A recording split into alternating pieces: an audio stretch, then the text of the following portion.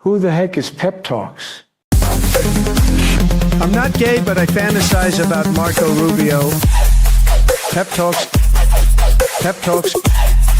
Pep Talks. Let's eradicate the Kung Flu. I'm literally coming. Pep Talks. Pep Talks. Who the heck is Pep Talk? They want our women.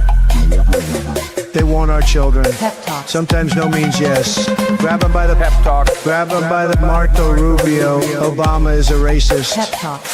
I'm literally coming. I'm Pep literally coming. Pep Talks. We found weapons of mass Pep Talks. destruction. My fellow Americans, it has been confirmed today from Pep Talks that we are indeed all high on politics.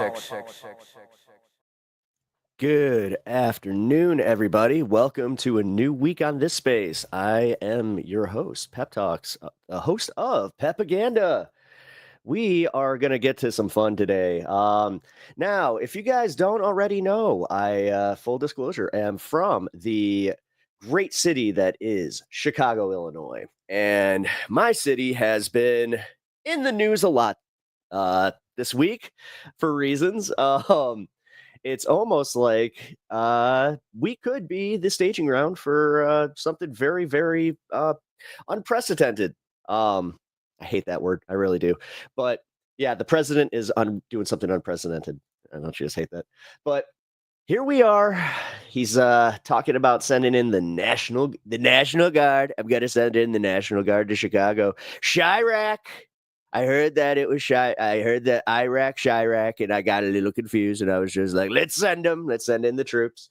Well, if you guys don't know, I'm going to get to this a little bit later. It is so scary in this city. So scary. I mean, Donald Trump is totally right, guys. We just need to have this lockdown to protect us from ourselves, like the big scary residents of Chicago, which I'm literally waiting for the videos to come out where you have like the most Chicago guys from the north side coming out, not even the south side.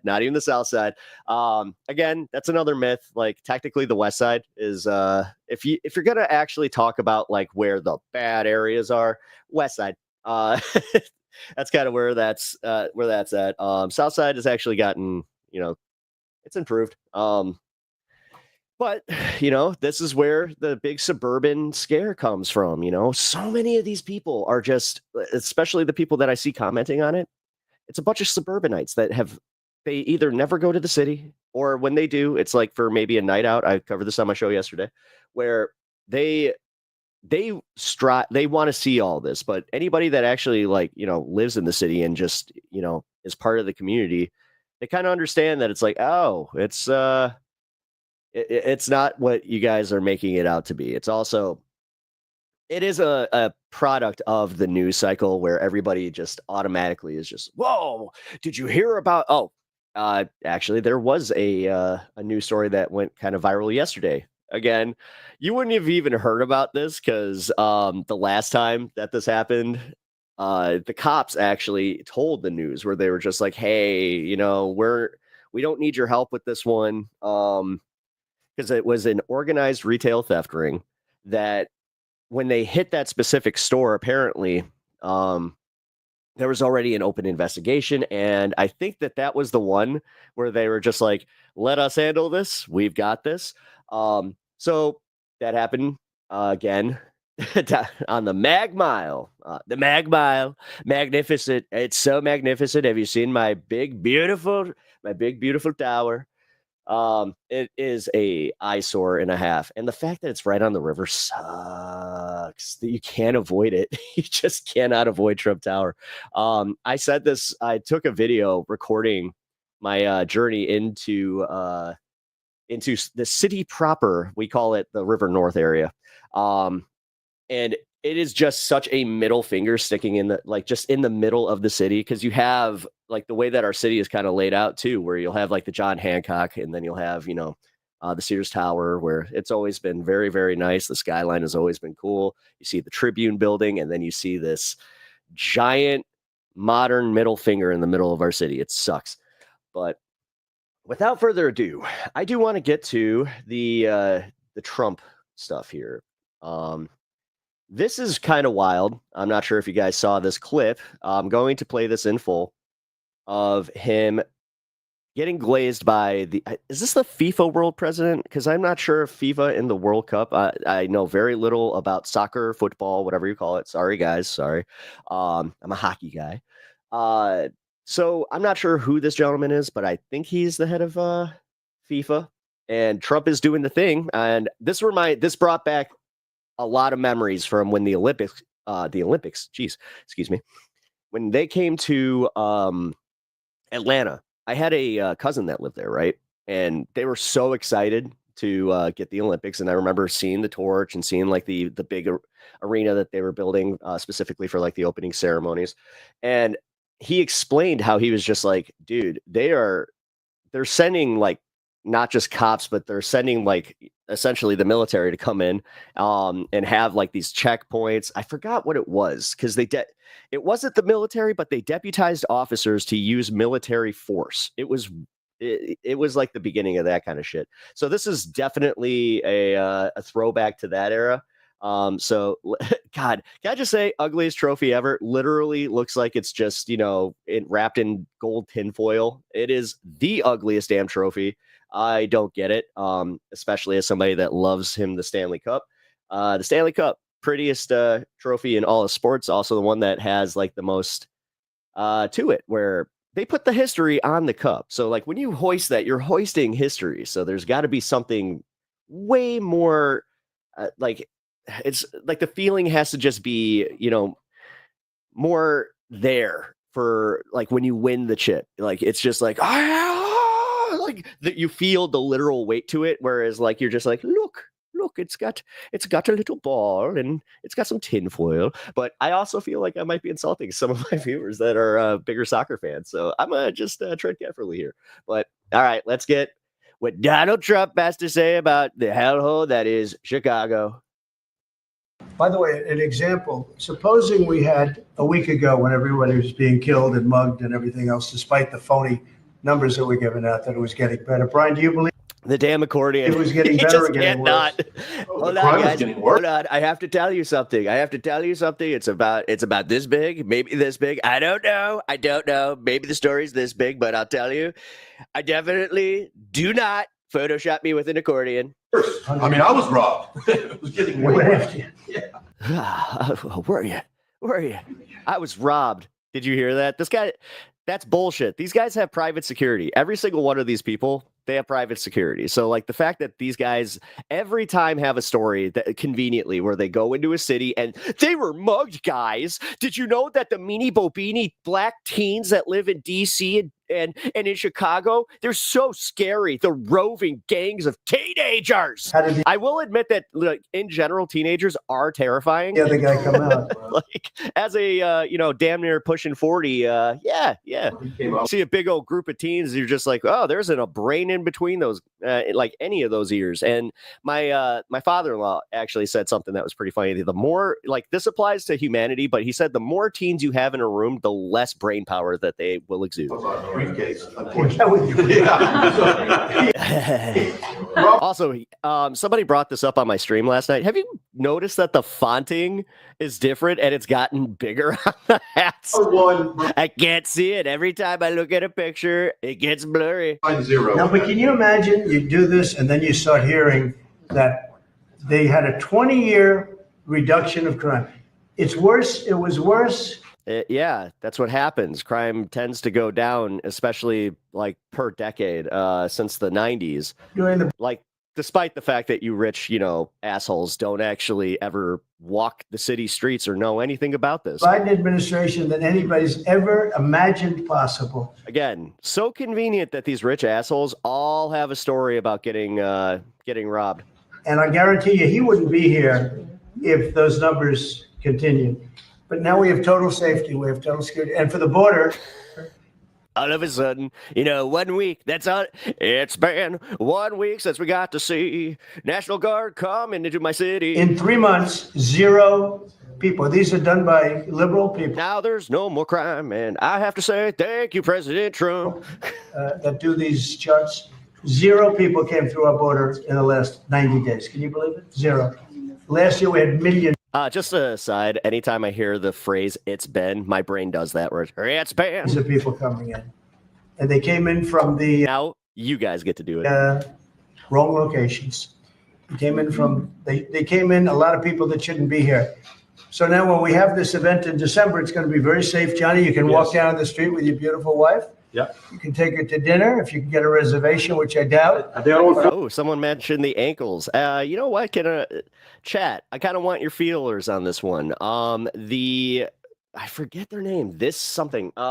The ladies, the liberal ladies of virality right now.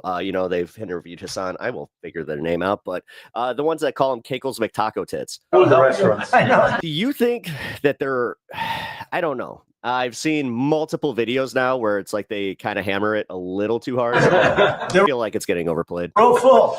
I heard that too. It doesn't seem to really be having the effect where it's like he hasn't mentioned it. It's like, stop calling me Keikles. Restaurants aren't the restaurants, since we are doing this. Oh, yeah. He's claiming that the restaurants have been completely booked out in Milwaukee. Are doing great. And many new. Meanwhile, a lot of restaurants, specifically one of the most famous seafood ones, closed. Restaurants are going to open because, as you know, many closed. Many restaurants closed because the crime was so bad. This will be one of the safest places anywhere on earth. So, I really am honored that the National Guard has done such an incredible job working with the police. And we haven't had to bring in the Welcome in, Emily. The regular military, which we're willing to do. We have to. And after we do this, we'll go to another location and we'll make it safe also. We're going to make our. We're going to go. So do you think right there that he was already, like he already had Chicago in mind, or he's just doing the thing where he's like, hold on, give me a second.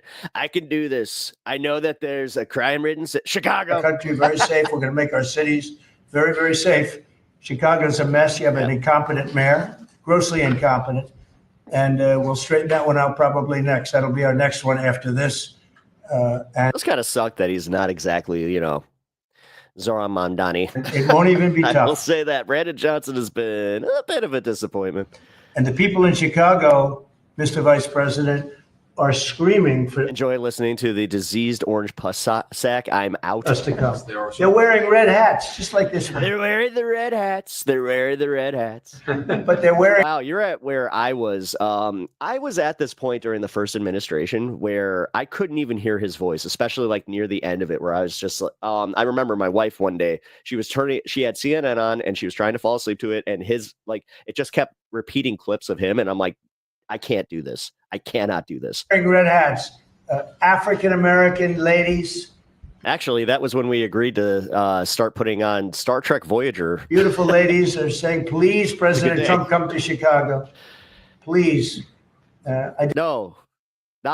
Nobody has said that. And again, they're wearing the red hats all over the city. They're wearing the red hats. No, they're not. Did great with the black vote, as you know. And if this guy knew anything, he know that being a Chicagoan and wearing a red hat isn't even like, it's not the most, I hate to say this, but what's more embarrassing, being a Cardinals fan or being a Trump fan? Want something to happen. So I think Chicago will be our next, and then we'll help with New York, and we're going to help with, and I think a lot of these people that you see on television, they are, including the people in this audience. Yes, he makes us dumber every time he speaks. That's why, like, I get it, for somebody to have to dip while watching a Trump clip. I do not. I trust me. I understand. They'll say bad things about me, and then they'll say, thank God he's here. God damn it. Like right there, I did have that moment just wash over me where I'm like, all right, all the fun and games is gone. God damn it, this guy's stupid. Because half of them got mugged. And they don't want to get mugged again, but they work for they work for stupid people. You would know all about that, wouldn't you? At a radical left, and they're made to do things and say things that they don't want to be saying. But the people right here are all happy because you're not going to be mugged in Washington, D.C. anymore. Again, they literally talk about muggings. Like, it's always muggings. I don't understand how they... They constantly do this. Like, how many times is it every time they leave their buildings? Because, like, that's what they want you to think. They want you to think that We're leaving our nice $1 million buildings. The buildings, they're, oh my God, they have no security. We have no security. Somebody do something. Oh my God. Here is our leadership response to it, which I have to say has been pretty good from JB Pritzker, but listen to Brandon Johnson here and tell me that he really exudes like strength, you know? Of this city, I can tell you that Chicagoans are not calling for a military occupation. He is right. They are calling for the same thing that we've been calling for some time, and that's investment.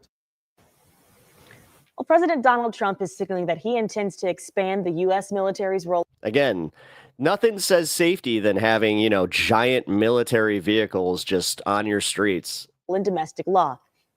So a new... Do you know that they did a study and they actually showed that when people see those, they're more afraid? So it's actually doing the opposite. Executive order signed by the president. Oh, wait, that's right.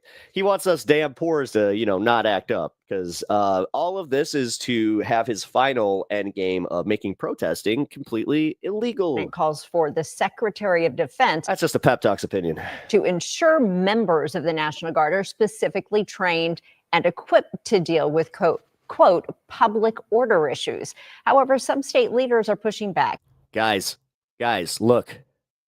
Including Illinois Governor J.B. Pritzker and Chicago Mayor Brandon Johnson, who you heard from there. That's a state street. You know. It's The president State claims Street. that crime is up in Chicago, despite city statistics showing that violent crime is down by double digits. Oh, it's not just double digits. It's in the 30 percentile. Do you understand it's down by almost a third of what it was in 2022? The president also says Chicago Which that was our, we kind of peaked around then. wants his help. It was, all right, like post-COVID, I will admit, it was a little dicey. But it's unclear how many troops might send when Trump might send and when. Pritzker says that Trump is targeting Chicago because they are a blue city and a blue state. Yeah. Again, did you see how you can't even boat? You can't even bring the boats into Navy Pier. This is about the president of the United States. The trope that Chicago is a crime haven hasn't been true since the 1980s. I mean, I can only speak up until about that point, considering that I am an 80s child. Complicit, technically a 90s kid. I grew up in the 90s. lackey Stephen Miller, searching for ways to lay the groundwork to circumvent our democracy. As somebody who is a suspicious birth date around a certain time that the Chicago Bears won, you know? Militarize our cities and end Nothing got elections. my parents more randy than, you know, seeing the Bears bring home the chips. There is no emergency in Chicago that calls for armed military intervention. Governor Pritzker says that if Trump deploys National Guard members to Illinois, Oh my God, do you think that my parents did it to the Super Bowl shuffle? the state will sue. Oh, that's disturbing. Too far. Here, so here's another funny little bit here. Nothing makes me laugh harder than when you have some dude. Again, it's one thing to have like your Washington types do this, but having a governor from another state talk about like how, you know, crime-ridden Chicago is, it's unsafe. Here is John Kasich. If I'm not sure if you guys remember this guy, he threw his hat into the presidential arena for a minute. You know, he's something. Well, let's take a look at what he has to say about Chicago. Well, I mean, I have to tell you, I have such a different take than what we've just heard. They talk about a manufactured crisis. Have you been in Chicago? Yeah! You been there? Have you been in Baltimore? Look, my daughter went. I mean, I would be hard pressed to say that this guy has never been to Baltimore, and if he had, like, again, I made this joke yesterday, so I know, recycled joke, but it's like these guys watch The Wire, and they're just like, Stringer Bell has been causing so much crime in Baltimore, we got to do something about him. To school in Chicago. I remember the day she graduated, there were shootings and killings right outside of her building. And in Baltimore, I have friends that go down to Johns Hopkins, get treated for medical conditions. I mean, they are nervous about ever going there. Oh my God, they won't even go to Medical Row? You're kidding me. So these guys are such dorks that they won't even go to River North? There are parts of What? Baltimore that he tells me he wouldn't go in. All right. I can't get over how much of a dork these people are. Into it. This is not some Oh man, I've been overusing that word lately. wing person. This is somebody who wants to be able to go into some of our great cities and be able to be safe. Yeah. And don't you know that safety, that means that we need to have more, not just police, but we need patrols. We need people in fatigues. Don't you know? I do think it's important that if you're going to do this, you've got to define. Again, the second that they start setting up checkpoints and then they're given powers to check for Deweys, oh my God, the white rage that's about to hit America. Mission. And it's going to be in red. Like, again, the second that he has to do it in a red state, I'm going to guess that this will, sorry to insult the city of St. Louis. I know this is a common theme of Cardinals, St. Louis Blues, and just the fact that, you got worse crime rates and he might need to do something about that. Got to talk about your authority. And I think he doesn't. I'm totally kidding. Although you guys do have worse crime than Chicago. I will point that out. The earlier guest was saying that, well, maybe there's narrow ways to do it. I agree. But this dipshit's from Ohio. Like, ew. With that. But you could, essentially do the joke from Wayne's World where it's like, hi, I'm in Delaware. You could do that with Ohio. Like, what's Ohio got? That just then says that there are Dayton ways to do it.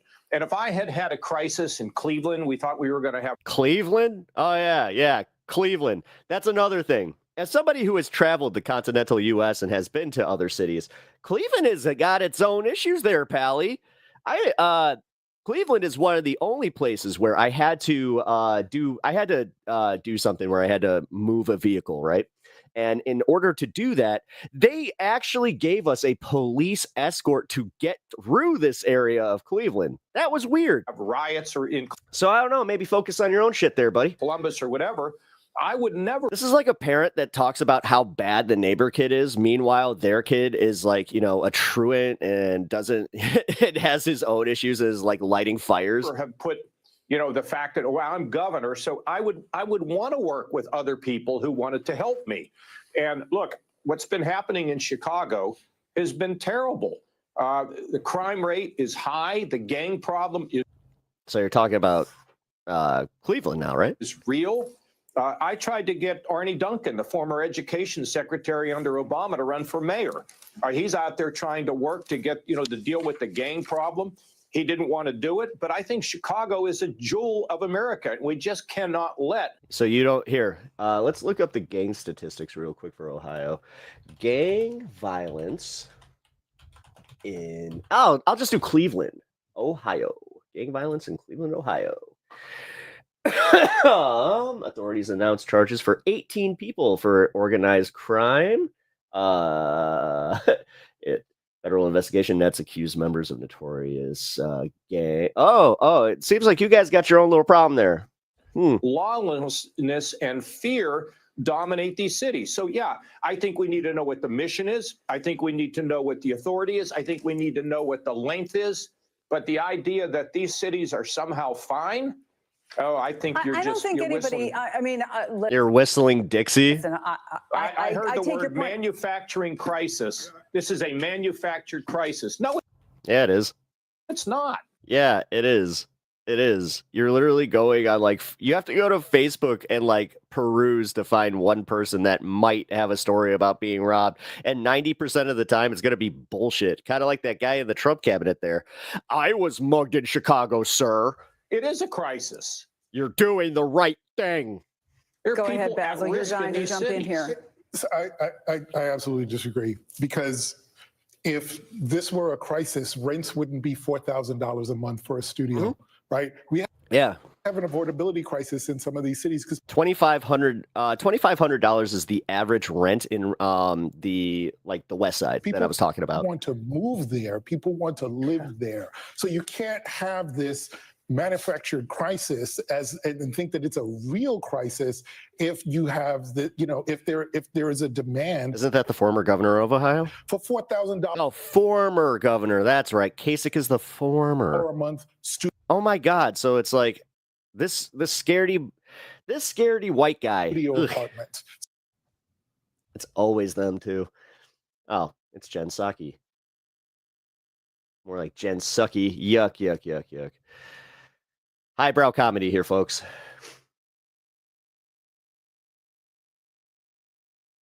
All right. So I'm going to show you guys just how scary, the mean old city of Chicago is.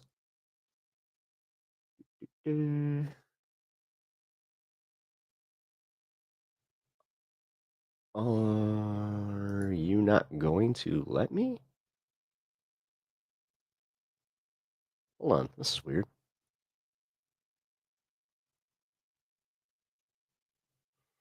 Well, let me show you this one. This is going to take just a second because I have to go through multiple shorts, but it's worth it. It's worth it, guys. Here we go. So here is just how scary it is to go to Chicago. Look, I mean, there's the giant middle finger, like appropriate that they just took that too. But here, look at the crime. Look. Oh my God. Somebody do something. The Panda Express. No. Ah, guys. Whatever will we do with all the crime? It's so bad. Oh my God.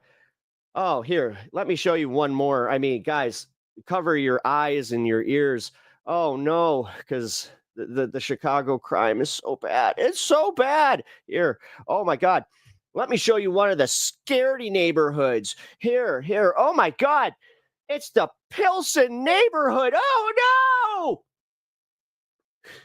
Oh no. Pilsen. Oh no. Look how scary it is. Oh my God. There's fire everywhere. Oh, we have to duck. That's what you don't hear here. You have to duck when you go through this. Uh-oh. Connection is fairly good if you're on Wi-Fi. My internet connection is fine. Oh, uh-oh. That's the first time that's happened.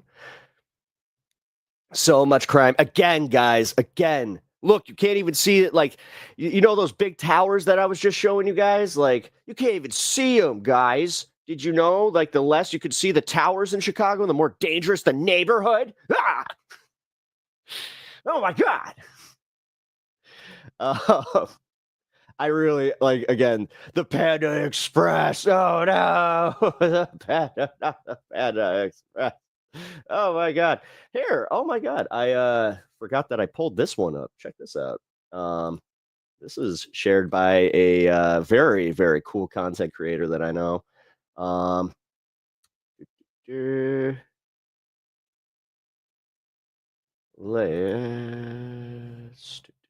see. Oh, who's this? Who the heck is Pep Talks, guys? Yeah, I took this one. This is Lower Whacker. Yes. Look, it's so scary. Although I will admit that if you are driving and you lose the GPS, like right about here, yeah, if you lose GPS, abandon all hope because you will not be able to do anything. You will not, even if you get your updates, they are usually for the street above you, which is annoying, I will say. So you just really, I hate to also say this, that like you can always kind of count that the people that are on Lower Whacker kind of know what they're doing. Not all the time, trust me. A lot of people do get confused and then they just panic, which is so much fun. Oh my God, wait, I got one more, guys. You guys want to see like the scary aerial view of the city to show you all the budding crime? One more. Look. Oh my God. It's so scary. I do hate the fact that his stupid building is always in the picture. That is River North right there, by the way. There's where Da Bears. And then you got our, you got the Field Museum. I love my city. Oh, so scary. Guys, the booms. Are you guys scared of booms? Well, don't come to Navy Pier. Yeah. Just call me part of the Chicago Tourism Board. No, for real. Go, Pack, go. Ooh, them's fighting words. As much as I like to say that I don't really play into the Chicago sports tropes, I do. I'm a Cubs. I was a lifelong Cubs. Well, am a lifelong Cubs fan, and I was the only one in my family. So that was always fun. Well, except for my grandma, but when she departed, she left me with a whole bunch of Sox fans. And then, oh my God, when they won the World Series in 2005, you ever had your own family just constantly just like they, the buying like the extra Sox stuff just in case I want to convert? That happened. That was pretty funny. John Kasich, what a dork. Again, I hate the fact that this is what's ruling the whole conversation about this is just, and this is all performative. This is all for people that don't ever go to these cities, will never go to these cities. And then, oh, wow. I just kind of thought about this, though, because do you think that you're going to see an influx of Republicans into the city of Chicago?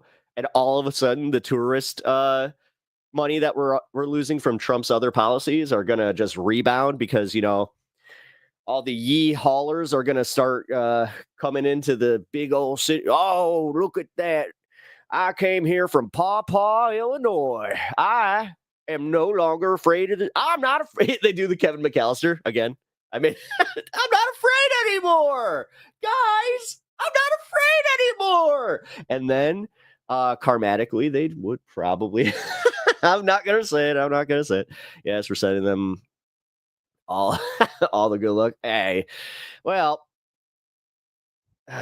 do you guys, all right, I just want to kind of wrap this up. Where do you guys think that this is actually going to happen? Number one, I hate to say that I'm kind of, I think that the courts and the Pentagon, maybe this is just my hopium coming out, and like I know, I should probably not play that game, but do you?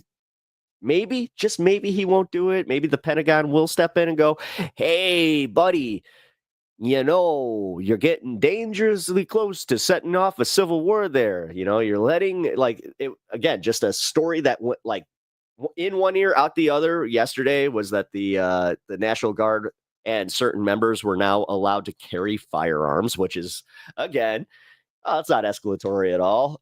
Like, what are we doing here? And again, why do they need firearms if Donald Trump is saying that the streets are zero crime right now? So why, like, wouldn't that argument be that they don't need the firearms anymore because they yeah.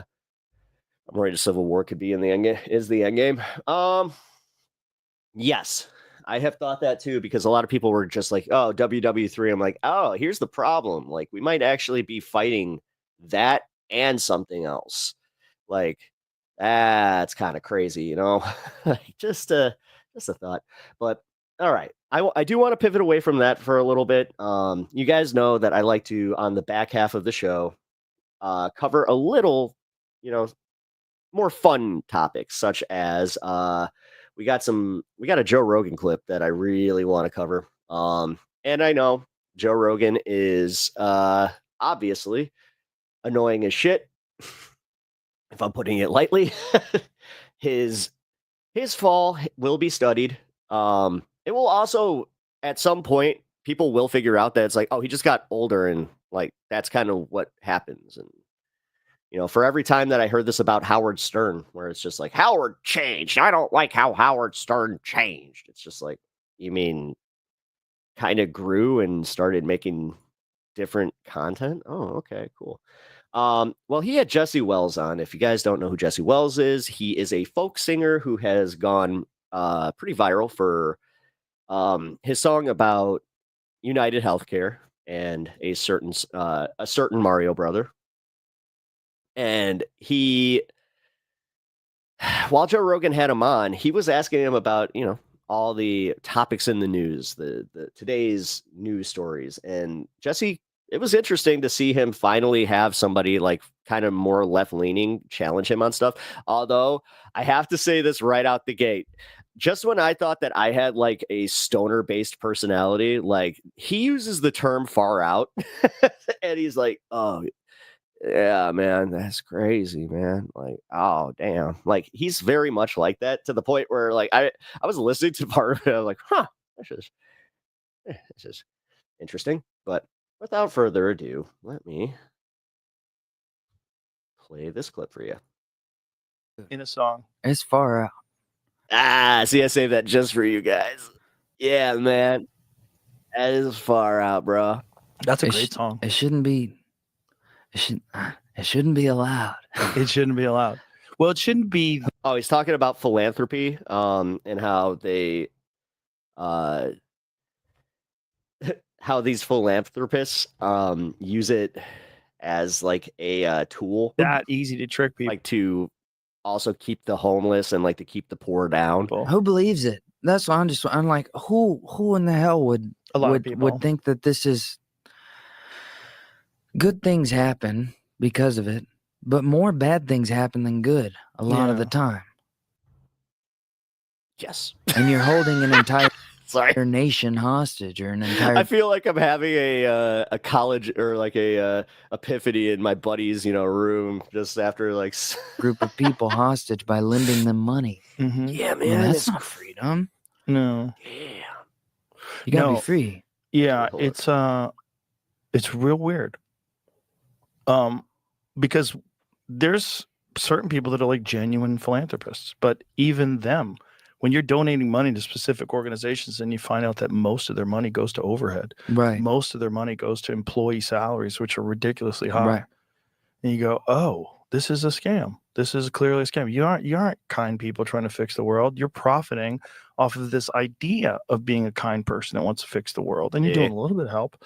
You're doing about 10%. I'm surprised that this clip didn't go like more viral. Like he used to have multiple clips from each episode kind of go viral. So of help, maybe 20% of help. The fact that the Ghislaine one was the one that really did it. Even 30 for a good organization.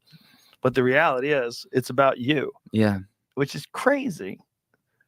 Imagine if just you said, hey, man, my friend's sick. Mm-hmm. Do you think you could donate some money to my friend, because he doesn't have any health insurance? And that happens all the time, Joe. Welcome to the way that the world has been handling these problems.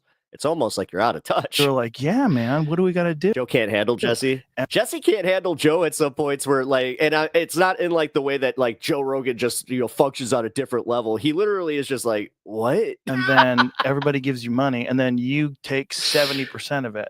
And we go, hey, dude, what the fuck? You get and strung up. You're like, hey, man. Rogan barely seems like he can stay awake in the newer clips, though. So it's no wonder if you go viral. Well, it's also the fact that he has like so few guests on that he, has like funny clips with. I worked to get that money for him. Yeah. I had to call you guys. Oh, this would have been a great time to bring up all the fraud in the Trump charities. Good call. I put in the time. I need some of that money. I need 70% of that money. You'd be like, what the fuck are you talking about? Your friends would never talk to you again. No. Everybody would hate you. But meanwhile, if you do this for an NGO, you get celebrated. Right. Insane. Okay. I love the fact that he gives them nothing, and Joe right here is just like, thanks. It's real. Thanks, Jesse. It is insane. It's a real thing. And it's real. Joe. The weirdest thing about it is this isn't a conspiracy theory. This is Joe real. That's a real thing. This is really how most of them operate. Some of it's 90%. Some of them it's 90-10. Yeah. There's good ones out there, though. Where's this in and out fake ass Southern accent Joe is doing? Oh, you know what? My sister did that. My sister, when she moved from Chicago to Tennessee, like all of a sudden she like started just, hey y'all. Like I was like, There's really no. How in the hell are you gonna have a fusion Chicago freaking Nashville like really good ones there where most of the money goes to the charity, and that's awesome. There's real people out there that are really kind people that are genuine philanthropists, and most bless your heart and go Cubbies of them live very humble lives, Right. because you don't make $1 million a year if you're doing it right. Right. You just don't. Right. You just don't. Yeah, okay. And then because Rogan is just kind of pontificating a minute, this leads into the other. I don't know if the people are going to. Why does he seem so uncomfortable? Forget. Just people are never going to forget. The problem is, on? do we have any power? Like, do you think that this was nerves, or like, I hate to do this, but I have to ask, and I'm dead serious about this. Did Jesse take like something that might slow him down a little? What do we do? What do you do? Does anybody know? Is he always like this? I mean, you definitely can change the way you vote, like if it comes up again. But the problem, if it comes up again, even that it's not going to come up again, Josie. This is the part that really gets to me. Is he'll never like acknowledge his complacence in this, and he'll also never acknowledge the fact that he really did have an impact. It's I think that I watched a clip about Andrew Schultz and how Andrew Schultz admits that he's just like, yeah, we moved the needle. It was like 2 episodes later. He's just like, hey, you can't blame us. If Trump won, he just won on it. We didn't. Come on, we're just stupid podcasters. We don't have any we don't have any influence or anything like that. That's crazy. This is a bipartisan. It's bipartisan. It's meant. I don't know. I heard as a Democratic hoax. I love that. Right there again, such an underrated part of the clip that went viral. Nobody talks about just him sitting there smiling, just, hey man, I heard it was like a Democratic hoax, and he's staring right at Joe. He's calling him out right there. Yeah. Dude, I realized Joe kind of figured it out, like, I don't think that's true. Oh. You kind of. Then what were you doing? What, 2 weeks ago? Like, wasn't there a viral story about him? I don't know. Like, maybe just kind of saying, well, these Democrats, like, maybe there is like a whole, shadow system there. Well, it's certainly not a hoax if you go to jail. Certainly not a hoax if Ghislaine Maxwell's in jail too. So like, she's in jail for sex trafficking. Excuse me. She's in jail for sex trafficking. But the question is, to who? Who's she in? Snapped a serious face. You have to be sex trafficking to someone. Somebody. In order to go to jail, right? Right. So how's that work? She's been in jail for years. So like, how's that work? God, how does he get so close? So close. But then he's just like, it's almost like Trump is involved in, there is this deep state thing that I've been like all into, but nah. Is she looking at a pardon? Are they gonna? I don't know, but they just moved her to another prison. They moved. It's supposed to be a nice prison, as far as prisons. They go. moved her to kill her. What a question. Could be. I do. But why would you waste the money to move someone if you wanted to kill them? I'm sure they could kill her pretty easy. I don't know. But the question. Well, I mean, Joe, come on, brother. Like, you don't see the fact that then all of a sudden you're the one going, oh yeah, yeah. She totally just, decided to. Since does she have dead woman switches? You know what I mean? What's what a dead man switch is? What, like when a tripwire? Yeah, like if I die, I want you to do this for me, and then. Whether it's in Israel, whether it's in Canada. He either looks like he belongs in 1982, or he looks like he needs to get to his car to let his dog Scooby-Doo out. Whoever the fuck the person is that you have that you... Come on, Raggy. Finish up with this idiot, Rogan. Give this information to. Yeah. You just say, if anything happens to me, let this loose. And then you tell them, like, look, I have this, that, this, and that. I have all these tapes. I have all these videos. And if anything happens to me, all this goes online. So leave me alone. If that were true, that's a real thing that people do. It's called yes. All right. Somebody owes me a Coke. Dead man switch. Dead man switch. Yeah. That's how people That's how it works now. If I call something that Joe Rogan's going to say, like, that's a real thing. maintain life. If you have information that's really sensitive, they have to trust you. If someone trusts you to not tell. You're talking about trust. Something that can ruin their empire of hundreds of billions of dollars and put them in jail, possibly. Yeah. They have to trust you. They're not going to trust you. They don't trust you. But if they know that if you tell, they'll kill you. And then they know that if they kill you, you'll have the dead man switch. Okay. We got a stalemate. So like, let that motherfucker live. This is mutually assured destruction. Exactly. Some kind of nuclear standoff. Yeah, they're pointing missiles at each other. Information missiles at each other. Oh, I hate the fact that we're all just getting stoned. Just like, yeah, man, that's crazy. And then we're just like, yeah, it's almost like somebody should do something about that. It's dark. That's wild. But it makes for a good spy novel. If just America, the way it actually really works, would be a crazy novel. You'd be like, this is nuts.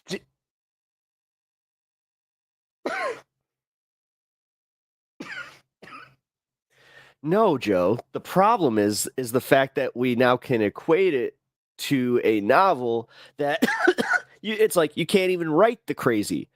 That's a problem. It's like a Tom Wolfe, something or another. Yeah. You know? Just with if you actually knew the actual facts, I bet it'd be quite fascinating. Yeah. You know, like we have these narratives that we assume are real about history, and I bet a lot of them are full of shit too. You know? No, Joe, no. This whole history of being, written by the victors thing, that's not a real thing. No.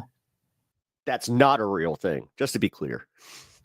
Bill Murray was on the podcast. It's really interesting. And he read Bob Woodward's story about his good friend, John Belushi. Right. So he said, I read 5 pages of it. I was like, oh my God, they framed Nixon. Right. Isn't that crazy? Well, I mean, isn't Bob Woodward, he's known to have been hired or at least worked with CIA and he was an intelligence agent. Yeah, he's intelligent and he first. Yeah, and see, all of a sudden, the guy who has the dirt is now all of a sudden a CIA asset, to him. He builds the narratives. It was also his first job as a journalist. Yeah. Which is how do the senior journalists know? I know an ASMR TikTok streamer that makes me feel like Jesse does right now. You're literally going to take down a president. I didn't see that aspect of it in All the President's Men. Who was that? Dustin Hoffman and Robert Redford? Yeah. Yeah, you don't get that. You don't get that. Because that was before the internet. And like they could get away with a movie like that. I kind of wonder if they Joe turning left or right depending on the guest. Listen, I'm sure. I mean, okay. This is what I was saying at the beginning, though. At least he is doing the thing where he's starting to pivot left again, because for a long time, he just had billionaires and just sycophants for the right that were constantly challenging his ideas and just making his brain into right-wing pudding. I don't know anything about. Do you know Tom Hanks? Tom Hanks, the actor? Yeah. Yeah. I don't know him personally. Okay. No. I just want to know, they say he's kind of crazy. I just wonder if what's he gonna say? What's he gonna say? I haven't seen this. Every once in a while, when the government needs to explain something to the public in a way that puts us in the best light. I can already debunk this. The Dungeons and Dragons movie he was in, the Wizards and Wonders and Wizards or whatever. If they commission a movie through Hollywood and stick Tom Hanks in it, man, he's just explained so much to us over the years. With Charlie Wilson's War, it's like, here's how the Saving Private. That is actually, wow. I didn't think about that. I need to watch that movie again. That's how this goes. Forrest Gump is kind of a nostalgia fest about the Vietnam War. It kind of makes light of it. I don't know. This seems like a stretch. Like he was trying to make the point where it's like, yeah, anytime that they need to I don't know, talk about just when they need to rewrite history, they don't use the other guy. They use Tom Hanks. You know, do you ever see that Sully movie? Polar Express. I actually What the fuck? The Polar Express? don't know about the Polar Express. Oh my god, this is so underratedly funny. Made a movie. Well, my friend Sam was telling me, friend Sam Tripoli was telling me that, and I had heard this. Name drop. During World War I, they had a problem that soldiers were not shooting at the enemy. They didn't want to kill them. They didn't want to be there. And so they were firing their guns, but not even aiming them at the enemy. Right. So to combat this, they started making movies. And then in the movies, these war movies, the soldiers would shoot the enemy, and they were like really heroes. And so then in World War II, people were much more willing to shoot the enemy. That seems stupid and wrong. Gee. Isn't that crazy? Ah! That's perfect reaction to that. Gee. Huh. Yeah.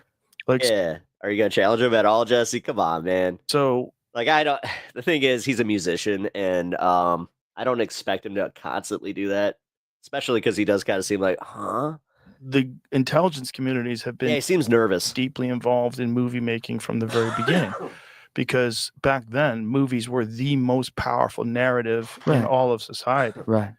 And there was no counter narrative, not to speak of, nothing that went nothing went global, or even that was like publicly mass distributed. There was not. I mean, you might have people in coffee shops saying, "Hey, man, I read this and this and that," and but there were small groups of people. Most people were in the dark.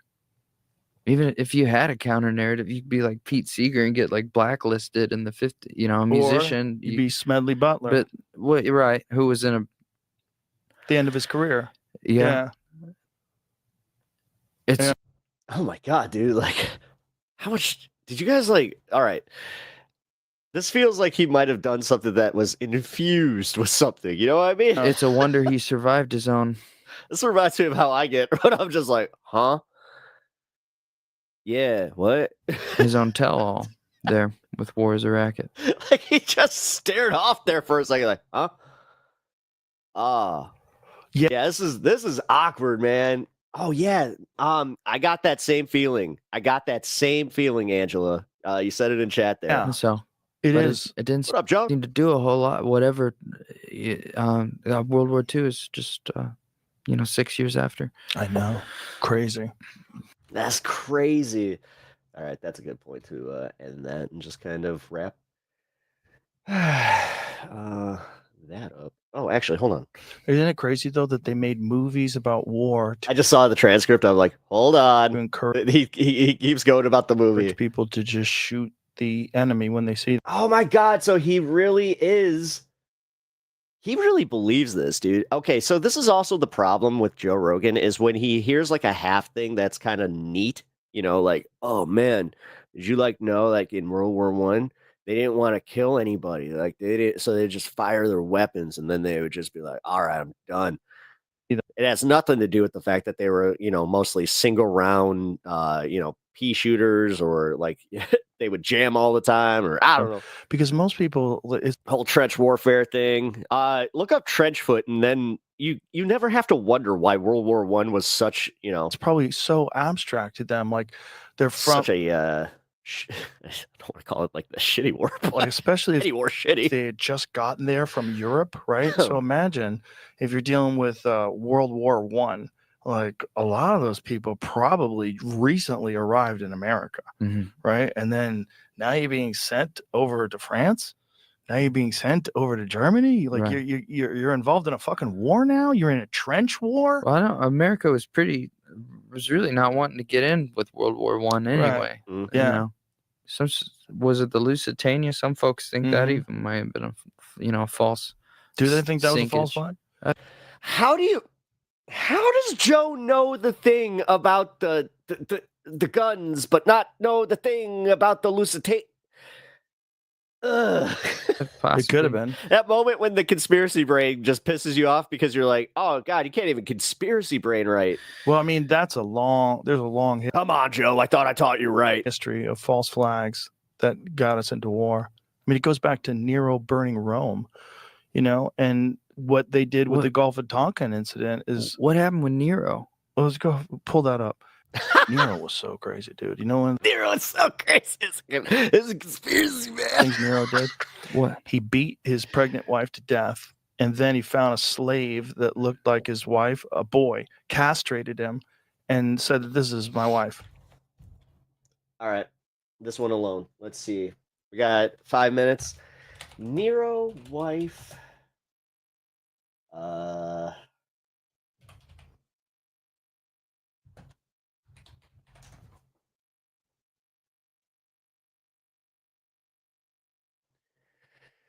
And a young boy named Sporus castrated and then married him, dressing him in clothes of his deceased wife, Pompeia Sabina. The act was a display of Nero's absolute power and was considered a shocking perversion of Roman narratives. The motive after the death of his second wife, Pompeia Sabina, whom he may have killed himself, Nero reportedly found a young boy with a striking resemblance to her. Oh. All right. And paraded this person around. Sporus. Occasionally, Joe does have something. His name. French stuff, man. Yeah. And just fuck this poor dude with no dick that he had his dick cut off. And then passed that guy off to someone else. And that guy eventually wound up committing suicide. Yeah. This seems accurate.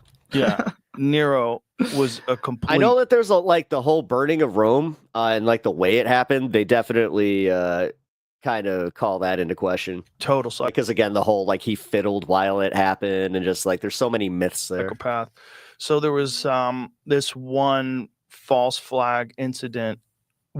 I mean, dude, how when you're talking false flags, how does like your modern? How do you not do the modern one? Like, how do you not go to the Reichstag? See if you can find what Nero did. Or I don't know the. Oh my god, I forgot the one from Vietnam. That was also like the whole shipping thing. Hitler burned the Reichstag. That was you caught up. All right. False flag too. The Gulf of Tonkin one was a crazy one. Yeah.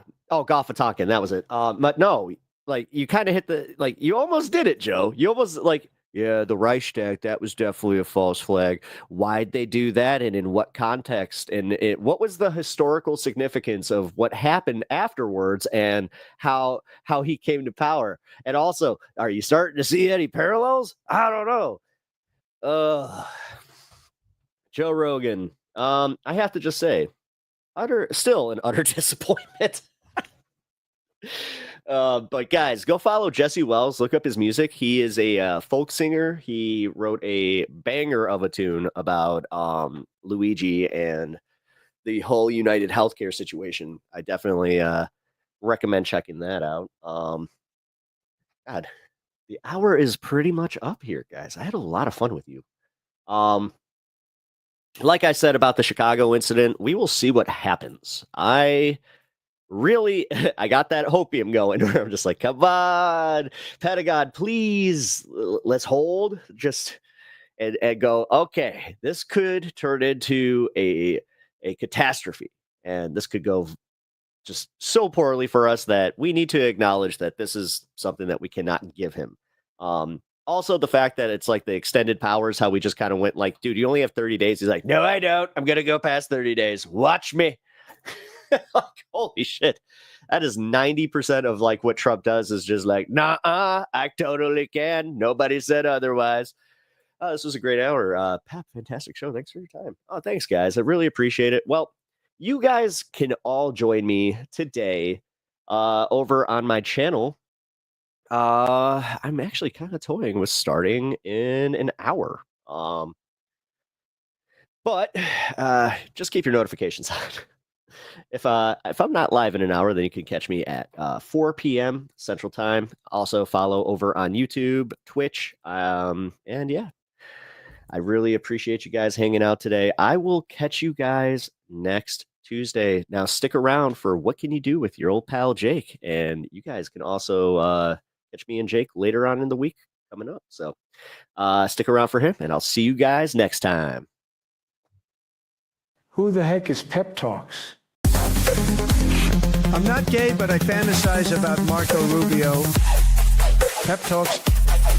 Pep Talks. Pep talks. Let's eradicate the Kung flu. I'm literally coming. Pep talks. Pep talks. Who the heck is Pep Talk? They want our women. They want our children. Pep talks. Sometimes no means yes. Grab them by the Pep talk. Grab them by the Marco Rubio. Obama is a racist. Pep talks. I'm literally coming. I'm literally coming. Pep talks. We found weapons of mass Pep talk. destruction. My fellow Americans, it has been confirmed today from Pep Talks that we are indeed all high on politics. Welcome to WYCD Wicked. That stands for What You Can Do. My name is Jake, and today we are discussing what we should do. I, like America, am in a real low place. I'm going to get real arrogant with you as well, because there's something I think about myself, which I'd like to share with you all. And it's not something that I am proud of, but it is something I earnestly believe. And I should also tell you, it's not something I expect you to believe, but it is my belief. I think I am America in the form of a man. I am what America actually is. Not what America says it is, but what it actually is. I'm lazy. For a long time, I was, I don't want to say proudly ignorant, but I walked around with an ignorance that I should have been ashamed of, and I was not.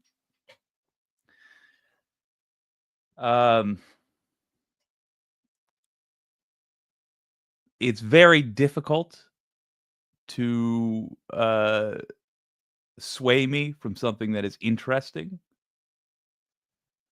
And I am willing to sacrifice way too much in the pursuit of momentary excellence. I understand the American way because I was born here. I spent almost all of my time here. I've taken vacations to other continents and didn't care for it. I went all the way to France. I traveled from one end of the country to another. I went to Monaco, and I couldn't have given a less. Nothing against France. Y'all are lovely folks. I'm very proud of your workers' movement. But I'm an American. GD it. I like extra large sodas refilled constantly with my dinner. That is who I am. So I get it, America. I get where you came from. I get how you got here. And that doesn't mean the way we carry on is acceptable. It is not. Pause. First of all, case in point, also very American. I'm apparently so selfish, I forgot what I was going to say. Pep Talks. 2 weeks ago, when I was on here, I said my guest canceled on me, and then you jumped in and saved me. And I want to be clear, because I just now, not now, but a couple of days ago, it dawned on me, because of our conversation before that, you might have thought that you were my guest. No, sir. No, I didn't mean to imply that you were the guest. And thank you again for saving me. No, it was I don't want to name the organization, but it was somebody from a national organization who I said, if you got to cancel, it's not a big deal. And then they took me up on it. So thank you for rescuing me, man. Again. Anyway, I am very much an embodiment of the American way. It's like if you were trying to forge a superhero and you were expecting to get Captain America, the comic book hero, but you actually got Private First Class America. Not even first class, just Private America. And it was the lousy sot that we really are. And I say this so that when I tear into the entirety of this country, it is clear that I understand I am not immune from this criticism. And when I tear into the left, I want to be equally clear that not only do I share all of the problems that I'm going to point out and criticize, I'm responsible for a lot of it. I felt as much as anybody else that I'm criticizing. Doesn't change the fact that this stuff must change. We are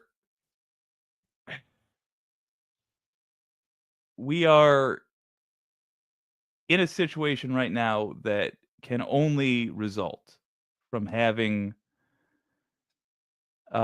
lost an election to the world's most obvious bad choice. I mean, you couldn't have asked for more of a softball than Donald Trump and the Republican Party.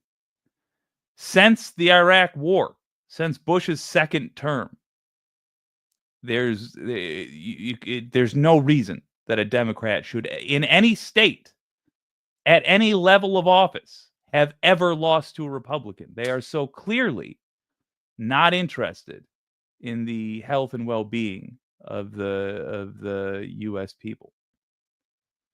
And yet we're here. We're here now with a guy that should have been in prison, instead getting to fill the Oval Office with his flatulence. That's where we are. We can't... There's no argument from me as to how bad the Republicans are. It's not like you need to convince me that there's something wrong with the Republicans. Obviously. Of course. They're Nazis. They're putting U.S. troops in the streets. Trump is taking bribes in front of cameras. Of course they're bad. Of course they're evil.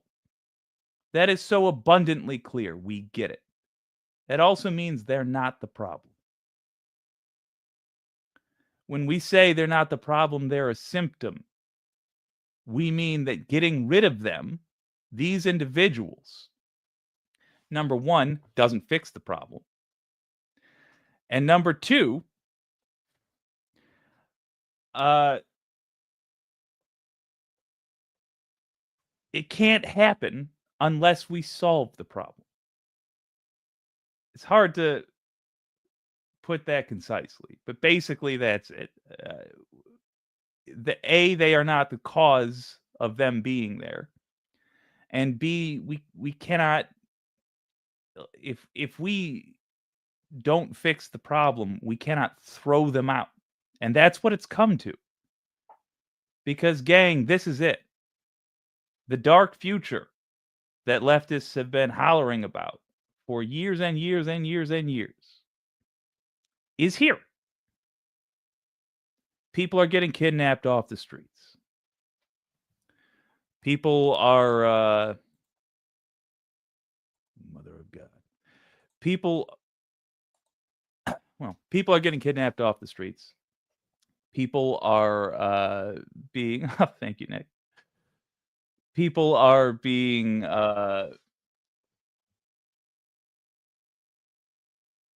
attacked simply for disagreeing with President Trump.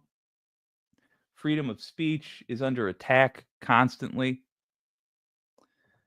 I mean, everything that lefties have hollered about is currently present. So now we have to ask ourselves, how did we get here? And crucially, where are we going? We've dwelled enough on sad past days, so let's be quick about how we got here. We got here because there was no end game in mind for the left. Let me say that again so you fucking register what I'm saying. We did not have a plan that had an ending, that had a goal, that had thing you could achieve. And the problem with that in this country run by snake oil salesmen is if you don't have a clear end goal, you don't have, in other words, a clear set of demands at the other end of an election, a set of expectations that the candidate knows you are demanding, that has been specifically articulated by both you and the politician you support. If you don't have that, then the politician can do whatever they want while they are in office. And if they can do whatever they want, you will find every single time that what they want to do is put money in their own pocket and put money in the pockets of their friends, accrue power, and not help you. They do not give a about you ever. They do not care about you. That's been made just crystal clear. And if they did care about you, if they went into office caring about you, and you didn't have a specific set of demands, they're not going to care about you for very long, because they will not be surrounded by you. They will not be surrounded by other voters. They will be surrounded by yes men and people whose job it is to convince them that they need to buy commercials and give 15% of that money to some asshole. So you need to have a clear set of demands. You need to have a plan for where this country is going, not the politician. I know. One might think politicians should have such a plan, but they don't. We need to hold them accountable, because it is our job to hire and fire our representatives.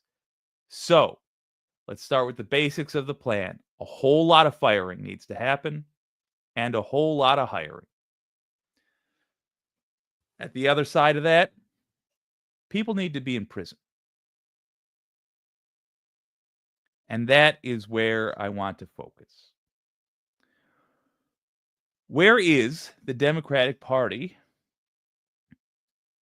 going to get justice from?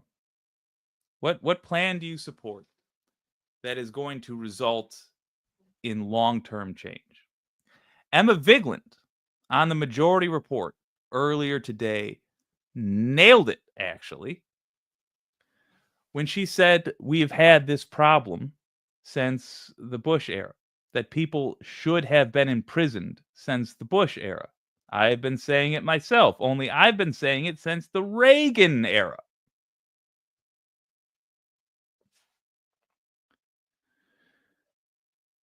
How are you going to get justice? So Trump put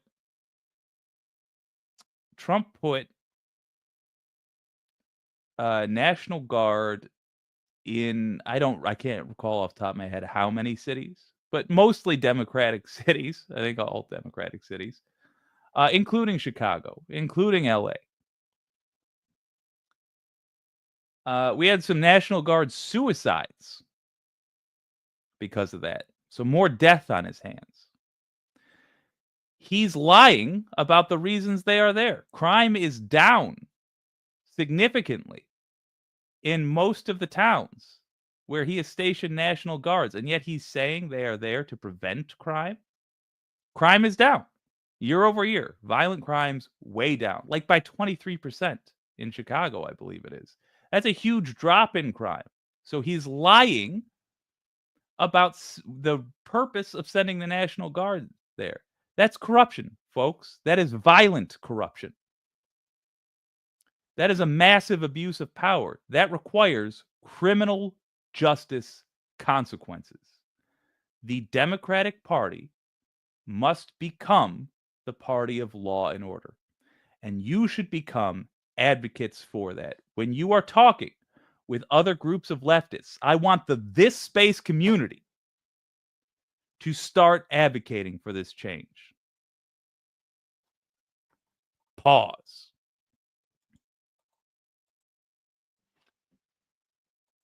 If you don't think that this channel is making a difference right now, If you don't think we're making a difference, I got something you ought to see. Should I have set it up beforehand? Shut up.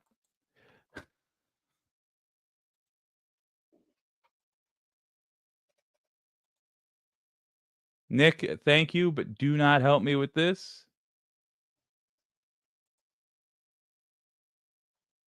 I gotta learn on my lonesome.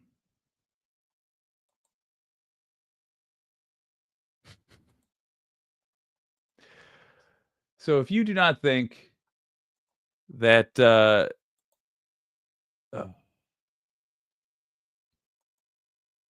that'll do. If you don't think that this channel itself makes a difference, looky here. Do you recognize that fella on the bottom? Doing this because there are these ICE agents are terrorizing people in communities. People are scared, as you've talked about. People in your community are scared.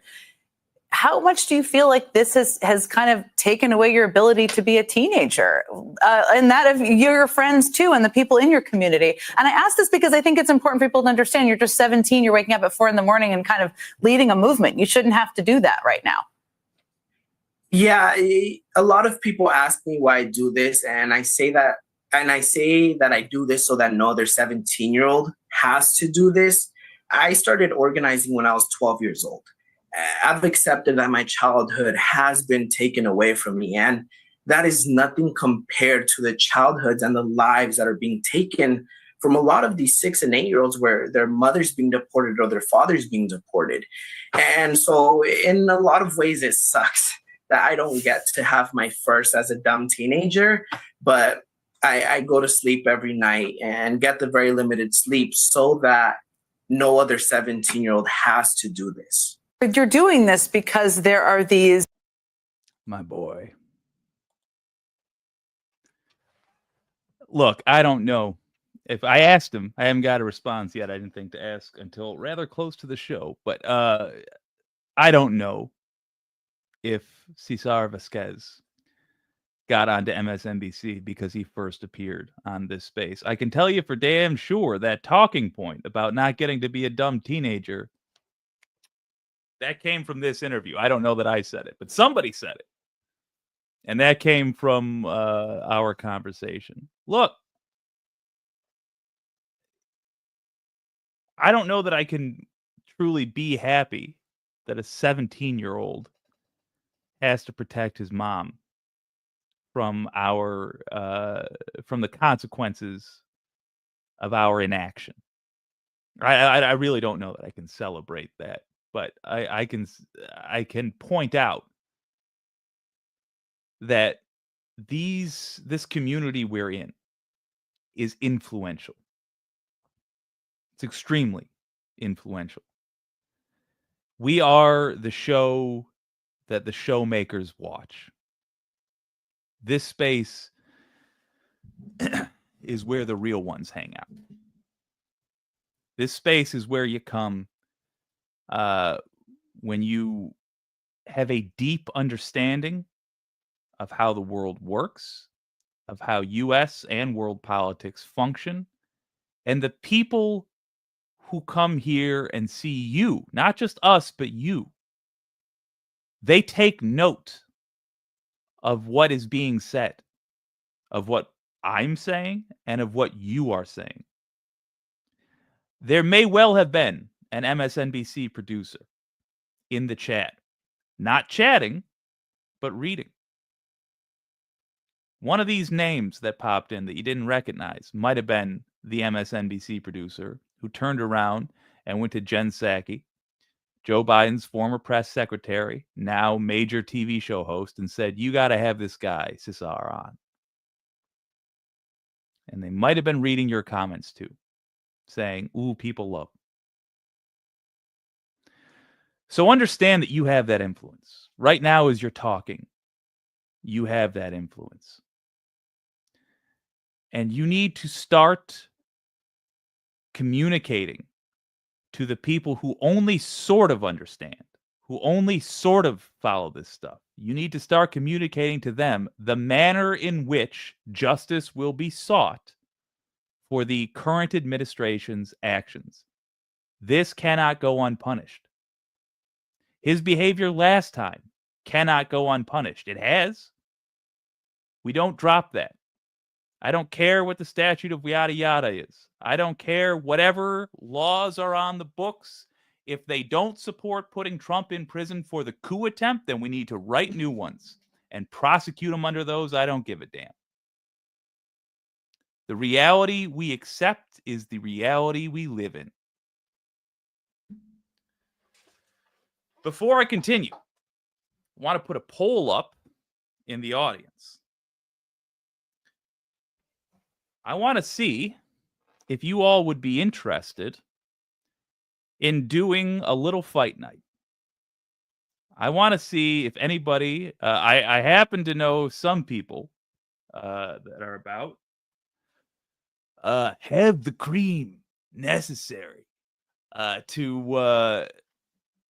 to do an impression of a wrestler while still making a semi-coherent point. But yeah, I want to see if anybody wants to do a little KFAB debating where we try to make good points or humorous jokes. We work with each other to put on a show. And I want to do it in the form of, what do you call it? A battle royale. I just want to invite people who are willing to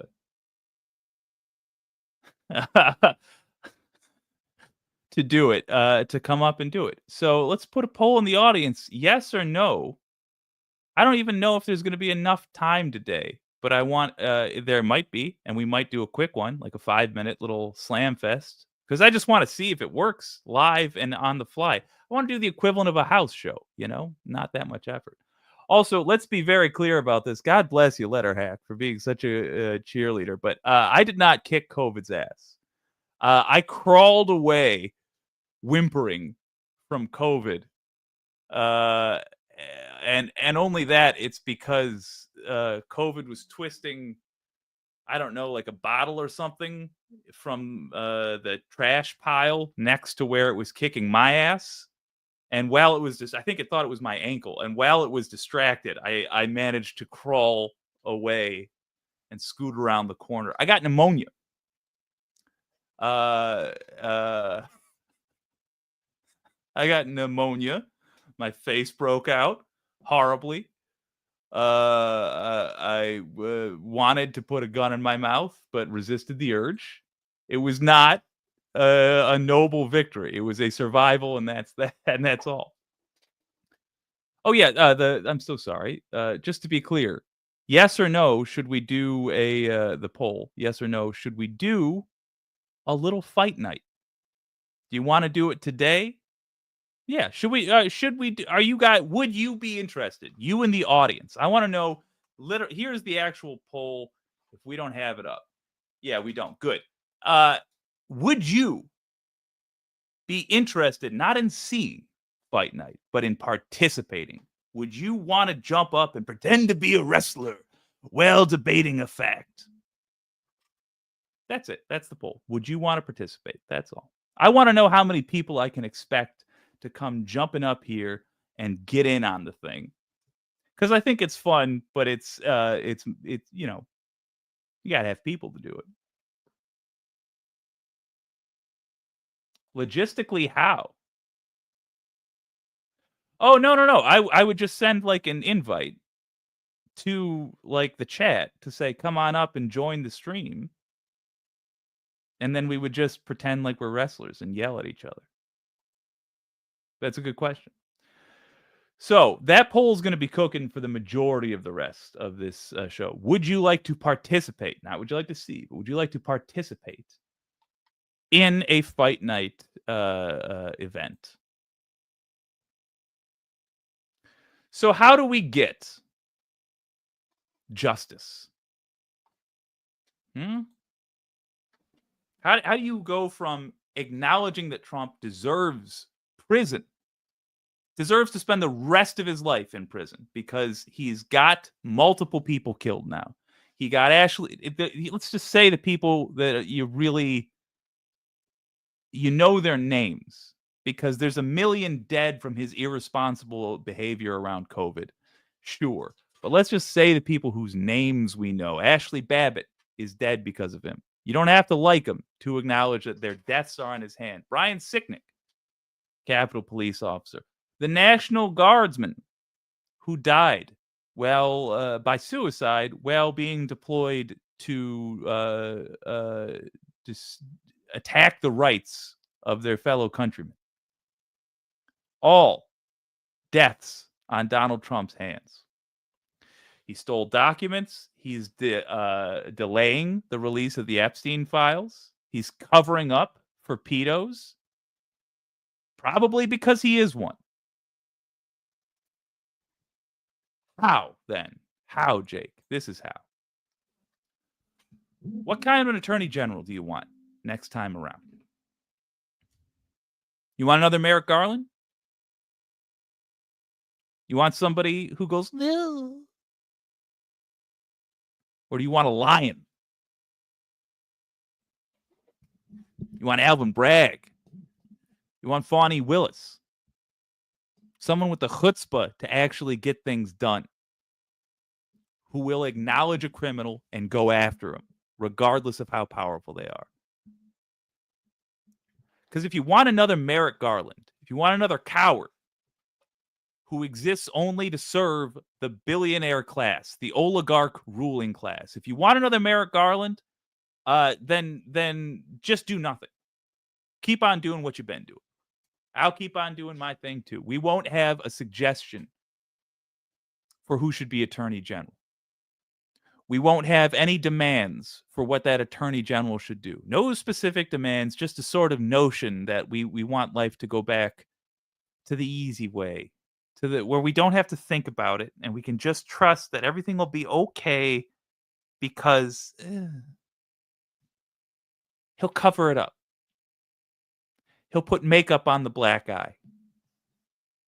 He'll say, we looked at what happened and we've covered up all the doorknobs in the house with pillows. And it's it does make getting in and out of the house difficult. But who knows how the kids got those black eyes? Who knows how the spouse got a broken nose? Must have been the doorknobs. We covered up the doorknobs and we put makeup on all the things. In other words, they covered up the problem. They didn't go after the abuser. That's Merrick Garland. And that's what you get when you don't demand. On the other hand, we have options. We have options for people that will prosecute. And we have ways to communicate to the people going for office in office right now, and more importantly, going for office coming up. We have ways to communicate that this is what we like. J.D. Pritzker, I'm not a huge fan, if I'm honest, but he has suggested that Donald Trump will face legal consequences if he makes it into office, if Pritzker is in the big seat.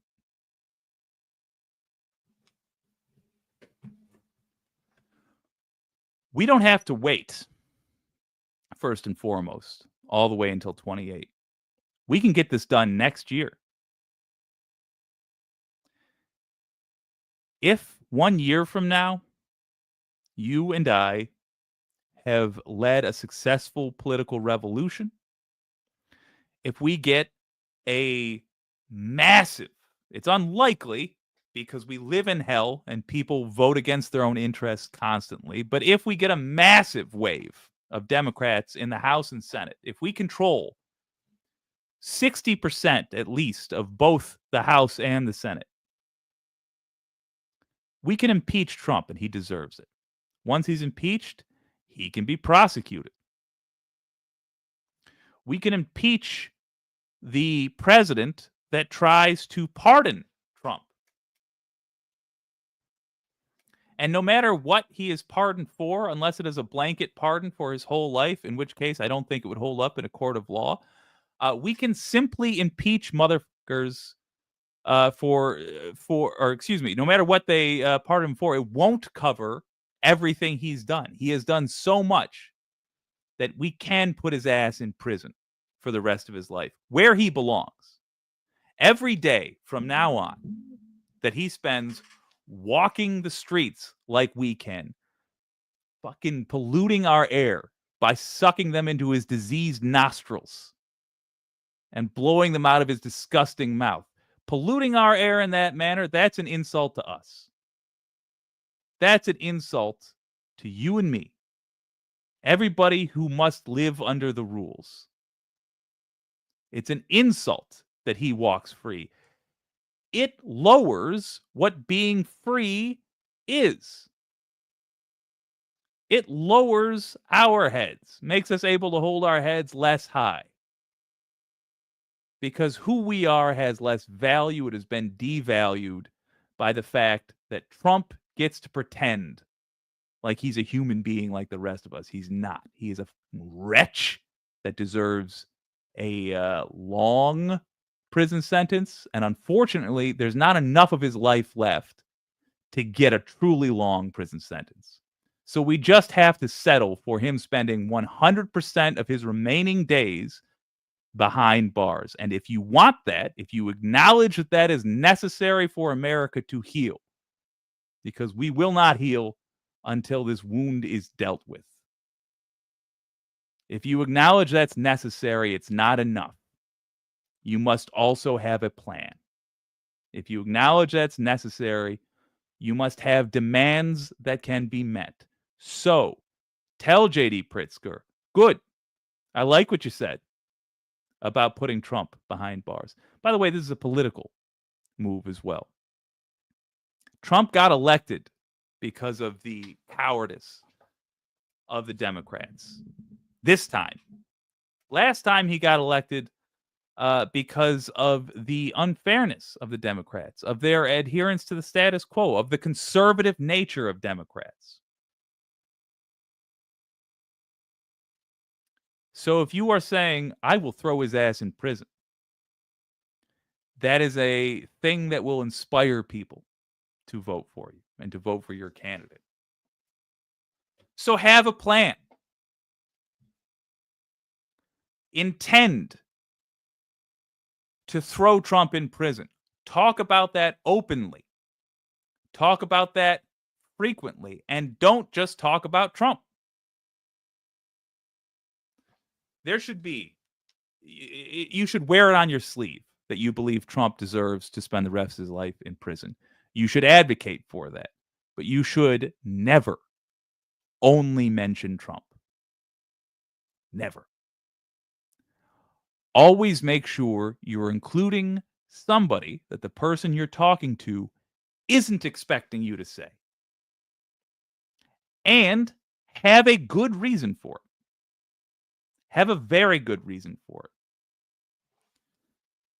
Let me show you what I mean. These people are not your friends.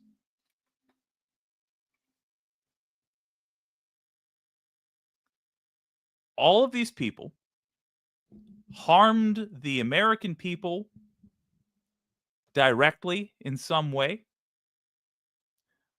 All of them, most of them, I should say, have committed crimes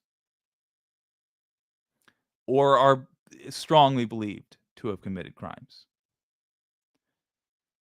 So here's the deal.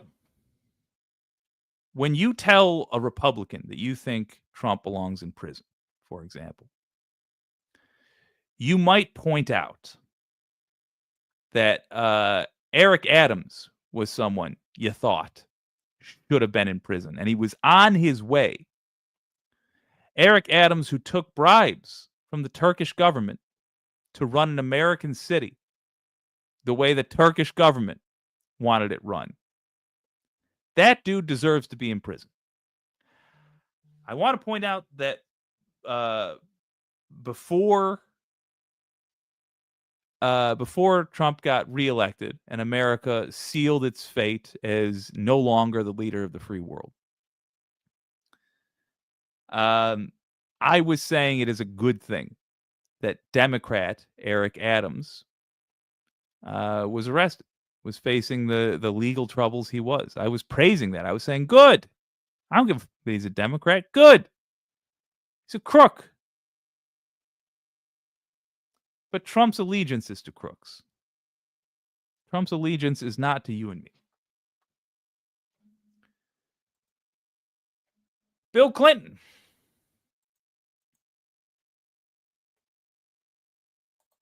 Bill Clinton was not just the creator of NAFTA. He is strongly suggested to be in the Epstein files. Now, I don't know that he actually was. Jeffrey Epstein, as far as I can tell, was a con artist. A lot of his cons seem to have been simply putting people in embarrassing situations and then photographing them. And the embarrassing situation might not have been something they actually did, but just something they appear to be doing. It's also worth noting, I suppose, that Jeffrey Epstein exaggerated how close he was to Bill Clinton. He had a painting of Bill Clinton that he hung above the doorway to his home. Epstein did, which I think was a pretty blatant attempt to make it seem like they were better friends than they were. But he should be investigated, Bill Clinton. He 100% should have a trial. There's enough evidence available in the public that it's ludicrous that Bill Clinton hasn't been in a courtroom under oath answering questions from a prosecutor about his involvement with Jeffrey Epstein. Not in front of Congress, not in a press conference, but in a courtroom where he must be very clear about what the definition of it is yet again. Bill Gates effed up American schools, and we allowed him to do this. Everything appeared to be legal, but we can't deny he caused years and years of sorrow by interfering with the education of Americans. The Bill and Melinda Gates Foundation can go f itself. They basically, Bill Gates, a billionaire in the 90s, said, I think I can do this better. And he effed with the U.S. school system in such a way that it set back a lot of kids. And we have a whole generation that is less educated as a result of that. Now, look, I can't tell you that a crime was committed here. But I'll tell you what, I'm not an expert in naming crimes. I certainly think that we should look at the behavior of Billy. Sorry, I had some hot honey there. We should look at the behavior of Billy. And at the very least, there should be the Attorney General walking out in front of a podium to explain to us why or why not they are pressing charges for Bill Gates' behavior over the last 30 years with U.S. schools.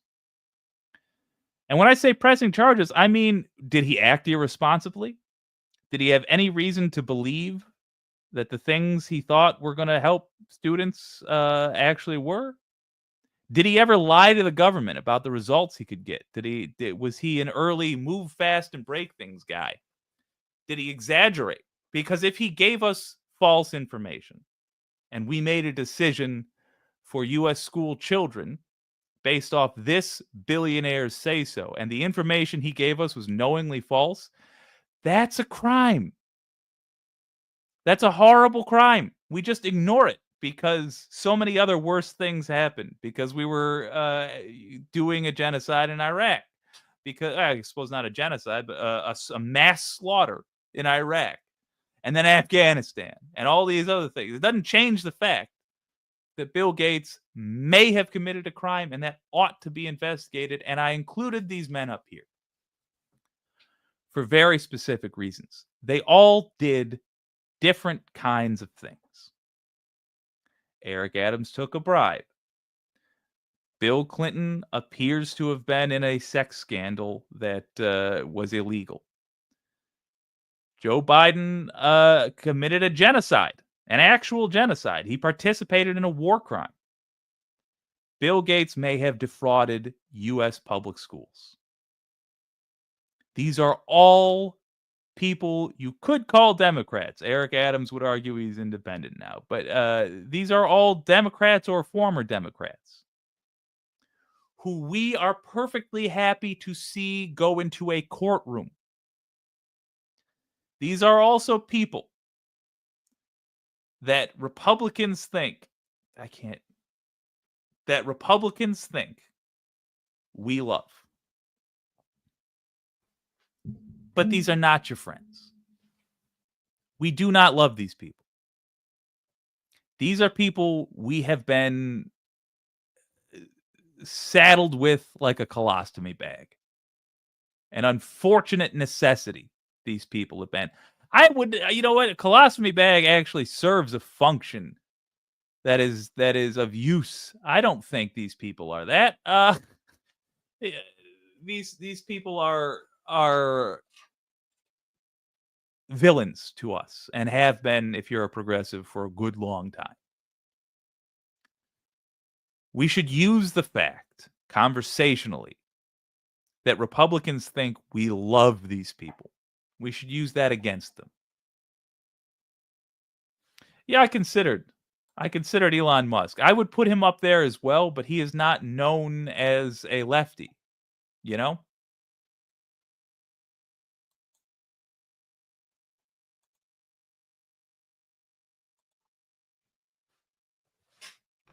He's not, Elon Musk is not known as a lefty. So when you are having a conversation with your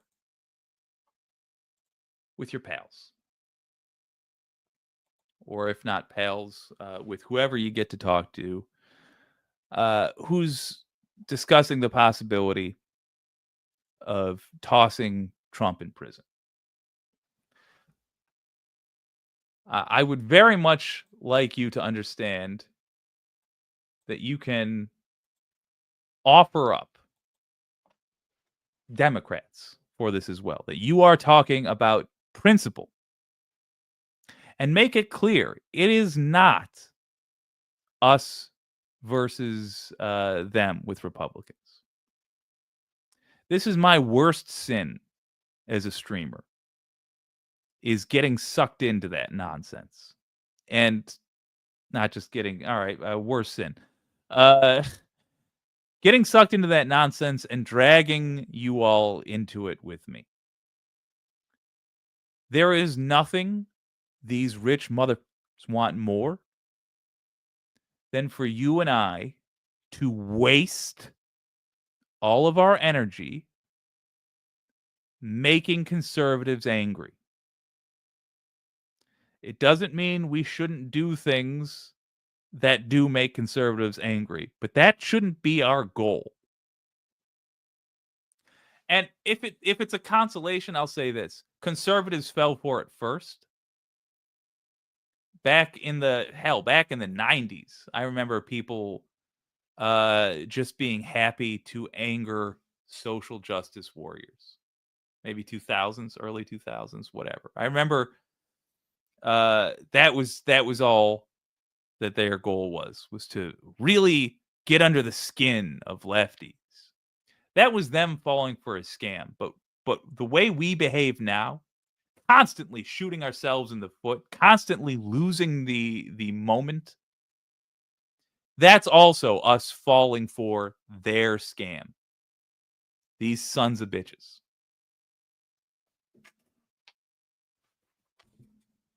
Frame it always as it is you and I, the lowly voter. It is you and I, the sort of people who are in a room together and can fathom being in rooms together against them, who are usually in rooms that we're not allowed to be in. They're usually in the kind of rooms that have a sign in front of it that says reserved for Anybody but you. Not you. That's who it's against. And you know what? You will not agree with Republicans on most things. So you have two rules to live by. It's not enough just to say you ought to be a certain way. You got to talk about how you can do it. The WYCD of it all, the what you can do. So if you're in a room with these folks and you're acknowledging that it's us versus them, you're still going to be hanging out with a ton of people who say and do things that offend you. And you should note a lot of their personality has been given to them, assigned to them by the worst see you next Tuesdays you can fathom. I'm talking Joe Rogan. I'm talking Tim Pool, who does Russia's dirty work for it via Tenet Media. I'm talking freaking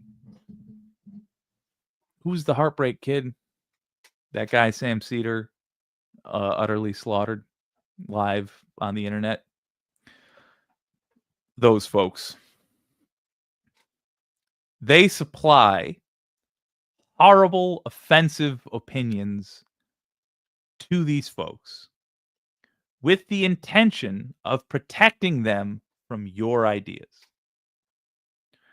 When they get people to say cruel things about homosexuals, about blacks, browns, yellows, whatevers, different religions, any sort of bigotry, it is designed to keep them separated from decent people like you. It's designed to make you go, F you, buddy. In fact, and when you do that, you're fulfilling the dark prophecy. When you end the conversation because of that, you are doing the work of the devil. So what do? Because on the other hand, you can't let it go. You've got to be an ally still. If somebody says, I don't like all these F slurs around here, I'm not going to make them Southern. I'm sorry. Somebody says, I don't like all these F slurs around here. You have to acknowledge that as well and stand against it. So here's what you do. You say, hold up. We not in my presence, sir. I'm not interested in hearing bigotry against whoever. What I want to talk to you about is the billionaire class. Just refocus the conversation to where it belongs. Or if it's more subtle, if they're saying like, well, look, I hear what you're saying about taxing the rich. I hear what you're saying about paying for Social Security with a whatever, raising the whatever, so rich people have to pay for it more. But I don't like all this DEI stuff. And really, I think that's what the main problem is. I think the main problem is DEI, and we got to get rid of all these DEI hires. You know what I'm talking about. I was working at I was getting lunch at a Taco Bell, and it was full of DEIs. And then I was outside, and there was some young DEI kids on the street, and that made me nervous. And I just want to see less of these DEI people in my neighborhood, you know? If it's like that. If you've got a coward who wants to say the N-word, who wants to say the F slur, who really wants to be a heel through bigotry, just don't give him purchase. Don't give him ground. Don't allow the conversation to be about that, and view that as what it is. Don't be Don Quixote charging at the windmills. Because I understand. Racism is real. Bigotry is real. but also understand it serves a purpose. It's not in our nature to turn around and hate based on these. All right, I take it back. It's extraordinarily in our nature to hate based on arbitrary things. Actually, that's very human to hate on the most arbitrary of reasons. But it keeps being race, it keeps being sexuality in the modern era when it didn't used to be all the time, because that's an effective marketing technique for oligarchs. That's it. And when you understand that to be the case, when you understand that oligarchs foster racism in America, not just to trick the racists, but to trick you, it becomes very easy to hear DEI, DEI, DEI, F-slur, yada, yada, and say, let's set all that aside for a second. Look, Mr. Panic about the DEI, whatever. If you really think that's a problem, then deal with that separately. But first and foremost, we have money issues to discuss. If you really think DEI is a problem, then all right, you measure in your own time how effective the solutions based on getting rid of DEI are. But I'll tell you this, you don't have to pick one or the other. And anyone who's telling you that you do have to pick between making DEI decisions and taxing the rich more is simply lying to you. And if they're saying they can't give you both, if they're saying they can't tax the rich and get rid of all these DEI programs, then what they're really telling you is the DEI argument exists to avoid talking about taxing the rich. Because here they are getting you to avoid talking about taxing the rich in favor of going after black folks, in favor of going after Asian folks, in favor of going after anybody but the rich. If they try to avoid talking about taxing the rich or putting powerful people in prison by dragging you to a different topic, point out to them, look at what you're doing right now.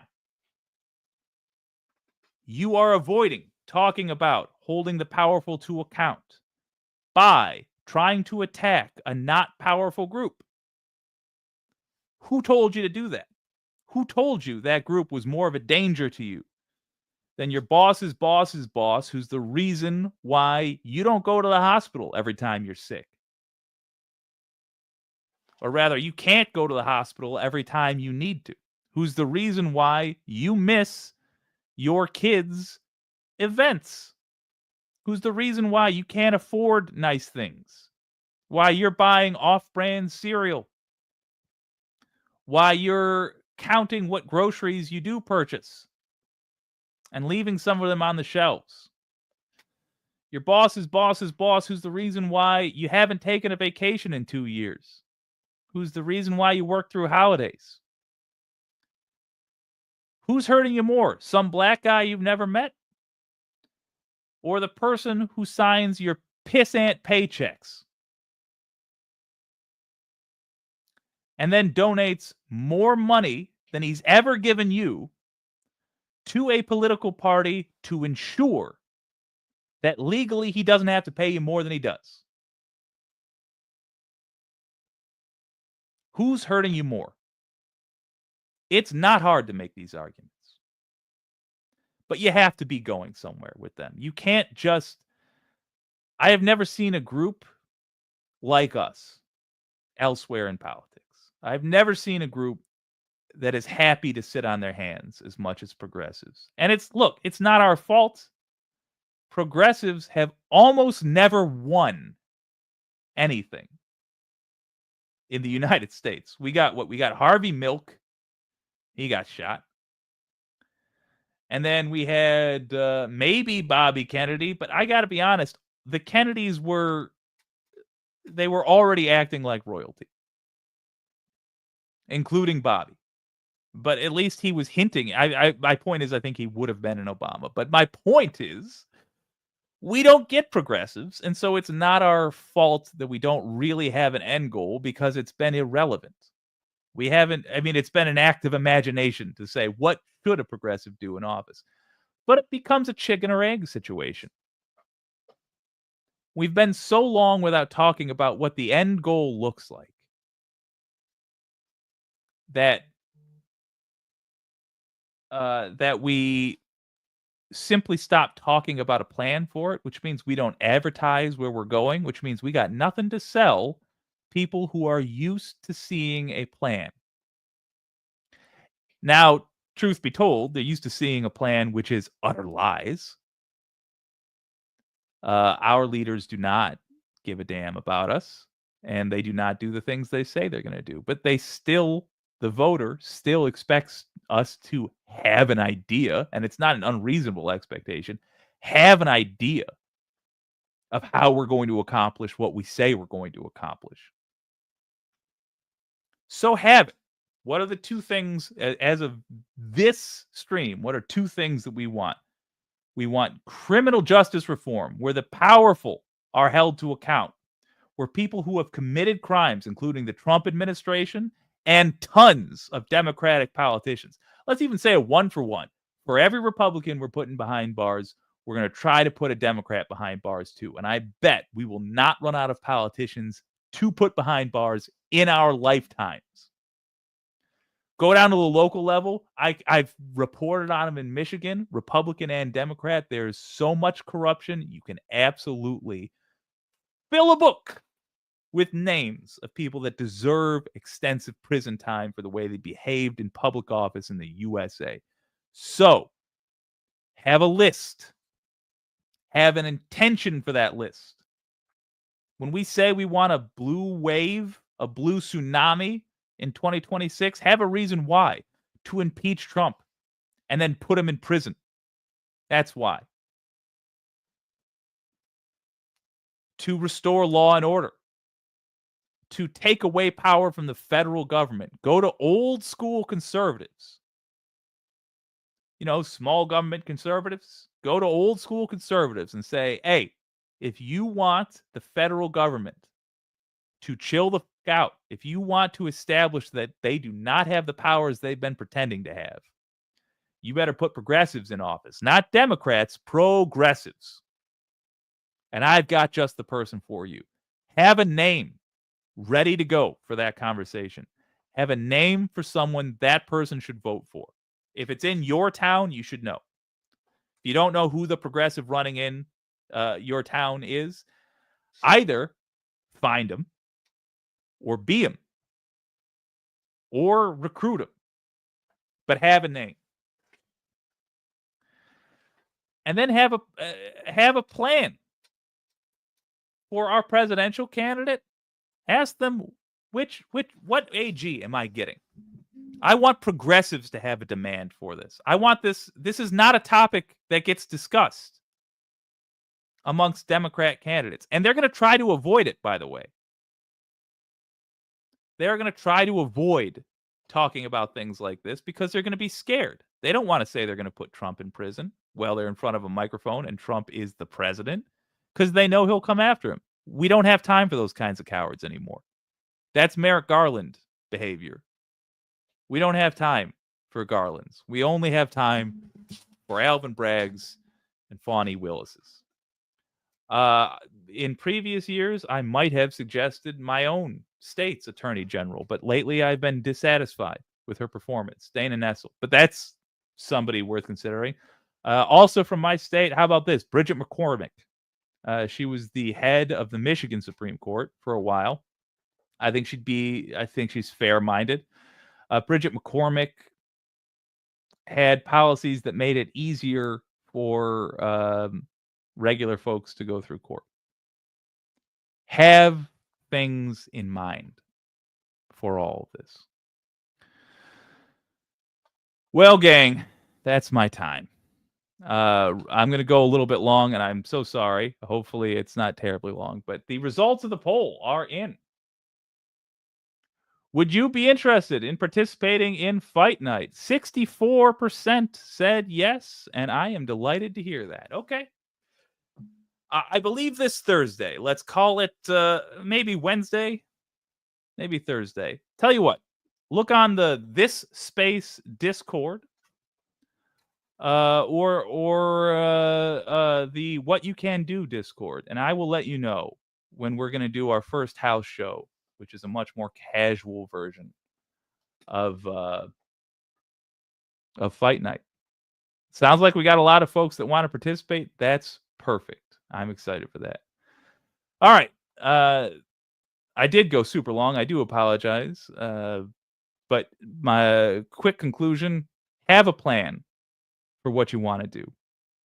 And be willing to sacrifice the people who have been willing to sacrifice us in order to sway the voters that we have been conned into arguing with instead of working with.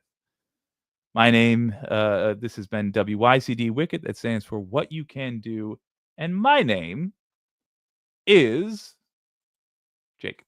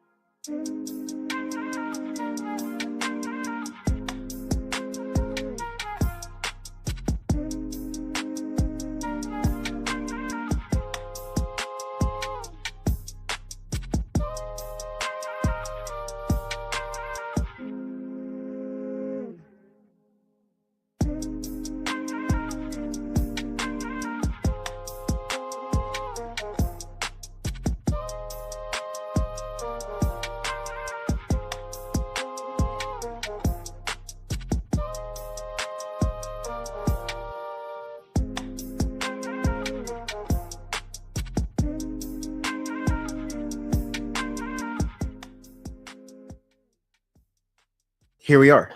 Hello, humans. Oh, is that you there? Sorry, didn't notice you.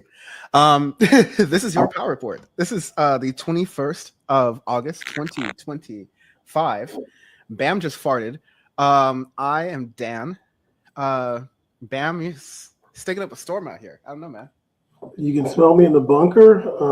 I'm Bam, and it is hot August. Oh, it's hot out there, really? I wouldn't know. We've out here on the East Coast, or as Bam knows it, 2 hours to midnight. We've been dealing with a little bit of the bands, the outer strands of was it Hurricane Aaron? Is that what we got going on? Yeah. You think I should know? It was raining a little bit, but it's just been really windy today, which I will take. Absolutely, I will take. I'll be fair. It actually hasn't been that hot of an August. It is probably the coolest August I've experienced ever, maybe.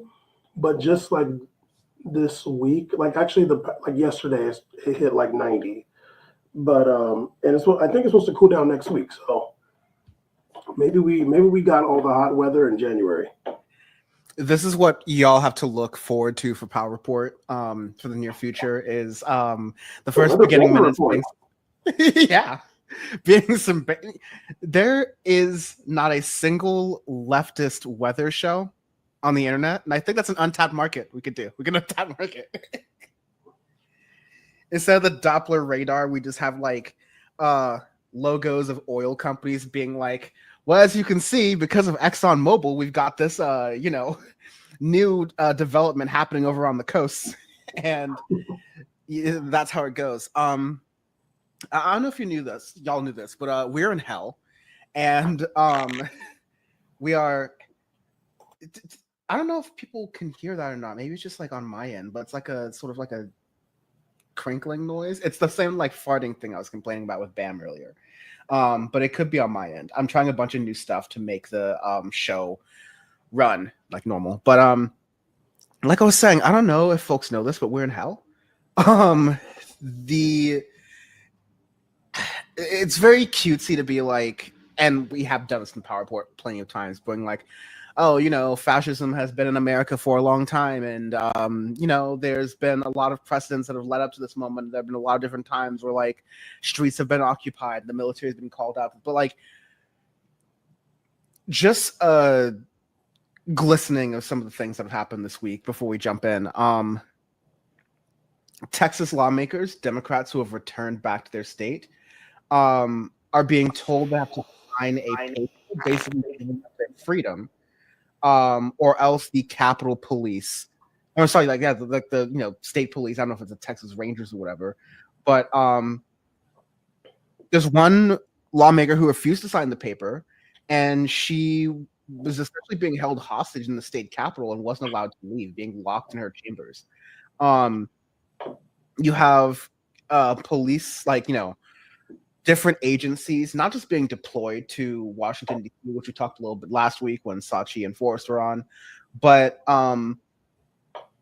red states that are sucking up to Daddy Trump are sending their own National Guard to Washington, D.C. as a show of force and a show of support. Not only that, but many of these same National Guardsmen, some of whom are being dragged from other areas of law enforcement throughout the federal government, whether it be the DEA or the FBI or whatever, are being given the opportunity to do civilian, they're practicing for using sidearms and weapons like that in civilian quarters, civilian chambers. Not only that, but the Clippers in the preseason are looking pretty good. No, I'm just kidding. No, but like there's the occupation internally in the United States is it's no longer a slow creep. It is a orange creep that is getting here faster and being more prevalent out here. And ever since moving to the East Coast, I don't really care about what happens to y'all out there. So it'll be really, no, I'm kidding. It's been hard to take my eyes off what's been happening, even, of course, like in Los Angeles, where this was a blueprint, essentially, for what's starting to happen across the country. This is just August. This is just where we're starting. So I'm curious how you've been living with yourself. I say that as a joke, honestly, but also, like, truly, how have you been moving on a day-to-day basis, knowing that, like, everything we were told as kids about, oh, well, you don't want to live in Soviet Russia, or you don't want to live in communist China, you won't have rights, you won't have freedom of speech, there'll be secret police everywhere you go, you're going to need an ID to buy groceries. Now, here we are. So, yeah, how are you, when did you know this was all a lie, man? Well, I'm Black, so I was born knowing it was a lie, but it is really, it's just, it hasn't stopped, like he's kind of started this whole thing. It seems like it was like June when the whole ramp up against, or the whole ICE ramp up started, or maybe late May. I can't remember, but it's continuing, and it's effectively our reality at this point. And it's only going to get worse because I think that, amongst other things, it is also like his way of distracting from other issues, we'll say. But yeah, we still haven't gotten any any respite from this. I was just seeing a story about a father who dropped his kid off at a school in Encinitas, which is like northern San Diego County, and he got detained by ICE, and the principal, released a statement. The principal of that school released a statement. That's like really traumatizing, not just for that child or that man getting detained like that, but also for all the other kids and parents that had to see it because it was around everybody. You hear the story. I forgot where it was, but the guy like dipped off on ICE. He was like, "I'm not stopping. Like, what the hell? Like, I don't even know who you are." Like, there's people that are literally like asking them, "Who are you? Please show me some identification other than your vest," and they will not do it. Like, they're literally saying to people, "I don't have to answer to you," and it's like, yeah, dude, like that. I mean, that's the reality. So, I don't know if this is what people imagined when they either voted for Trump or didn't really care if Trump won because of Gaza or whatever. But yeah, this is what's going on. You got jackboot thugs running the streets, detaining people, claiming to get criminals, and they're getting dudes with like the orange vest going to work. And you got those same federal agents and National Guard in Washington, D.C. coming to a city near you, according to Trump.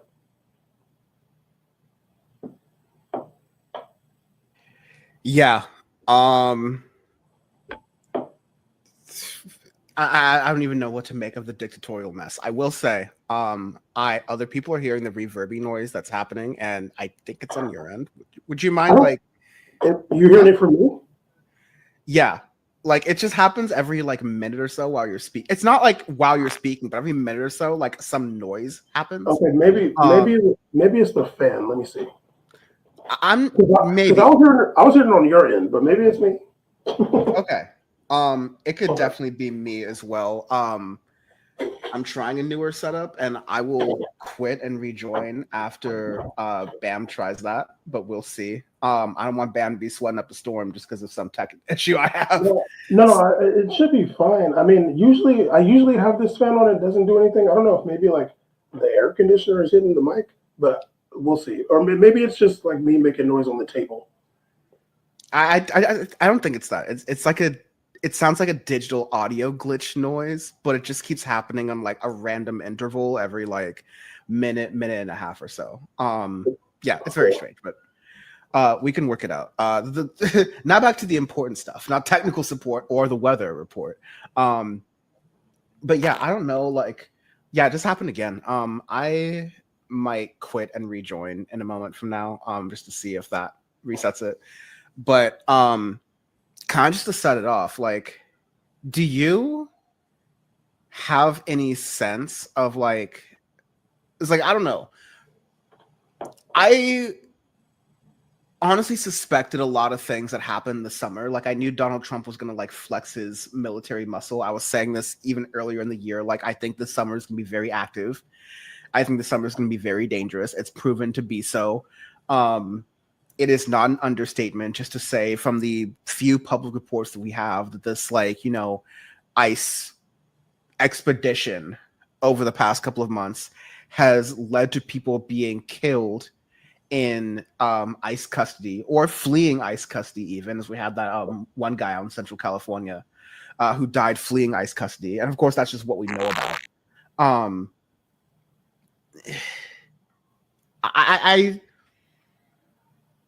I know people know about this, but I also know there's too much to keep up with. And then I know that people, are angry about this, but there's almost like too much to fight in a way. And I'm just wondering, like, when does this all kind of come to a head? Like, does the economy need to tick down a couple more points? Do prices need to go up on Black Friday instead of going down? Like, what is it? Like, that's the thing I'm kind of wondering about, and I'll be kind of listening for the answer as I quit and rejoin. But I am on 2 computers, so I can hear. Okay.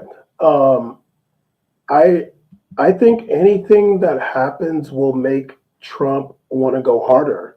And they gave all that money to ICE. So, like, as more and more ICE hires happen, there's just going to be more detainings and deportations.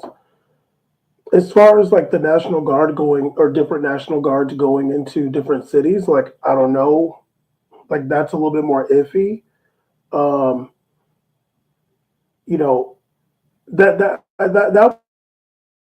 one's kind of up in the air. I feel like he had kind of more reign to do that with DC. In LA, you're able to say like, oh, there's some emergency, whatever. They cook the books on the protests or whatever. But with ICE, I just feel like it's just going to be more and more. And the more ICE hires happen, like the more people that are like American citizens, like dead ass, are going to be getting detained. We've already seen it, but there's going to be more and more, like there's going to be kids that end up getting detained with their parents and things like that. I think the only thing that can make it slow down, unfortunately, I think we're in for a year of this at least, is like the midterms. Like, maybe if Republicans do very bad in the midterms, Trump maybe will see that as a reflection of his policies. But he's a lame duck president, hopefully, and he might just be like, well, whatever, I can do whatever I want. Like, I don't think he cares about.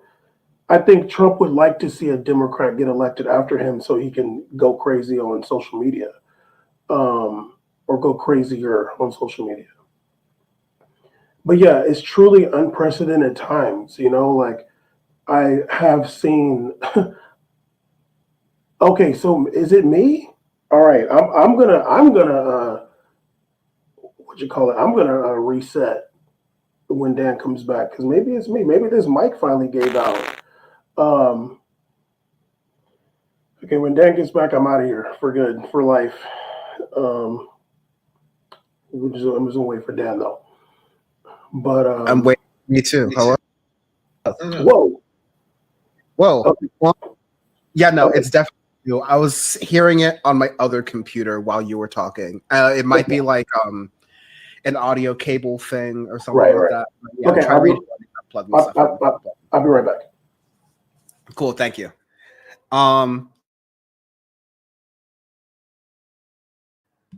Working with them technical difficulties, y'all.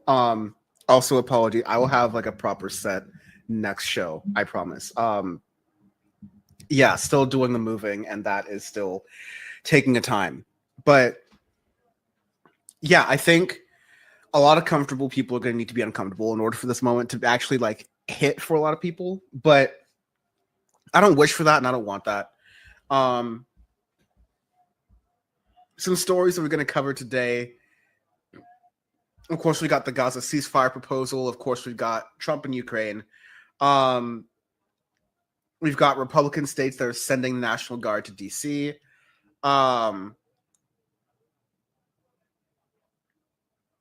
There might be some, casting changes at the FBI.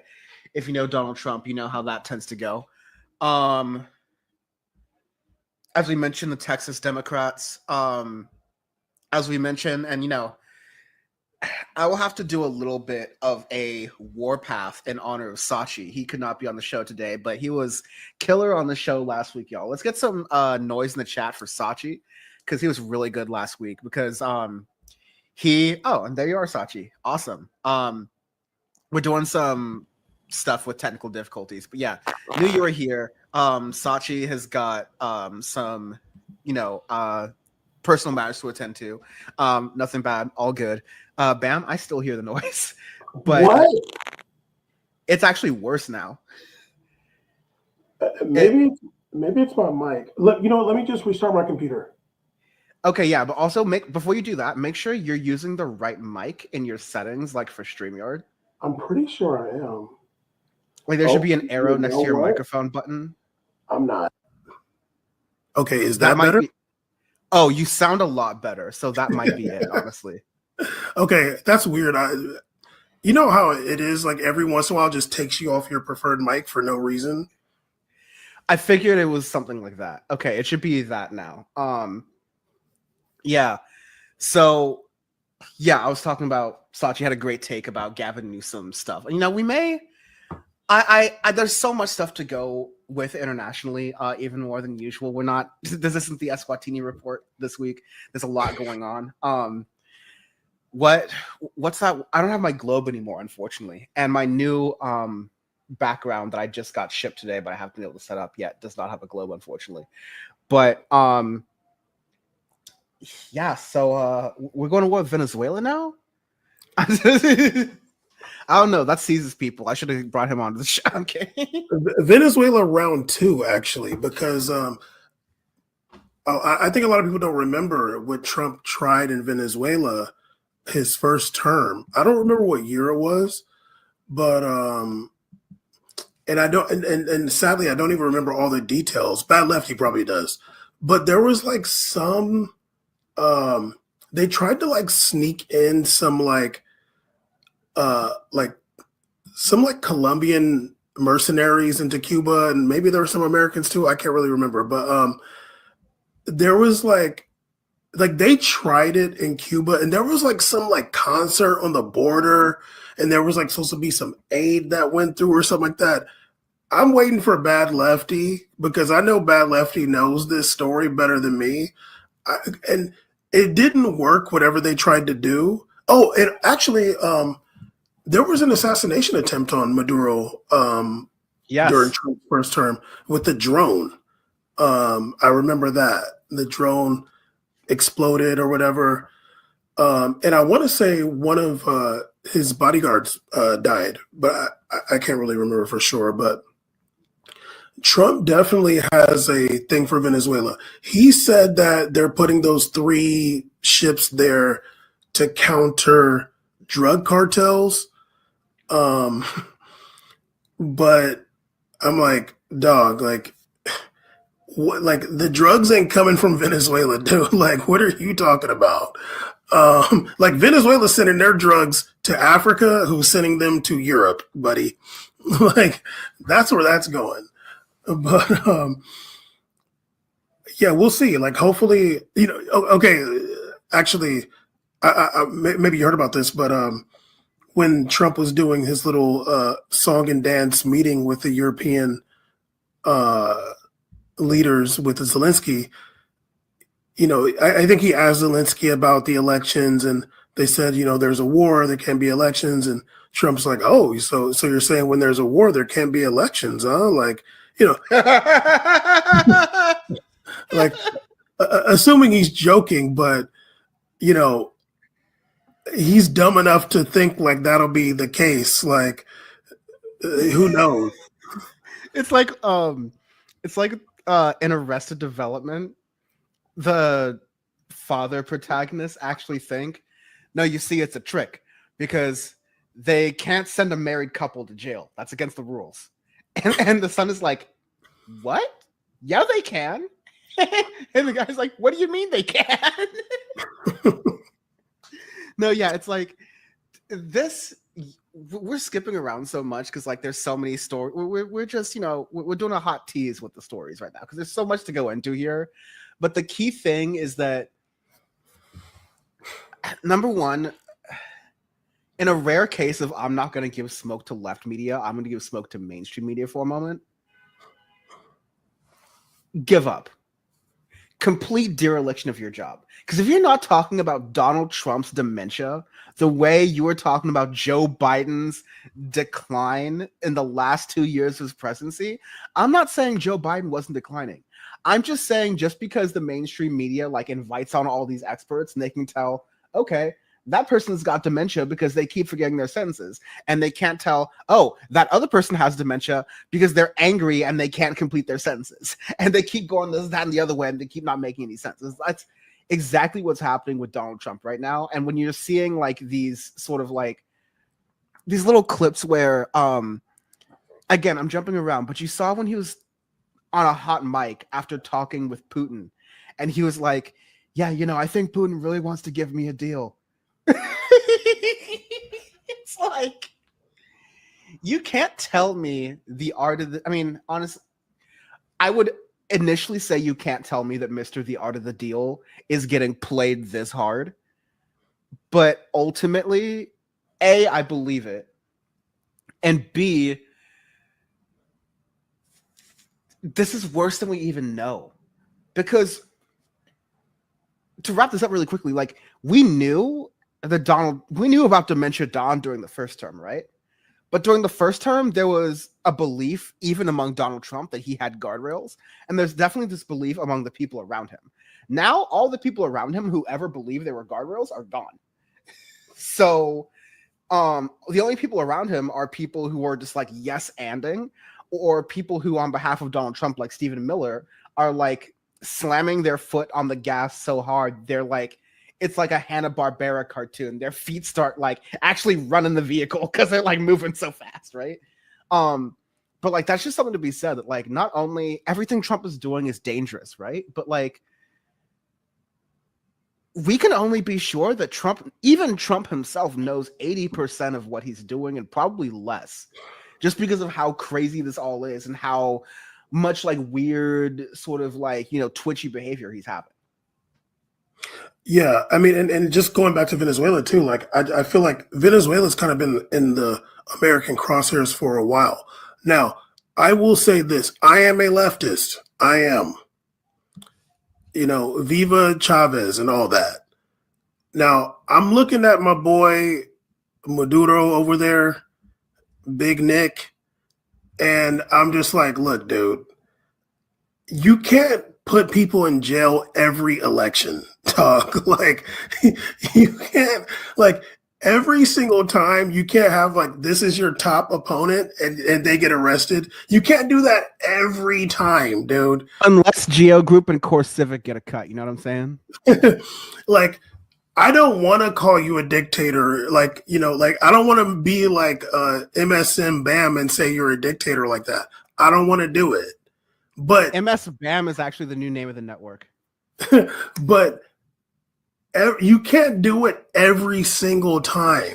Like, I remember Juan Guaido, you know, like the Juan Guaido thing, you know, didn't work. Okay, cool. But like every single time there's an election, there's like, this is Maduro's top opponent going into these elections. And then like they get arrested. And I'm just like, come on, man. This is how I genuinely feel. Like America is like the worst of the worst, and they will like do the worst things to your country 100%. But you like these guys like Chavez, Maduro, like they're talking about like their ideology, like this was like a revolution, you know? So if you really believe that your thing was like a revolution, you gotta like put the ideas to the people at some point, you know, like let the people decide. In Bolivia right now, the left has lost their first election in like 20 years. And it's like now, sorry guys, I'm going way off a little bit, but like ain't no reason to talk about no landlocked country in South America. No, I'm joking. But Evo Morales was very popular, you know. I think Evo Morales' mistake was, and the same mistake Lula made in Brazil, you have to you can't just have the cult of personality yourself. Like, you got to prop up different people, because at some point you can't run anymore. And Evo Morales was trying to like change the Constitution so he could run again. They said, no, you can't do that. And now the right, like the center right, is going to win the presidency in Bolivia for the first time in like 20 years. Now, bad lefty, they should stop doing crimes and more do want to frame them as stupid. But I don't think that whatever's happening in Venezuela obviously is enough for like Trump to say we need to invade or whatever. Also, I don't believe that America has like the actual real ability to invade Venezuela like that. Like, I don't think that America is going to be able to do that. Like, that's very difficult. It ain't like Iraq where you park your boat and you can just drive all the way to Baghdad because it's flat. Venezuela has mountains and trees and all kinds of shit. So, now, I really think, like, especially in modern times, Americans saw what happened with Iraq and Afghanistan. And, like, you know, they still can't point to it on a map. They still don't really know the geography, or, like, you know, they would fail the, like, Tucker Carlson 101 questions that, like, he was asking Ted Cruz for sure. But, like, there really is something to be said about how if you grew up in Bam's generation or mine or even younger, like, you think America's military is popping because you've seen America's military play the tutorial level. Oh, right? And you've seen commercials. And speaking of tutorial level, video games. Like, you know, I was going to say that too. Literally video games. Like, yeah, video games, commercials, whenever they do those like military flyovers at football games, the only time Americans actually get to feel what it's like when Reaper jets are flying low, but like right below them. And then like Americans just like, oh, we get to see some like hot cheerleaders after this. We don't have to worry about like, you know, our homes being bombed after hearing or seeing this, or honestly before hearing or seeing that, as other people do throughout the world. But no, yeah, like we've said it before, we'll say it again, and we'll continue saying it. If America were to like engage in a boondoggle with Netanyahu in Iran, it would suck for America. Like it would be another Vietnam. Oh, I mean, like just look at how Iraq was not like. I mean, a lot of people probably in this chat are young, but like that was not a walk in the park. It was really bad. Iran is like 2 times the size of Iraq. Like, yeah, and like it's how not do you? Flat. It's not flat. Exactly. Like Tehran is in a whole valley. It's like surrounded by mountains. It snows there. Yeah, this Venezuela thing is interesting. It's something to keep your eye on because Trump has set his sights on Venezuela. You know, like there's a lot of his base in Florida that are big Venezuela hawks, including a lot of the Venezuelans that are in Florida. And the Cubans and stuff, you know, they're really mad. Now, like, I ain't in Venezuela. I don't know what it's exactly like that. You know what I mean? Like, they talk about how there's no diapers and it's really poor. I know there's, like, sanctions and stuff. You know, free them from that. But I do remember, actually, when Russia and Saudi Arabia colluded to make the gas prices go high before the 2022 midterms, Biden did hop on that phone with Maduro like, hey, buddy, hey, remember me? Remember us? Hey, you want to... Come on, Jack. Hey. Listen here, fat. It didn't work, but yeah, Venezuela has a lot of sanctions and stuff. I hope that doesn't happen. But at the end of the day, I feel like it would be the worst thing for Trump to do politically. Like, Republicans, just like Democrats, don't want to see, like the broader like base of Republicans don't want to see American troops going into Venezuela for a damn thing. Like, that is just not what we want to see. But you want to know what name I haven't heard in a while? And I was literally like struggling during this entire segment to like Google it and remember it. Juan Guaido. I literally just said that name. No, I know you said that 5 minutes ago. I know you. I must have been like searching while we were doing it, so like my bad.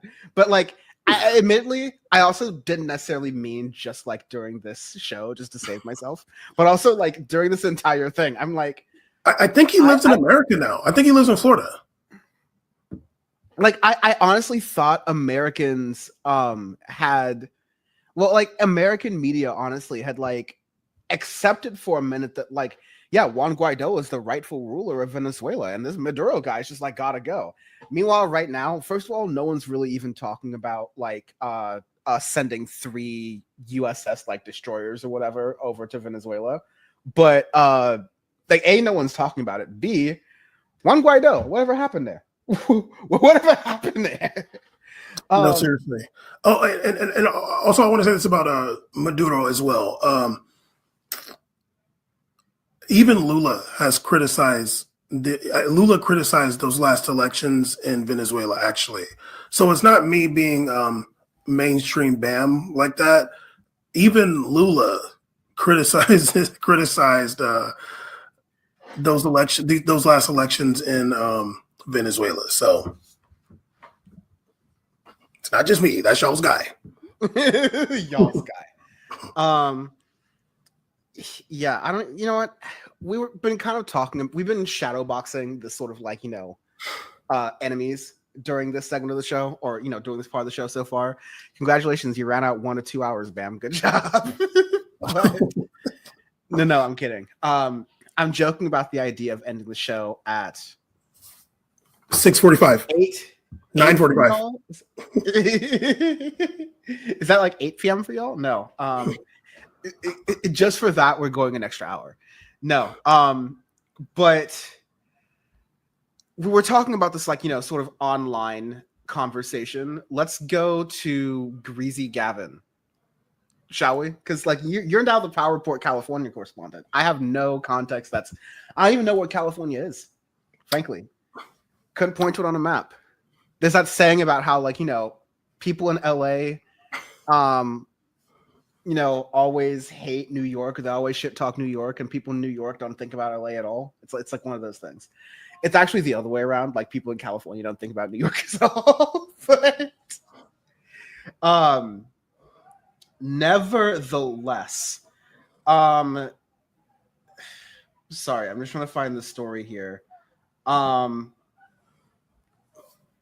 So is there some domestic violence going on back there? Because are the Haitians going wild out there? What's going on back there?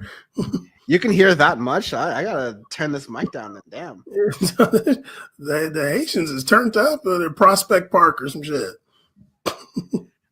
It's actually, this is not that bad. I don't live anywhere near them.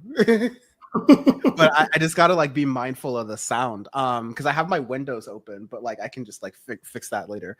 But no, have you been paying attention to what's been going on with Gavin Newsom? Because I have been I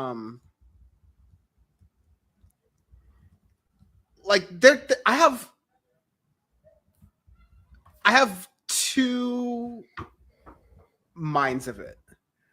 One, I think it's very funny that Trump and his Freudian slip.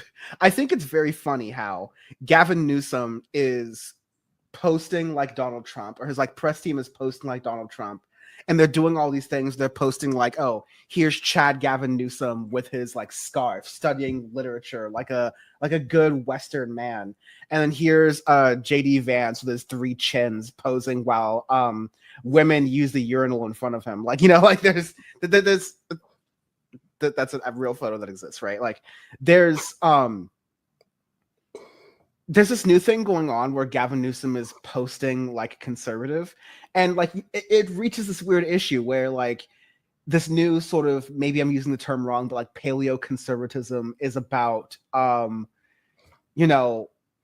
a nationalism, this sort of we like the chiseled chin white guy, and Gavin Newsom fits that very well, to the point where Nick Fuentes is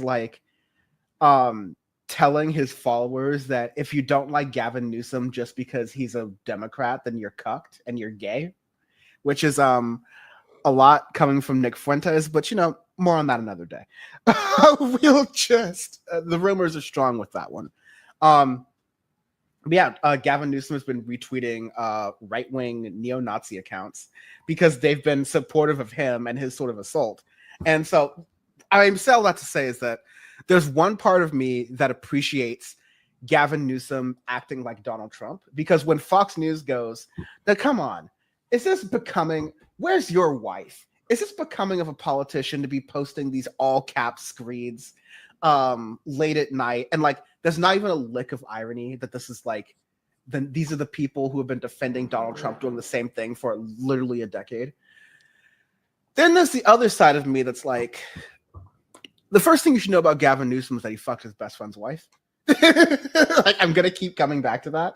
And this is like, he's greasy Gavin for a reason. He's someone who's not trustworthy. He's someone who will jump onto a political moment just for his attention, and that he does not have the best thoughts of the left in mind. That's who I see Gavin Newsom as, and that's why I see him exactly as doing right now. But he has thrust himself into the national spotlight because he's willing to do a little bit of A, a little bit of B, like trolling the conservatives into like making a fool out of themselves. But even though we know that that's not like a thing you can actually do, he is fighting fire with fire, which is something the Democrats aren't usually seen doing, like standing up to Republicans and actually getting down on their level. So I don't know. I feel a lot of different ways about it. And I wish I had 10 more minutes to explain and monologue about how I did feel about it. But I'm going to ask how you were. No, I'm going to ask how you are holding these two weird situations together with Gavin Newsom. Do your thing, dude, because this, there is not a lot of like intellectualized voters in this country. There's a lot of fugazi, fake ass intellectual voters in this country. But I think a lot of those people even are cap. So Gavin Newsom's fighting the culture war kind of thing. Like you got to win like the culture. Like Donald Trump Donald Trump made himself the champion of like the working man. And he's never worked a day in his life. And he did that however he did it, mostly appealing to misogyny and racism. If Gavin Newsom can do that like some other way by like clowning Trump and making fun of him and showing how ridiculous he is, to what it seems like garner support for his 2028 presidential run, please do it, dude. If it's gonna work, do it. I don't really care about him that much like that. Like, I can appreciate, what he's doing with the redistricting thing. I just got something in the mail about that yesterday, actually. I can appreciate that because there is this everybody says that, like, oh, the Democrats don't fight. The Democrats don't fight. It's okay, he's fighting back, so that's good, I don't know how that's going to work out, but I can appreciate that. The stuff he's doing online, just go for it. Whatever is going to work against, either we're going to keep having Trump till he dies, after 2028, or like JD Vance and Ron DeSantis is running for the Republicans in 2028. I want anybody to beat them. So if that's Gavin Newsom and if what he's doing is going to work, go for it, buddy. I don't follow him. You know what I mean? So I'm going to see it on the news because I'm not about to follow Gavin Newsom online. But do your thing. Yeah, like, I don't know. Like, we have this great story here. Like, there's kind of this thing where anything Gavin Newsom does, anything Donald Trump does, Gavin Newsom has done better. For example, like one of the horrendous things that is happening in DC right now is Donald Trump is sicking they're not ICE agents necessarily, but they are federal agents who are using these same sort of like ICE kidnapping tactics that we've seen in Los Angeles, New York, Chicago, a lot of different cities. Even there's smaller raids happening in less populous red states that aren't getting a lot of pretense right now. I got to talk to Kristina soon because I know there's a lot of stuff happening in South Carolina and their governor is supporting sending a lot of troops to DC. So there's a lot going on. But these same tactics that have been seen to break apart legal and undocumented families across the country are happening for the unhoused as well. And, Gavin Newsom's been talking about, I'm not even going to break into the voice because my gravelly Gavin Valley Newsom voice is going to sound like RFK Jr. and I still have the time for it tonight. So I'm learning myself. But like, there's all these different complaints about what Donald Trump is doing and Gavin Newsom calling that like inhumane. And like, my brain's an encyclopedia like this, but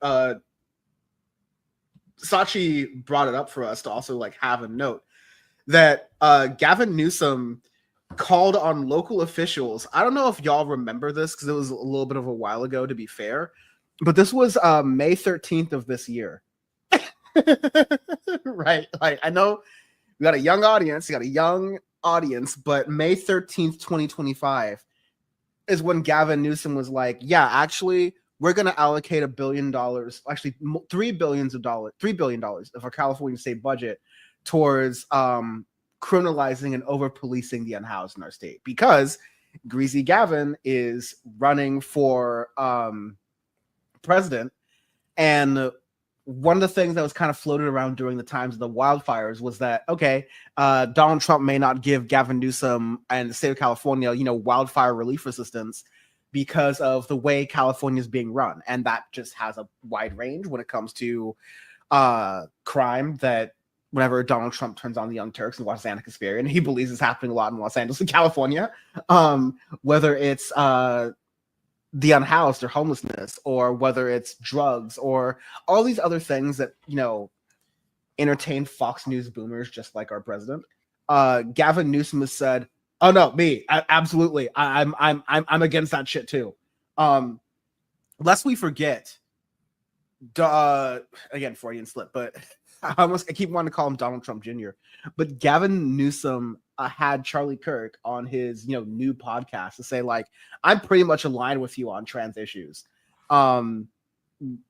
which is just like disqualifying to be called a progressive or liberal governor in 2025. Yeah, I'm of two minds of it. Like, and I think I said this really well to someone else recently. One of my friends who is trans, and he was like, he's like, I'm never going to give Gavin Newsom anything, especially after that Charlie Kirk interview.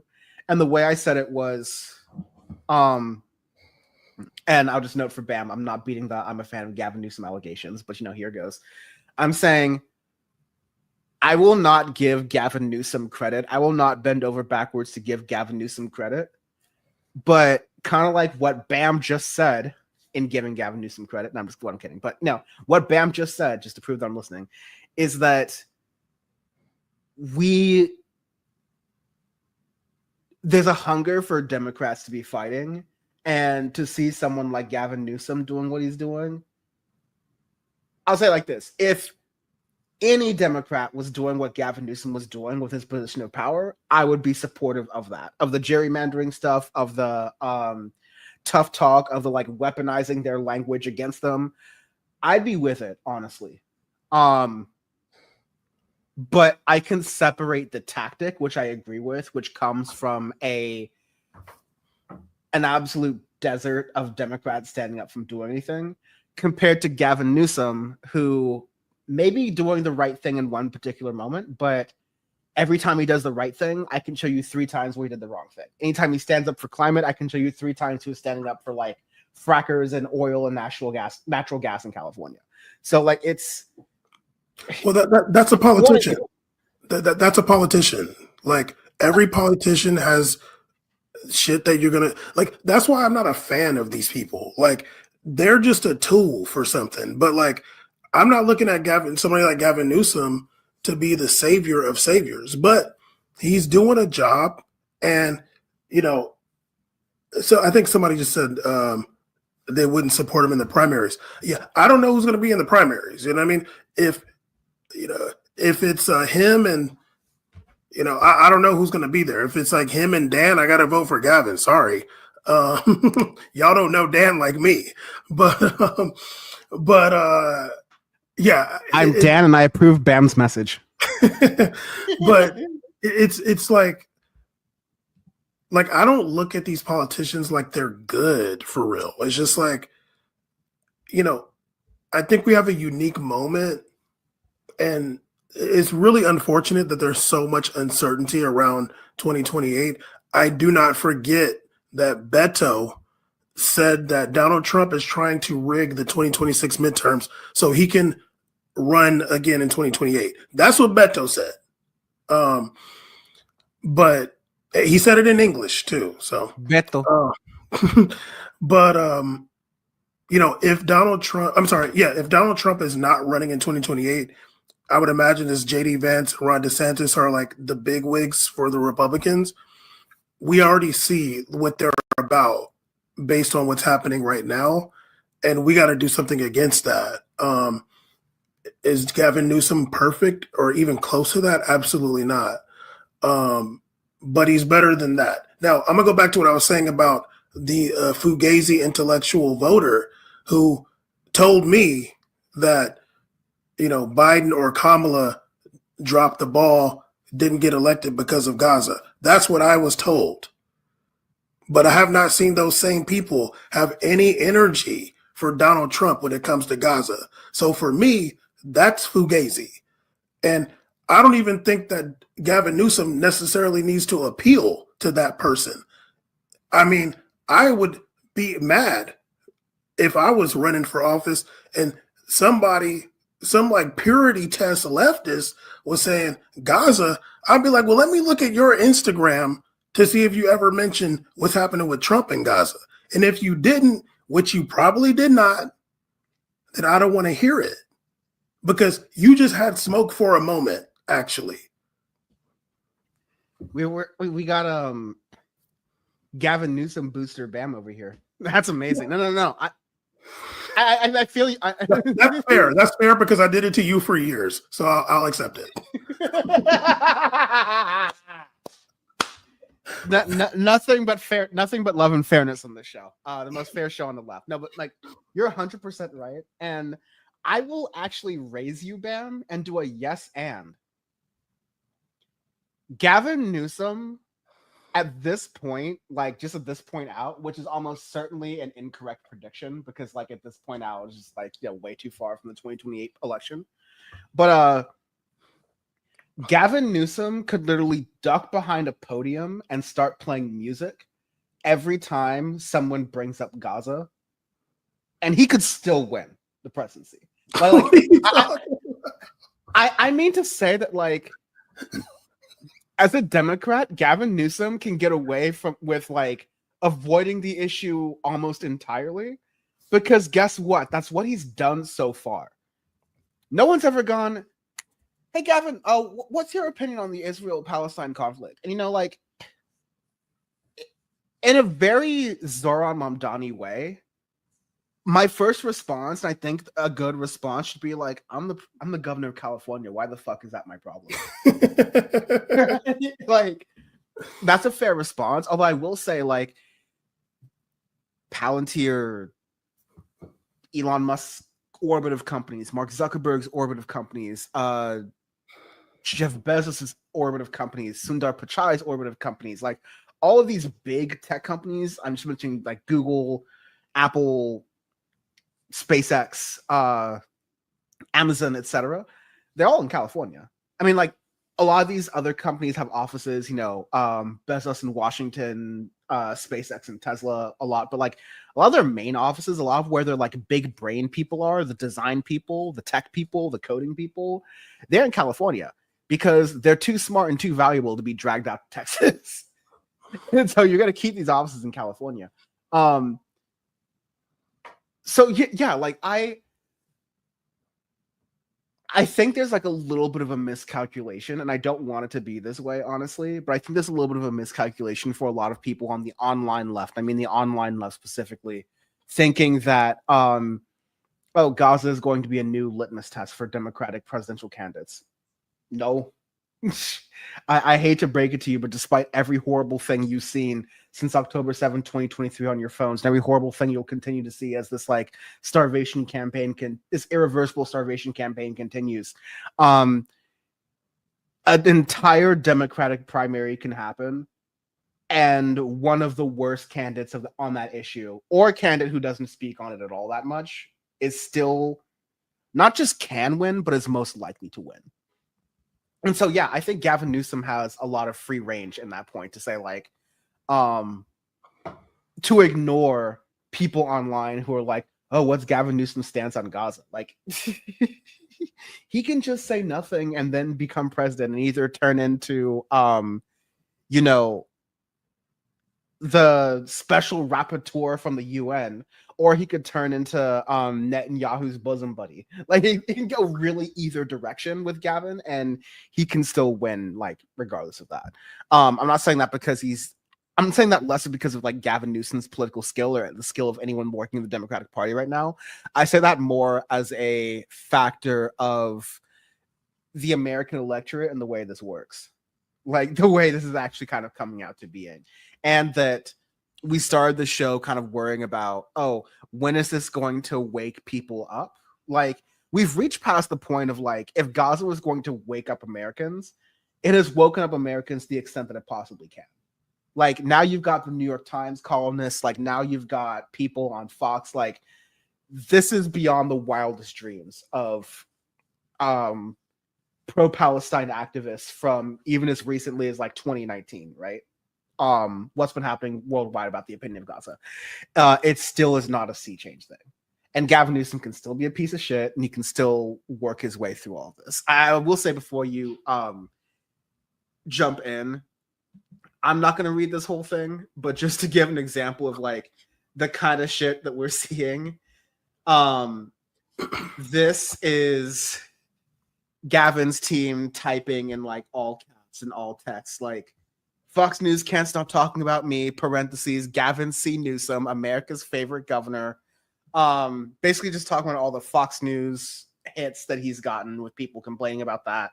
And people complaining about the way he's tweeting, even though all the people complaining about the way he's tweeting have just accepted Donald Trump at face value. So again, like, I think it's masterful trolling. I think it's funny how you have like groypers who are going, hey, you know what? Gavin Newsom is out alphaing Donald Trump. And I'm like, you know what? Let them fight. Let them splinter off or whatever. Like, I don't really care. But I don't want, like, this is not a repeatable thing. And that you can be not a dick. Like, Gavin Newsom is throwing people under the bus as he's doing this. You can be not this person and you can still do well within the Democratic Party. Again, like, I think my last point, and this is honestly one of my like bars from coming out of this like whole thing. Tim Walz doesn't need to type in all caps, and he can do much better than even what Gavin Newsom's doing right now. Like, if Gavin Newsom had the seats, like Tim Walz would just, he'd be able to just drop like weird as like he'd be able to do like weird also ratio in response to everything JD Vance says. And he would be winning like Reagan style landslides when it came to the polls. Yeah, I mean, I as far as like whatever his tactic or his team's tactic, it's just a moment, I feel like, and it's just whatever. Like, it's ultimately it's like, okay, you guys are doing the redistricting thing, and you like stood up in that moment, and that's a good thing. And at the end of the day, we'll see what happens from that. And yeah, like I think that he's vying to, from what it seems, I don't think he said anything necessarily, but it looks like he wants to be running for president in 2028. And you gotta go viral, dude. Like, that's literally what it's about. Like you're not, like I said, like you're not like trying to get some freaking like intellectual read all the policies voter here. Like, you need to be viral, basically. And if that's what he does and it works for him, whatever, good for you, buddy. As far as it goes with Palestine and I think the situation in Palestine is so different now. Like, even Trump can say like, yeah, it's bad in Gaza. Like it's the situation is different now. I'm hoping by the time 2028 comes around, it's a different situation and better. But it's I feel like for the most part, everybody is gonna have a similar stance on Israel, like, because I came across some real. I can't remember if we ever talked about it on here. I would assume we did, but I came across some reel, and there was a Free Palestiner yelling at Mamdani because he says that Israel has the right to exist, and he was going off. And I'm looking at the comments, and it's like all these people saying that he's a piece of shit for saying that Israel has the right to exist. But saying Mamdani is the piece. Oh my god. Oh no, they were going off. Like they were like in the like the person came and yelled at him in person because he says Israel has the right to exist. And in the comments, it was like hella Free Palestiners, leftists, whatever you want to call them. Bam. I don't know if you remember because you keep doing PowerPoint drunk, but like the last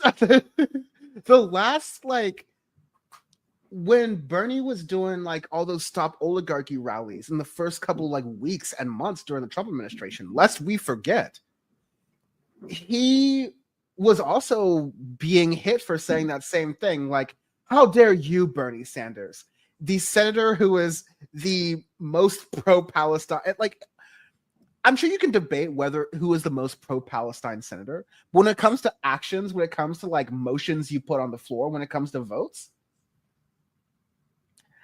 I'm sorry, this is America. And if you don't like the fact that Bernie Sanders is the best you've got, then stop yelling at Bernie Sanders. Elect the next Bernie Sanders. I got news for you, right? Like, Bernie Sanders, I don't know if you know this, he's old.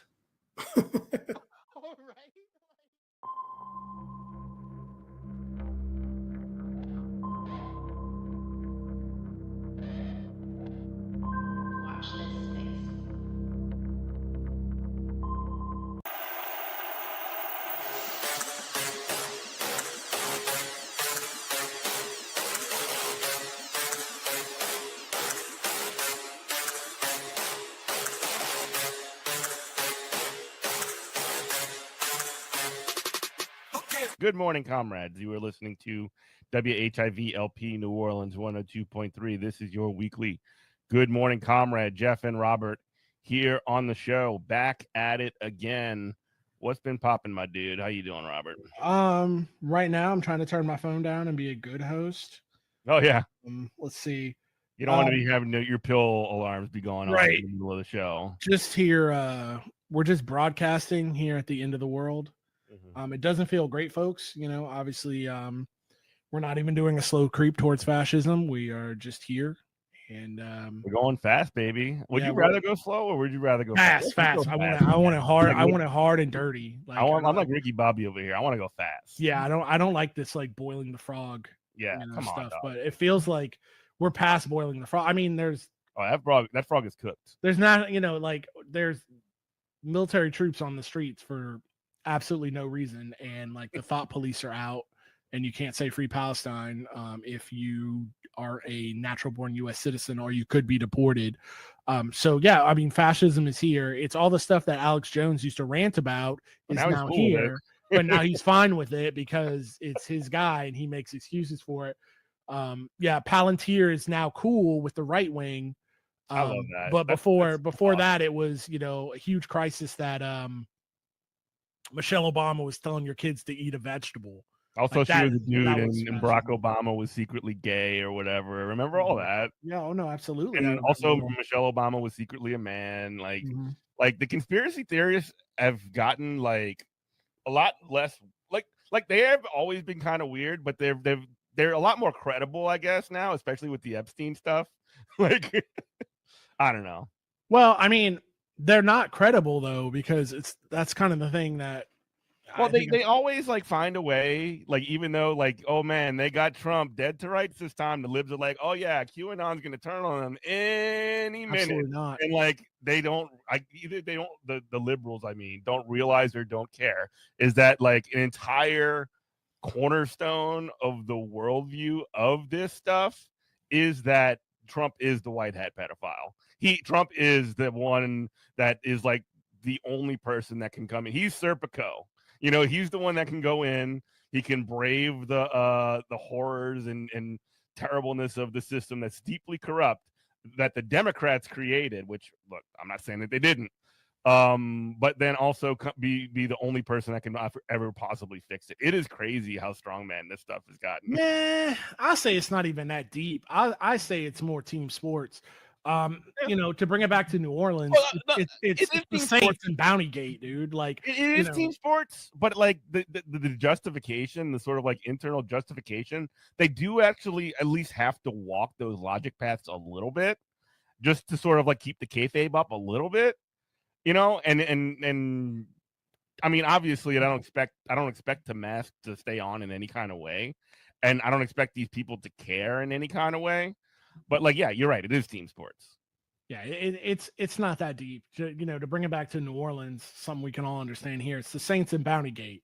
Mm-hmm. You know, if Sean Payton was put in, you know, out there in Denver coaching the Broncos, and he put, you know, bounties on players and hits on players to hurt them, you know, everybody here would be like, oh, what a dirty cheater. But if it's your guy, then you've got all kinds of excuses and justifications for it. It's the same thing here.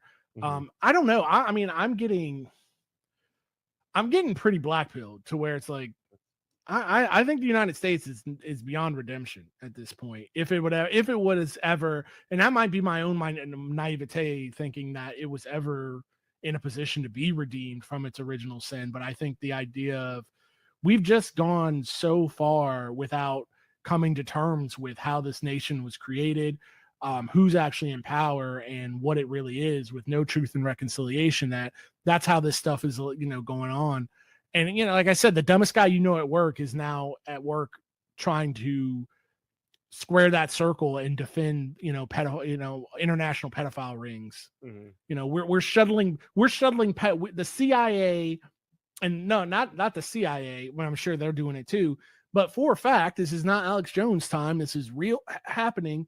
This is reality, baby. The NSA and the FBI is shuttling around pedophiles to get them out of the country like they're the Catholic Church.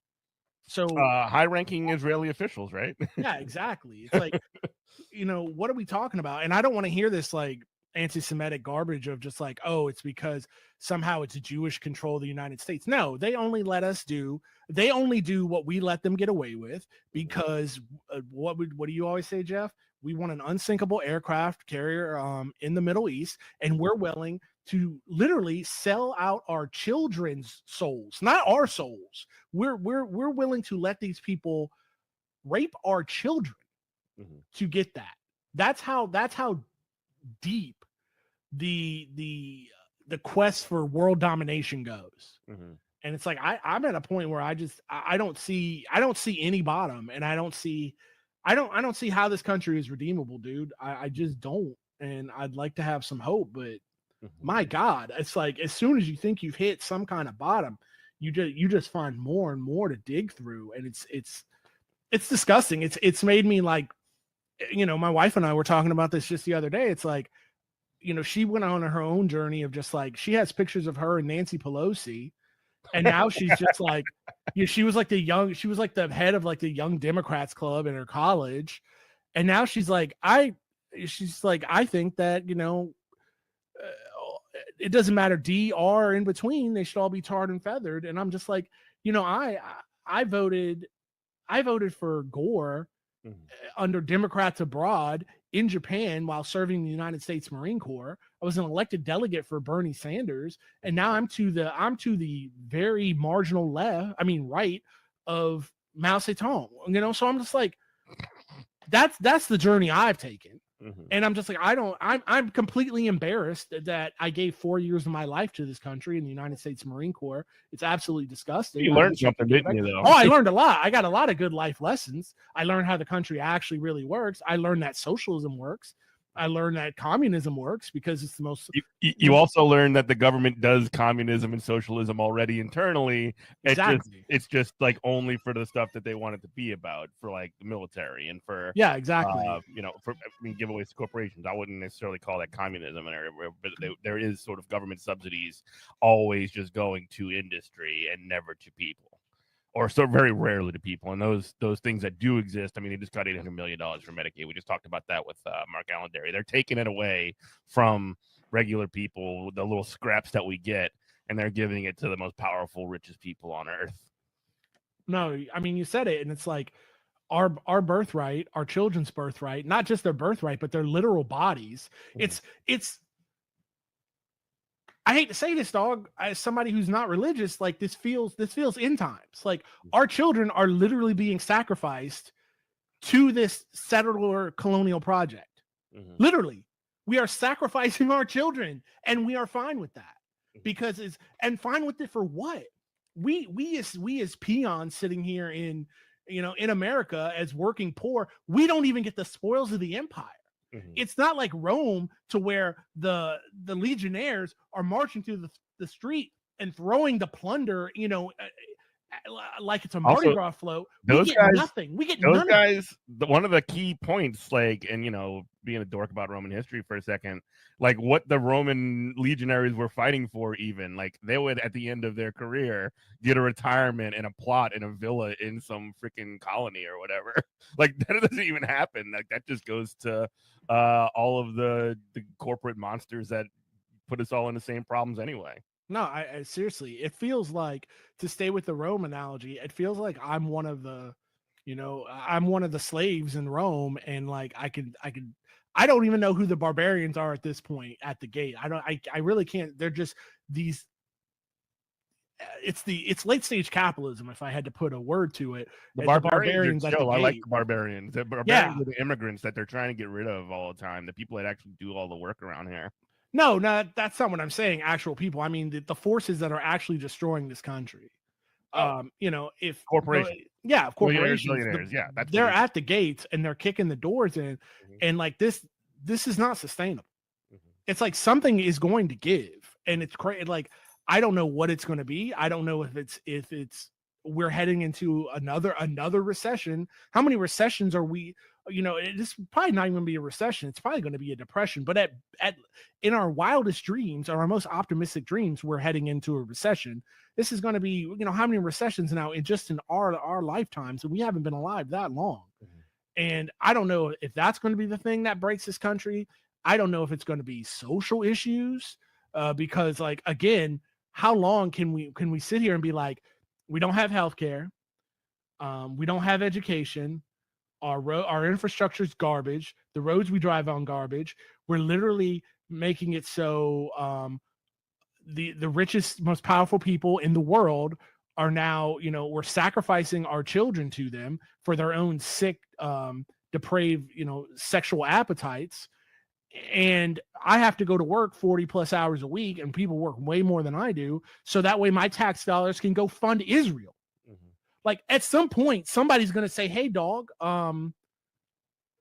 this ain't cool," and the way they're gonna respond to it ain't gonna be cool either. Yeah. And I don't know how that's gonna look or what that's gonna look like. But if you can't feel that in your bones, I don't know what to tell you, man. But a lot of people are just, again, the thing that's depressing is a lot of people aren't talking about this kind of stuff, and they're just going. It's so much of it's what's the movie Network. Where it's just like, please let me have my steel belted radials. Just leave me alone inside my house. And I feel like that is the attitude. Mad as hell, and I'm not going to take it anymore. Yeah, but they're not mad as hell. They're not. And it's like, that is the attitude of so many people. They're like, well, that's I nothing I can do about it until it actually affects them. And then it's not like there aren't off ramps. Again, like, you may think that it may or may not be viable, but like when you do get a Zoran or Omar Fateh in Minnesota or Minneapolis, like what do the Democrats do other than just undermine that stuff? I mean, Hakeem Jeffries, who's lives in the district of Zohran Mamdani, is like, I don't know if I can endorse this guy who won the Democrat. Remember when I was telling you vote blue no matter who? I was kidding. I was joking. No, absolutely. Like, don't vote for this guy because, you know, I get too much money from AIPAC and Israel or whatever. And we will undermine any kind of possible path forward, any kind of positive. Like the Democrats are polling at like 34% at historic lows. They're like they're the most unpopular party that I can remember. I can't remember a point where the Democrats were less popular other than like right after 9/11, right? And now they're just like, hey, this guy's popular, F him. You know, like they in Minnesota, you know the guy Omar Fateh, right? The DSA guy who won the like caucus or the convention that they had for the mayor of the city of Minneapolis, not the biggest city in the world, whatever, but he won the party's rules. Like, you're going to be the nominee now. Just today, as of recording on Thursday, the Democrats found a way to take it away from him, and they're absolutely. And that doesn't. I didn't even know that, and I have no rules. I have no surprise. There's no surprise. I mean, they did it to India Walton. India Walton follows us on Twitter, so big up to Come her. on the show, India. We like you. Yeah, seriously. She's unhinged in the most delightful way, and I love her for it. But no, I didn't know that, and it doesn't surprise me at all. And they're trying to figure out how to do it to Zohran Mamdani right now in New York. You've got Cuomo trying to align himself with Trump, which again, not surprising. It is. They are the same type of monster, the same type of sex pest. Freak. So yeah, it doesn't shock me at all. The thing is, so can I just say really quickly? Yeah, please say all the things. Zohran Mamdani got more votes in the primary than anybody in New York City mayoral primary history, and they were like, you know what, that guy is super effing popular. We got to stop him. Like, that's what the Democrats' instinct, and it's awesome. Well, what have I always said? The Democrats don't. It's not about winning. No, it's about either cutting off. They're setting the edge. They're trying to say, hey, we can only do this. Great, this is possible. Everything beyond what we green light that's as far radical as you can get. And it's like, you know, basically slightly they're pushing for deregulation of zoning regulations anyway. That's their new flagship for the Democratic establishment. They want to do abundance. Yeah, because it's not about winning. The Democrats want to do two things. They want to set the edge. They either want to be the opposition. If they can't win the way that they want to win, then they want to be the opposition party. They don't want to be in power and actually have to do things. To where the Republican Party wants to be in power and actually do things. And then the Democratic Party just gets to throw up their hands. Well, you know, a hostage deal, say vote for us, or this is what you get. And it's like, as a voter, it's like, why I have no faith in electoral democracy anymore, like at all, because like you said, the Democrats are at a historic low. The Republicans are at a historic low. More people are saying that they're independent. And if your guy does win, they'll just do some kind of no matter what. They'll do some kind of, you know, parliamentary maneuver and just take it from him anyway. So what does it even matter? And the thing is, it's not by me not voting. It's not like I'm teaching them a lesson, because they don't care. They either want you to, their thing is, if you're disengaged, good. If you accept the slop that we're feeding you, good. We win either way. So I'm like, what is this game? Like, there's no win condition for the working class here. I mean, you got to beat them some kind of way. And, you know, the political realm, they're essentially trying to take that off the board. The union realm, they're trying to take that off the board. I mean, they're attacking the National Labor Relations Board. Not that all of unions and all of labor need. This guy I respect actually says that, hey, if they actually do, and I don't think they're gonna. Maybe they will, but I don't think they're gonna roll back the National Labor Relations Board, because if they do, that means the gloves come off for both sides, and we can start laying into them as well on the union side. I guess, dog. I don't want them to do it. I mean, what does that mean? Like, are you talking a general strike? Because do we have the, I'm sorry. I mean, I just don't want to sell people false hope, because it's just no. You know, and this is the argument my wife and I get about, and it's like, oh, we have to shame ICE agents. We have to shame ICE agents and cops and all that. And I'm like, okay, you can shame them all day, but that doesn't change the material condition of why they're doing the job. And And the thing is, like, with ICE agents now, they're doing what, a $50,000 signing bonus or some garbage and dropping age restrictions. So it's like the amount of poor people in this country who will sell out their fellow man to try to make ends meet. That's the plan. Like, the plan is to make conditions so bad that it makes fascism inevitable, and you're seeing that right now. So unless we're talking about some kind of, I mean, I would love to do a general strike. I would love to have labor, but I guess we're talking about a strike fund that can keep people afloat for that, because they will just wait us out. And again, I don't want to be a doomer. I just want actual, like, actionable stuff instead of selling people false hope. My thing with politics right now to have some kind of, like, actionable plan, some kind of light, is to say, like, okay, Zoran Mondani, I've been burnt too many times by a Bernie Sanders or a Fetterman and an AOC.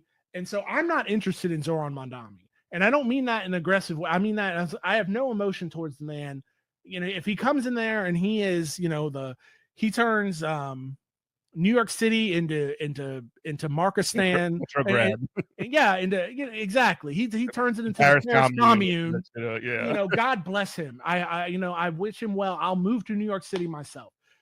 I don't want to see the man fail, but I'm ready for him to get co-opted. But the thing that's interesting, the questions that we should be asking as leftists, and especially with the DSA, and instead of saying, like, oh, we're going to try, if you want to run candidates, please don't stop running candidates. We can fire all torpedoes at once. But what I think takes priority over that is to say, okay, the amount of people that voted for this man, they voted for him not because he is charismatic. They voted for him because they wanted real material change. Yeah. So how do we organize people around their wants and around their needs and not around this man? Well, that's where we need to be. That's the problem. That's what happened with Bernie too. And I got swept up in that. Well, another thing too, and this is another part of not the co-option machine, but more like the diversion machine, because the Democrats are always kind of like looking and saying, like, you know what we need a new Joe Rogan. We need to figure out what happened to get Zoran to win or whatever. Like, how did he won in New York City? We need to replicate that. We need to have a really banger social media strategy that can basically run this campaign, when the reason that, like, I do think that the Zoran Mamdani's, like, social media team or comms or whatever was good. People didn't vote for him because of that. It's like partial reason, exactly. Like 10% maybe. But, like, he's running on, freezing the rent. He's running on grocery stores that are run by the city. He's running on essentially taxing billionaires and making buses free and stuff that, like, will actually benefit working people. So if you have a social, like a social media strategy or a comms team or whatever it is, and roll it out to be like, you know what we really need to do? We need to deregulate zoning laws so that we can have low income housing, or have companies build low income housing or whatever the hell. And that's what people care about. People are gonna be like, yeah, piss off. We don't give a damn about that. You know what I mean? Like, nobody, even if it was, and I don't believe that it is something that would lower the cost of housing.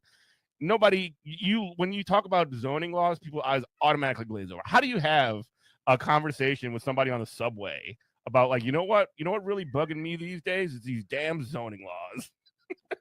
I was having this quote unquote fight, whatever, conversation with just randos online just the other day, exactly what you're talking about. I was in the Twitch stream, and this guy is it's the middle of the day, and I'm trying to find something to watch at work, and he's doing, like, leftism, night school, like, theory, and I'm just like, who is this for, my dude? Yeah.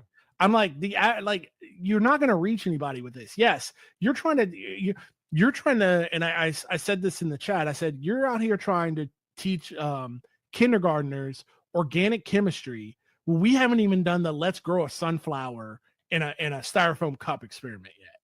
Like, what do we, like, we have to start with the basics of just, like, each according to his ability and each according to his need. Until we start talking about ML versus, Marxist-Leninism. So far from needing to be that specific. Yeah, zero class consciousness. Absolutely not. I will say this, and we've had our ups and downs with our old pal Ben Burgess. We don't like him sometimes, we do sometimes. He wrote an article in Jacobin that came out today, and people just like the kind of people that have like I'm a Marxist Leninist or I'm a Maoist in the bio or whatever, and they were all pissed off at him because he wrote an article that was titled "The Point of Politics is to Convince People Not Grandstand." I mean, like, that is the most controversial thing you could possibly. Here's a subhead. Instead of trying to persuade hundreds of millions of Americans to our right, sometimes we leftists seem to be competing to prove our radical bona fides to each other. That's not politics. That's just wasting precious time, which I agree with. I mean, like, why are we trying to be like, and I'm not saying you're doing this, but I definitely see people online. They're like, what really ticks me off about Zoran Mamdani is that he's not supportive enough of Palestine. His positions on these things are like, he basically, when he asked the question, does Israel have the right to exist? He says, yeah, but not as a Jewish state, as a secular state where everybody has equal rights. That's not a perfect answer. It's definitely better than anybody in American politics is going to say. And for some of these people on the internet, that's not good enough. You know what I mean? No, I know exactly what you mean. And I have these, and I'll brag on myself. Like, I have these conversations with, normies all the time. Mm-hmm. And I say stuff like, when I try to get them to understand social, I'm like, you're telling me you hate socialism. You don't want socialism, but you already live in a socialist country. You're just not getting the benefits of it. Mm-hmm. I tell them stuff like, these multi-billion-dollar corporations, like these corporations that are hello to your cat. I know, she's crying about whatever. But these corporations that are international conglomerates, think of the worst ones you can think of. Starbucks, McDonald's, Walmart, have Amazon, they have stores all over the world. They have classes where they train their employees how to go on public assistance, how to get food stamps, how to get WIC. Walmart was famous for that. Yeah, how to do all that. So what you're saying is that we as taxpayers, we are subsidizing, which is socialism. We are subsidizing these private companies' payroll. So we're effectively shareholders in these corporations, and we get no return on our shares. What are we talking about? Mm-hmm. Like that's socialism right there. It's just that you don't see the benefit of it. Mm-hmm. We pay and that's how I've said this before. That's how libertarians like get hatched out of their weird egg, is because they we lost Robert for a second. Just to kind of like look at the article really quickly, and I'm going to kind of like read on through it. The article goes on to say, and you can find it on, like I said, Jacobin.com. Bernie Sanders has spent much of the last 8 years touring the deepest red parts of the country. Earlier this year, for example, he held a rally in Wheeling, West Virginia, where he told a packed room that West Virginia is a, quote, working class state. That should stop electing politicians who serve the billionaires. That simple message, delivered in a place where left-wing politics don't normally leave much of a footprint, is exactly what we need to communicate, as the as yet unconvinced, all too often the left, forgets that this is the point of our politics. At protesting conventions and reading groups and organizing meetings, one sometimes gets the uncomfortable sense that instead we're competing to show off the depths of our radicalism. From maximalist slogans about abolishing police, which not necessarily against, but abolishing the family, that's sort of silly, to debates about identity politics or Palestine or the role of the Democratic Party, the same dynamics keep playing out. Leftists have become excessively concerned with proving our radical bona fides to each other, or even with gaining the approval of the tiny faction of the American public with positions to the left of standard issue democratic socialism. Amid the grandstanding and one-upmanship, it's easy to lose sight of our real task to win over hundreds of millions of ordinary Americans who currently stand somewhere to our, well, I wouldn't say they necessarily stand to our right. They don't have a political commitment of any kind. Is how no, they absolutely don't. That's where I would definitely disagree with Ben on this point. I mean, the only reason they stand the only reason they're standing to the right is because that's where the United States government has always been right wing and fascist since day one. Like, again, this is a country that you're going to tell me is looking out for the best, the needs of its citizens, but this is the country that had people working for free 99 since day one. Yeah. And they're trying to get back to that as quickly as they possibly can.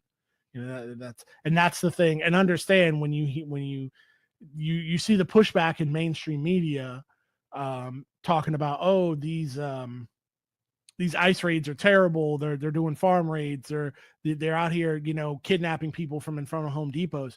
The guy on CSNBC or whatever, MS Now, whatever they call it now, he's not crying. It's good, actually. He's not crying. He's not squirting tears for the humanity of these people being sent to the gulag. He's squirting tears for capital. He's squirting tears that their labor can no longer be exploited, and get as close to slave labor as we can possibly get in this country. That's what they're crying over. Mm-hmm. Yeah. And yeah, it really is like one of those sorts of things where if you can get support, like if we work for it and if we fight for it and if we talk about it with regular people, and like you said earlier, you're not necessarily interested in the Zoran thing or any of that because you've been there before, and you've seen it go belly up enough times. But I mean, it's like, it's like this to put a I was thinking about that. So what would that look like in my wildest dreams? So in my wildest dreams, the DSA in New York would be like, it'd be like, hey, Zoran, we're all gonna vote for him to be mayor, and then we're gonna do the rent freeze, right?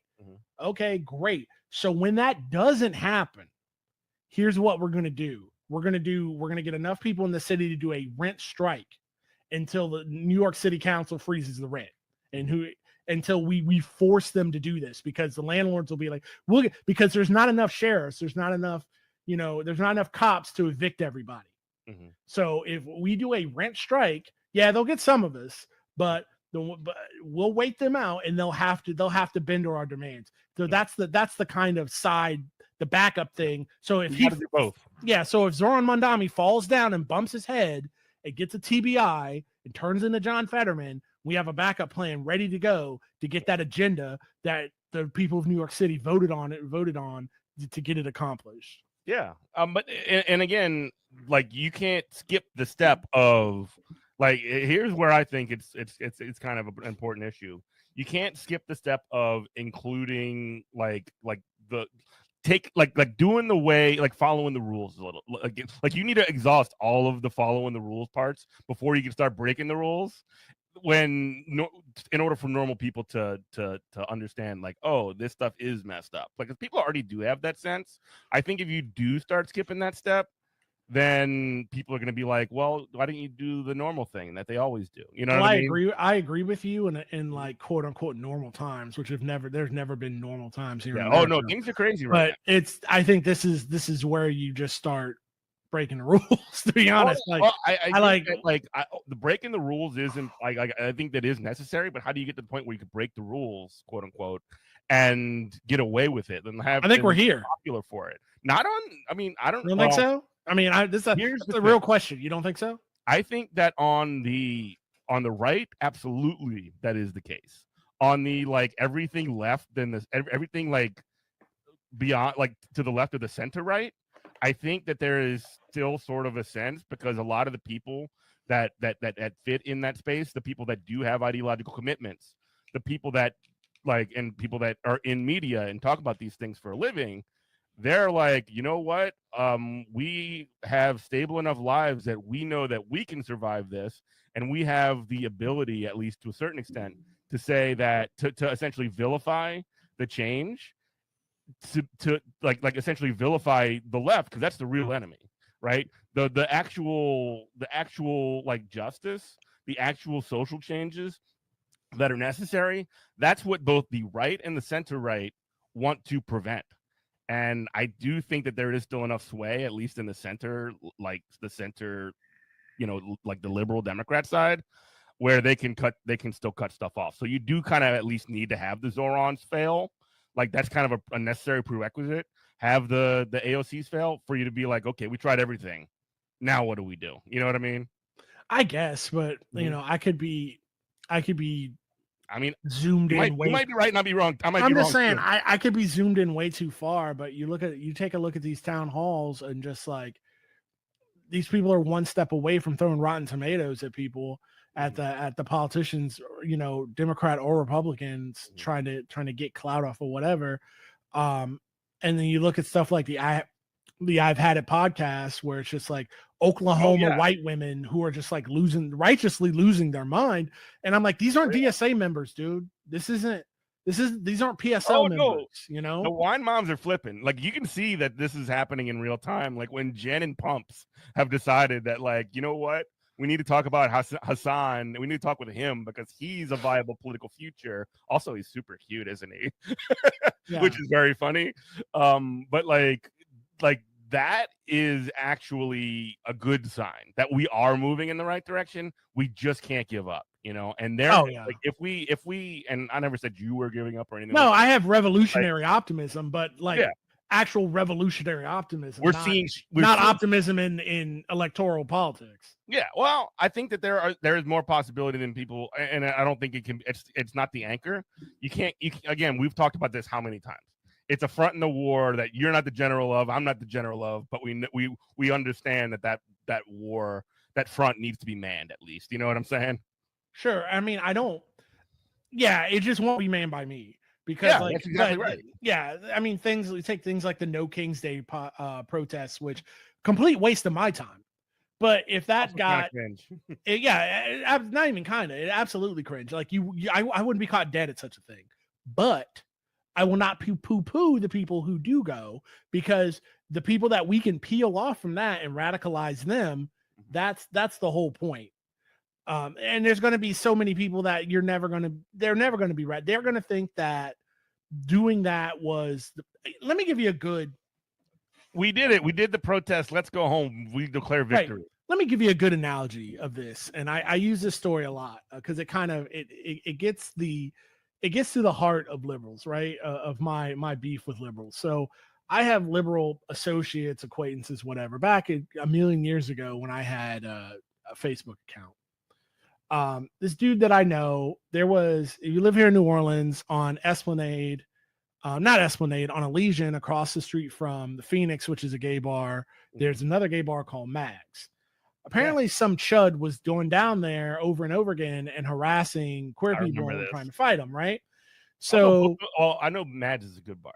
Yeah. And so this guy who's an acquaintance of mine put on Facebook, he had pictures of the guy or whatever that people took, and he's like, this guy's down here harassing queer folk. We need to do something. We can't call the cops. The cops know about it. They're not going to do anything. And so my thing was, I said, hey, you want to start going to Mags after work? I get off at work at 4:30. It's a 5-block walk from my work. I can go there every day and nurse a PBR, and we can wait on this guy. And the next time he shows up, he could play catch with these hands, right? And then that guy was like, oh, no, I don't want to. I'm like, so you just put a hit out on this man righteously is what you just did. But you want somebody else to go do this for you. You don't want to be involved in it. And to him, and I had somebody explain it to me, it's like, well, Robert, the thing is, like, that's he thinks he's doing a thing. And I'm like, yeah, that's liberals in a nutshell. To him, that's activism. To him, he thinks he did. Telling the manager. To him, he thinks it's a Star Trek episode, and we're the command staff, and he's not even him. I'm supposed to go down there as Captain Kirk and give an impassioned speech, and he's going to see the error of his ways. Absolutely, that is not how the world works. Yeah. So don't put that out there if you're not ready to do that. And so that goes into my thing. It's like, why the No Kings protest and stuff and lib-coded stuff like that is a complete waste of time. It doesn't do anything. But if we can get one person out of there to become radicalized, then it was worth the thing. It was worth That's the thing. So like the protest itself, like it's telling the manager, it's like, you know, calling command or whatever. But like I actually had this conversation, and I think it's still up in the air point. Like if DSA, for example, is going to the No Kings protest, what should their priority be? And that priority should be find the people who could get with your program, you get them in your doors, and you move them towards you. The DSA is a perfect, I mean, and a lot of people who in our friend circle will call the DSA like just one step away from liberal.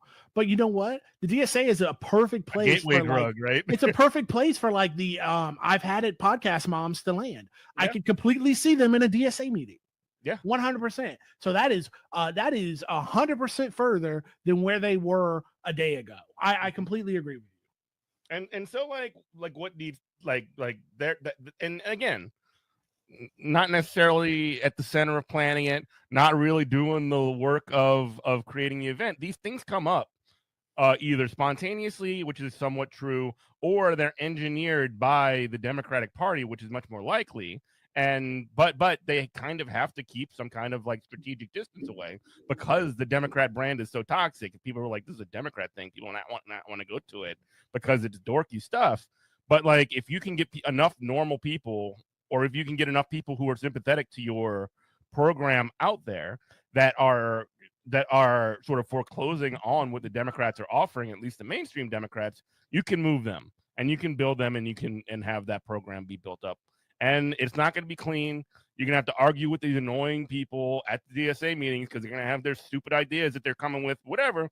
That's just part of the work, dog. Like, that's just like my job for a living is to go to people's houses, knock on their door, and educate them on what a union is about. That's not easy for everybody. There is a process. There is a science. There is an art to it. There is a method. And it is one at a time. It is building up. It is finding leaders. It is finding people who are going to step up. And it is getting people who are going to take leadership and start running these things by themselves. That is what organizing is. It's not like going to your book. If you have a book club, that's cool. If you want to read Capital, that's awesome. If you want to read Ho Chi Minh or Mao or any of these people, God bless. But like, that's not the same as talking to somebody and getting them to do something tangible, getting them to sign a petition, getting them to go to a city council meeting, getting them to sign a union card, getting them to do these things that are concrete. And look, the book clubs and all the other stuff, that's like level 37, Thetan or whatever. Like, you're high up in the system. But like, what you need to do is find out how to engage people who have no real. You can't really hit people like completely cold. You need to have like some kind of lead. But like, you need like, if you have a sign, if you go to, by the way, if you're going to one of these one of these No Kings thing, you don't have a QR code, you don't have a sign-in sheet, you don't have something like that, you're not doing it right. You need to be out there, you need to be talking to people, and you need to be getting their contact information. You need to be following up with them and making sure that when you do go out there and you do hear from people, or they, fill out the form or the QR code, they get a call from you within 24 hours. Because if you don't do it, they're going to be like, oh, okay, I don't care. Like, it is actually super critical and super time sensitive that you do that. Sorry to go on an organizing rant. Please go on. Like, there is so much of like what leftists do that is like, you know what I'm going to do? You know how I'm going to solve this problem? I'm going to talk about it on Twitter or whatever. Like, I'm gonna, no, people want actionable steps. Like, they just want to be told. That needs to be honestly, before you go to the No Kings protest, you need to have that in mind in your plan for the thing. People want to go to a thing, be told what to do, and then be able to execute that without a lot of muss and fuss. What they don't want to do after a long day at work of going to non-consensual meetings is to go to another meeting that could have been an email. They don't want to be arguing about whether or not like endorsing Zoran Mamdani is like fit for this revolutionary struggle or whatever the hell. They want to be like, okay, we're doing the thing, we're endorsing Zoran. How do I go canvas for him? Where's the phone bank at? How do I get involved? No, that's right. And it's the tyranny of like leaders lists or whatever. I can't remember what that maxim is, but that's exactly what it is. Like, people need and we saw it. I mean, that's why we're getting so hyped up about it, like getting so emotional about it, because we've seen this with our own eyes. Like, any kind of activism I've ever done, it's like nobody wants to. It's the same thing when I told you the story about the bar. Nobody wants to take responsibility. Nobody wants to be the leader because we've all been told that leaders are bad. But people don't have the bandwidth to sit at King Arthur's round table and do direct democracy. I'm sorry. leaders don't just like show up out of the blue. They don't fall from the sky or from a tree. They are forged like steel. Like you need to actually build them up and hone them and create them into people that know what they're doing. And well, okay, I will say this. Socially, like people who are like leaders in a social setting or in a social group or whatever, there are translatable skills, and that's awesome. However, there are definitely very like important principles that you do need to implement and teach to people so that they can use that influence that they have for good instead of for evil, or for neither good or bad, but just sort of like chaotic, whatever. Yeah, I mean, that's what it boils down to. People want to feel like people don't want to join one more social club, one more meetup.com. People don't want to feel like they're having their time wasted. They want actionable steps to get material change in their life. And without that, they're going to, with the best of intentions, they're going to burn out on whatever socialist book club that you're running. And it's like, I know it feels like we're coming down hard on socialists, but it's like, it's because we should talk be about better it if we didn't care. Yeah. We do this out of love. We don't do this out of like, screw you. We want to see this thing succeed. And like, look, man, I've been in leadership at 2 different DSA chapters, and I know that I've screwed up a billion times along the way. I'm talking about when I'm talking about leftists that have screwed up along the way, 90% of what I'm talking about is myself, like straight up. Like I am not excluding myself from this. You see what I'm saying? No, I see exactly what you're saying. And it's just like, it's the idea that we think these things are just going to organically happen. And that is fantasy thinking. It's not going to happen. Like, yeah. The one day, like people aren't going to install the revolution chip and like all of a sudden just hit the streets. Like that's not going to that's just not the way these things ever work. There has to be a top-down leadership that's going to make the important decisions, and we're just going to have to trust that we put the right people in charge. That's how it's going to go down, and it's not going to be an equitable thing to where we all have equal say. It's not. We need more people running the food than we need chefs in the kitchen. I would quibble with a little bit of that. Like I think that like how you select these leaders or whatever can be a little bit of like people's voice being heard. Yeah, but it's like, called representative democracy. Yeah. How it's supposed like to work. when people have these positions, and I've seen this happen in the past too, like man, when you see all these people that are like, how do we hold AOC accountable? How do we hold Zoran accountable? How do we hold, all these elected officials accountable?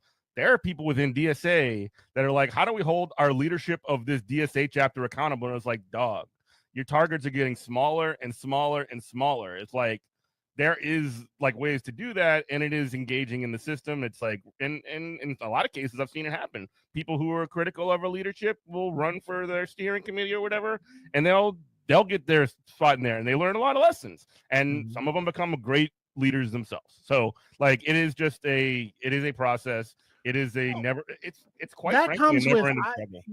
and that kind of thing I think can be a lot of that can be shored up with transparency of how decisions are being made, because I don't experience too. I mean, quite frankly, experience is the big one. Personally, in any kind of organization where I'm the cog in the wheel, I'm the grunt, and I'm the one doing the legwork, I can put up with I don't know if everybody else, I can only look at things from my perspective, but I can put up with a lot of suck if you can explain to me why the suck is necessary. Like, look, we know, and you don't lie to people. You don't call things. I hate corporate speak. I work at a job like that all day. I don't want to have things called opportunities. I don't want to have that kind of language. I want you to tell me, look me in the eye and tell me this is going to hurt. This is going to be bad. But here's what's going to be at the end, the other side of it. And here's why we can't avoid the hurt and the bad. And then you look me with a straight face and tell me that we're all in this together, and you don't insult my intelligence, that this thing that we're all going to try to aspire to, it's going to be some pain to get there. I'll run through a wall for you. But when you start telling that lie about like, this is a great opportunity we have to do whatever, and you start making decisions without expressing what the consequences of those decisions could possibly be and how they could go wrong, I just feel like I feel insulted, and I feel like I check out of situations like that. And maybe that's like the old Marine in me. I don't know. That becomes also, so like, again, one of the most important things that you mentioned just in what you were just saying right there has to be trust in those leaders in order for anybody really to do the work that needs to be done as sort of like, decided upon strategically through whatever process, be it democratic or not. Like, well, the thing that needs to happen for people to comply with that is that they need to trust that what they're doing matters and it's for good reasons. Because if you start getting that feeling that it doesn't matter, or it's for bad reasons, or both, that means you're not going to be putting your back into it. That means you're not going to be doing it. You need to actually have, and this is why I kind of do believe in a lot more of the democratic stuff, just because, like, at least you can say, hey, we had a process, we decided this. This is the plan, this is the strategy, we laid it all out here for you, maybe not all of it, but like the key important stuff is laid out here for you for everybody to see. We voted on it, boom, let's go. Then, like, you can have a pretty strong argument for this is why we're doing it. You see what I'm saying? Yeah, I mean, I think we're kind of saying the same thing. Oh, I'm agreeing with you. Except for the vote. Yeah, it's just like the idea of I'm not honestly in a situation like that voting for decisions. Like, nah. Not every I don't know. I think about it like Star Trek. In Star Trek, in Next Generation, when Picard had a tough decision to make, he would get the command staff. The command staff would sit around a oval table, and then everybody would give their opinion. Everybody would give their thoughts. They would disagree, agree. Picard would push back. Picard would listen to them all. But at the end of the day, he was the one that made the decision. And he made that decision with all the information that he gathered. And that's how I think effective leadership should be done. But that's just a different leadership style. Because when you start doing if you start doing direct democracy, man, and everybody no, the leaders carry it out. So like what ends up having to happen is, like, I think that like the way that it does work in that way is, I think that's legitimate, right? I've worked in situations where, the steering committee or whatever, like, votes on the thing and people trust them.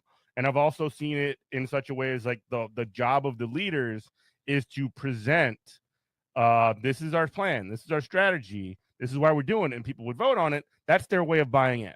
And if you are going to vote for it, if you are going to buy in, we expect you to volunteer. You just committed in two ways. And I think that's there's power in both, there's necessity in both, and I don't think that those two approaches are at odds necessarily, not entirely. Fair. Like I said, I have to look at it through the lens of just like, I'm a little more authoritarian than most. Whatever. And I don't have, and again, maybe that comes from my own desire to advocate responsibility, but I don't have a problem leading either. It's just that I want everyone's input, but I will take the responsibility when things go pear-shaped if I'm making the choices. I will also say this part too. When it comes to sort of like these differences, again, like, it's good that we're talking about it.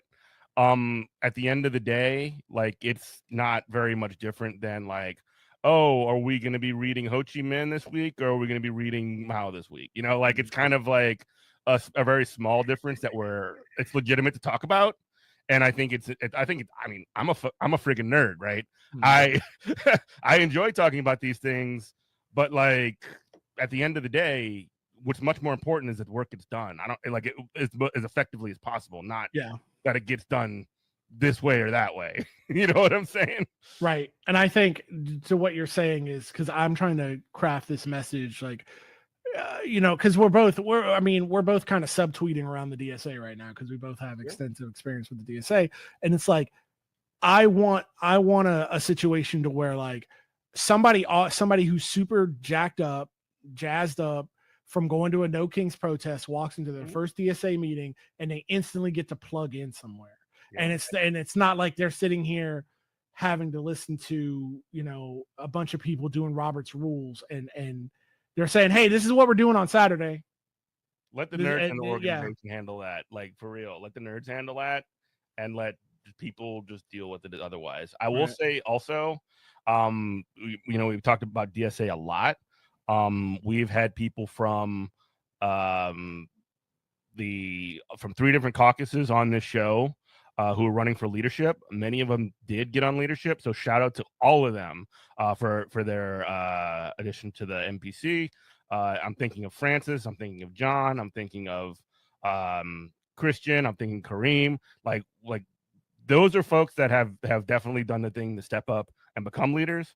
And I do think it's important to me. Ashik has been on the show in the past. I do think it's important that we have a dialogue with those folks, and like we kind of like make sure that we're checking in with an organization like that, and making sure that we're as a show plugged into what, because there's no more established sort of like left movement in the United States right now than the DSA. It's the biggest, largest organization of socialists that exists. Like them or not, that's just what's up. And I do think it's important that we, like, that's why I focus on it. That's why I'm a member. It's important to at least know what they're up to, whether or not you agree with it.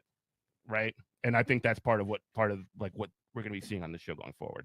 Yeah. And to kind of close out, we only got a couple minutes left, is that I wanted to say, we talked about leadership a lot, but also, when you do plug into organizations like this, you also have to learn to be like a good follower. And that's again, I'll toot my own horn and be like, you tell me to do something, I might have a disagreement with it, and we can talk about it later. And if it's not such of a disagreement that I'm willing to walk away from the organization, I'm going to carry it out. And going back to being an old Marine, there was a maxim in the Marine Corps of just like a excellent, well thought out plan with no zeal has no chance of success, but a half-cocked plan done with maximum effort and maximum zeal has a great chance to succeed. And so you've got to learn how to take orders as well. So what I mean by that is like leftists have one of our problems is we're such like independent thinkers and this and that, and it's like herding cats to where nobody wants to hear about the DSA meeting. The general meeting is not your place to sit up here, and if you really have some kind of house on fire thing that you think is going to be paradigm shifting, please share it. But nobody's here to hear your feedback on every single little thing. And that's all. That for your podcast. It'd be like, yes, write that in your bullet journal. Write that in your bullet journal. Tell it to your cat. Save that. Put it in the DSA Discord. Nobody wants to hear that right now. Say it on community radio, 102.3 WHIV. This is not the place for it, because look, people don't want to be in meetings. What they want to do is they want to take action. They don't want to be in endless meetings all day. And honestly, that's wrecker behavior, and that's right out of the CIA COINTELPRO handbook. So if you want to be an unpaid Fed, then go and nitpick every single little thing that your local leftist activist organization is doing, because that's what the guys who are the Feds who are actually trying to infiltrate your organization, that's what they're doing. I mean, it's literally out of the handbook called wrecker behavior. It's literally better to just stay home and not go to the thing. Quite seriously. Like, I don't mean to be a hater about it, but like, one of the things I've also noticed in that situation, sorry, I didn't mean to jump in front of you. No, go ahead. But like, I've also noticed in that situation, and it's not all the time, but it's a lot. It is like reliably like 90%. All these people that have like so much to say, they have so much like, they have so much of like analysis problems with this or that or whatever, they're the same people that won't knock a door. They won't do a phone bank. They're the kind of people that want to be critics and not get in the game. God, and I hate knocking doors. I hate knocking doors more than anything on earth. And I've knocked so many doors in my lifetime because I thought it was important, but I absolutely hate it. But yeah, no, that's what it is. It is important, and you probably did great work. Thanks, I guess. I'm validating you, pal. Yeah, just nobody don't be a red knocker. As a professional door knocker, I'm sure you did fabulous. Oof, thank you. I appreciate, but yeah, every time I absolutely just hate it. But yeah, so I think we're about out of time here. Yeah, man. Like I said, check out our interviews with all the folks that are now on the MPC. Not all of them, obviously. I put a lot of work into those interviews. I thought it was really cool to be able to talk to all those folks. And I don't want to comment too much on DSA convention because it was there was a lot of negativity coming around it, especially in the live social media of it all. But like, look, man, I'm keeping it positive, and if you want to see drama, go to twitter.com. Revolutionary optimism overall. Yeah. And then the other thing also is, like I said, check us out on WHIV 102.3 FM. Check us out on this space. Check us out on Facebook, I'm not on Facebook, on YouTube, and on Twitch. Good Morning Comrade Radio.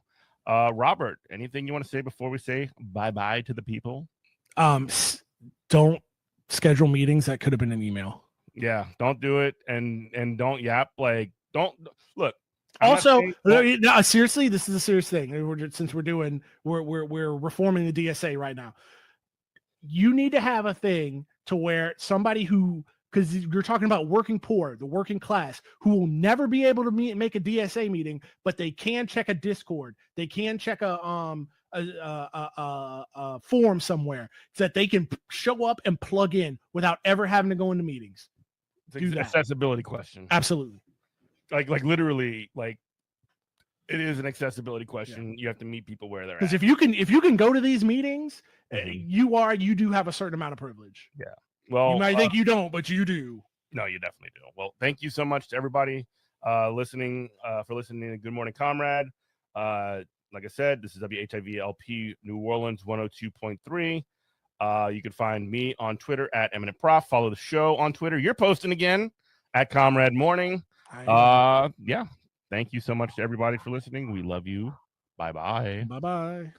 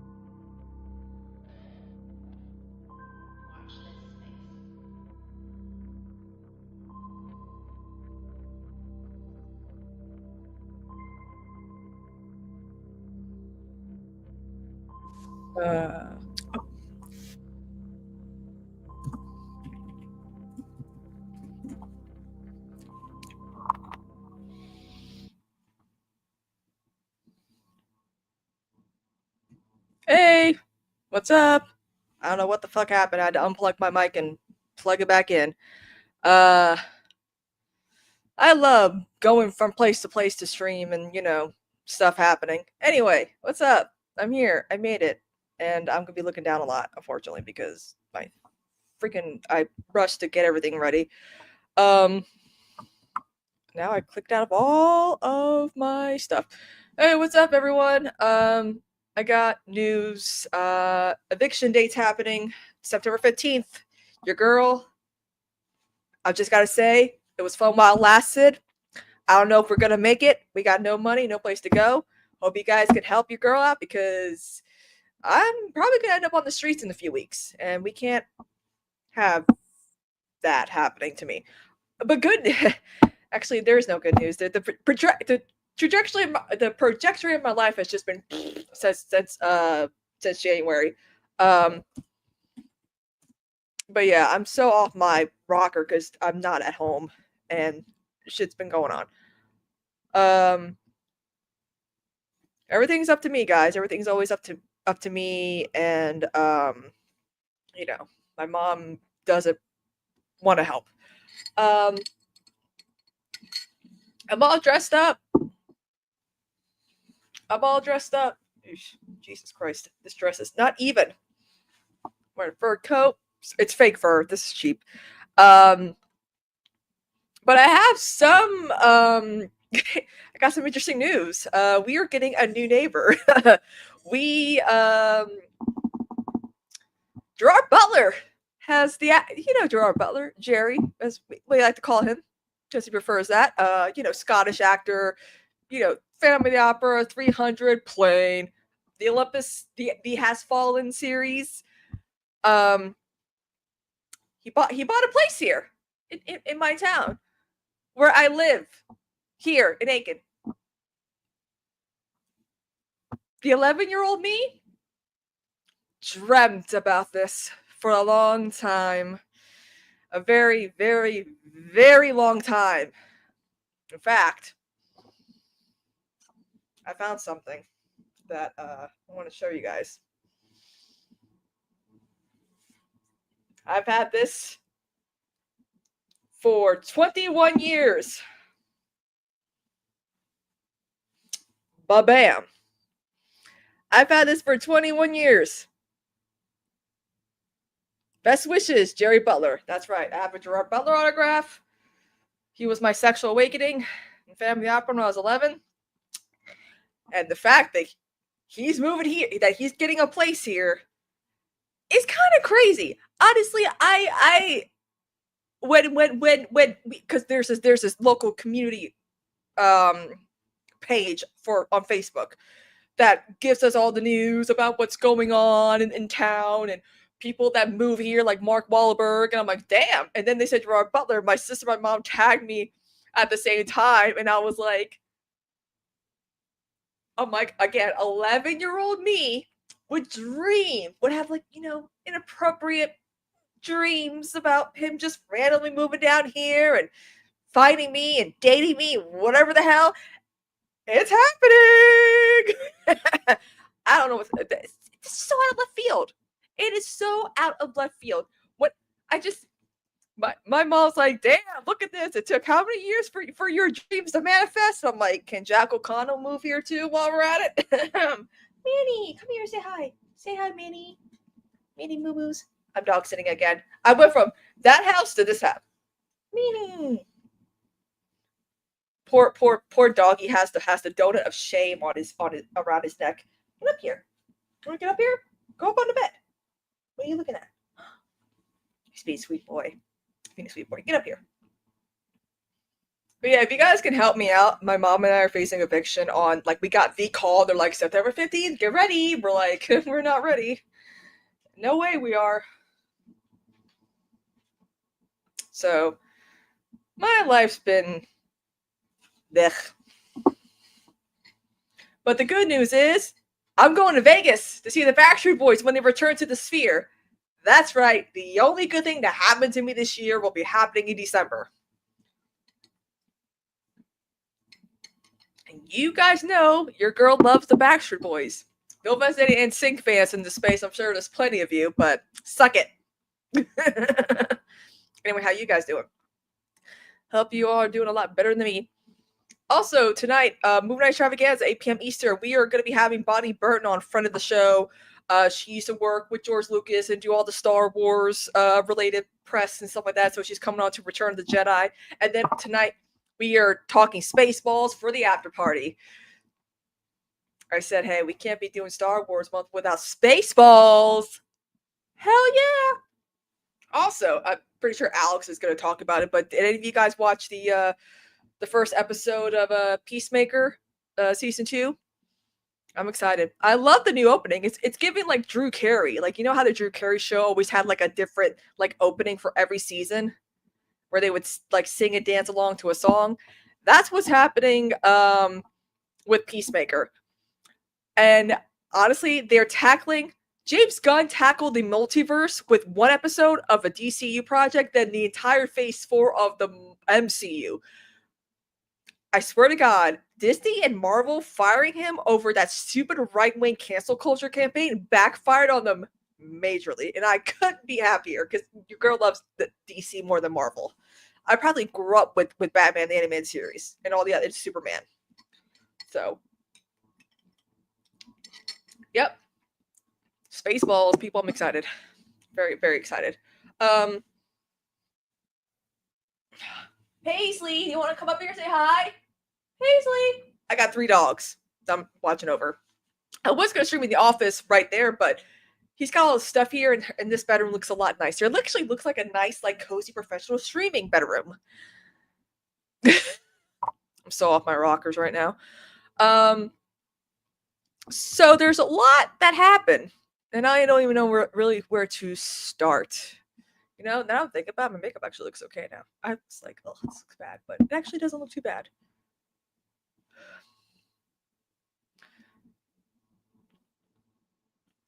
Oh, people, oh, yeah, you know what? I feel like everyone prefers Batman the Animated Series. Just, I don't know why, but I'm the same way. But I'm more of a believe it or not, I'm more into Gotham than Metropolis. That's just me, though. But I still like Superman. I mean, I still love honestly, we should start planning watch parties in this space, because I have Superman available to watch. FYI. Just saying. Honestly, this is actually an Eve Teschmacher type of like outfit, honestly. Like the fact that I got Sarah Sampaio's attention for my Eve Teschmacher cosplay, and she shared it on her Instagram story to her 8.4 million Instagram followers was the only good thing that's happened to me so far this year. And that was like 2 weeks ago, or 3 weeks ago. I don't know. August is almost over. Oh man, which means September's coming, which means October, which is me and my birthday. Anyway, Merry Christmas and Happy New Year, everyone. So, Trump's in really bad health. He's looking like the queen before she died, and we all know I killed that queen. I don't know if you guys know this, but the eve of her death, I said she was going to die the next day. I was like, the queen's going to die tomorrow. And then, lo and behold, the queen's on her deathbed. She dies. And I'm like, I underestimated my power.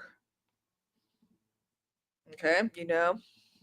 Let me do some manifesting, some hopium for us. Anyway, I have one story. So recently, flag burning is no longer protected under the First Amendment. Isn't it interesting how all amendments but the Second Amendment come with restrictions under the federal government, which kind of defeats the purpose of the Constitution and the Bill of Rights?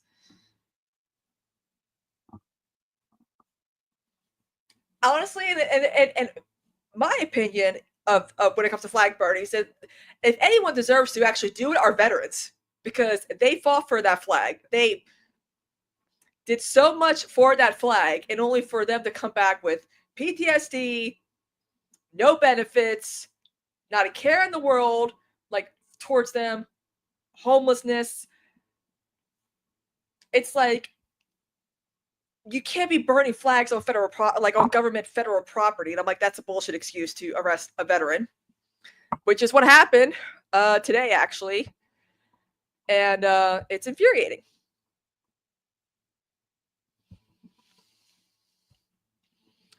So, a veteran arrested after burning a flag at the White House to protest Trump's order.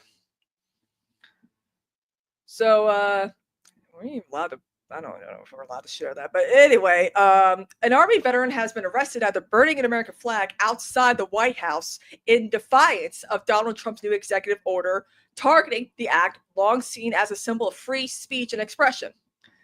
The man, identified as Jay Carey, doused an American flag with accelerant Monday before setting it on fire and rallying against what he claimed was Trump's illegal order prohibiting the desecration of flags. Because let me tell you guys something. You know what offends the flag code? Not burning the American flag, but wearing American flag looking bikinis. Believe it or not. It's true. I'm not kidding. People say that a lot of people who understand the flag code and all that jazz say that burning the American flag shows more respect than actually wearing the bikini with the stars and stripes on it. That's offensive. That's making a mockery of the American flag. And I, for one, agree, because I'm tired of seeing people wearing patriotic bullshit that looks ridiculous. Okay? Do it in the privacy of your own home. Don't do that shit in public. So this is Secret Service detains veteran for burning flag. No president can make a law, period. No Congress shall make a law infringing on First Amendment rights, said Kerry, who described himself as a 20-year combat veteran of the U.S. Army. I'm burning this flag as a protest to that illegal fascist president that sits in that house. We burn this flag in protest to that president who feels that it's his right to do whatever he wants, make whatever laws he wants, regardless if it's legal or illegal.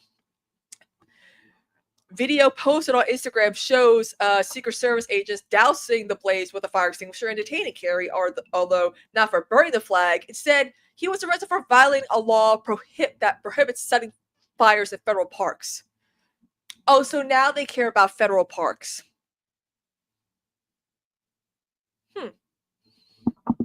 Fascinating. The Secret Service confirmed to the Daily Beast that it detained an individual in Lafayette Park for igniting an object. Kerry was handed over to the U.S. Park Police, which has jurisdiction over Lafayette Park in Washington, D.C. The Park Police said it charged an individual in connection with violating a law which prohibits the lighting or maintaining of a fire in federal parks except in designated areas. That's a bullshit excuse. I won't even take that. Trump signed the executive order on Monday, making it a federal offense to burn or desecrate the American flag. Okay, to stop wearing. You know where I was going with that. The Supreme Court has repeatedly ruled that flag burning is protected under the First Amendment. First Amendment. Okay, I said that very weirdly. First Amendment. Most notably in the case of Gregory Joey Johnson, who successfully argued that the Constitution protected his right to set fire to a flag outside the 1984 Republican Convention. Oh, he was on to something, wasn't he?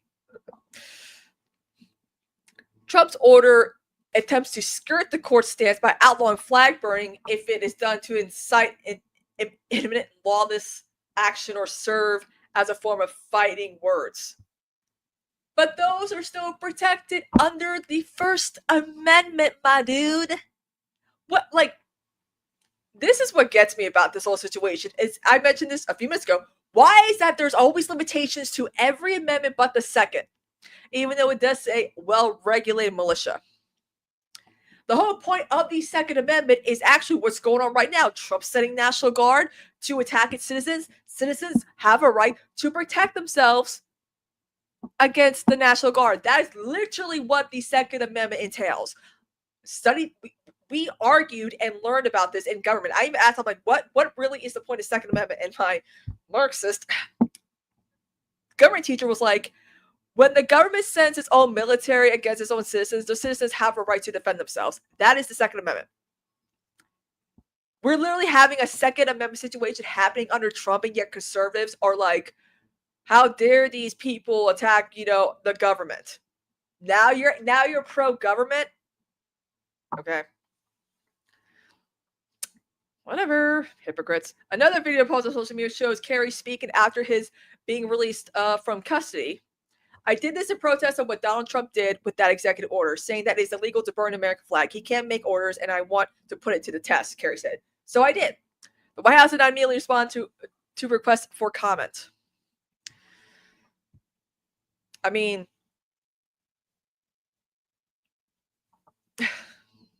just... It's amazing to me. It's amazing how certain amendments don't matter, but then others do. It just depends on the vibes and the feel of that day. It's also legal to alter the flag in any way than blue line cops. Exactly. We have a lot of like little miniature substations, cop firefighter stations, where they do have the red and the blue thin line flags. And I keep telling these people, I'm like, you are bastardizing the American flag by doing that. You should not be doing that. That is not right. That's very, very, very much offensive to the flag code. I don't know why this has to be, this has to be argued.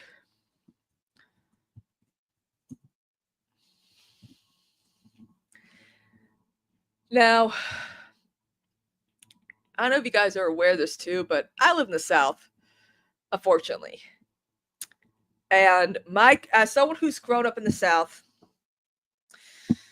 I feel my culture is being under attack by wokeness, by DEI-ness, by womanness, by gayness, by transness. How dare they take the cracker and the barrel out of Cracker Barrel? How dare they? This is the most important thing happening in the world right now. Not the Epstein files, not Trump's health, but Cracker Barrel logo. How dare they? I'm really good at this, aren't I? Oh, thank you, Fargo. Thank you very much. So, for those who don't know, my town is always kind of like the last to get franchises, even when they're kind of dying out, because my town is a retiree town. So we finally get an Olive Garden. When Olive Garden's like, "Nyeh." We finally get a Cracker Barrel when Cracker Barrel is going, "Nyeh." So, excuse me. A lot of people are blaming the wrong people for why your McDonald's got remodeled, your Taco Bell got remodeled, why your former Pizza Hut now looks like a vape shop. Well, corporations, Wall Street's to blame. A lot of people don't understand why a lot of franchises or even privately owned franchises are looking more bland, more boring, and more minimalistic with their logos and the designs of the buildings. Most of my fast food joints have been remodeled to look bland and boring. So Perlman, y'all know he's the other angry ginger in my opinion. Did a TikTok explain what the deal, why all of a sudden things look so dull with a lot of these fast food franchises. A lot of people need to understand that it's a corporate decision. It's a way to cheapen, save money. They've done it so far they've done it to the Wendy's here, the McDonald's here, the Taco Bell, even the Pizza Hut no longer has the hut, unless they just made it a different color. Now, it's just so funny to me that people are blaming wokeness and DEI and gay people and all this stuff for why buildings are, why corporations are making decisions to cut money. Yo, Etch, I was about to get to that point as well. You wonder why a lot of these places no longer have fun houses. Well, that's an insurance issue. A lot of kids were getting injured at a lot of the playhouses in the McDonald's and the Burger Kings. I had a birthday party at a Burger King. It was a lot of fun. So with that, a lot of people who own these oh no, you're good, Edge. Don't worry, you're good. Hey, chat, you help me out. It's important. You're part of the stream too, okay? You're part of Kristina's Corner. Don't disregard yourself. So it's just fascinating to me that with the change of the logo with Cracker Barrel, a lot of people are picking up on hey, wait a minute, didn't that McDonald's used to look like this? Or did that Burger King used to look like that? What happened? Why is everything so bland, brown, and boring? I apologize if you hear dogs barking.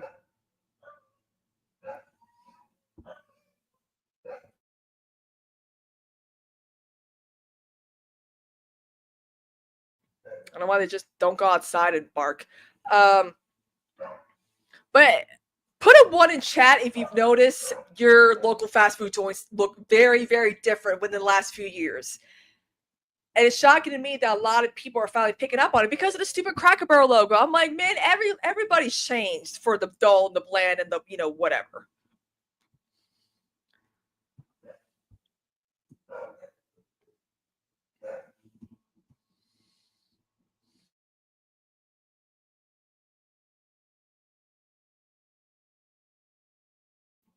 I'm sorry, guys.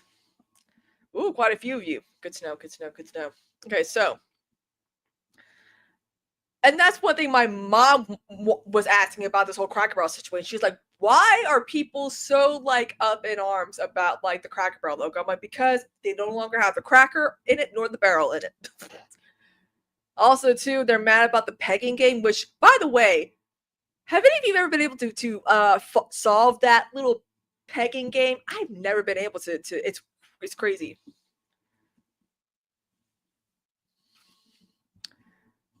Subway used to look like Subway. Now they're all Quiznos. Oh my God. Don't give me nightmares now, Rich.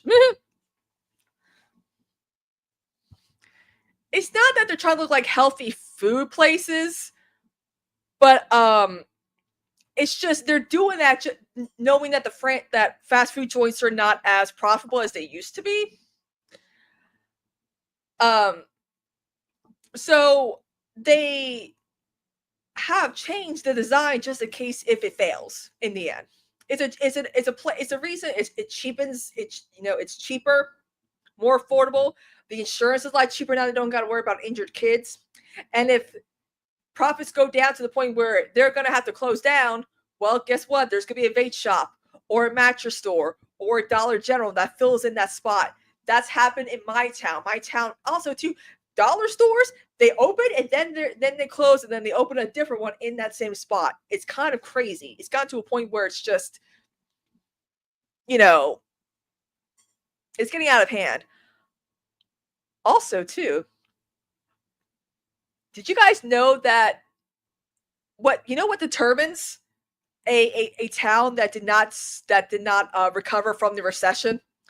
You can tell a town did not recover from the recession by the amount of Dollar Generals, Dollar Stores, and Dollar Trees it has in town. My town. If I had a nickel for every time someone's like, I want to go, I'm a young kid, we're a young couple, we want to move to Aiken, and I'm over here like, don't move down here, there's nothing for kids here. It's all for old folks. And Gerard Butler, apparently.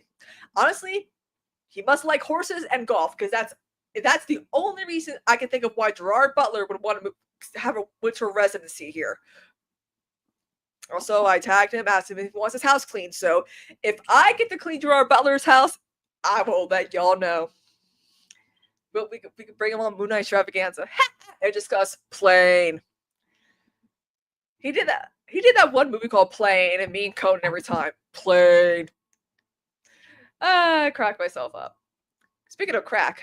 Barrel. Back to that. I would not have him on for Family the Opera, considering how much I don't like that movie anymore. I'd be like, dude, you could have done better. You could have sang. Could have took some lessons. I love that they're freaking out about the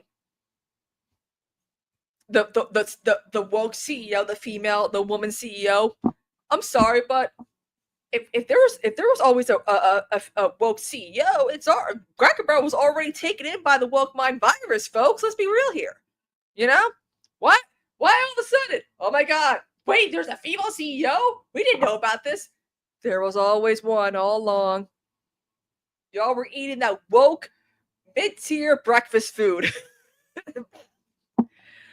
It's so fun. Oh hey, don't worry, I'll be on tonight for Moon Knight Extravaganza. Mentally, I haven't been doing well, so I haven't really been streaming as much. So, hopefully, I want to fix that eventually. With the looming eviction happening, I really haven't been myself mentally. Anywho, oh my God, stop with... I'm tired of having to pay for every freaking article with the freaking, like, I don't know, paywall or whatever the hell. Excuse me. Do y'all want some celebrity news? I think y'all know what I'm going to talk about. I think what was the big major celebrity news that happened today? I don't know. Maybe your English teacher and your gym teacher are getting married. That's right. Taylor Swift, Travis Kelce are engaged. Okay. So y'all know I'm a Taylor Swiftie girl. I'm not a Taylor Swift fan. I do not like her. I can't stand her. And it's just, I don't know. It's just so funny. I have a friend in Australia who's upset. It's not for Sora. Don't get it twisted, okay? It's not for Sora. But I have another friend who lives in Australia who loves Taylor Swift. She's like, she's been through so much. She deserves some happiness. And I'm like, what? I'm like, slow down. What has Taylor Swift been through that's been difficult for her? What? I'm sorry. Another sold out tour, another album that everyone streams. What are you talking about? What difficult bullshit she's been going through? Yo, Alex, you want to hop on maybe and talk about Peacemaker after this? I don't know. Kanye West, that thing happened 16 years ago. Oh, God. Oh, God. That was such a long time ago. Why did I say that? Oh, God. 16 years ago. Like it was yesterday. Oh, shit, man. That I feel so old now. Why did I say that? Sorry, guys. But yeah, like my friend's like, I have to be up at 3 o'clock in the morning just to have her to be at her shop because she's releasing. I have to get all different colored albums, like different colors of the rainbow, and I'm like, Jesus Christ, all of them signed, and I'm like, look, okay, I'm obsessed. I mean, y'all know I love the Backstreet Boys. I always had. I mean, since I was a wee little thing, but. Awesome. But the problem is I'm not that obsessed. I don't have the money. How can you get the money to get all different colored signed Taylor Swift albums? I'm like, you might as well just go to the wedding. Speaking of which, I was gonna do a freaking expose on Club Chalamet, but fucking Daily Mail has their thing behind a paywall too. God damn it. It's gonna do a lot of celebrity news for y'all today because I'm highly entertained by what's going on. And for those who don't know about Club Chalamet, I'm jealous. I am jealous of you. Okay, I'm very, very much jealous of you. She's a 60-year-old Zionist who is obsessed with Timothée Chalamet. Like, she's like a stalker. Like, she hates Kylie. I think she's poisoning her food. Like, that's how, because she's everywhere they go. I'm sorry. She's everywhere where Timothée is at. And it's driving me like, I'm like, dude, get a restraining order against this woman. Okay. Like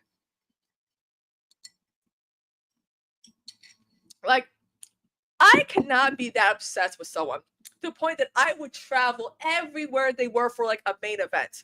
Also, you're like old enough to be his grandmother. That's kind of embarrassing. That's embarrassing. I have an obsession with Jack O'Connor right now because of Sinners, right? I watched him and I watched Sinners. I watched 28 Years Later. I watched Trial by Fire. Y'all, if you want to see it, watch it. If you got Netflix, watch Trial by Fire. It's about a Texas a white male who was accused of setting and fire and murdering his 3 daughters. He was put on death row in Texas and he was executed. Guess what? He didn't do it. He didn't do it.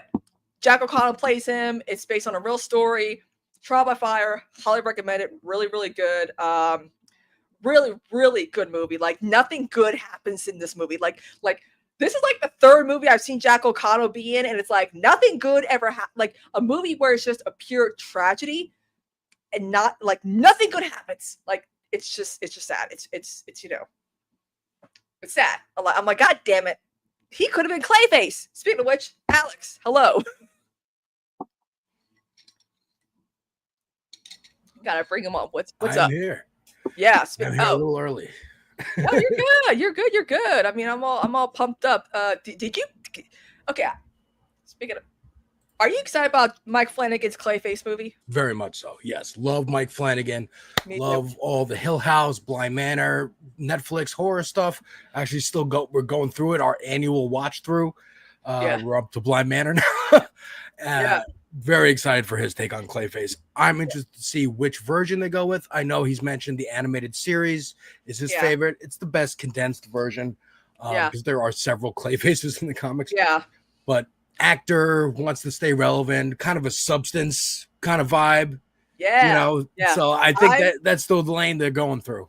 I'm kind of disappointed Jack O'Connell's not playing Clayface though, because he literally has the tattoo. He has the Jack the Lad. He's got the drama mask tattoos, and I'm like, what do you mean you don't cast the dude with the Faith the Clay tattoo? Like, is Jack O'Connell the dude from Sinners? Yeah. Okay, I was getting confused with another O'Connell, the guy from Kangaroo Jack. Yeah. What's his name? Jerry O'Connell. Yeah. Who's married to Rebecca Romaine. Yes. Good for you, Fucking Jerry. Mystique. Good for you. Yeah, but he was up for the role. They cast this guy who's unknown, but he also very young, but he also looks like he's made of clay. And I'm like, first of all, you can't have someone with a nice bone structure looking like they're made of clay play Clayface. You got to morph into that, But maybe there's a spot for Jack O'Connell in the DCU. Maybe we can finally get a good Mad Hatter. I don't know. Oh, that would be good. That would be really good for him. Yeah. But a good Mad Hatter would be interesting. Yeah, that's why I'm excited. It's kind of like, you narrow yourself because you only can write about anything tangentially related to C.S. Lewis or those characters. But you could tell at least one really good story, and that's all you need for a movie. Yeah, seriously, you could literally just do that one episode from Batman the Animated Series, and that is like his main, and that's it. Yeah. Bada bing, bada boom. So, Peacemaker. I was like, refresh at 9:00 Thursday. I was like, refresh. And a lot of people don't like the new opening. Like, the dance sequence? Yeah, they didn't like the song. I like it. I like it because it's gonna be like a Drew Carey show situation where I guess it's gonna set the mood for the season. And I thought it was I always thought Drew Carey had the same theme song every season. Same theme song, but I think different like video. Yeah. So it makes sense. They're a unique dance for every season. Fine. Yeah. The cast that you're going to be paying attention to, characters, there's people who popped up in that dance that I was like, oh, they're going to be relevant, or is it just the first episode, like the creature in the pocket dimension walking past? It's just good morning. I like that. So the dance sequence is fun. Everybody loves the first one. If you love that one, go watch that one. We're going to have a new one for every season, and I hope we have plenty of seasons of this. Yeah. And I knew something was up. Like I vaguely heard about the tackling the multiverse, which take that, Kevin Feige. James Gunn did what you couldn't do in a whole entire phase. James Gunn did in one episode. I think he did a pretty good job.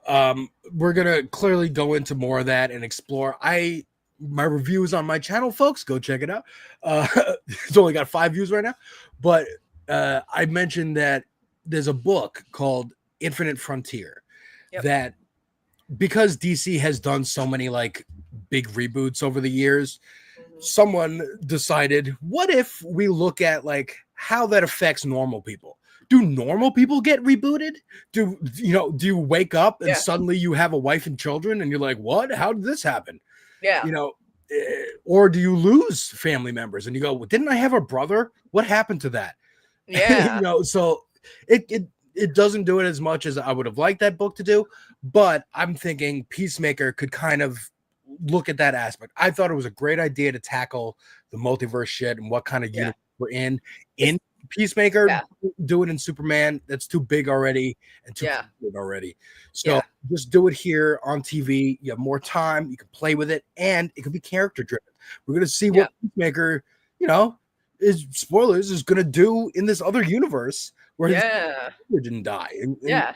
see if he can really replace them or what pitfalls come. So I'm very interested to see a human story told. I think this is the smartest way to address what's relevant from the DCEU as well. Yes, that opening was very. I know. I was like, oh shit! They replaced the Justice League with the Justice Gang. Let's fucking go! I'm like, I'm going. They don't have to, and they could just leave it at that, and that'd be cool to do too. But I'm wondering if they're gonna do like, oh no, the universe changed under your nose, and we're gonna unravel why the credits were different in the beginning. Yeah. Almost like a Rick and Morty breaking the fourth wall. moment. Hardcore wearing color. I'm like, wait a minute, something's different here. Something's very different here. She's wearing color. And I like how, again, I gotta imagine it's intentional. The like almost bad green screen they did for Green Lantern and Hawkgirl to replace them with Aquaman and Flash. Like it was just like we're doing basically the same joke. We only really needed to remind you of that joke so that it hit at the end. Yeah. And that was a very clever way. And again, they could just leave it at that and we're done. That's the only explanation you're getting. Or we can go into like, oh no, we're gonna unravel this whole big like thing. Yeah, and James Gunn said he wished he could do like a George Lucas thing. I'm like, yeah, but some Star Wars fans don't really go back and edit it. Yeah, I'm like, but to be honest, well, we've been discussing this about the Moon Knight Extravaganza. Sometimes the re-edits and the remastered new editions don't even work or don't even change a lot. Yeah. Conan keeps telling us, so it's like, okay, maybe not. Depends on how much money I have been checking out some of those, those Star Wars reviews, and I will say I'm in the middle there. Like, there are definitely some shots. This is about Star Wars, but there's definitely some shots that look better and are cleaned up. But again, I agree with South Park. They did a whole episode about this, about going and redoing your original art. And it's like, well, once you put it out into the world, it doesn't belong to you anymore. It belongs to everybody. Like everybody enjoys this and remembers it like this. You can't go back and change it. And especially like the thing that Lucas did is he went back and was like, every original copy, tried to buy it back or destroy it or whatever and replace it with, like, that's not cool. Make your own updated version and release that as an updated version. No problem with that. So long as the original is still readily available. I just didn't like when he was like, no, I want to go replace it. Like, you can't go back in time, man. It's cool that you are this popular now that you have people want to go see a redo of that movie. Like, relax. Rich, no, it's not. It's not a Ouija board thing. It's actually photos of Charleston, like little drawings of Charleston, South Carolina. Yeah. Your house. But we're gonna knock down the Snyder Bros for a few minutes because they are such babies about that fucking orgy scene. They're like, oh my god, I can't believe James Gunn would do this. And it's whatever. It's whatever they can say. Like they don't. At this point, like they've already been disavowed by Snyder himself. Yeah. And so they're wishing for something that he doesn't want to do. No one else wants to do. Like it's over. But they just have to now hate. The only thing left they have is to hate James Gunn because he's here and making stuff. So that's what they're gonna do, and they're gonna find anything they can. The orgy, like. It actually I saw your tweet. People pointed out Watchmen. People pointed out 300, like specifically Snyder movies that he made, but also comic book superhero movies that have dicks in them.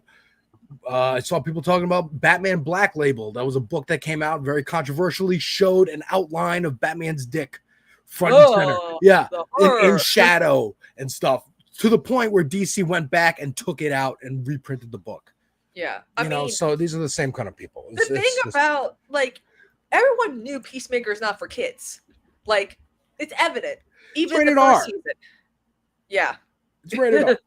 Yeah, exactly. They're like, we don't care. There's parental there's parental blocks, and HBO Max it's a show on there, and I'm like, you just want to bitch about anything. It's like Like they would you know what, they would still be mad if James Gunn offers Zack Snyder like a project to do in the DCU. Like they would still be pissed. Like why? They're friends, guys. Or they'd spin it as some kind of like win Like, Yeah.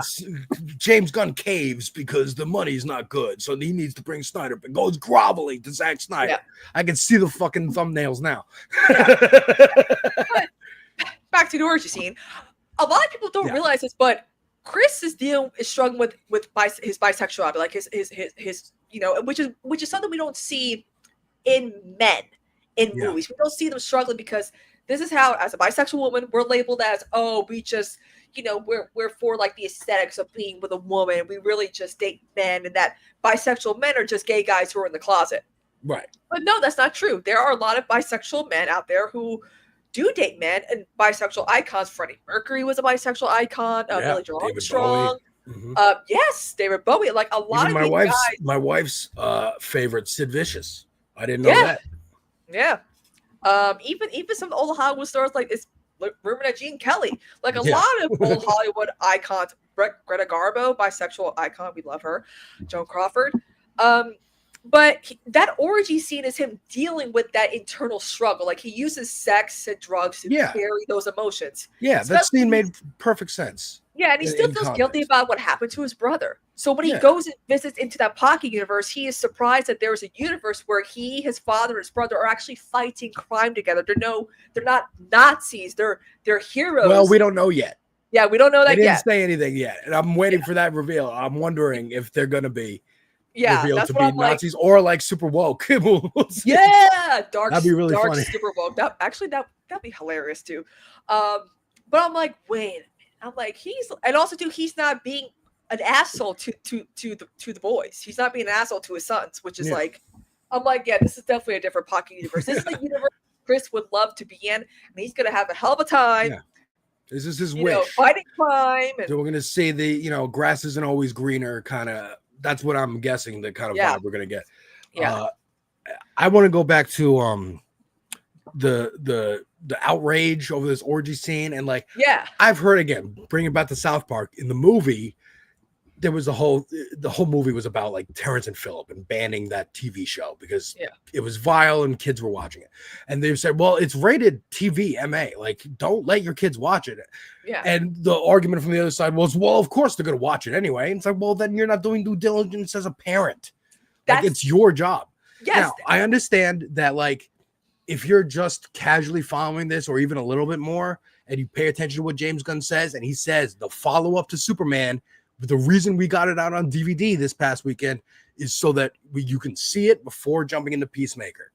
Yeah. Then some parents might be like, oh, okay, this is the next thing we watch on the TV channel because, Disney's doing the same thing with Marvel. So we're going to do that. Oh, my God. And they're not expecting the cursing, but you're going to get the cursing and the like lewdness from just the opening like recap.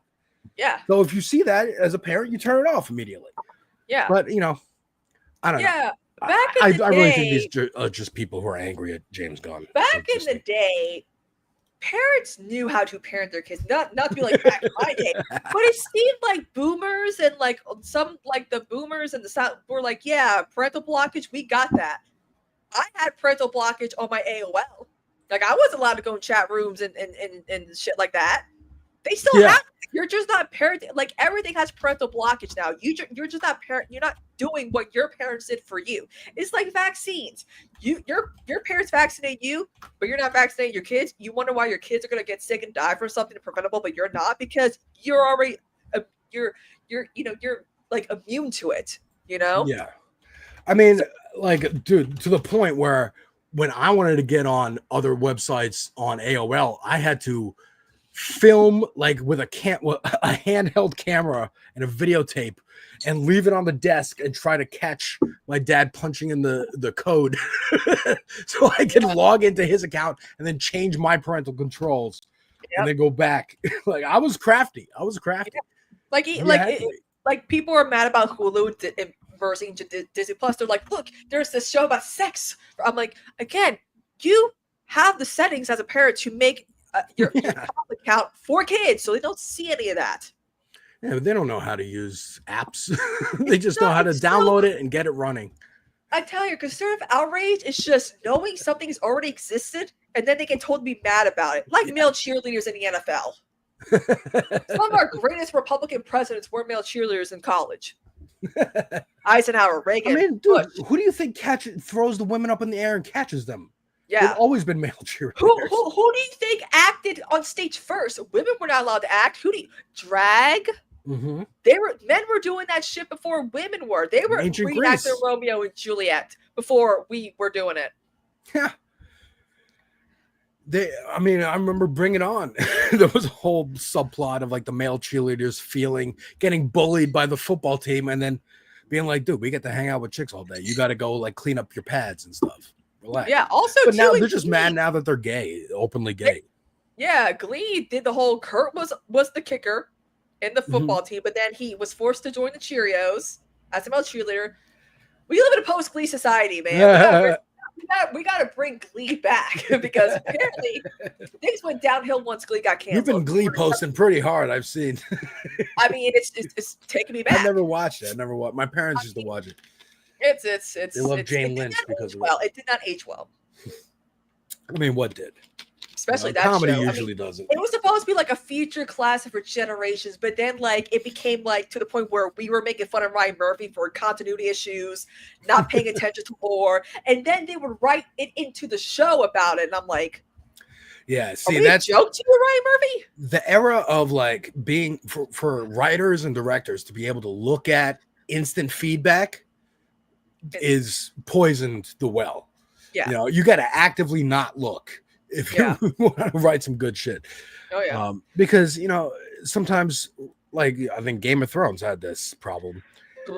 People guess a twist or guess a character arc, and the creators are like, "Well, we don't want anyone to be able to guess." And it's like, it's okay if one person guessed. Don't worry about it. Don't screw up your whole plan just to prove this one person wrong. They did that on General Hospital. They did it with Luke Spencer. They did it with legendary character Luke Spencer. He was locked in he got kidnapped and locked into a psych ward. And then he came out of it acting different. Very, very, not very, he was acting very angry, very perverted, very much.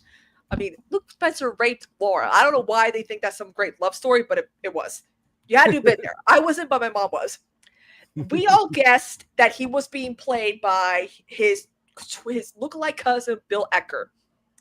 And everyone guessed it right away, and the writers got mad. So they changed it into him having like an alternate personality that was like his dad that he killed. And I'm like, I'm like, his cousin Bill had ties to the mob too. I'm like, why are we? We called him Fluke. We called him Fluke. Like it was a bad storyline to send Anthony Geary out when he was leaving General Hospital. Like it was bad. It was bad. Like it was. General Hospital was a soap opera. Soap operas have some of the craziest. Like they've been on so long that they just gotta like keep the audience guessing. You want to know something funny? A character that I love got stabbed by a poisonous hook. You can't come back from that. You can't come back from her body. You see her dead body. She had a funeral, proper burial, blah. She came back, and they still haven't explained how she's alive. Because they're just like, aren't you surprised? Yeah. The twist is bigger than any plot holes, aren't they? The only way a character dies on a soap opera is if the actor dies. And so far, there's been 4 legendary characters from General Hospital who've died because the actors died in real life, and they haven't written them off. It's like, oh yeah, they're just sick in the bed really? like That's last crazy. year, and I'm just like, come on, let's get the Memorial episodes up and running. Let's get. You think they're like seeing if they can do deep fakes and AI, or you think they're just like, we're not gonna get rid of this character. Why would we get rid of the character? So what? Yeah, I think what happened, they're just not able to figure out when to like write in the plot. I'm assuming. So I think that's what's happening. But it's like. It's too much. It's too much spaghetti right now. Yeah, a recent actor, Tristan Rogers, died. He was an Australian actor. He was known for playing Robert Scorpio, and he was also on The Young and the Restless. And they showed his last scene on The Young and the Restless, and he's just sick in bed because he died from lung cancer. Oh, so wow. it was sad. I mean, his last episode was on General Hospital. I was like, oh God, he looks so sick. Oh, it was bad. It was bad. He was charming. Reminds me of like when they had that ABC did like a live with the pion. ABC did a live like Peter Pan thing, and they had Christopher Walken play Hook, and it was live. He is old, man. Yeah, he is old, and he was not okay. Like it was uncomfortable to watch. I wanted to bring this up to you before you jumped out. Yeah. That because you were talking about Taylor Swift got engaged today. And it's gonna be, oh my God, the wedding. Oh my God, that wedding's gonna be televised, it's isn't gonna it? be like the fucking Queen's wedding. Oh my God. It's gonna be like it's gonna be like the Prince, like Kate Middleton getting married. Yeah, I was there when it happened. You were? You were in England? No, I was watching it though. Oh. I was like, this is my Diana and Charles moment. Yeah. My mom was like, you had to have been there. I'm like, well, my mom looks like Princess Diana, so she always got that comparison in the 80s. I don't blame her. This was at Trump's cabinet meeting or something. Yeah. And he was asked about that because it was breaking news. And he had beef with her at one point. I don't remember why. But he doesn't remember either. Yeah, I don't even remember. So here's the clip. Ask you a serious question, but I have to tell you the biggest pop culture news of the year broke while we were in this cabinet meeting. Travis Kelce and Taylor Swift are engaged, and the world wants your reaction, sir. Well, I wish him a lot of luck. Oh. I think he's a great player. I think he's a great guy, and I think that she's a terrific person. So I wish them a lot of luck. On a serious note, Mr. Yeah, Wait, so what? that's all I had to say. Because I She's a guarantee you, terrific person? he forgot who they were.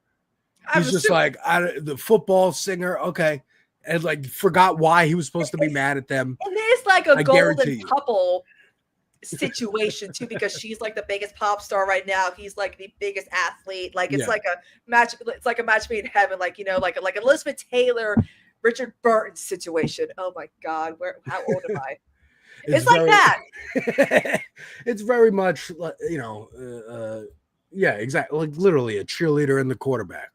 Yeah, like royalty. It's like I remember. Well, I was a toddler, but it's like when Michael Jackson, Lisa Marie got married. It was like the king of pop and the princess of rock and roll. Yes. And I'm like, hell yeah. So even I remember that, and I did not pay attention to celebrity news back then. If you guys, I'm telling you guys, Lisa Presley's memoir, she has an entire chapter dedicated to her marriage to Michael Jackson. He wanted that ass. He initiated the sex. He was like, I'm a virgin, Lisa Marie, but I want to lose my virginity to you. I swear, I'm reading. I'm like, dang, he wasn't lying. They did have a real marriage, but she worried. She was afraid that if she had his kids, he would divorce her and take full custody of the kids. That's why they never had kids. Interesting. Why was she worried about that? That kid would have been talented as fuck. Well, where are his kids? Because I remember his kids existing, but I have not heard from them. And and fair, if they want to be private people, that's okay. Yeah. But Prince is actually his oldest actually does a lot of stuff for his legacy. For Michael's legacy, he attends events and raises the host events and all these Michael Jackson stuff. Paris is a model and singer. Okay. She's gorgeous. I don't know where she gets her looks from. Just saying. The dermatologist, the ugly looking dermatologist is the DAProdAC because Prince looks just like him. Blanket BG. That's what he actually hosts a movie podcast on YouTube. Blanket does? Yeah. Wow. I remember when he was in South Park. I remember that baby dangling thing. Fun fact, dude. when that Living with Michael Jackson documentary came out, my mom was like, I don't want you watching this. And I'm like, why? She's like, because she was protecting me because she wanted me to see Michael Jackson as that guy on stage, wowing the crowd. So when I was watching Court TV, back when it was Court TV, the Michael Jackson arrested, sending to Santa Monica to get booked, and I see him with the handcuffs walking, and I'm like, Michael Jackson got arrested. And she's like, oh no, this is not supposed to happen. You're not supposed to see this. Yeah. Oh man, that sucks, dude. I mean, I wasn't the biggest fan, but I remember him existing and being awesome and all his songs and whatever. And then just the drip of hearing that info and being like, what? He did what? He's accused of what? Fun fact, the FBI investigated for 13 years, found nothing on him. And also, too, if anything were true, Macaulay Culkin would say something because that. Yeah, right. I remember that rumor too. That's my thing. If I would believe he did anything inappropriate, if Macaulay Culkin actually spoke out. I mean, but or he has the fear of God in him. yeah, but also too, the father who charged him with the first molestation accusations wrote Robin Hood Men in Tights. The dad, really, and he befriended a pedophile to groom his son to accuse Michael. Wow. The pedophile that he was friends with made a book about Michael and his son. I'm like, you mother, and he committed suicide after Michael died. I'm like, you piece of shit. I'm like, you really did want that money. That's crazy. When I was looking all this stuff up, I was like, yeah. I mean, Michael got out before anyone could really verify any of that. And by got out, I mean died. Also, Lisa Marie was the one who told him to settle the first time, which probably was not the best idea, but whatever. But yeah, I was like, okay. I mean, it took forever to get R. Kelly. You know, the Chappelle show with joking and just it being an open joke. Yeah, like, Bill Cosby. This is a crime. Yeah, Bill Cosby too. Hannibal was the one who was just like made a joke on stage and everyone was like, "What? I never heard that." And then everyone that was on his stand-ups. It was in Bill Cosby stand-ups too. Yeah, it's crazy, dude. Do you want me to hang out for a little bit? What do you got going on? Yeah, you absolutely hang out. I am currently still working, and also I've been up since 6 o'clock, so I'm very tired. And, okay, well then I'll be your little co-host. Yes, thank you. I appreciate it. Yeah. So yeah, you can transition us whenever, Nick. Yeah.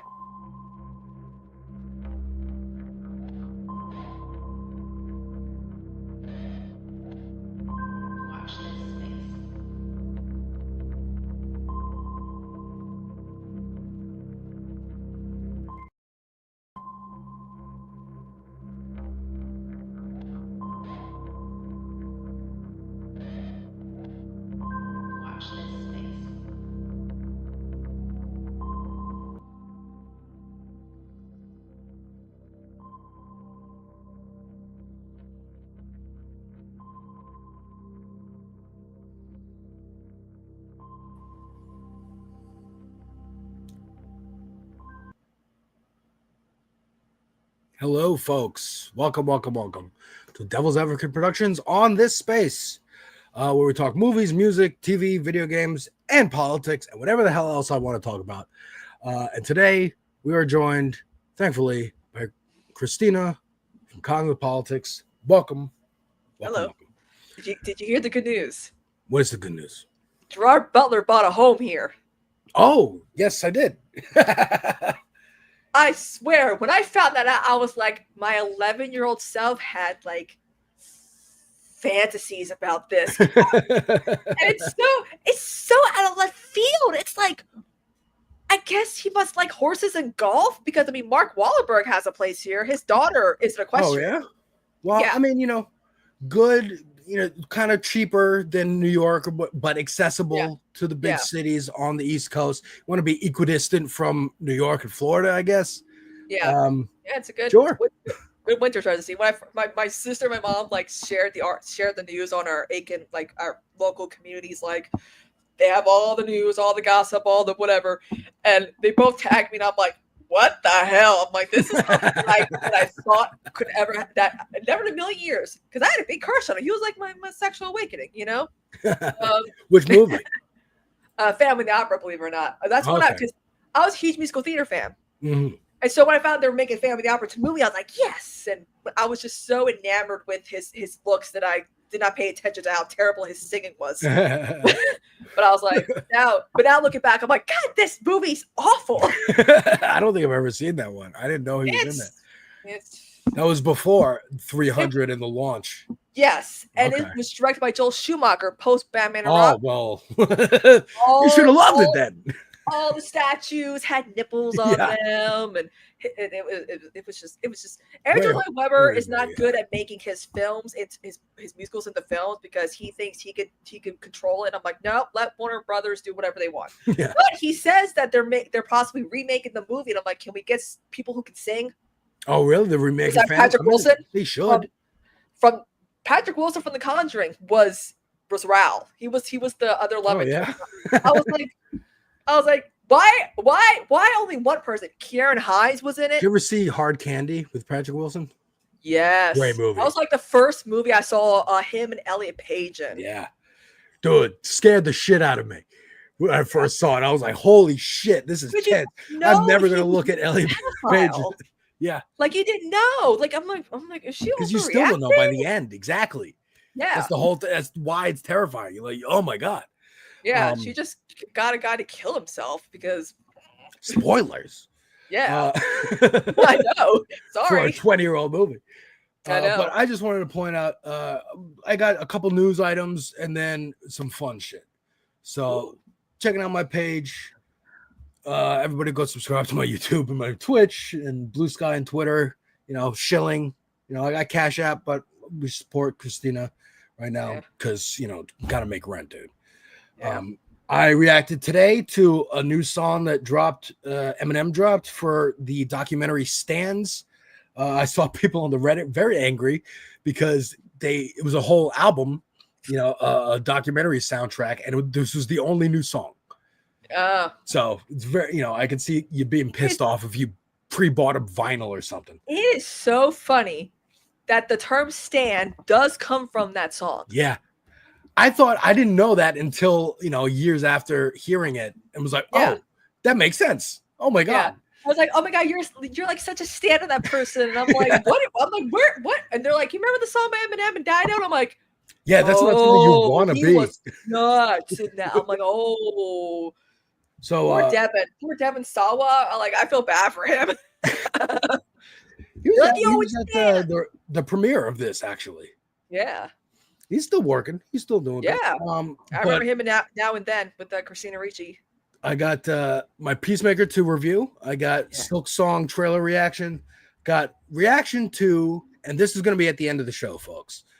We have time for it. Screwface Jean making a diss towards Drake because he was named in Drake's lawsuit against UMG. Uh-oh. He's the only reactor named.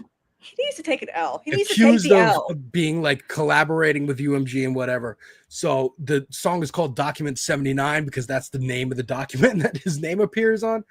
Crazy work.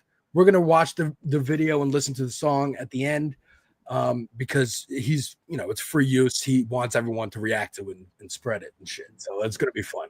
But I wanted to start out with the newest right-wing outrage that I saw today. Ooh. And that is this video.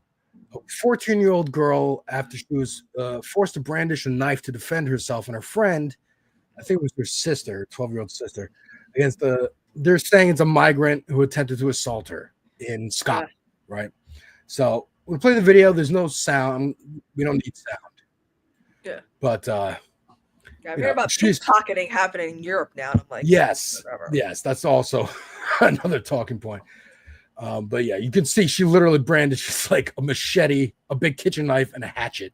Well, guns are kind of illegal over a lot of places in Europe, so you gotta absolutely, you know, have what you get, you know.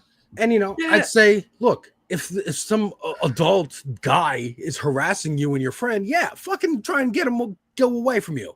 Call for help, threaten him, whatever. Get that pepper spray But making this, you know, a migrant story, same thing with the pickpockets in Italy and whatnot, is just excuses for not only those governments to start cracking down on immigration, but our government to send ICE everywhere and do whatever they want, you know.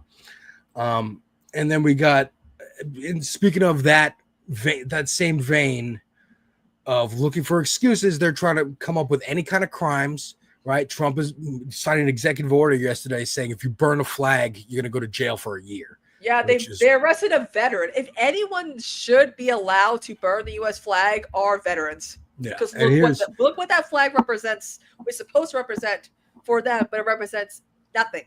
Yeah, and you know, because of this, Fox tweeted out a clip of Joe Biden in the 90s, 95, talking about a bill that would make it illegal to burn a flag, trying to be like, well, see, it's not so crazy that Trump's doing this. You know, Biden did it. It's like, well, Biden's an asshole. We don't like Biden.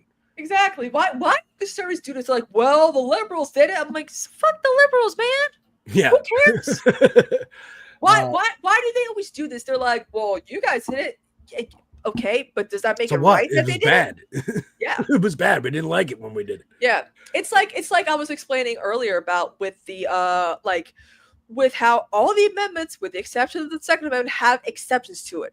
The Second Amendment clearly states that when the government sends its National Guard against the citizens have a right to defend themselves, which is going on right now. But now they trust the government, Trump supporters. Right.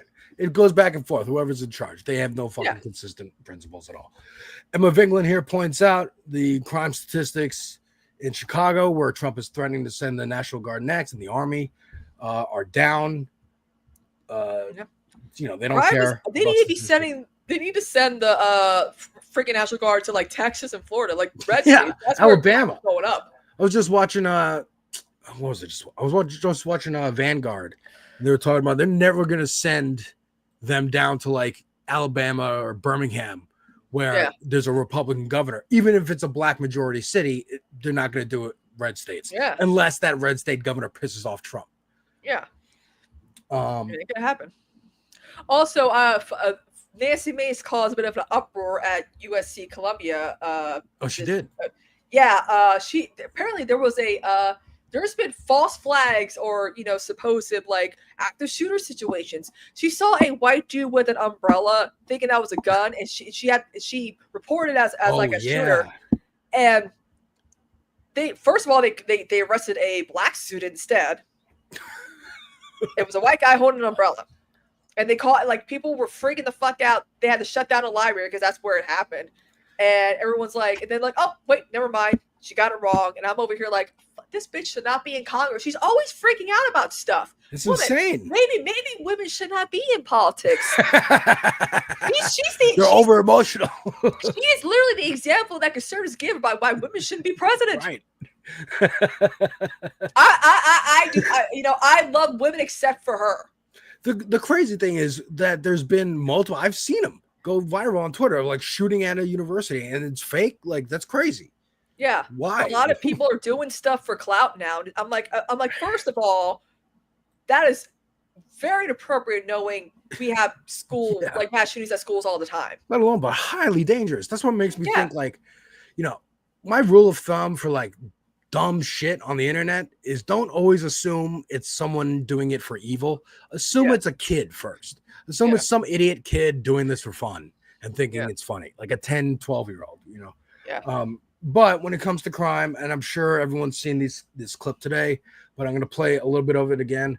Pritzker, my pick for Democratic nominee 2028, at least over Newsom.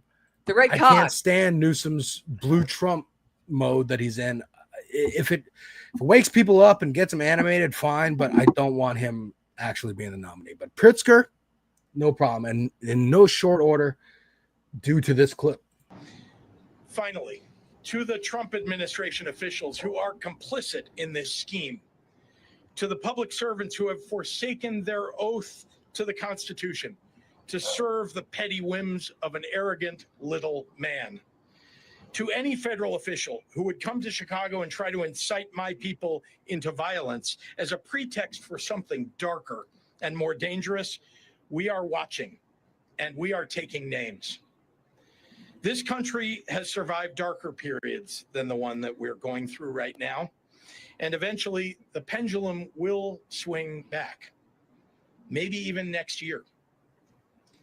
Donald Trump has already shown himself to have little regard for the many acolytes that he has encouraged to commit crimes on his behalf.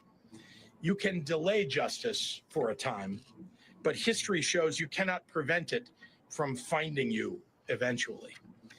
If you hurt my people, nothing will stop me, not time or political circumstance, from making sure that you face justice under our constitutional rule of law. As Dr. King once said, the arc of the moral universe is long, but it bends toward justice.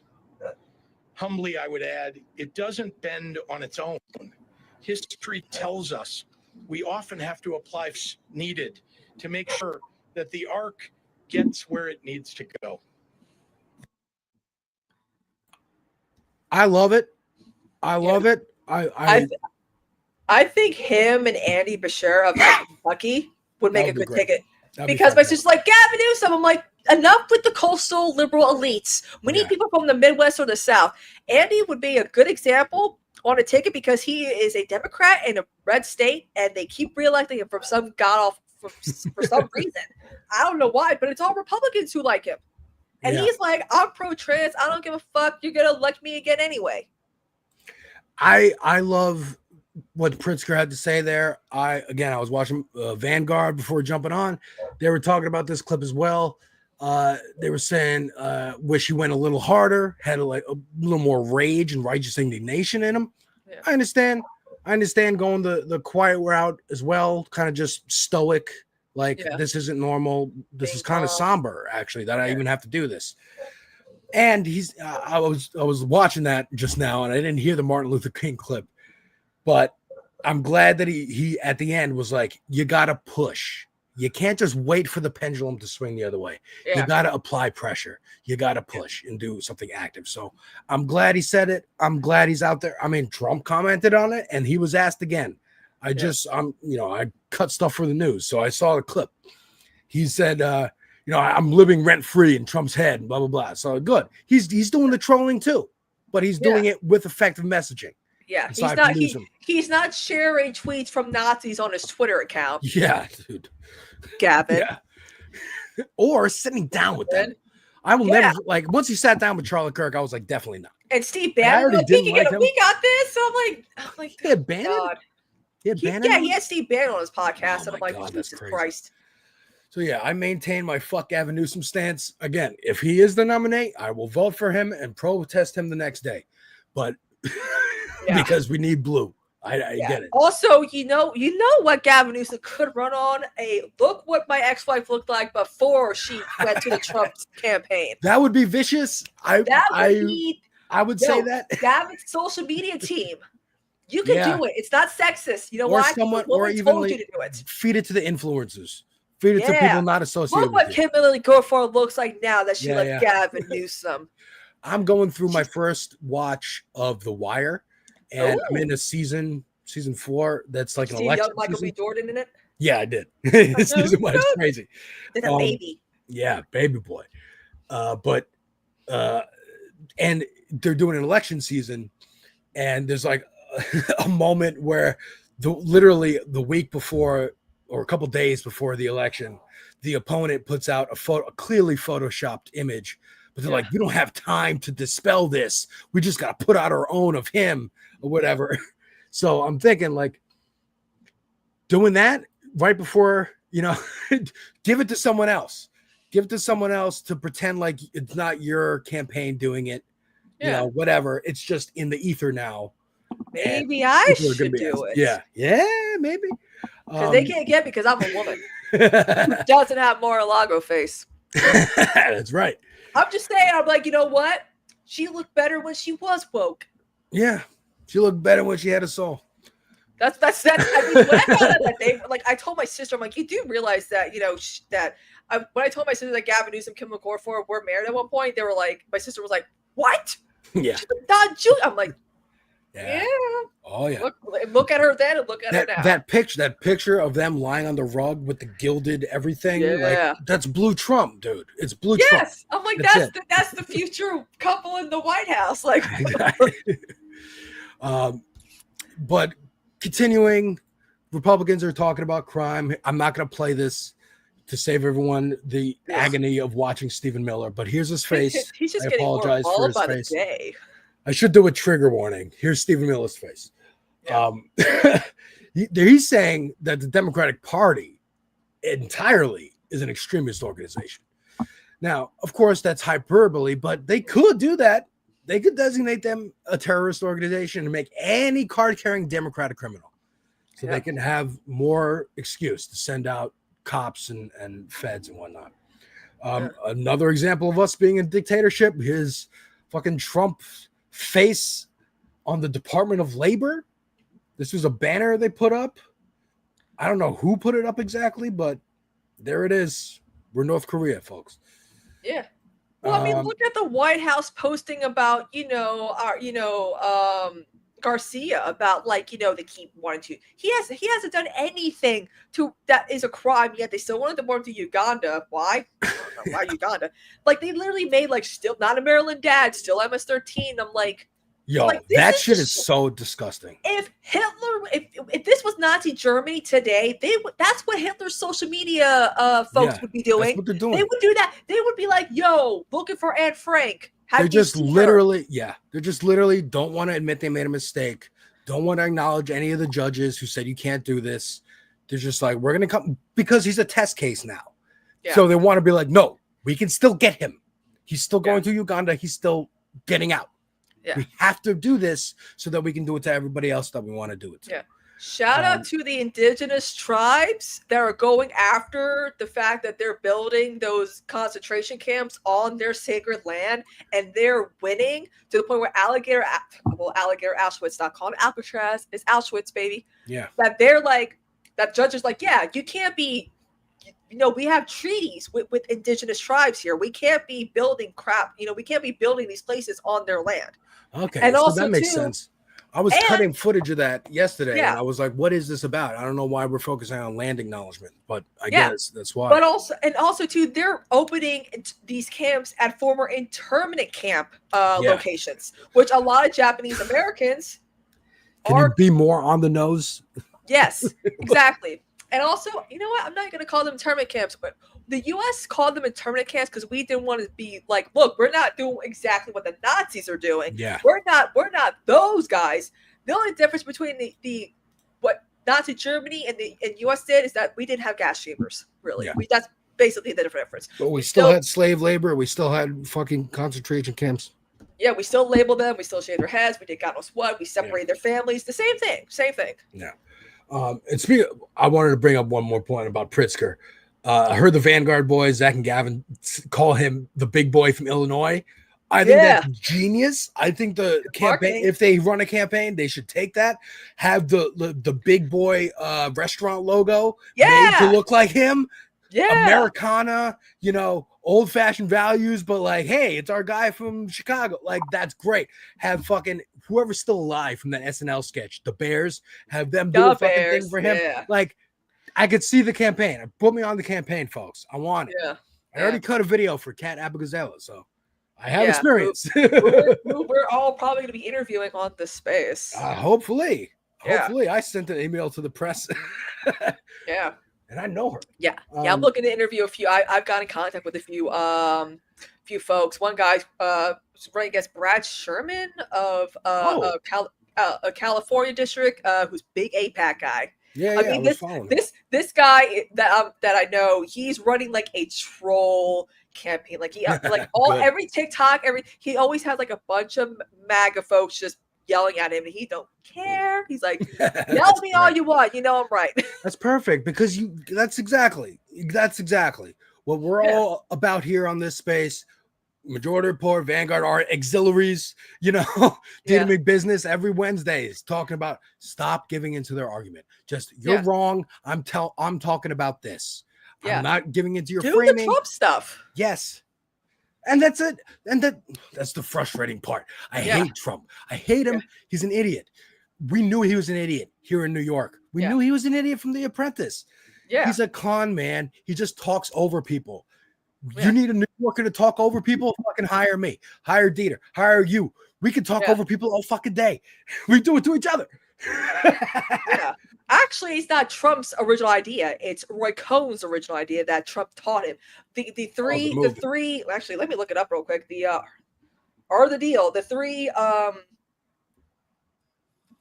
three things, like attack, deny, like those things. We need to start doing that. Accuse. Yeah. Yeah. Like that. But so let's see what the Democratic Party is up to right now. Yeah. They have the lowest low voter registration because the Dem brand is totaled. Again, I'm not going to play this clip. It's from CNN. It's not Steve Kornacki, so I don't care, but he's at the board. The only person we get our polling new is Steve Kornacki. That's right. That's and right. Khakis. Kornacki in the khakis. There you go. But yeah, Democratic brand is tarnished because who's the face of it? Fucking Hakeem Jeffries. Yeah. Fucking matter of fact, this guy. Right? Yeah. His brother's a lot cooler. I heard. His brother? Maybe he needs to campaign with Zoran. But here's Jeffries putting out a statement of Trump firing the Fed governor, which he doesn't have the legal authority to do. Yeah, he's firing everyone from the Fed. It's just a strongly worded letter, Yeah. mentions that she's black. She's a black woman. Okay, fine. Mention that it's racist. Good. But you're not focusing on it. You're just like, he's unfit. We're not going to mention his name because he's the fucking boogeyman like Voldemort. And it's totally feckless. Like this is why registration for the Democratic Party is at a low, because Zoran's not the face of it right now. No, he should be. They don't want it. They don't want it should to be. I know. They're coming with every excuse like, I only focus on my state's business. And I'm like, you've endorsed other candidates in other state elections. Don't lie. Yes, you have, Corey. Booker from New Jersey. I see you over there. I can see you from across the river, motherfucker. Yeah, this is the same guy. He was a great mayor in Newark, though. Like, he was out shoveling snow. Like, he was doing what mayors should be doing, like Bernie would do, like out shoveling snow for the folks. But he got all the APAC money and But whatnot. Booker always struck me as performative. Especially that Spartacus thing when he was doing the Kavanaugh. As soon as he did that, I was like, he's running for president. He's running for president. He doesn't give a shit. He's just using this moment. And the fact that you would use a moment like that at a Supreme Court hearing to try and like goose your campaign early on, like you're craven. Let me see if I can find my selfie with him. He's tall. Oh, shit, really? It was funny. We were at it was Bernie had opened is when I got my selfie with Bernie. It was a big deal after his heart attack. He was unstoppable. And I got my selfie with it. Then there was a event at Benedict College where I met Van Jones before he sold out. It was a criminal justice forum, which was funny because I remember some of the stuff that went down, which is hilarious. But I saw from a distance Pete Buttigieg. I was up top and I'm like, yo, Mayo Pete, what up? go back to That's really funny. Yeah, I was like, go back to whatever. Yeah, whatever. But it was funny. But then as we were heading there, I think Cory Booker was done with his he was done with I guess whatever he was doing, and I literally ran into. I'm like, wait a minute! I was like, yo, Senator Booker, what up? And let me see if I can find anything. If I can find a selfie of it, that'd be fun. While I look for that, let's take a look at the state of our president, our dear leader here. He's got this hand, and everybody's been pointing out this is like congenital heart failure. He's sick. He's dying. This person pointed out this is 2 days after the Queen died, that she had the same kind of splotch on her hand. Hey, I did that. I got Queen Elizabeth to croak. Okay. You did. Yeah. Then we were doing an after party because she died on the Wednesday. It was an after party, and we were talking. I don't know what we were talking. And I was like, the Queen's gonna die tomorrow. What does it matter? That's really funny. And then we go to the first house and they had CNN on Queen Elizabeth is dying. Royal family surrounded by her, and I'm like, is surrounding her, and I'm like, that's mad funny. I did that. That's mad funny. So good reminder, folks. Fascism is impossible without active denial. This is about Rolling Stone wrote a story. Democrats' favorite research firm told them to avoid discussing Trump's rising authoritarianism and focus on tariffs instead. So you do that, you pave the way, you leave an open lane. You let them fucking bulldoze it. So do not do that, Democrats. Do not do that. Yeah, I can't find the photo, and I'm really mad about that right now. I wanted to, just for sake of continuity, here's us. And now we're talking about Zoran, New York, a little local politics. Again, Zoran should be the face of the Democratic Party. He should be the guy that they're parading out right now. New mayor of New York coming in, doing these great policies. Maybe after he's mayor, again, fingers crossed, knocking wood, we still got to vote for him and everything. But after he's mayor and some of these policies start working out, maybe then they bring him on. I mean, DERY keeps asking every week when they're going to put him on Morning Joe. I'm saying they're not doing it now. They're going to do it either right before the election or after he wins, and they're forced to. But we got a weird councilwoman. I don't know who she is. Yeah. Oh, I know what you're talking about. Seen her trending only after Zoran won. So I don't even know if that's a check mark. So could be an official account, but Could be an important person with a blue check. We don't know. People with blue checks are very important. this is footage from 2 days ago on Sunday. Zoran ran a scavenger hunt in New York. Yeah. I was unable to go. I had things to do, but people went. Were you know, we on the looking train. for all the elderly people that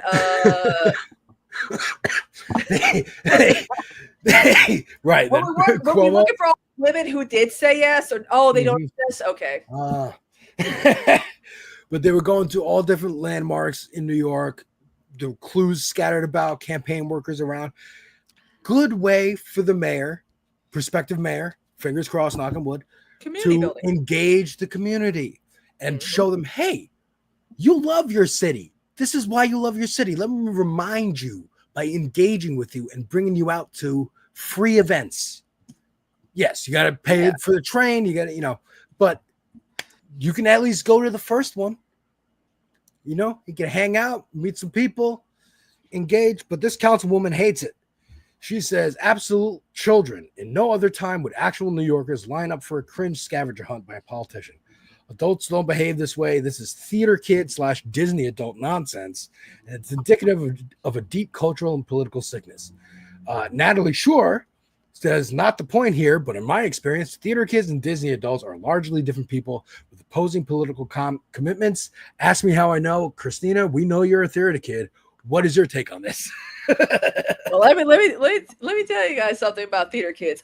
We love fun. Okay, I'm just saying this is actually something that theater kids love to do. They love this is like practicing. Okay, this is theater camp. This is like us practicing. Like in a weird way, you're as like a kid. If you're someone who hates canvassing and doing all, this is a good time for you to let loose, relax. Get used to the feeling of interacting with people, meeting new people. That's how we did with Bernie. Yeah, we hosted so many debate watch parties and potlucks and we did blessing bags, for people for the unhoused. So like doing stuff like that with the campaign is a good thing. Yeah, it's something new. It's something that I feel like a lot of people who are running should be doing these type of community outreach type of situations. Make it fun, build community, build character. You kind of like talked about earlier. Kat Abugazela in Chicago, she's doing comedy shows. She's doing like, hey, my campaign office is like, if you need food, if you need clothing, if you need help with social services, come to the campaign office. It's a pantry. They got a public library. Like she's doing a punk rock show, like bringing people out, engaging with the community. You know who's probably responsible for that though? My girl. Shout out to Melanie Nowlin, former Bernie organizer. I worked with her in Aiken. She's actually part of the digital, the strategy for a lot of Democratic candidates who are young and running. Awesome. She probably is giving all these tips to these campaigns on what to do because we did that shit first back in 2019 with Bernie. And I love those stories, man. I keep hearing them in calls. I watch a Majority Report mostly, but like calls and super chats saying like, hey, I worked at Occupy. I kept those connections that I made, those friendships, and now we're working on Zoran's campaign. Now we're at DSA. We're doing good work. Now we're running this candidate somewhere else. Like keeping those, even if you don't win, even if Zoran doesn't win, again, we're knocking wood, we're crossing fingers, but those people who are on that campaign are going to stay friends. They're going to stay engaged. They're going to find something. What's the next step? What's the next step? We're leftists. We're used to losing. What's the next step after we lose? How do we win eventually? And I'm happy that that's happening. Graham, what is it? Platner?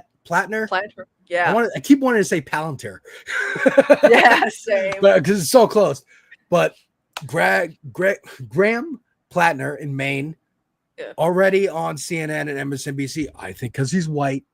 Right? Yeah. That's why they're not having Zoran on. He's got a crazy name. He's scary looking. Yeah. We got to put the white guy on from Maine. If his name was Zachary Morris, maybe they would have him on, Yeah.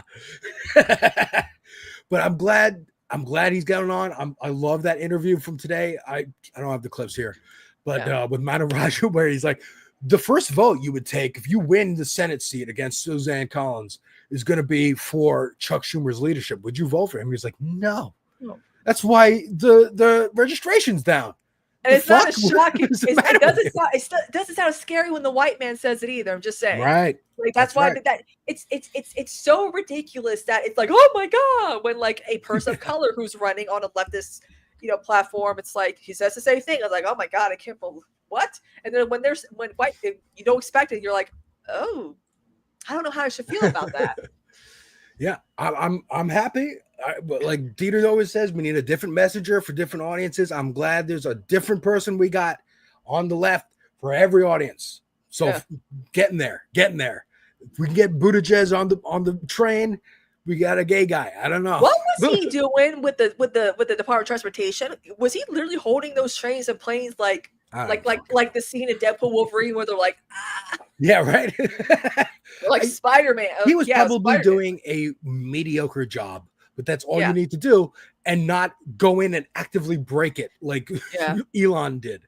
Yeah. Matt Binder pointed out this other woman, not councilman, was freaking out about Brooklyn and being like, I hung out in Brooklyn yesterday and had a realization. Most of Mondani supporters will leave New York City without facing the consequences. They are young renters who will get married and move to the burbs. Working class New Yorkers will absorb the fallout. You'd think this lady was a lifelong New Yorker talking like this has been. No offense, but isn't Brooklyn the transfer borough in the country?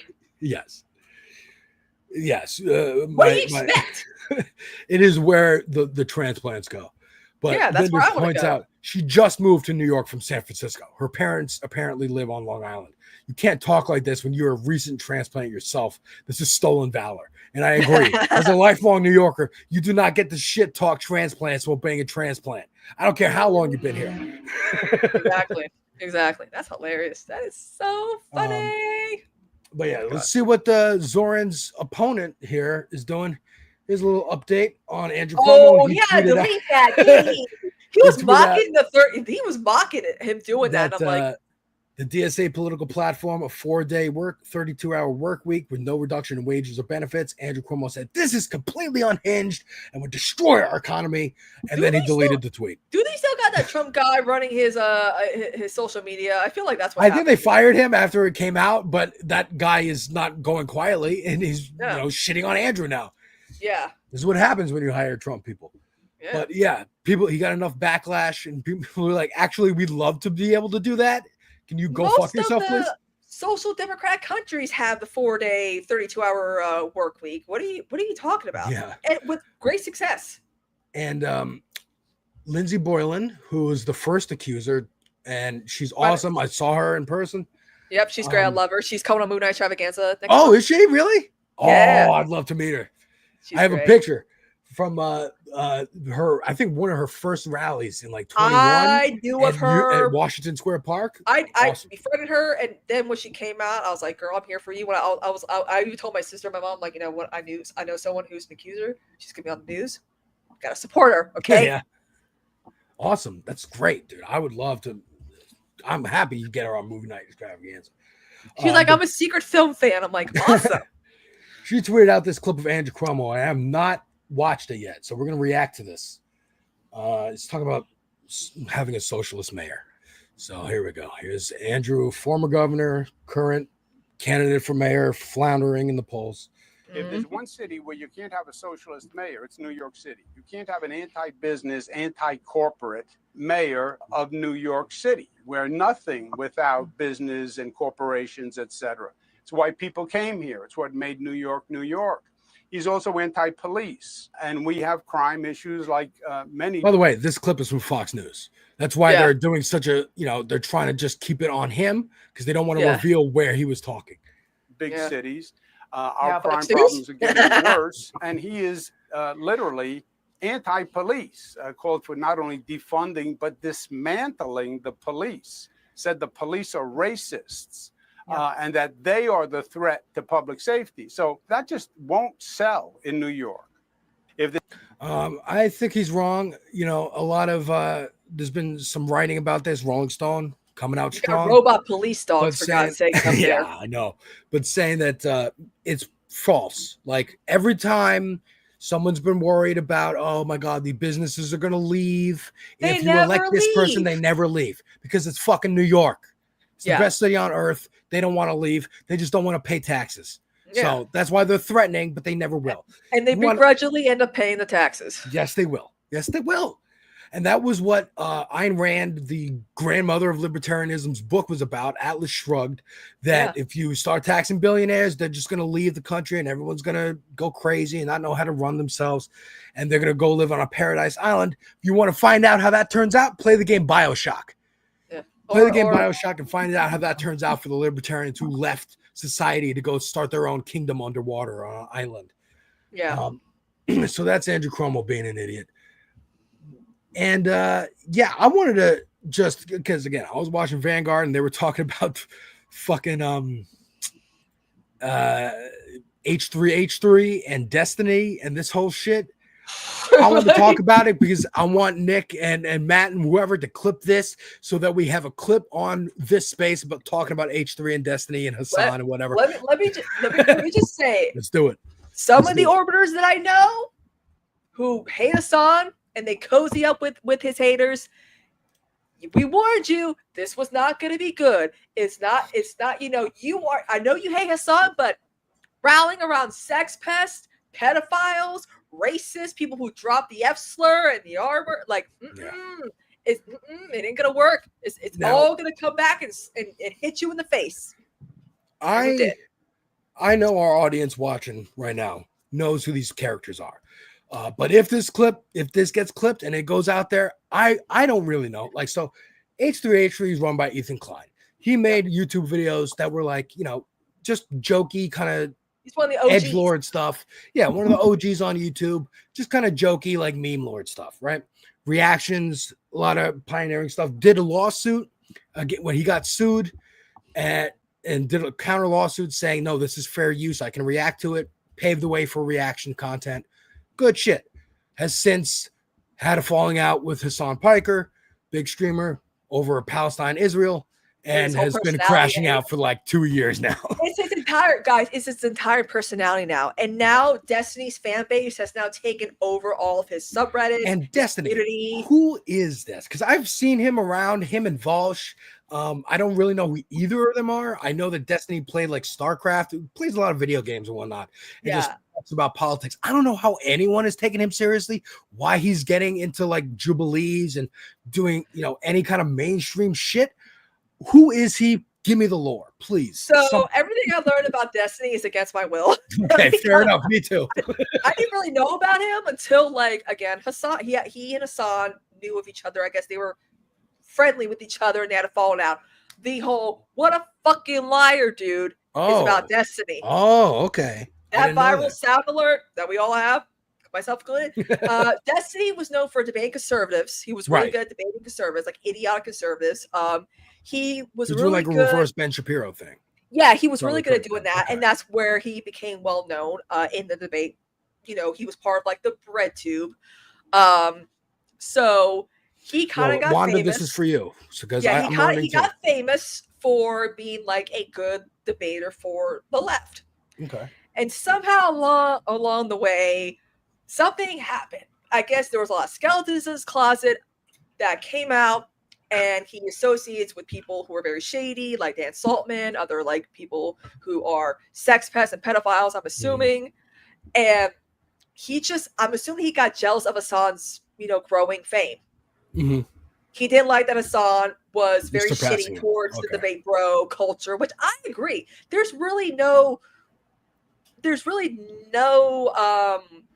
good, like nothing good came out of the culture. You got Hippy Dippy with Dylan Burns. There was a lot of like this is before I joined Twitch, so I was like, okay, let me get to know all these people. And once I learn who they are, I'm like, you know what? I don't want to go be anywhere near this. That's what I was very much thinking too. When I learned about it, I would see their communities, and I'm like, dude, if this is what you get for being famous on the internet, I don't want it. Yeah, a lot of these people end up having falling outs because of ego and whatnot. And this is what is all led down to. Like hating Hassan is a strictly online platforming industry. Mm-hmm. But in the real world, he's getting GQ interviews. He's on New York Times. He's in the Rolling Stones. He's actually liked. I'm sorry, guys. He's lifting. He's rising. Yeah, which is good. he's popular. He's liked. I'm sorry, you cannot be chasing that money bag of hating Hassan. It's not going to last long. And I think Testament to how well he's managed his community. Because I can having 30,000 people watch you every day, there's got to be crazy people in there. So having to weed them out, you got to have good mod teams and good people that you're working with. So credit to him for that, But again, I see Destiny and Valsh's chats and Ethan's chats, and I'm like, I don't want this. But then you see like Majority Report and Surfs, Leftist Mafia, and you're like, oh, okay, you can have a good community if you work at it. This space, you can have a good community if you ban people who are being cunts, right away. That's why my community is very, very chill. Like everyone's like, your community is chill. Amazing. I'm like, yeah, that's what I do. But also too, Destiny helped some progressive candidates. He did campaign. I saw. There was this thing called Progressive Victory, which Brianna Wu had ties to. Which came and went, and a lot of streamers, like gonna mention Ariana Jasmine. She would, but again, a lot of these people did not know the whole details. It was just another money funneling scheme for like Brianna Wu. Oh, okay. And again, like, a lot of these people are just like, we're in it for the money. We just want to be streamers. We don't really care about politics. It was just popular at the time. So that's how we got our clout. And now we're just following the money where it goes. So Brianna Wu, trans creator, now she's cozying up to the right. Right? She thinks, I'll be like safe if I do this. Yeah, and it's coming to bite a lot of these folks in the ass again because the leopards always eat your face. Exactly. So it's like, and I warn a few people, like, if you're cozying up to people just because they hate Hassan, it's not gonna work out because hating Hassan can only make you so much money. Yeah, orbiting Hassan is the same way too. No offense to people that I know who orbit Hassan, but being an orbiter of his should not be your end goal in this what's space. The difference between being like a fan and orbiter? I orbiters, think that's a good distinction. Orbiters are people that the streamer acknowledges. Okay. So like buddies. So like Sean the Black, Denims, Frogan, FD, Signifier? Did that count? He has his own orbiters, I think. Right, but like, so I'm saying, like, what's the difference between like him bringing on FD and him bringing on Denims? Well, him and FD are very, very close friends, I'm assuming. Orbiters are people that are not as big and popular as like these streamers. Oh, okay. So like you can say I'm a majority for orbiter. I see. All right, I understand now. Matt. Okay. Yeah, like they raid into me, and I'm like, yeah, well, I guess I'm an orbiter. Yay. Word. Okay, cool. All right. Well, it's not necessarily a bad term. Yeah, it's just I worry that people will think that I got Hassan's attention. I'm in with the crowd, but you should try to go beyond Hassan. You might even end up being bigger than him one day. You never know. Like. And the problem is, I feel like some of those goals cloud their judgment to the point where they don't want to help smaller streamers like myself or other folks who have been in the game for quite a few years. Yeah. And that's why I recommend quite a few people for the space. I was like, this could be a way to help them reach their goals as well. Word. And I've already talked to a few folks who, when we do expand, would be wonderful for it. Like, I have a friend who talks about housing. That could be her thing. Like, there's so many other people out there who I think would love being here because they are also very much. And that's what we're trying to do. We're all getting a hand up. Yeah. I'm getting a hand up. I mean, nobody's seen my face. Nobody watching this has seen my face until Matt said, hey, you want to be part of this space? Like, I've watched your streams. I watched Majority Report, everybody. Ben Dixon, like it or not, Leftist Mafia, but I was not on screen talking to y'all until Matt gave me the hand up. So I said to Matt, if I ever win an Oscar, you're the first person I'm thanking. Yeah. Above any of my parents or anybody. Yeah. But so we all want to give hand ups to people, and because we want hand ups ourselves. Yeah, we want to reach our goals, and we want to help everybody else reach our goals. And I think wrapping a little this space ad in this conversation of H3 and Destiny is perfect because what is the latest thing that happened? Yeah, exactly. So it got outed again that Destiny was sexting and or sharing like revenge porn of a minor. Oh my God, really? Yeah, Damn. yeah.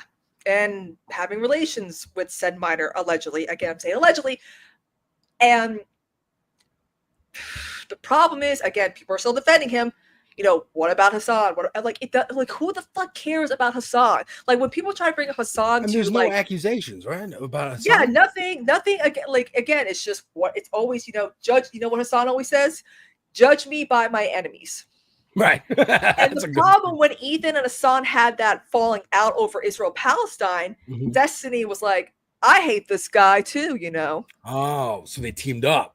Yes. And Ethan was denying they teamed up until Yeah. recently. Okay. Yeah. So that's And what happened. the problem is that Ethan has made hating Hassan his entire personality, that like all of his Instagram stories are just him mocking like very like Hassan fans who have like 2 followers on Twitter. Like, it's like, Because he jumped off Twitter when the whole thing went down. He was like, I'm just going to stick to Instagram. So he's basically just tweeting on Instagram. Yeah. And a lot of people are like, how do you find these people? And I'm like, how has he not found me is beyond me. Was saying. But Oh, I'm careful what you wish for. yeah, I know. But so it's just, I feel like Ethan is just, I just can't understand, like, what, like, if I had fallen out with a friend, I would not be hating them and talking about them 24/7 of my personality. Yeah. That just doesn't seem like a choice thing. And again, all his streams, I peek into the H3 streams, he's talking about Hassan again. And it's got to the point where they've lost subscribers, they've lost viewers, and it's to the point where basically Destiny's community has hijacked the H3 community. And they're the ones that are engaging. Oh, that's hilarious. And he's always constantly having to put his stuff behind a paywall now because it's wow, really? It's not making a profit anymore. Him hating the Vanguard boys were saying that he's going to end up like Vaush, who is not spreading as much anymore. It's kind of insular. Their community, they come every day for the slop and whatever, but they're not spreading it, and he's not bringing on people and collabing or attacking really other people and trying to go violent and whatnot as he was in the past. And fair enough. Good. Stay there. Stay insular. Keep your community. You're getting paid. Whatever. Stop fucking with other people. Yeah. You know, and if that's the way Ethan goes, that's the way Ethan goes. Yeah. So I mean, he did this to himself. This is the problem. You're a 40-year-old man who should have known better. Yeah. This is my thing. And I keep telling, people who I know, like a few people, I'm not going to name their names because I'm technically friends with them, but it's like you got to stop, associating with these people, because that is a dent on your character too. Yeah. I know. Again, if you hate Hassan, that's fine, but don't be associated with his haters who have all turned out to be like horrific people. Yeah, absolutely. Who've done crimes. So we're gonna take a look here. We're gonna shift gears. That's a great clip. Great way to end that clip about H3 and Hassan and Destiny and Vaush, Nick and Matt. Clip that shit. I wanted to show everyone this Drake diss. So to set the scene, this dude, Screwface John, one of my favorite reactors to watch, he's saying, first of all, he has a good point here about this person said, what do people play that hate Drake when women are around? And Screw is like, this is not a compliment to women. This is saying, like, there's music that you can play that scares the hoes, quote unquote, and it's just lyrical and deep. So you don't need just dance music to be entertaining at a party. Okay. And this is, again, Screwface John named in the Drake lawsuit on document number 79. That's what the Drake diss is called. And he made this whole song. I'm gonna pause it a little bit, but I want to play it for you and for the audience here. So check this out. And he wants this spread. So, we should be okay when it comes to DMCA.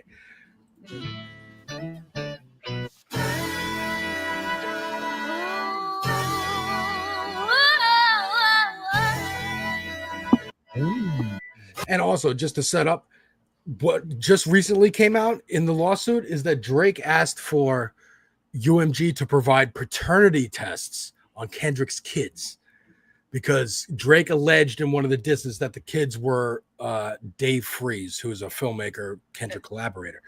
Insane to put that in paperwork. So he's going to address it here. I'll put the captions on. Crazy though.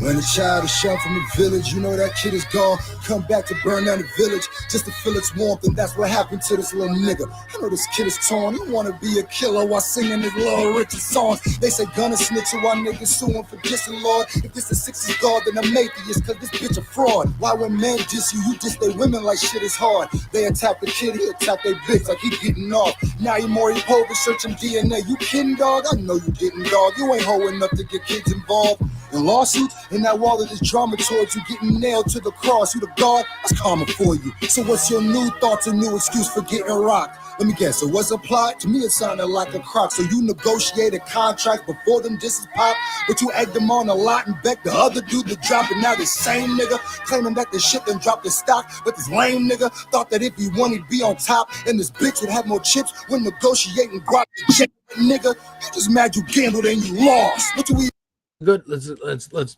stop right there. The first line he says, "A child is shunned from a village. He'll come back and burn it down just to feel his warmth." He's been saying this quote. I think it's from Black Panther. It's an old African proverb, but I think it's from Black Panther. Is this about Drake? It's about Drake. He wants to burn down hip hop because he wasn't accepted. Because that's what this lawsuit will do. If you can take someone to court for lyrics, which has been litigated time and again, as you cannot do that, that's art. Yep. That will be the death of hip hop because no one can diss anybody or say anything and not get taken to court. He also points out that Drake was the one who instigated the whole thing. He begged Kendrick to keep dropping. He begged Kendrick to drop it all. So he was renegotiating. So yeah. He was renegotiating his contract before the battle and hoped that if he won, that would raise his stock and he could get a better deal from UMG. So that's the tea that's going on. But let's continue with this. been trying to prove record labels are shady crazy. They've been saying that since the 80s. You fucking baby. Now they name me in some paperwork. Made me smart cause I'm gravy. Told my mama that we made it. Your baby about to be wavy. Mind you, nigga. I watch you for they signed you, nigga. That scene from Degrassi prophetic. I remind you, nigga. You try to bully Doc. Then your ass got caught in the trap like Jimmy bullied Rick. Then his ass got shot in the back. Oh, I just made the connection. You should feel so silly. Cause your singles start to slide like they wheelchair Jimmy. Maybe not being the top is better. Remember, it was just a wish to have this forever, my nigga.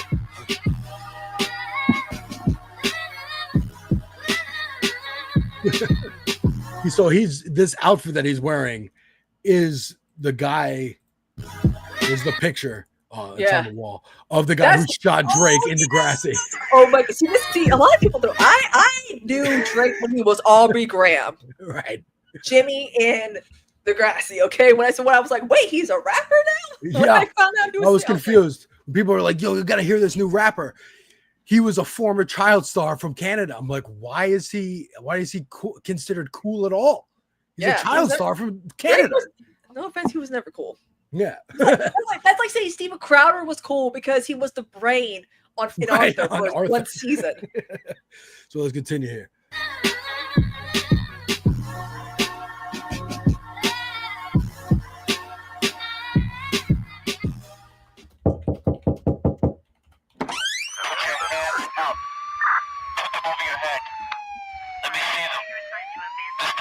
I should also point out that he is not just a reactor. He is a battle rapper. He's done songs with Easy Mill. He's opened for Kendrick. Like, he's a real rapper, by the way. No disrespect to him.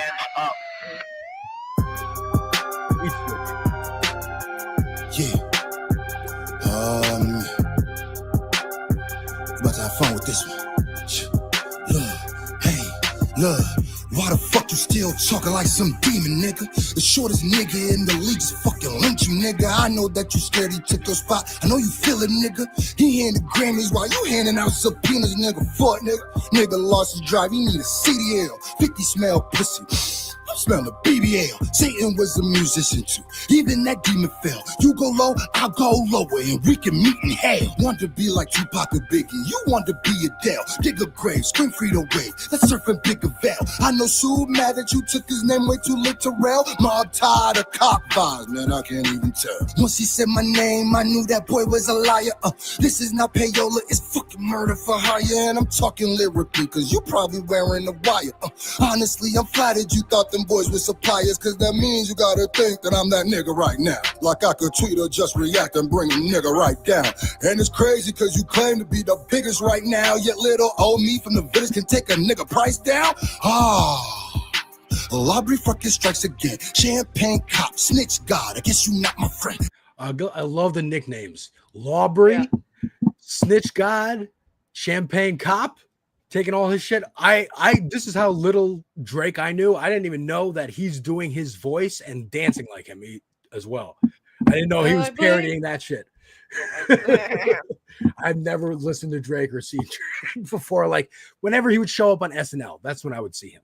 Yeah, I watch SNL religiously, but let's finish it. Said they shouldn't use lyrics in court when Thug was locking in. Now you using lyrics. Oh, I guess it's different when they not your mans. When the machine ain't working for you, you be slipping fast. It's starting to feel like you ain't even real. Them niggas built your ass. And speaking about build, fuck them play dope, build the abs. I'm chasing millies. Why you chasing me? Oh, that's really bad.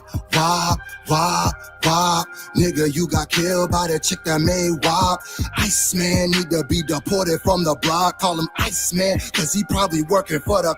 Even this part right here is a mock of Drake's first diss push-ups where he's like, drop to Kendrick. And yeah, it's just good shit. Stop. Nigga still pressed. I wonder when it may stop. Nigga mad cause the culture roof arcade died. Maybe cause he rap and you niggas make pop. Hold up. Yeah, you wish for this forever, but you ain't even know you made a deal with the devil. You wished on a monkey's paw and now your ass in trouble. They gave you about 16 years and a shovel. Dig a hole. This is deeper than some emails and tweets. I need to repeat. Pussy, this is about our freedom of speech. You feeble and weak. Now, this is the most important part, and I want everyone to listen to these lyrics right now. First of all, the WAP that he's saying you got dissed by the chick who made WAP because Megan Thee Stallion mentioned the BBL first. She was the first one who sent out shots at Drake last year. Everyone forgets, but I remember. I don't give a fuck. But we're going to take it back because this whole part about freedom of speech, because this is what really the lawsuit is about. I need to repeat. Pussy, this is about our freedom of speech. You feeble and weak. I don't give a fuck. Officer Drizzy, read them and weep. Pussy lost his fucking need to compete. You female to me. Scared tactics. It ain't gonna work. I'll bleed for my speech. You can't censor us, my nigga. This shit is deeper than me. MAGA Drizzy get to looking like Trump whenever he beef. I ain't Stephen Colbert. You can't take me off of TV. Damn. So how the fuck you about to tell me that you not a lame? My face black. Pussy, you wear blackface. We not the same. Ticked off. But he just a vulture that don't rob the game. But pissed off is better than being pissed on. You got it, man. Why? Nigga, you got killed by the chick that made WAP. Iceman need to be deported from the block. Call him Iceman, cause he probably working for the... Hold up. Stop. Nigga still pressed. I wonder when it may stop. Nigga mad cause the culture roof arcade died. Maybe cause he rap and you niggas make pop. Hold up. So yeah, that's the song. I got a reaction on my channel for that. Reactions to and reviews and all kinds of stuff on my channel. But what'd you think, Kristina? I thought that was like a masterpiece in diss tracks. I like how we made the connection there at the end with MAGA and Trump, because you got to associate them. They are doing the same shit. They're trying to censor. They're trying to make it illegal to talk shit about them. Yeah. Some of the best rap songs are diss tracks. I'm sorry. Yeah. That's why he's coming after the culture. He's East coming Coast, after West the Coast. What do you know, culture. huh? You're That's Canadian, right. Drake. Yeah, you stay up there in the north. Albury. You stay in the north. Yeah, man. So that's the show, folks. Thank you very much for watching. We got a difficult truth up next. Thank you very much, Kristina, for joining me and helping me out on this sleep-deprived day. Yeah. I got to go back to work.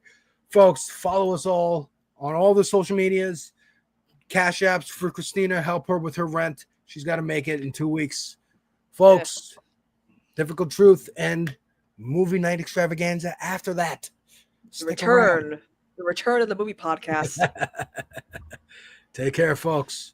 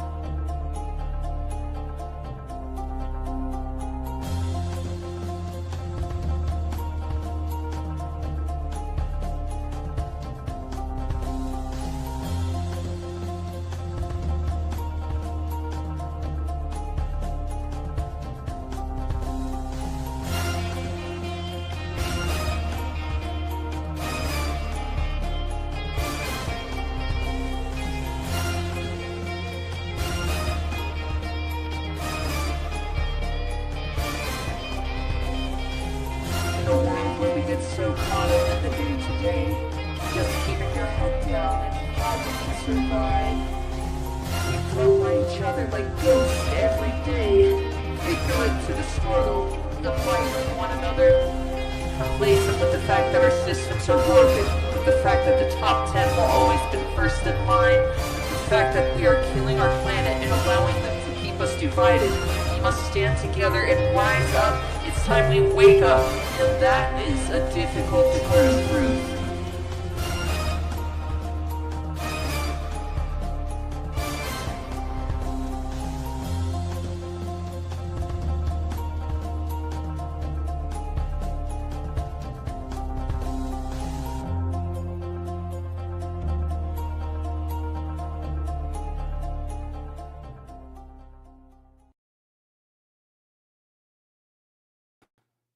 Welcome, everybody. Welcome to the stream. I hope everyone's having a good Tuesday. Thank you to Devil Advocates Productions. Good stuff, Alex and Kristina. Appreciate it. Welcome, everybody. Hey, it's the top of the hour, folks. If you haven't done so, please take a moment. If you haven't done so, to like the stream, share, comment, subscribe, do all the things, folks. You guys are what makes this channel go. I appreciate all of your support. Thank you, guys. I'm just saying hi to a couple of folks in chat. Mayhem Hippie, welcome. Hey, Mayhem and Indivisible. One and the same. Well, let me stop Discord here. Thank you all for being here. Appreciate it. Folks, please spread the word about this space. We are here Tuesdays, Wednesdays, and Thursdays. There's live and syndicated content, folks. So there's definitely something for everyone. Appreciate all of the support. Thank you. As I was saying, just saying hello to a couple of folks in chat. Looney Tunes, Saris, Heat. Hey, how's it going, Heat? Pendulous Dragon, Rich P. Hey, Alex. Edgebox. Welcome, everybody. Jet. Wanda del Sol Verde. Seth Evans, welcome everybody. Groove Dragon, Brandon. Welcome. Folks, we got quite a couple of things to talk about, folks. So I suppose we should get started.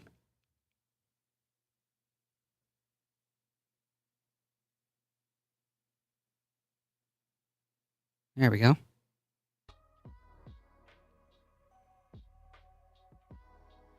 I talked about this yesterday.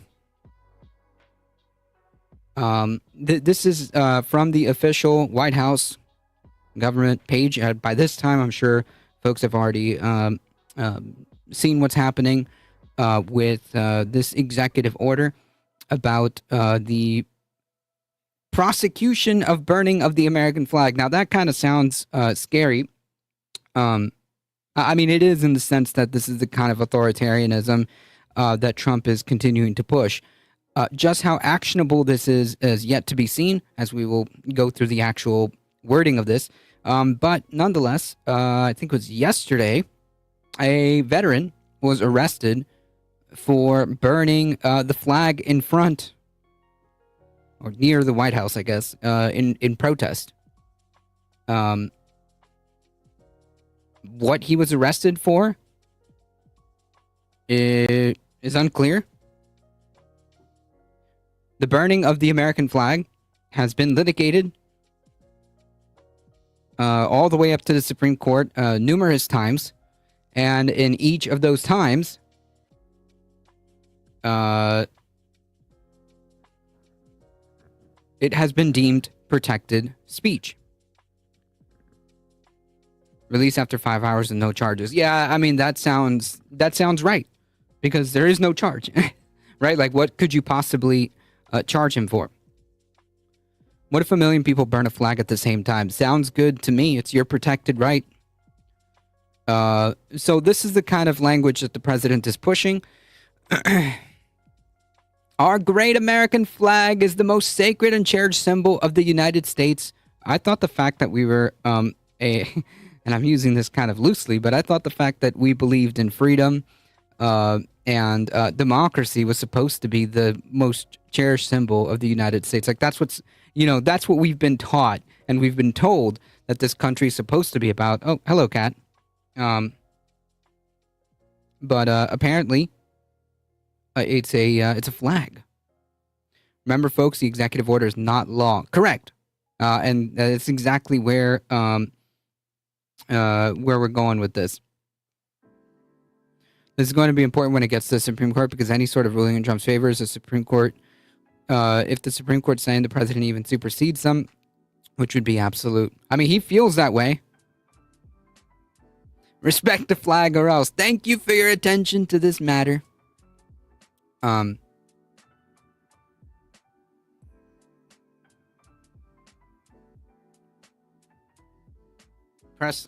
Press like for the cat.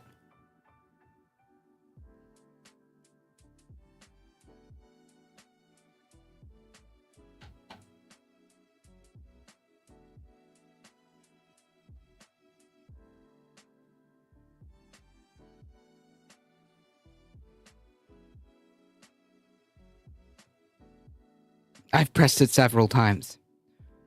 These damn fascists making me look patriotic. This is not where my 16-year-old punk self thought I would end. Yeah.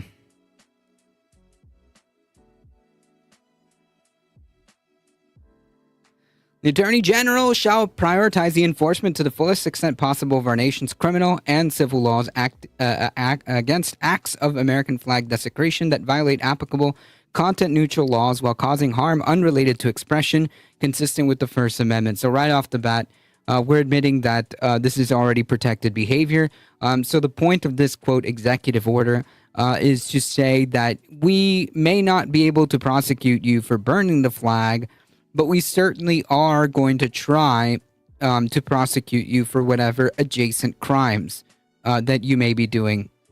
This may include, but not limited to, quote, violent crimes, hate crimes, illegal hate crimes. I'm sure they're really concerned about hate crimes, illegal discrimination against American citizens, again, something that I'm sure they're really concerned about, or other violations of American civil rights. Again, a thing that I'm sure they're very concerned about, and crimes against property and the peace, as well as conspiracies and attempts to violate and aiding and abetting others to violate such laws. It goes on to say, the Secretary of the State, Attorney General, and Secretary of Homeland Security, acting within their respective authorities, shall deny, prohibit, terminate, or revoke visas, resident permits, naturalization proceedings, and other immigration benefits, or to seek removal from the United States pursuant to federal law, yada, yada, yada, whenever there has been an appropriate determination that a foreign national has engaged in American flag desecrating activity under circumstances that permit the exercise of such remedies pursuant to federal law. I.e., this is just a roundabout way of threatening potential immigrants with the same. Because again, just because you are an immigrant does not mean that you do not have freedom of speech. Whether you are a documented immigrant, whether you are an undocumented immigrant, you still have the right to free speech. This is not determinate, or this is not, it doesn't matter what your, quote, citizenship, unquote, status is. You still have the right to free speech. I'm sure they define hate crimes very differently from us. True. Ladybug, welcome.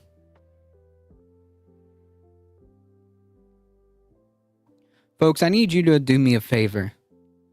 I don't know if this will work, but I'm going to try it anyways.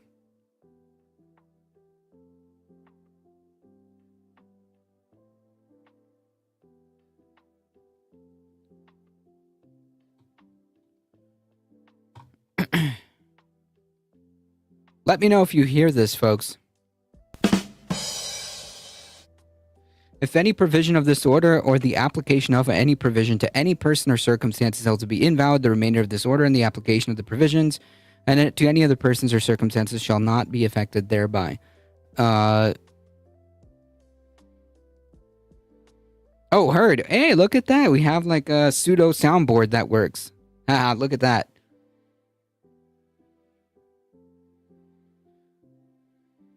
Actually, let me go back to the point of where they actually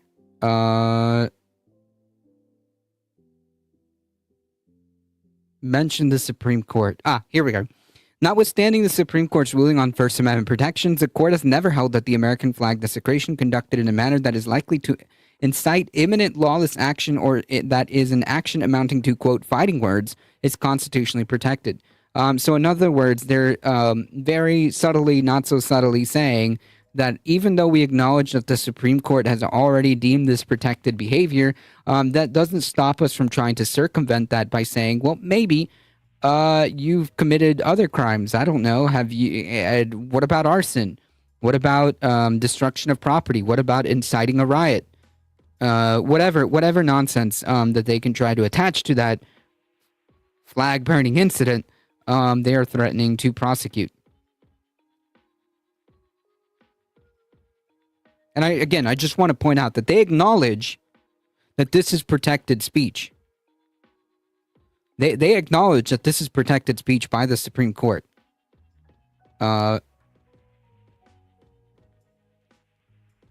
This order is not intended to or does not create any right or benefit, substantive or procedural enforceable at law or equity by any party against the United States, its departments, agencies, or entities, officers, employees, agents, or any other person.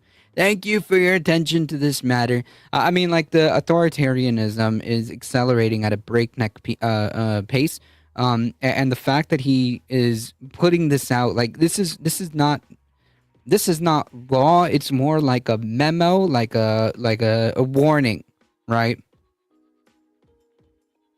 They're trying to make new crimes to justify the made-up crime wave. Maybe they had a joint. Maybe they had an outstanding parking ticket. Maybe they deemed the flag burning as an incitement of a riot. Whatever that means.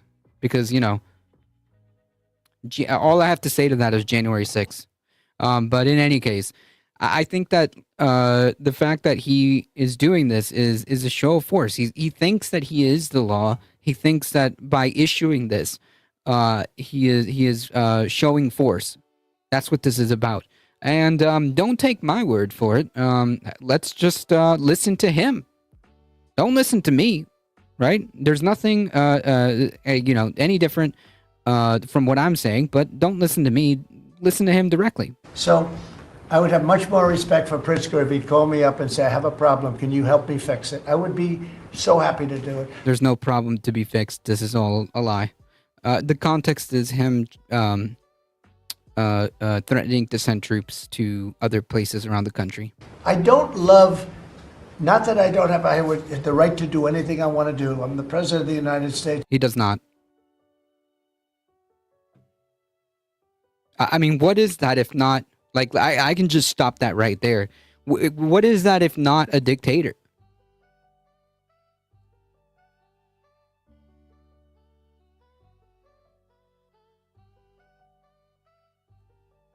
I have the right to do anything I want to do. I'm the president of the United States.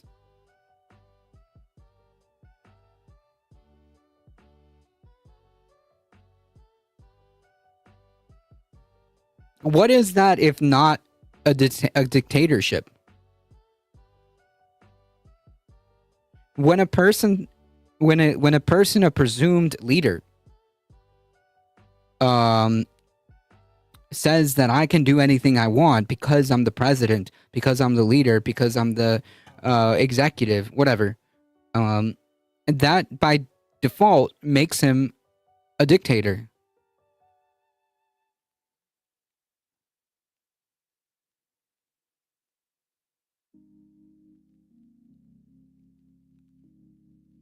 A petulant child, possibly, except he has actual power. Yeah, that's kind of the problem, right? He wants to be Putin so bad. If no one stops him, he will be correct. Yeah. Yeah.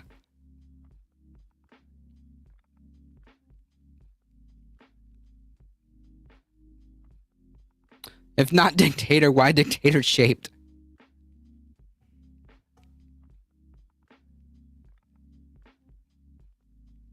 The right to do anything I want to do. I'm the president of the United States. If I think our country's in danger, and it is in danger in these... It's not. I can do whatever I want. I'm the president of the United States. My boyfriend is Putin. Thank you for your attention to this matter. You know, many people thought it was not possible, but it is. I thought it was absolutely insane the Democrats during the election weren't throwing videos of January 6th up everywhere to remind people. I mean, honestly, I'm gonna keep it 100. And we had an extensive conversation about this yesterday. Honestly, I think, you know, they should have.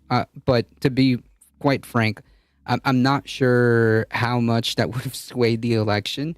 I think that the Democrats were cooked from the beginning of that election. I think that the Democrats were cooked.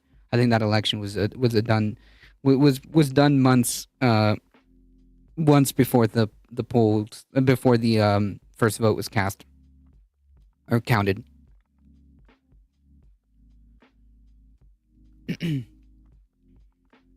JK, welcome. Chicago and NYC are going to be war zones if he sends troops there. Do you think Harlem's going to tolerate that? Cities. Nope. I can do it. No problem going in and solving, you know, his difficulties. But it would be nice if they'd call and they'd say, would you do it? No. Because nobody's calling you. Why? Nobody's asking for your, quote, help. Okay? The help being federal troops in the cities. That's the help.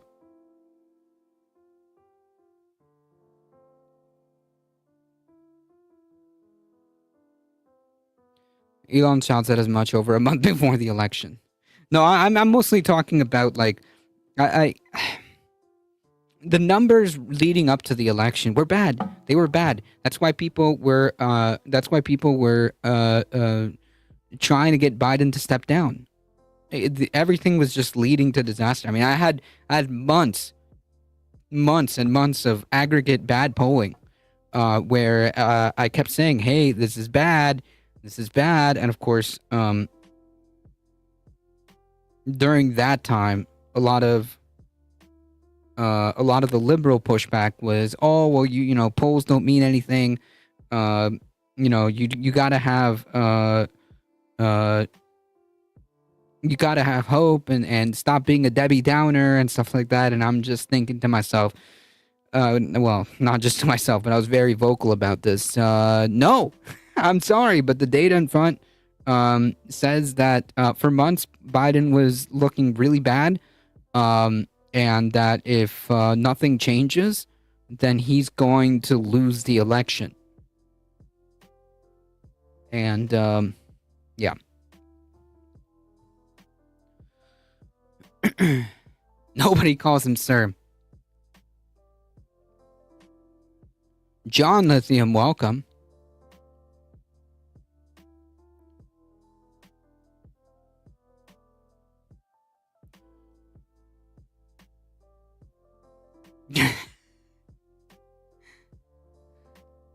I am very old and I will admit that I fully support Jordan B. Peterson for health secretary. You know, Bobby's done a really good job, but I think that it's time for someone new. Welcome, Jordan B. Peterson, to the Department of Health. I think he's going to do a great job.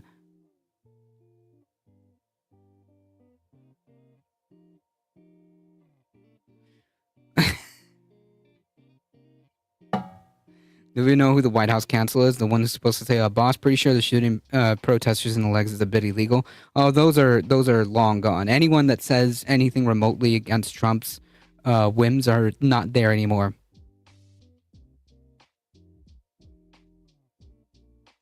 Don't speak that into existence. I honestly don't. I honestly don't know if Trump even knows who Jordan Peterson is. He'd be hiring a Canadian. I'm not sure that'd fly with his base. I mean, that doesn't matter. I think anything that he says is okay with his base, right? Like if tomorrow he says like, well, if tomorrow Trump starts talking about like openly saying like, hey, all of you MAGA people, we now believe in outright and open like says it with his chest, like we are now all fascists, then all the MAGA people would be like, oh, okay, I guess we're all fascists now. And then if you were to turn around and say the next day, okay, well, listen, MAGA people, we are now, whatever. They'd turn around and say, oh yeah, I guess we are. I guess whatever the flavor of the day, whatever Trump says it is, that's it.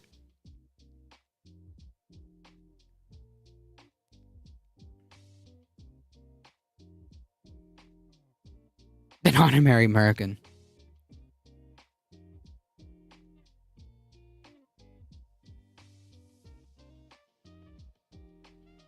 Kermit the Frog with an inflated ego. I can't quite do those impressions. They'd claim socialism if Trump told them to. Yep. Can I speak to you, Lady's Liberty, to fight Trump like she did Vigo? Anyways, all of this to say that this is coming to a city near you, folks. I believe it's going to get a lot worse. I believe that the National Guard is probably going to be deployed in several areas. I don't think he's kidding. I don't think he's kidding at all. I think he's serious about this.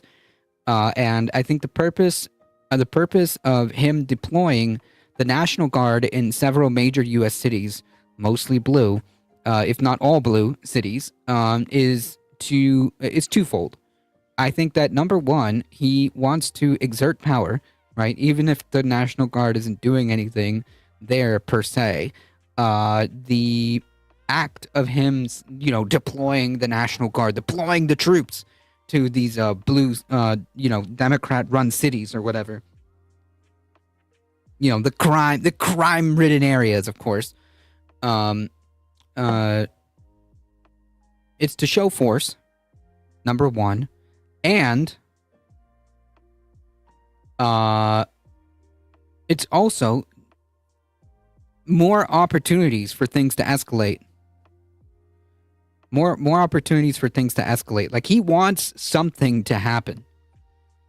He is desperate for something to happen, for some kind of overreaction, for some kind of altercation maybe to happen between protesters and the National Guard.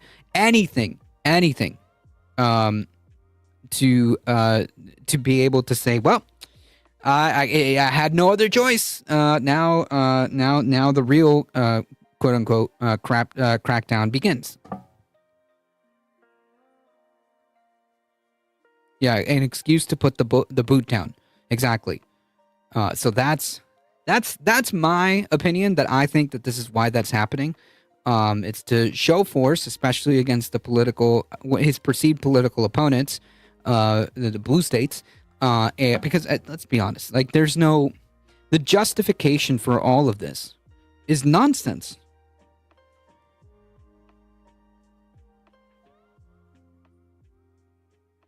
The justification for this is nonsense.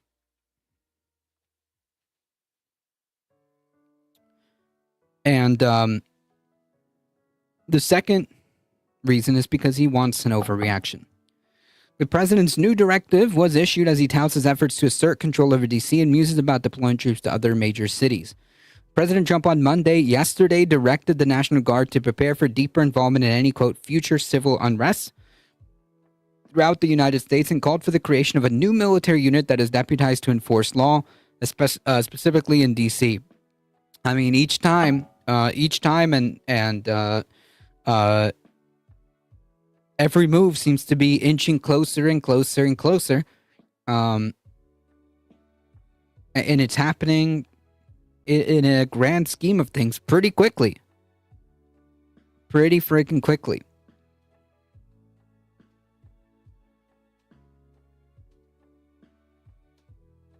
Is some of this to fire up their base for the 2026 midterms? I don't know. I don't think they care. I think the point is that there shouldn't need to be worrying. They shouldn't need to worry about the midterms because all of this is going to be moot, right? They want to make sure that they redistrict as many red states as possible to favor Republicans. They want to do as much voter suppression as possible every election. I don't know if I think that they're not as worried about the midterms because they feel like maybe perhaps voting isn't going to be an issue. Does that make sense? Are you all catching? Are you all picking up what I'm putting down?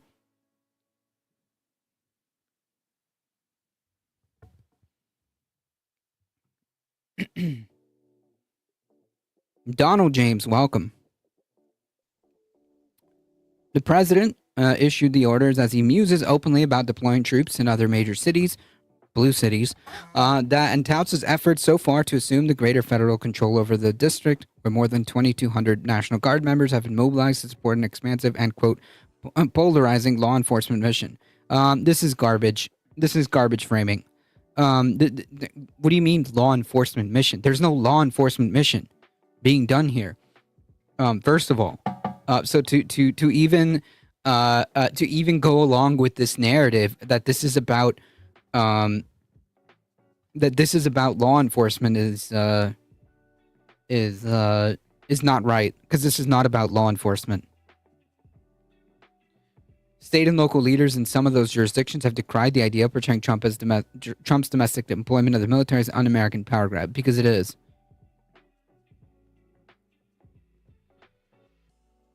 Johnny, too late. In his executive order, Trump directed Defense Secretary Pete Hegseth to ensure that each state's National Guard is trained, organized, and prepared to respond to, quote, civil disturbances within their jurisdictions, and he called for the creation of a standing rapid response force composed of Guard members that can go anywhere in the U.S. on little notice. It was not immediately clear how the orders will take shape. In a statement, the Pentagon acknowledged Trump's directive but said little else about it. The department is reviewing the order and its specific requirements. We will provide updates or announcements as appropriate. The new D.C. National Guard unit would be activated under Title 32, the same section of the law in which Trump directed Guard members to deploy this month after complaining about the city's efforts to address violent crime. Again, this has nothing to do with crime at all. Nothing to do with crime. Other cabinet officials who oversaw law enforcement agencies were directed to coordinate with Hegseth and deputize the members of this unit to enforce federal law. This is testing the defenses, so to speak, as to how they're going to get away with or get around the Posse Comitatus Act. That's what it seems to me like what they're trying to do. Like, what if we perhaps maybe deputize some of the members, not all the Guard units, but some of the members? They won't be strictly like Guard units, but they'll be deputized for law enforcement. Maybe we can skirt the Posse Comitatus Act by making like a special unit that is not part of this, not part of the normal National Guard, or what? Like, they're just trying to see what will work. Is my point. Trump has declared a, quote, crime emergency in D.C., though data has maintained by the police departments shows that incidents of violent crime has fallen. The Justice Department and the Republicans in the House have launched investigations into whether D.C. police manipulated crime statistics to make them appear low. I mean, like, again, the framing of this, like, why are we entertaining this? Why are we even why is this here? Like, I know that technically this is true, but why is it given any credence when we know that this is BS? Okay? We know that this is nonsense.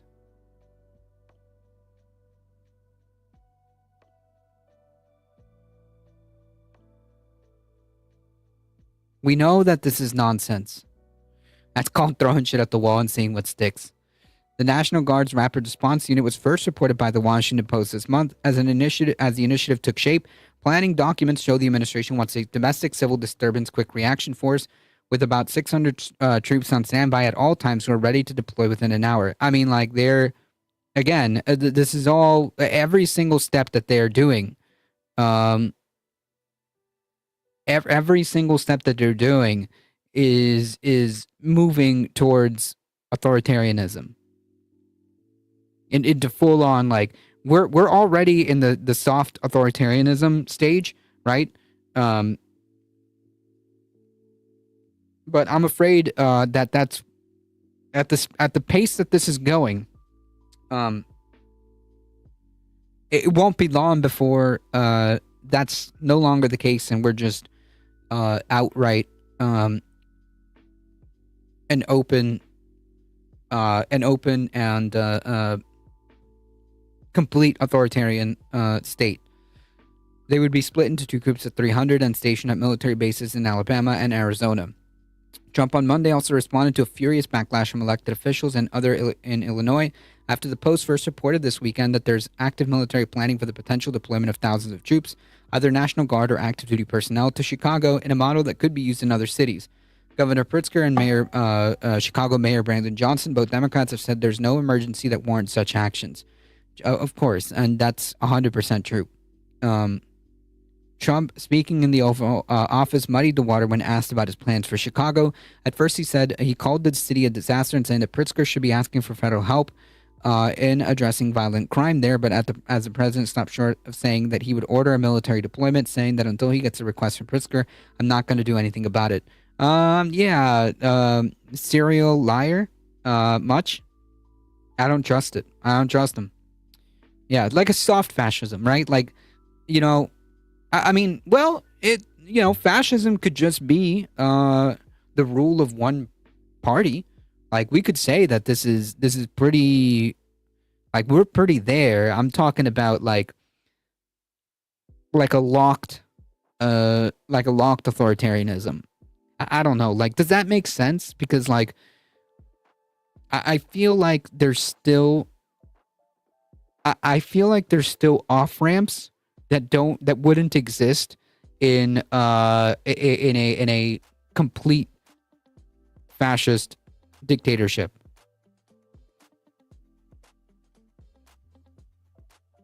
If that makes sense.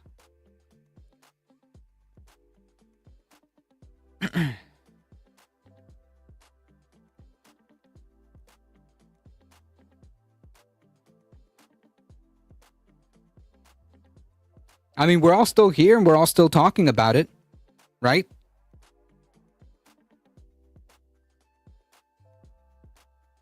We're all still here and we're all still talking about it. And we're all still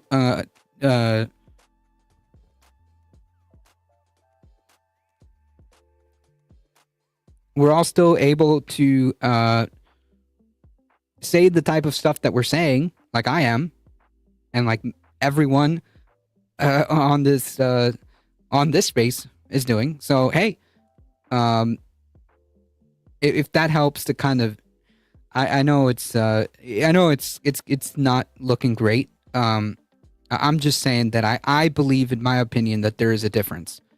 There is a difference between like a full, complete, locked authoritarian state and what we have now, which is kind of like a soft lock that is slowly turning into a complete hard lock, which we are actively trying to avoid. You're kind of right. It makes sense. Yeah, like you get what I'm saying, right?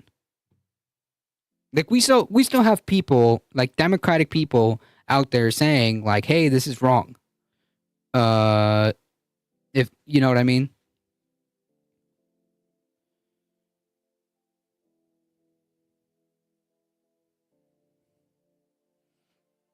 Yeah, like a flaccid fascism. It always seems the GOP is steps ahead of the game, but people in power, but put people in power that will be loyal. Yep. How am I supposed to sleep at night, Carlos? With hope, folks. You know, as bad as all this seems, it's not 100% GG. And hope is a form of resistance too. So don't let them take that from you. Don't let them take that from you.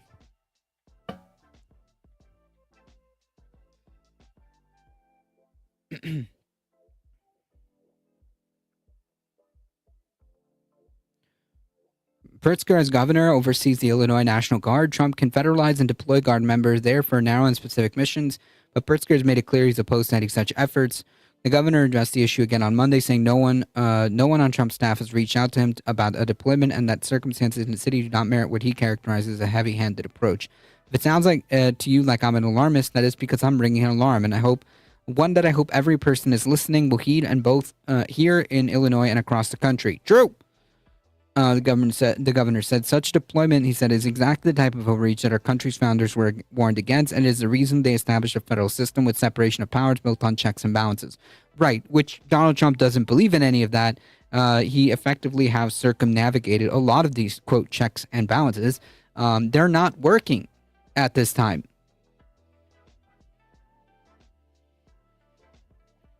Trump and the GOP are using every loophole they can find in the law that SCOTUS will also oblige to enforce their will. Yep. I mean, going back to this, saying I can do whatever I want, I'm the president, that ties into what the Supreme Court ruled, right? I mean, they basically said the president enjoys almost basically total immunity.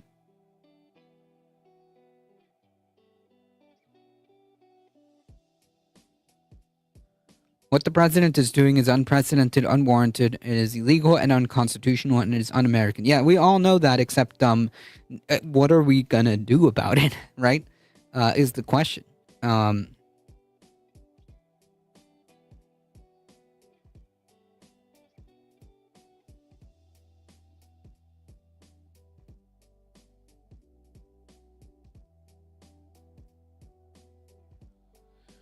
Stop talking about Epstein, damn it. Oh, I'm going to lose my voice doing this. If you don't, you will be deported to England. Thank you for your attention to this matter. P.S. I must admit that I'm very crazy and on True Social. True Social, have you heard of that site? It's the best site ever, folks. It's where you can catch all my diatribes and foreign policy.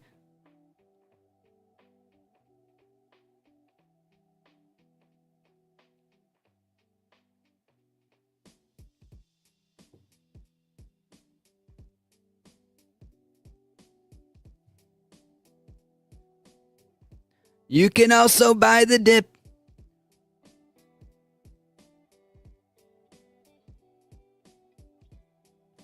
This is why political power is imperative, but sometimes on the left I get vibes of anti-electoral sentiment. I feel like sometimes the anti-electoral sentiment from the left comes from the fact that, like, a lot of people, not just like on the left, but as far as the left is concerned, feel jaded because the system as it is doesn't work. And to an extent, they're kind of, it's kind of true, So I get why, but here's the thing, like, I don't expect that elections, like, will fix everything, and I don't expect that electoral politics is the end-all be-all. You gotta have, like, you gotta do the work, right? you got to have like the action on the ground.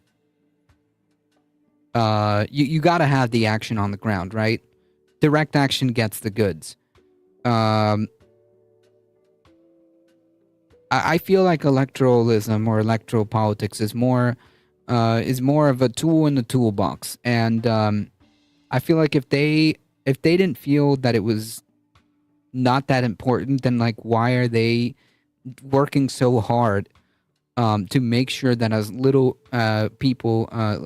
number of people get to vote, if it truly didn't matter. I'm not saying that, like, again, it's the end all be all, but there is certain circumstances that it does, that electoral politics and getting involved directly and voting matters. Like, for example, if you have like a ballot initiative in your state that directly impacts that you, the people in that state, have a direct say in what that ballot initiative does. As an example, I just acknowledge that also it's not the end all be all. Dude, welcome. Jaded of the system, or jaded because we have no faith in other voters? I think mostly jaded of the system, right? Because clearly it's not, this isn't working, right?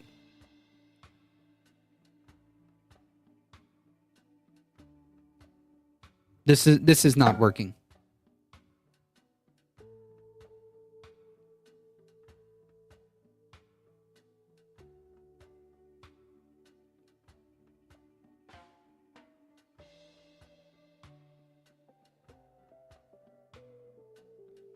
Do we feel great?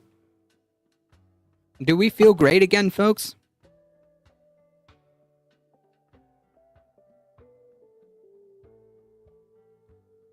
I don't know. I'm feeling very safe and very secure right now.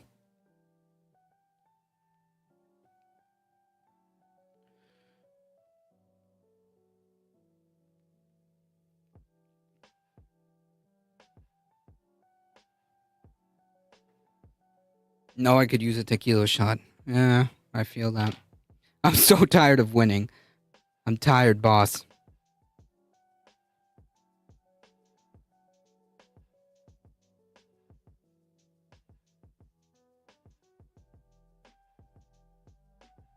I don't know. I wasn't alive in great before all the boomers. Before the planet was destroyed. I don't know. I'm feeling pretty good right now. I'm feeling pretty good right now. Like today at the majority report, I saw a comment of someone saying we can't vote our way out of this. So I asked them, what are the alternative or solutions? I mean, like, in a sense, again, I think that in the long term, I think that real changes are going to happen. And that if the only options for us, or you just get like, if the constant fight is always like full on like fascist, and then like the democratic response is like, well, we're not fascist and that's all we get. That's not sustainable. I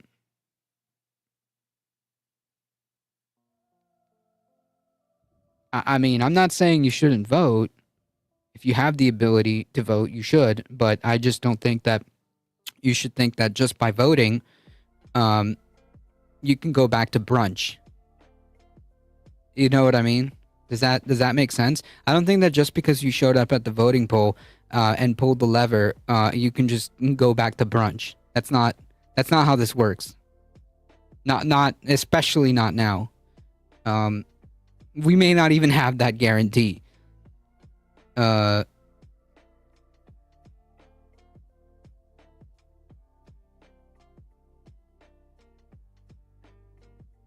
great before times.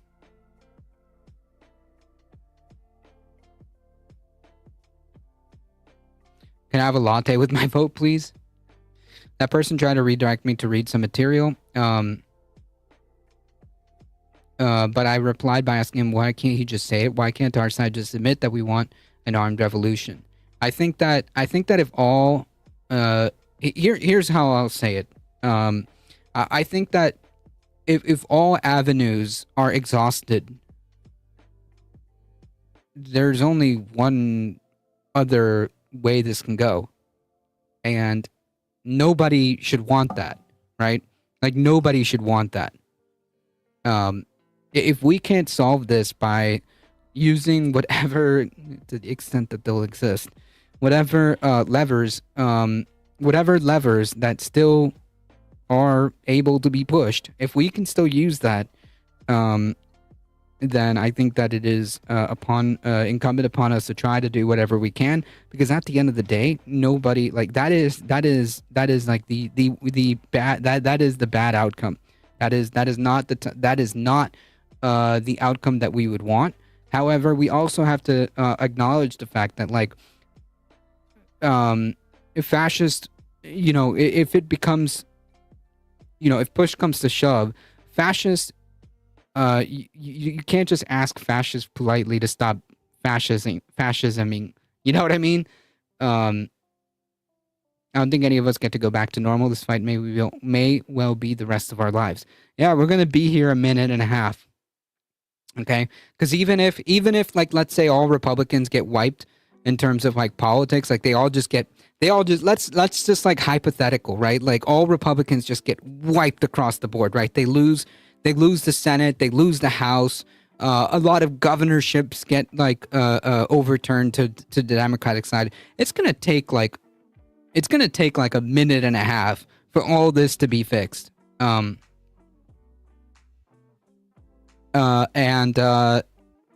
it's not going to be fixed that easily. My argument is for that, after I get people to admit it, is that we will never win that game ever again. We will never outgun the government. This is why political power is imperative. Well, I don't think any. I don't think the point is to outgun the government, right?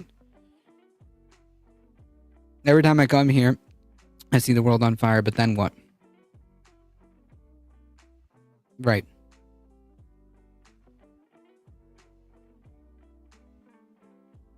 Look, the power lies with us, folks. Okay? The power lies with us at the end of the day.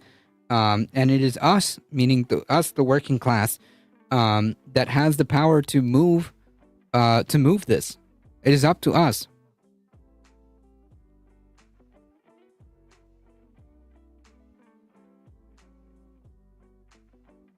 If we can't win electorally, then it's us to defend ourselves, or we're just effed altogether. Yeah, I mean, kind of, right? I mean, that's it.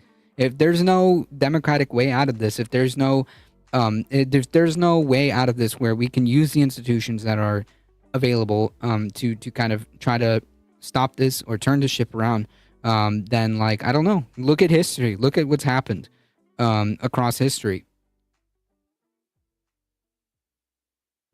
Authoritarianism isn't done away with by asking them nicely, or by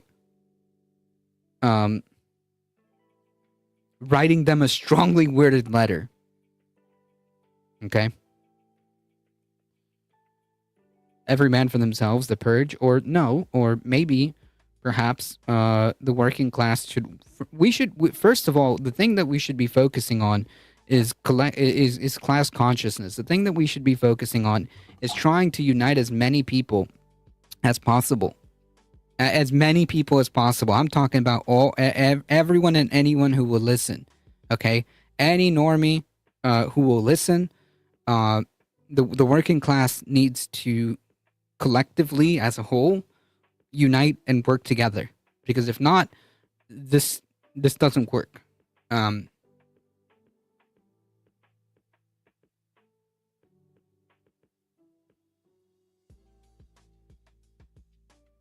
Defend the rights to arm bears. True. I defend that right.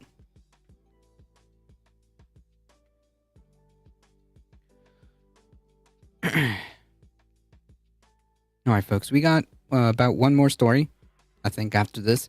Whistleblower complaint alleges Doge uploaded all social security numbers to an unsecured server. Cool stuff happening, folks.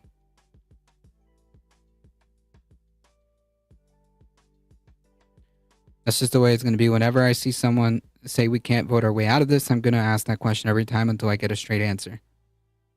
Well, you might get a different answer from different people.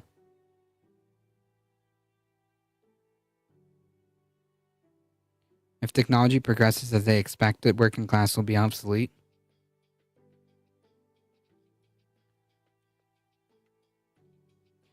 Well, by definition, then the capital class wouldn't exist, right?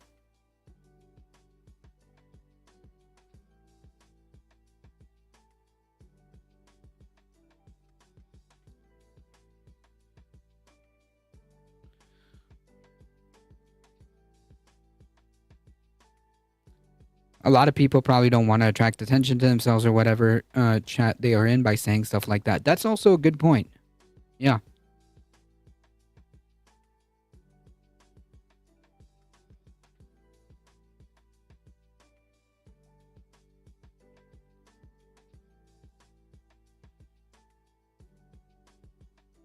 A whistleblower complaint on Tuesday alleges that the Department of Government Efficiency uploaded a copy of all federal Social Security numbers and information to an unsecured server in June, creating enormous vulnerabilities. That's cool. The word operative word here is all Social Security numbers. That's right. Mine, yours, anyone who has a Social Security number. That's really cool. Super cool. The complaint filed by the Social Security Administration Chief Data Officer Chuck Borges alleges that a live copy of the entire country's Social Security number, Social Security information is now being held by a vulnerable cloud environment that lacks oversight from the agency or ability to track who is accessing the data. Just tell the truth that some want an armed resistance on the left militia and enforcement. But there are left militias. Again, it could just be that maybe perhaps they don't want to talk about it. For security reasons. I don't know, but the reality is there.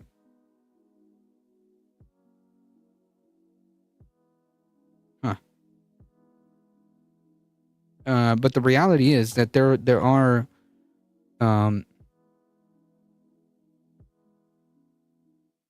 that there are left-wing militias.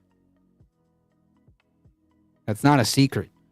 That's not a secret. You can is it the John Brown Club? As soon as I get people to admit yes, then I can disagree with them. But like, what are you going to disagree with them on? Like, what would be the contention here?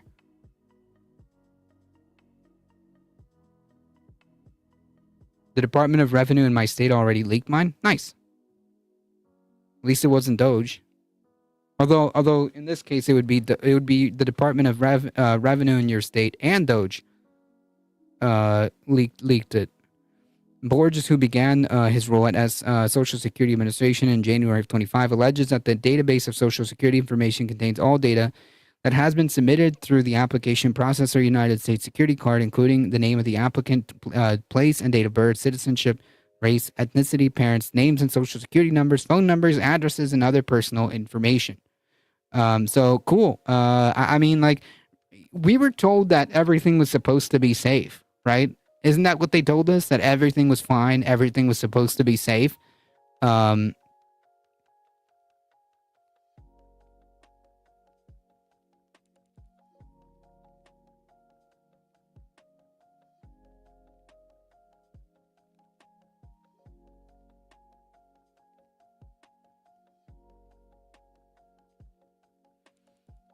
Very likely true. I forget the name of that town that basically kept proto-Nazis out after they got threatened with an armed militia.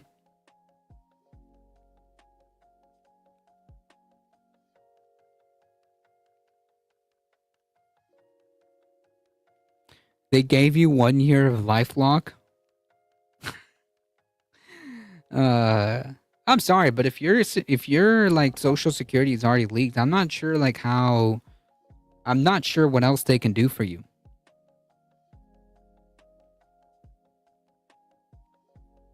They're raising our militia to defend themselves. Nice.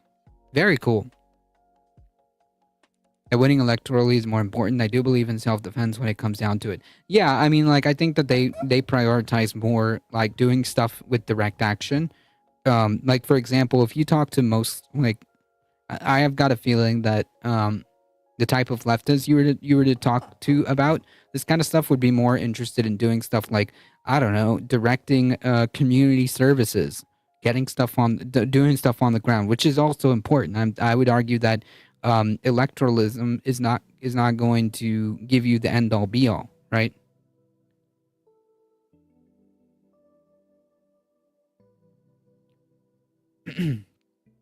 Should bad actors gain access to the cloud environment, Americans may be susceptible to widespread identity theft, may lose vital healthcare and food benefits, the complaint reads, claiming the file risks the security of over 300 million American Social Security data. A spokesperson for the SSA told ABC News that the agency stores all data in safe environments and that the data mentioned in the complaint stored in a long-standing environment used by the SSA. Yeah, I don't know and trust what this administration says.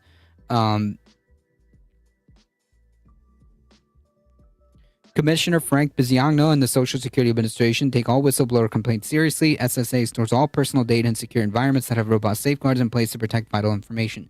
Yeah, so like but how can we be assured of that?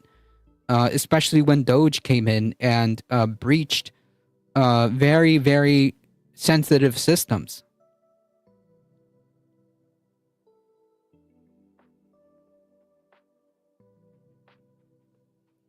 We also live in modern times, not when everybody had the same musket to defend themselves. Another reason why political power is the most important thing. Yeah, but you got to drive political power by uniting the working class.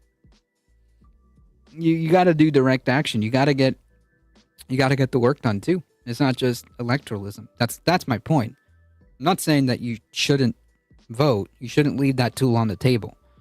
You shouldn't leave that tool on the table. I'm just saying that you're not.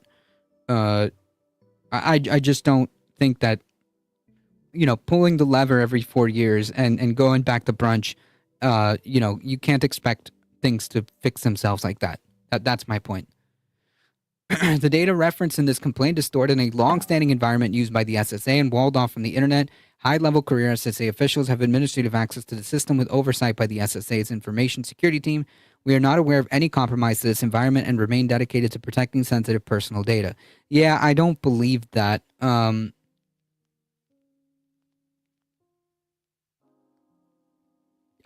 don't believe that, unfortunately. A Navy veteran, Borges has previously held positions at the General Service Administration, the Office of Management and Budget, and Centers for Disease Control. Borges claimed that he had raised concerns within the agency, and to date, that has not been made aware of any remedial action. So yeah, I mean, like, this is truly, truly, truly worrying stuff. Basically, it is alleged and it is possible, and that all of our information has been leaked, unfortunately.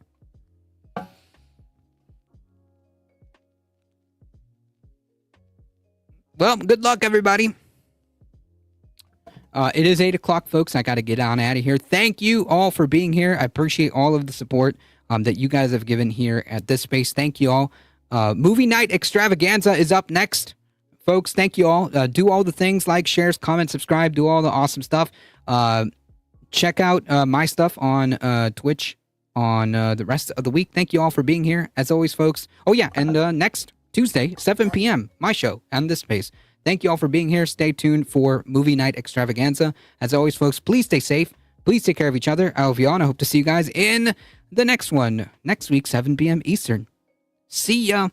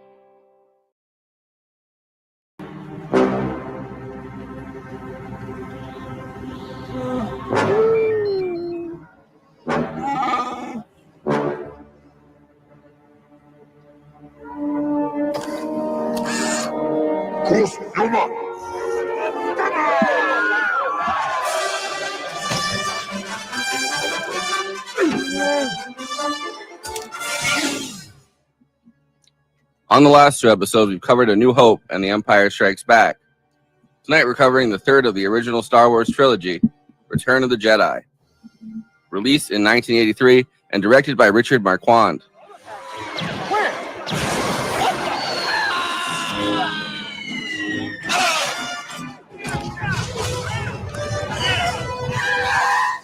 Written by George Lucas and Lawrence Kasdan, who between Empire and Return of the Jedi had worked on Raiders of the Lost Ark together, and produced by Howard Kazanesian, who had produced Raiders. The third and final film of the original trilogy stars once again Mark Hamill as Luke Skywalker, Harrison Ford as Han Solo, Carrie Fisher as Princess Leia, Billy D. Williams as Lando, Peter Mayhew, Anthony Daniels, Kenny Baker, Frank Oz, David Prowse and James Earl Jones as Vader, and Sebastian Shaw as the unmasked Vader, Ian D. McDiarmid as the Emperor, who would go on to play the younger Emperor Palpatine. Luke gets his hand cut off, finds out Vader's his father, hand gets frozen, taken away by Boba Fett. It ends on such a down note. I mean, that's what life is, a series of down endings. When Empire left off, Han had been frozen in carbonite and taken to Jabba the Hutt. But the rest of the gang, Luke now missing a hand, Leia, Lando, and Chewie, were in the Millennium Falcon. As Vader kept up the search for his son, who had escaped again, and Luke must go back to Yoda to complete his training. Unfortunate that you rushed to face him. That incomplete was your training. That not ready for the burden were you. One of the big questions in making this film was whether Han Solo would return, which is a bit of an irony since we talked about last week, Han is always trying to leave in these movies, and Harrison Ford was always trying to get out of his contract at the end of it. Richard Marquand, who directed the film, and Harrison Ford wanted Han Solo to die. George Lucas and Kasdan couldn't decide exactly what they wanted to happen. In one version, the movie ends with the rebellion basically destroyed, Leia struggling with her duties, Luke wandering off, a more downcast ending. Luke would have been like Clint Eastwood, Kasdan said, embittered and alone, like in the spaghetti western. Another ending, never written, has Luke putting on Vader's mask and becoming a Sith like his father. However, these ideas were scrapped as it would make Star Wars not a suitable family franchise. And it's been speculated end the sales of the toys that were very popular by this point. Another pro-family change, George Lucas wasn't sure if he wanted Yoda to return, but after talking to a child psychologist, realized children might think Vader lied about being Luke's father if Yoda didn't confirm it. Another change that Kasdan and Lucas discussed is that Obi-Wan, Anakin, and Yoda would come back from the spirit world and join in the Ewok party instead of being one with the Force as ghosts. The Ewoks were chosen as new characters rather than how George Lucas originally envisioned them, a planet of Wookiees.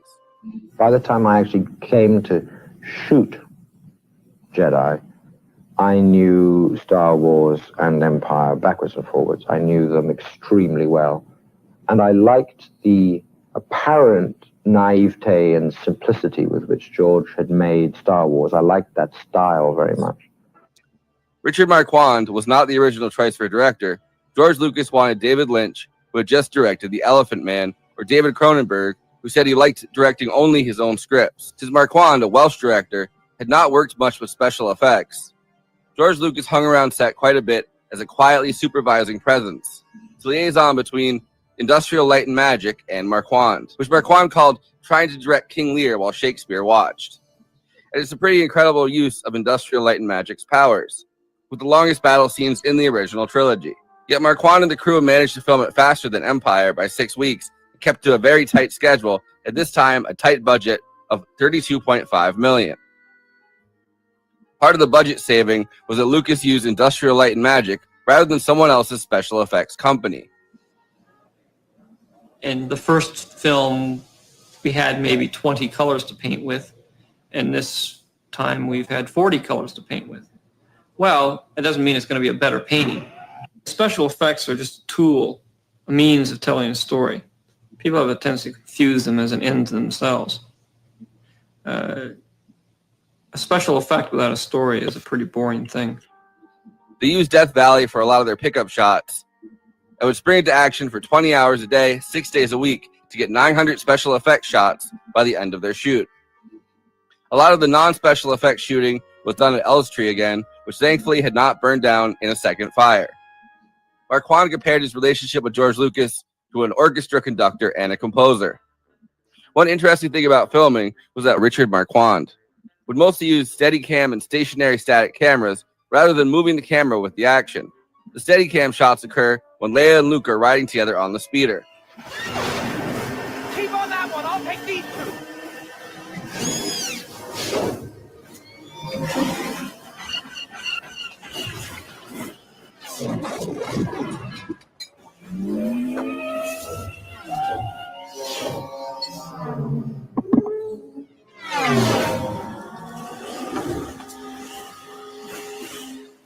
A lot of movies now tend to really move the camera a lot. Marquand felt like even at the time, tracking shots and crane shots lead to the camera being moved way too much. George Lucas said he chose Richard Marquand for how he worked with actors. However, he would clash with Anthony Daniels, who he said did not feel like acting as a robot. Industrial Light and Magic did reject 100,000 feet of film with film perforations, which delayed things a bit. So we developed a whole new way of putting together a sound room in a theater with different kind of baffling, with different kind of crossover systems. Tom Holman, who was in charge of the project, developed a whole different way of looking at the sound in a theater. And so when we finished that theater, we had people from the sound studios in Los Angeles come up and we showed it off, and they all said, well, we want one like this. So then we started building sound theaters for everybody in Los Angeles, and then we came to the conclusion that wouldn't it be great if we could get theaters in that the public goes and sees a movie to sound this good. After the production shoot during screenings, George Lucas was dismayed to find out he couldn't really hear the special effects mix, which led to Lucas founding THX, the cinema audio company that would act as a quality assurance system at all theaters who wanted to play one of George Lucas's movies.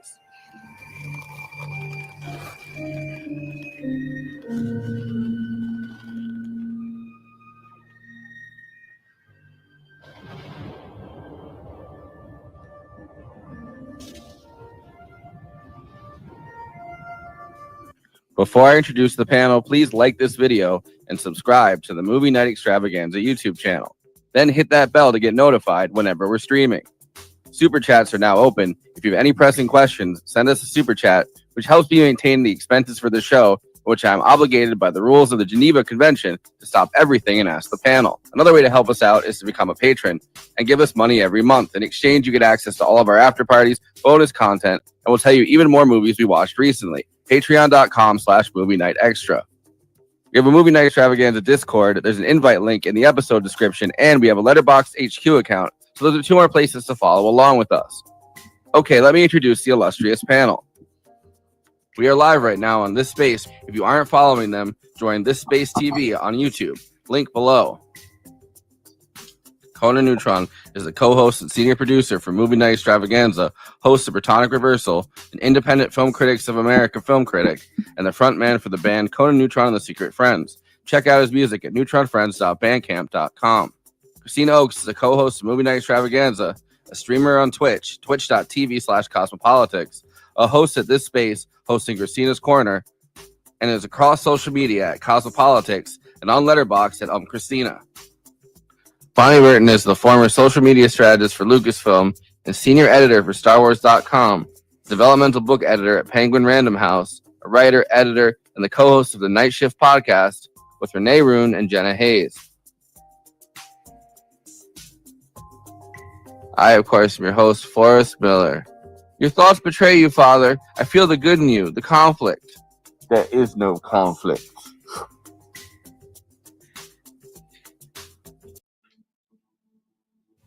I got my own little There ego you go. who refuses to be on camera. She's just staring at me like this.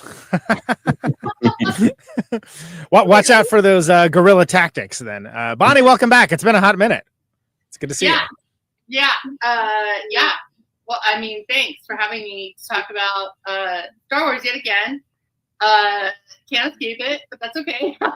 I feel honored. It's it's weird because like I worked for Lucasfilm for a decade during what I like to call the prequel apology era, when that would have been prequel apology era. So here's the thing.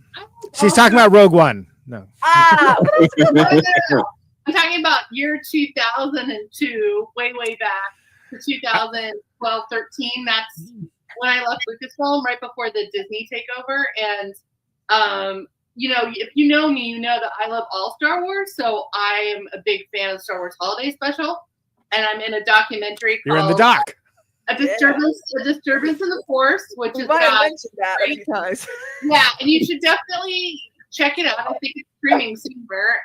It's a great documentary about the truth about the Star Wars Holiday Special and all the crazy stuff that went behind the scenes. But a lot of people, like myself, who love it, but also a lot of celebrities like Seth Green and Patton Oswalt and Weird Al. And so it's a really fun documentary, but I also feel just honored that I was included because there's not very many women in the documentary. So, and there's, I think, just 3 of us from Lucasfilm, that ex-Lucasfilm people that are in it. I don't think any current Lucasfilm people would be in it. But it's a great documentary about what took place in that historic Star Wars Holiday Special, because people didn't know what was going to happen after Star Wars, and we were just starved for anything Star Wars.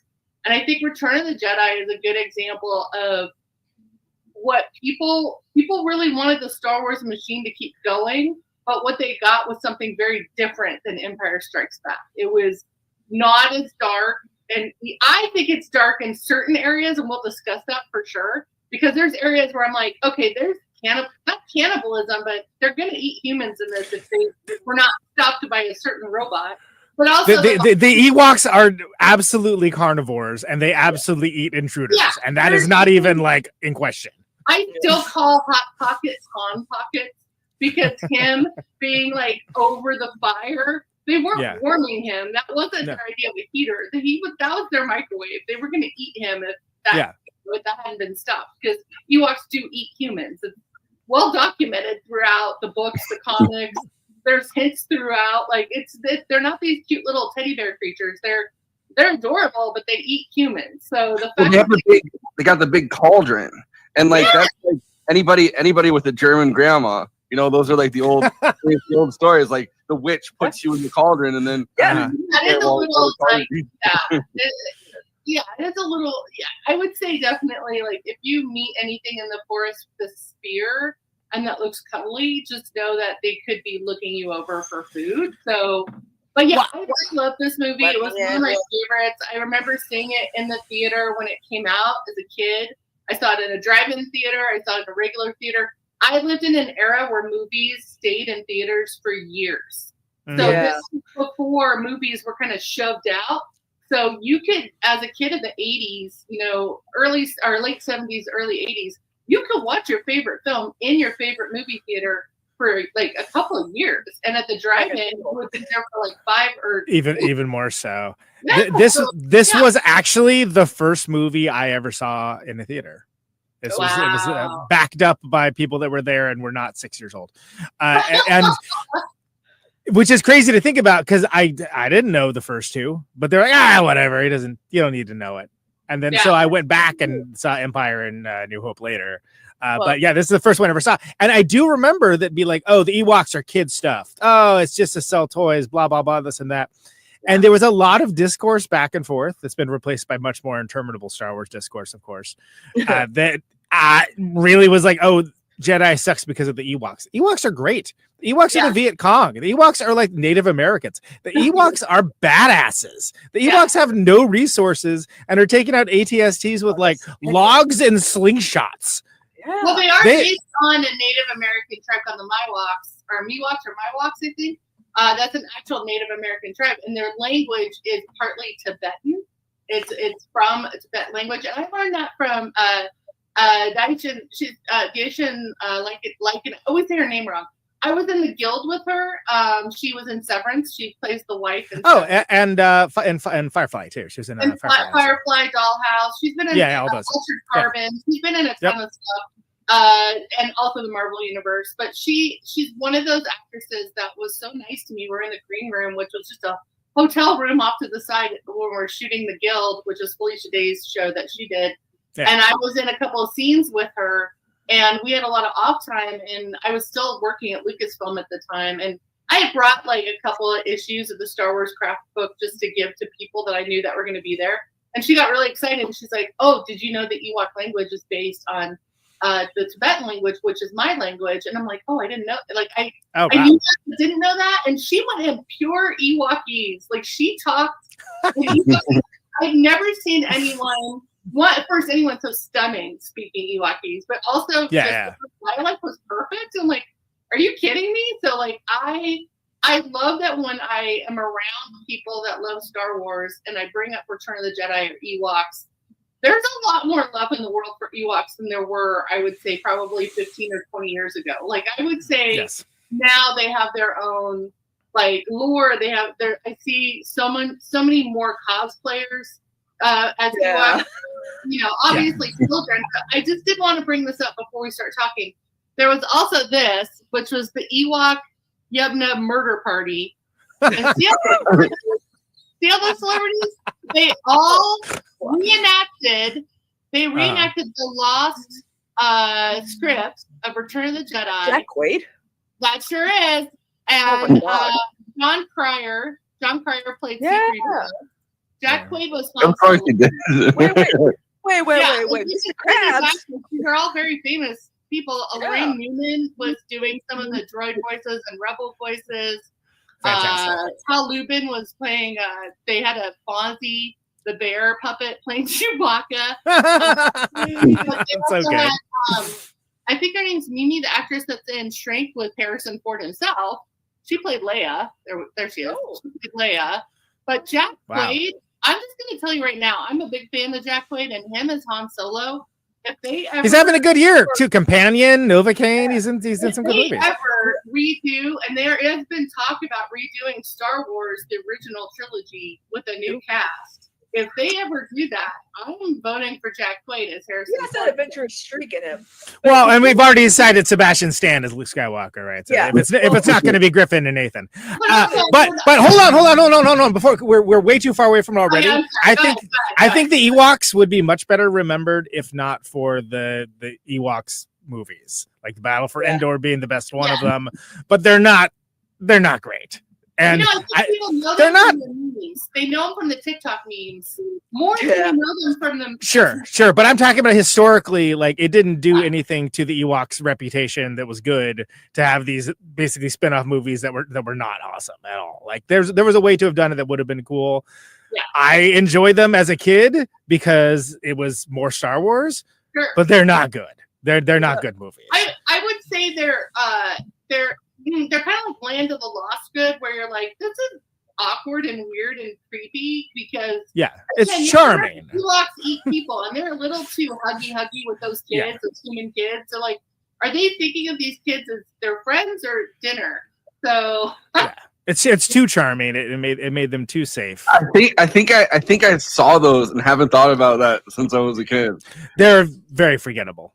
I tried watching one as an adult, and that was a bad idea. I was like, "Ooh, this is forgettable," because I have them burned in my brain forever. Because Wilford Brimley is in them. Diabetes. You have like actors that are in them that are very memorable, and those Ewoks are creepy as hell. They don't look like the normal Ewoks we saw in Return of the Jedi. They look like Ewoks on a lot of Adderall. It's like they look like they're cracked out looking. Yeah, it's pretty wild. There's some meth walks. I would say more than Ewoks. They're just definitely like creepy as hell Ewoks. So for me, it was creepy. It wasn't forgettable. It was. I'm not saying the visuals are forgettable. I'm saying it's excusable if someone has not seen these movies other than the Star Wars because they're not really worthwhile. Like they're TV movie grade Star Wars. I'm not saying that Faces of Meth Ewoks are forgettable in any way, shape, or form, especially with Wilford Brimley. But are you streaming somewhere? Like is the Endor Ewok is the TV series? I don't know. I don't know. Maybe. You know, Oh. you want to know my introduction to Return of the Jedi? Yes. Wait, I wanted to say one thing before we get too far away from it, Kristina. This is really fast.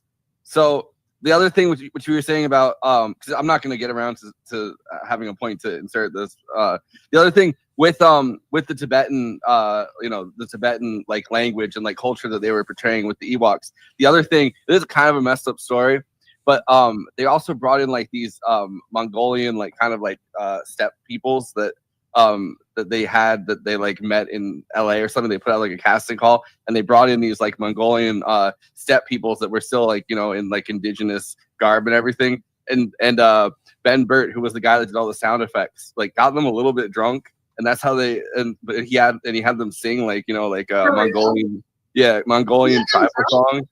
A little drunk, yeah. So they started like passing around like a flask, and that's how they got the okay. But Kristina, Well, sorry. good to know that something more than blue milk was involved in those sound effects. So my introduction to Return of Jedi, actually, I mean, I barely familiar with the prequels because of Burger King toys and all that, but I love the 80s. Did a whole segment about Return of the Jedi, and all that I remembered was Princess Leia in the gold bikini sitting on Jabba the Hutt's lap, and that's about it. That's all I remember before I even. It's what a lot of guys remember too around that time. But. Well, not just guys, but also I will say, working. I would have got the gold bikini out for you guys, but I forgot. Working at Lucasfilm, there was always, I would say there wasn't a debate about the costumes because we had Star Wars costumes came out every year, and there was always new ones for the new movies that were the prequel movies, but there was always other ones that came out for the original trilogy, and you had like your regular series of costumes, and then what we called the adult entertainment costumes, which were clearly stripper type costumes. But then you'd have like the little kid costumes, and I remember the year that the gold bikini came out for little kids for their girls. And I didn't think anything of it because kids are just kids. They're not going to sexualize anything. They're just going to be like, oh, this is fun. And it wasn't showing cleavage. It wasn't like, the abs where they put on the little boy costumes. They didn't put cleavage or anything. And it's a shirt. You're very covered up, but it still implies a bikini. It still implies. And I just remember so much wrath that was towards us at Comic-Con that year because of those costumes. Because every year, all the cosplayer girls that would dress up, and some dudes too, and maybe some non-binary before non-binary was like a mainstream thing. Everyone would dress up in the gold bikini, and then we'd do a group shot, and it would piss off everyone at Comic-Con. Well, not everyone. It would piss off the security because basically we created a fire hazard because everyone would run to the Star Wars Pavilion section of Comic-Con where all the vendors are, for this giant group shot of all the girls in their gold bikinis, because to be honest, it felt very Playboy-esque or very Sports Illustrated swimsuit. And so it would create a mob of people taking photos. I remember because I was like shoved up because I took all the photos for StarWars.com. And so you can still see them on our Flickr account if you go to Flickr.com and look up Star Wars, or even just my account. I'm sure they're somewhere. But I remember there were little girls in front, and I was going, oh no. And as soon as the little girls were up there with their costumes, I was like, this is not going to go well. And sure enough, the next day, there were all these like op-eds on Jezebel, Entertainment Weekly, and everywhere there was an opinion about Star Wars. And this is in the early aughts. So this is even before the internet's the internet with social media. And I just remember going, now I look back and I'm like, I'm so glad Twitter wasn't around, so glad Facebook. I think MySpace and YouTube were it. And Tumblr and Journal. So like we were. It's like when the first Suicide Squad movie came out, and all the girls, like all the parents were dressing up as Joker and Harley, and they made their kids dress up as Joker and Harley. I'm like, you're making your daughter wear booty shorts, but whatever. It's the same level of parental involvement for sure. But since we're talking gold bikinis, and I do want to address the movie itself and the awesome set pieces here. I gotta say, Jabba's lair still goes. Thought it was amazing as a kid. thought it was an amazing way to start the movie. And again, we talked in Empire about how amazing Hoth is and how it's great how it just drops you right in the middle, this and that. And I actually really appreciate now, can I consider more of being analytical about storytelling, the break in the continuity between like the end of Empire and Jedi, where there's like, okay, clearly a bunch of stuff's happened, but you just get right to the action. And even things as simple as like the big portcullis to enter Jabba's palace, which is like so huge, and the weird eye thing that comes through, and C-3PO, of course, getting in the comedic beats of just like, oh well, I guess nobody's home, and like running away, you know, amazing and great again. And Bonnie, I invoked 3PO and R2D2 calling the Rosencrantz and Guildenstern of the Star Wars universe. Yeah, I would say that's accurate. Yeah. And I think that we get into just leaning into the creature aspect of like the wild imagination of Jabba's menagerie that are, you know, hangers-ons and sycophants. It's basically the Trump administration, who are all just around cackling at anything he says, and all just around. And it's so immersive and so cool. And in the special edition, so ruined by the Max Rebo band being sabotaged, in my opinion. But it works so well. The CGI is unwanted. I'm sorry. It sticks out like a sore thumb. I prefer the original band as well. Yeah, same. Yeah, of course. And the original song too. I mean, come on. Anyway, whatever. The original song, by the way, written by John Williams' son. Yeah, oh, is it really? The one that's Toto. Yeah. He was raised down in Africa. No, he did not sing Africa. He did not sing Africa. But he was lead singer of Toto. Yeah, I love that was again. I didn't expect that to be the tie back to our Lynch's Dune episode, but here we are. Anyway, go ahead. But also, I will say they sang the original song at there, Yub Nub. So it's Dude. actually, and the woman that sang it was an American Idol winner. He was like came on stage, and this was at Dynasty Typewriter in LA, and I was just like, "Oh my god, is she singing it in the language?" And She's singing Yub Nub in the original Ewok. Wow. By the way, I don't think that the new song is bad, but Yub Nub was great. Yub Nub, it kind of kills the ending a little bit to have it just be like the sort of like John Williams-esque stuff. Like, yeah, I would say, and also it's like an easier song to remember. Yeah, Also, right. she also sang the song at the very beginning in the barge as well. Speaking of the barge, we're still back at Jabba, right? So Jabba's great. Not the barge. At the Jabba, like the Jabba night. I don't want to call it a nightclub, but it's like Hookah. It's a hookah lounge. It's a hookah lounge. It's a hookah lounge. It's an opium den. I mean, yeah, sure. We're gonna describe it on like Groupon. Like if you were gonna like give people a Groupon to go to the Jabba's hangout, I would just say live entertainment on Tatooine, because there's all kinds of live entertainment. There's the Rancor. There's there's the girls, performing or whatever. There's hanging out with your friends. I love that. There's a fucking Jawa that's like looking down at it, like you find out like, oh, there's at least like some Jawas that just like spend their days like. There's dancers, there's music, there's a band. Sir, that's the Secretary of Education you're talking about. But also, And then there's how many nightclubs do you go to where there's a trap door? Yeah. To a Rancor pit, like that's the like next level entertainment. I almost feel like that's And it's all practical effects too, and all works so well because of that. Studio 54 or the Limelight. Have some sort of Rancor pit option for bad dancers. Or yeah, I'm in. I would have been like, yeah, let's do this. This is a great idea for every nightclub if someone's annoying. Shoot, you better tip well. Yeah, instead of bouncers or instead of guys that are like being actresses, just Rancor pit them. That's a trap door. Well, and what I was driving at by taking us down this incredibly weird cul-de-sac is that it's a very immersive practical effects celebration, pretty much. I mean, because you have things up to and including like the little, like, I'm sure there's a name for them. I don't know what it is off the top of my head. The little like little like looking dude that's just like talking trash and laughing at stuff. You know, like that guy's great. Salacious Crumb is like such a like oddball Muppet. Like to yeah, be it looks like he should be in Labyrinth or something, right? I mean, But it, puppet. That's a meth puppet, 100%. but total face is a meth puppet for sure. But then you have things that are so good, like you have his job as major domo, like that has his own language as well, and like you're immediately put into like, okay, this guy's like the crime boss of crime bosses, and these are all his like that. And this is all all of his henchmen and lackeys and so on and so on, and you get it immediately. You don't have to have someone explain it to you or anything along those lines. You did. And also this, you have to remember too that kind of like the backstory of Lucas is, he's friends with Coppola.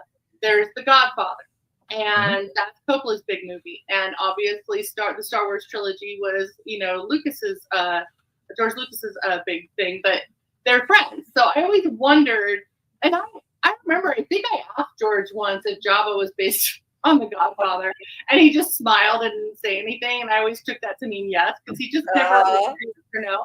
But I think it was just so fun that you have like this big gangster, almost like a Marlon Brando kind of character. Oh, 100%, yeah.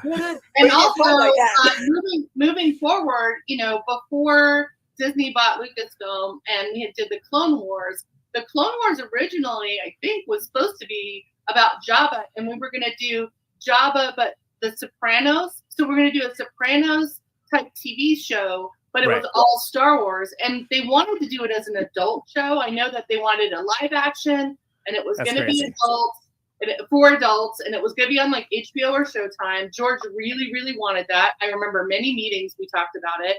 But it just never came to fruition. So he just sort of snuck Jabba in and snuck in a lot of like Godfather type stuff into the Clone Wars TV series. Yeah. So as you watch it now with that mindset, you're like, oh yeah, that is, especially in the movie, the original Clone Wars movie that was basically jump starting the series. That's not really the thing that a lot of fans love that show. But when you think about the kidnapping and you think about what happens with Jabba in that, it very much is like a mafia thing. And then in the series, you see his cousin, who's very Truman Capote. A different Hut. Yes, absolutely. Yeah.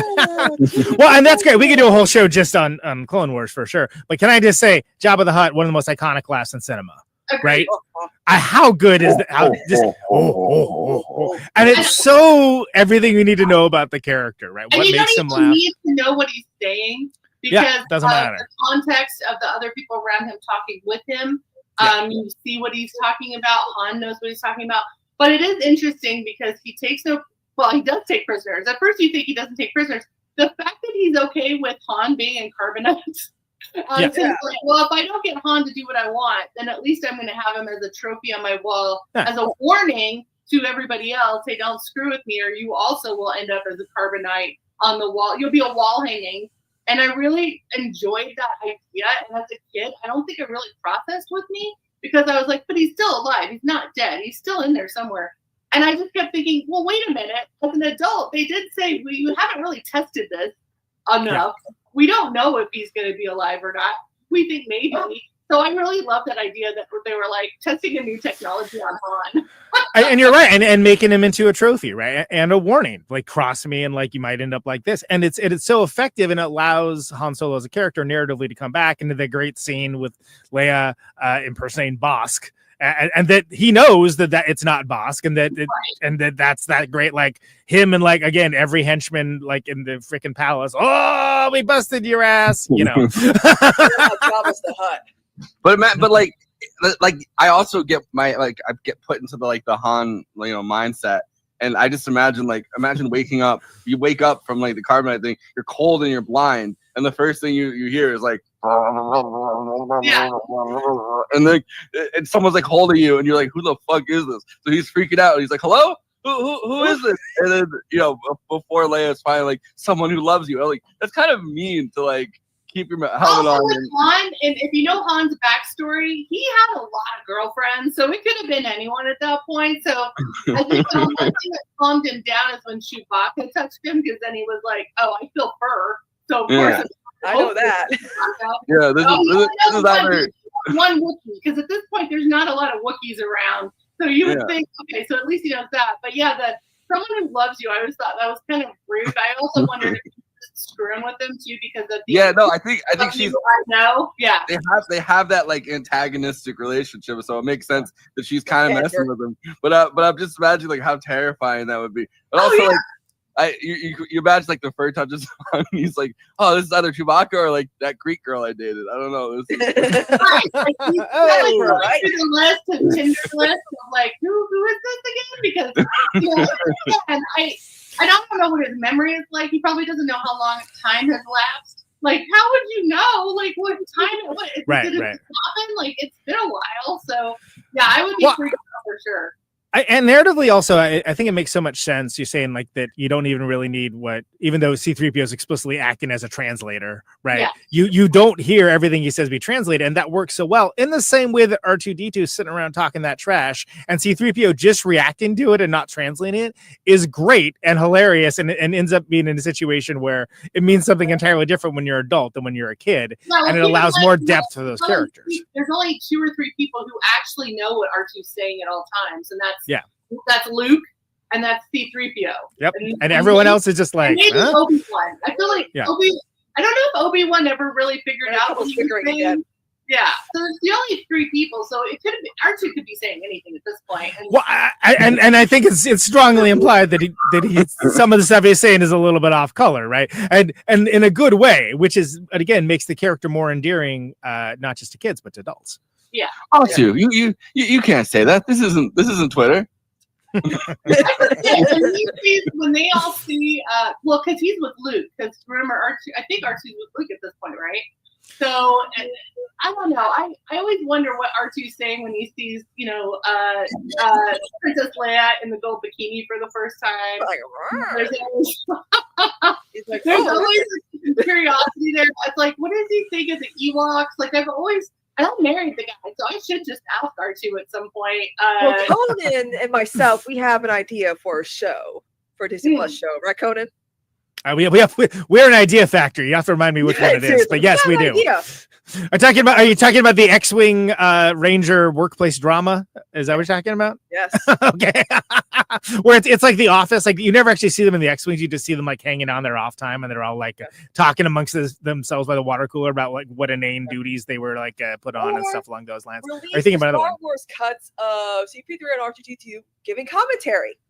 Oh, having them, yeah. Okay, sure. I just to chime in here. When we would release the DVDs or Blu-rays for the 80th time, we had this thing. Okay, gather round, young children. I'm going to tell you about something called value-added material to DVDs, which doesn't exist anymore because everything's digital.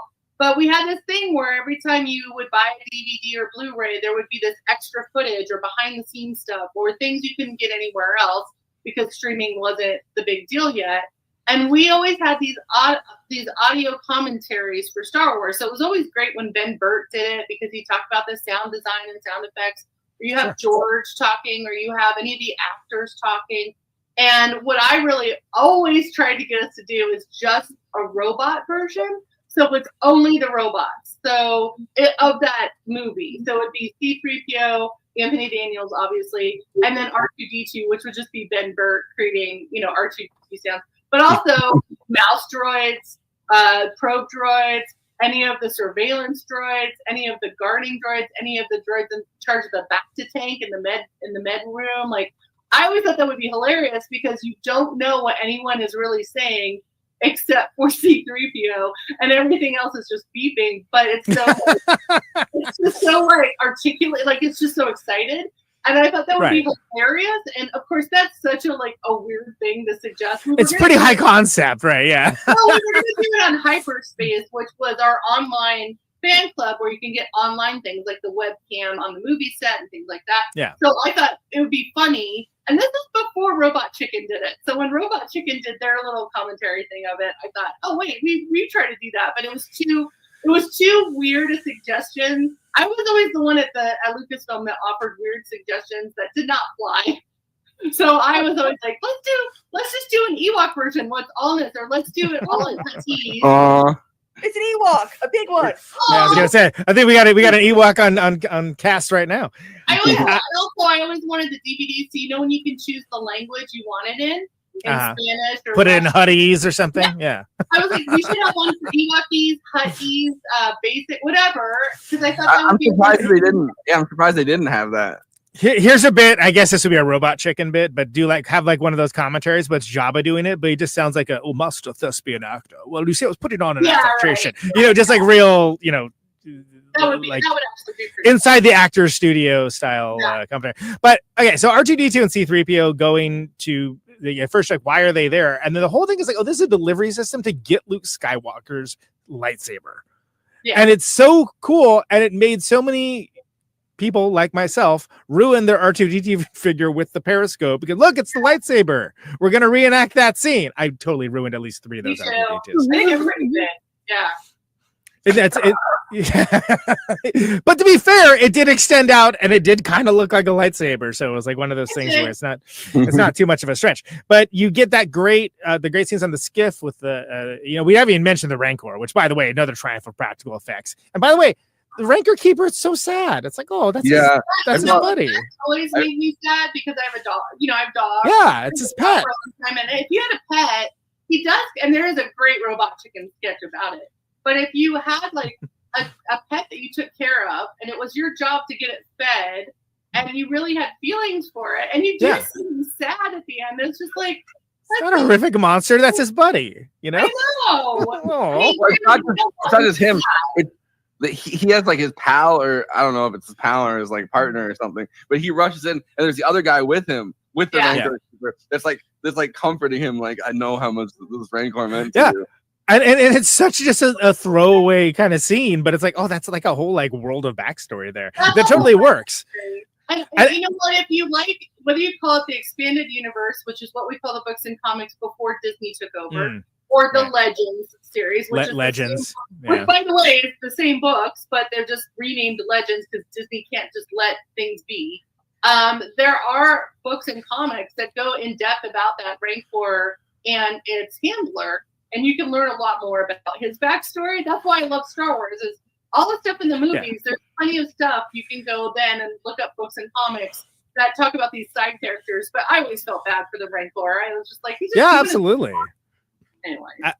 So all right. So then we end up by the Sarlacc, right? Jabba takes like the rolling party, takes Studio 54 up on the skiff, and they all roll out to like the big mouth in the sand. You know, and Han's still blind. Han's still blind. Whole thing. Yeah. And he's still doing wisecracks. Is all you can do. And I love that you have Luke that like this is, you know, super confident Luke. Like this like you see him like walk in, you're like, oh, this guy, is this the same guy? Yeah. He's like, it's like, he's a Jedi Knight now. He's got the swag. He's got a plan. Listen, you're in high school, right? You're in high school. You're sitting there and you're like, oh, I want to leave this place so badly. You go off to college. You come back from college. You know more stuff, right? Right. I don't even think it's college. I think the stuff you saw, it felt like he got back from the army. Like it felt like he. That's true. That's a good point. Like you come back from right, and you come back to like your hometown. And you're like, oh, these are just Tatooine people. I've got the confidence now to just dunk on them. And what a great way to show that transformation. Again, show not tell. And this is like, no, he is confident. He's walking into like dude's lair, like literally walking over, you know, a trap. Like to basically confidently state like what he wants, and knowing full well that it'll fail, and then when it fails, then his plan will go into action, and it works so well, and you get some great.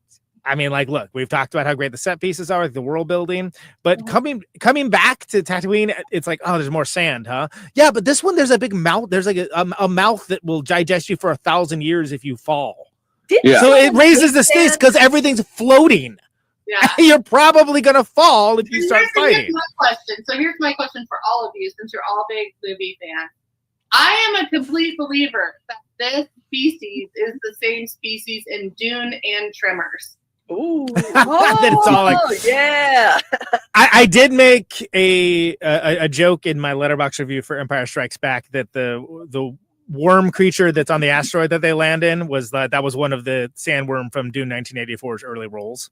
And I stand by that assessment. I do but like, it's related, if not a call out for sure, because I know that, you know, George is a big fan of not Tremors yet, but like definitely Dune. And obviously we have a David Lynch connection with Dune, but I do think that they're the same species because you think about it and how they like, maybe it's just the mature level, just the way it looks, the way it acts and behaves and what it's there for. But yeah, I really did think it was a similar species. I'm sure there's gonna be a lot of comments, a lot of people that love Star Wars that think I'm an idiot. I really do think well, he asked David Lynch to direct this. To direct Jedi. That's right. Yeah.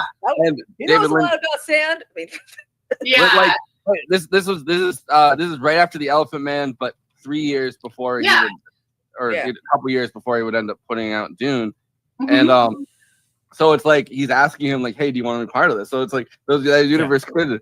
And it's great if you want to know the full story, because I'm a huge David Lynch fan. And if you want to know the full story on YouTube, there's an animated discussion with David Lynch's voice telling the story, because they met at Bob's Big Boy, which, well, they tried to meet at Bob's Big Boy, and then he had to go to Skywalker, and he was like, I don't know what's going on. Like, he was so overwhelmed. I think David Lynch was overwhelmed by the whole asking of him to do this movie, that he felt too much pressure, because Elephant Man, you know, you may not know this, but Mel Brooks was the guy that made sure. Oh, we definitely know. We bring it up all the time. Yeah. Yeah. So like, he wasn't like the David Lynch we know that had all these great movies. Like, he was still at the beginning of his career, and I think Star Wars was such a daunting thing. But also, when you find out what happened to the real director of this movie, where he was basically barely allowed to do anything because George was there the whole time, kind of like hovering and saying, "Don't do this, don't do that, don't do this." There wasn't a lot of unique directing. He wouldn't be able to have put his own spin on it, which is the whole point of having David Lynch do something, right? Which is also interesting because he did ask Spielberg, but Spielberg couldn't do it because of the directors union, because there was these rules that you couldn't do it because George had gotten in trouble with the directors union about movie credits. And so, which was a dumb thing, because it was a dumb thing about movie credits that you can't have your last name or your full name in before the name of your movie company, but he named his movie company after himself. So it was a very petty thing that they were like, oh, you can't do this. And so Spielberg didn't do it because of that rule. And I always wondered what Spielberg's version, we always think of what would David Lynch's version of this movie be, but Spielberg's version would have been, I think that would have been interesting. For sure. And by the way, it looks like Kristina's hanging out with Tebow from Wicket's tribe back there. And we appreciate that. Sorry, audio listeners, you have no idea what I'm talking about. There's a dog that looks like an Ewok. But I think also it's interesting that, you know, name the director of Return of the Jedi, right? It's like this guy, like he I feel like did not get any career out of this. He had like two other movies. He died. He did two movies after this, though. Yeah. And like neither one is like very well regarded. I haven't seen it. Yeah, everyone thinks George Lucas directed all these films too, by the way. Like that's what. Yeah. Also, don't feel sorry for him, because if you look at the history and read the interviews with a lot of the actors that were on set for this film, he was a jerk to Carrie Fisher. He was okay. Well, screw that guy. I'm glad he failed. You better be in shape for it, lady. Yeah, like he would kiss up to Harrison Ford, but he was an asshole to Carrie Fisher. And anyone that's a jerk to Carrie Fisher, to me, deserves all the horribleness. Well, so, then he can forever live in obscurity. There you go. He talked shit about that gold bikini too in later life. So he also just bullied the fuck out of Anthony Daniels, and he's just on record a million times being like, act like a fucking robot. Yeah. Poor Anthony Daniels. I mean, Anthony Daniels was he was studied as a mime, and he was really good at what he was doing. But everyone has a different view of what they think a robot should act like. So I feel a little. But it's iconic queer representation too, even though it's inadvertently. As someone in that film, I'm gonna say a lot of times people just like assume British equals queer. That's not quite. I mean, he is gay in real life, but but C3PO has definitely been claimed by the queer community. Let's not C3PO, the actor. And I'm not saying Anthony Daniels. I'm saying C3PO is definitely gay coded, and we're here for it. And I just remember there was a scene where they tried to like put him together with another protocol droid that's supposed to be. And he wasn't into it because he's gay. I mean, that is a scene in one of the movies. So I was like, oh, that's not. But did he get together with that other protocol droid? No, because he's dead. Also, I think that while Han Solo's around, he will have no game ever. So, I mean, let's be honest. Like, even if you're a female robot, you're not going to go for C-3PO when you could. I would go for R2-D2 before that. Yeah. All right. So we got to get off Tatooine, man. We're barely on Tatooine at this point. By the way, call us Luke Skywalker. Call us Luke Skywalker. I'm Biggs. I already got off Tatooine. I'm on something else. But Boba Fett got done dirty, after being like let up. Well, yeah, I guess depending if you acknowledge the series. Yeah. Well, a lot of people, let's talk about it real quick. This was meant to be to the different section. He had his little jetpack and he just zoomed off out of it. He went in and then out. Like, it just they made that whole Book of Boba Fett series where it's like, here's how we got out of the Sarlacc, which is like, all right, do we need that? I mean, like, are you fine. kidding? You know how many people were upset about Boba Fett? Do you remember? I was one of them. Yes, I do know. You remember when we got introduced to Boba Fett? Technically in the holiday special as a cartoon. But remember That's right, when we got the toy and before the movie came out, the toys came out, so you were always like, ooh, what's this guy? This guy's gonna be a huge character. I can't wait to see what he does. He doesn't say anything, hardly anything in Empire, and then you get to Return of the Jedi. You're just like, wait, what? And he like dies immediately, which is hilarious. Although they did insert that deleted scene of him like flirting with one of the Max Rebo's bands. He's like, yeah. What's up, girl? I'm Boba Fett, and I run this town. Yeah. And then he goes instantly with the jetpack. Goes, ah. Yeah, and Wilhelm screams away. No, but fascinating that he was one of the most beloved characters who barely had any dialogue. And I just and that's one of the that's one of the reasons why Lucas decided to dispatch him so quickly, right? Because like, why are they focusing on this guy? Anyway, costume Boba Fett with boobs. So he's Boba Fett. all right, get it out of your system. So the sail barge is destroyed, and Luke goes back to Dagobah. Yeah. Where Yoda is entirely tired of living, basically, and dies rather than avoid answering Luke's questions, which is great. What a how did he not beat Luke to death with that stick? Like, he's like seconds away from death. You understand why? Oh my god, that must be so annoying. I love that he's still capable of like being sassy. Yeah, I do. So I am a Jedi Master. He goes, oh.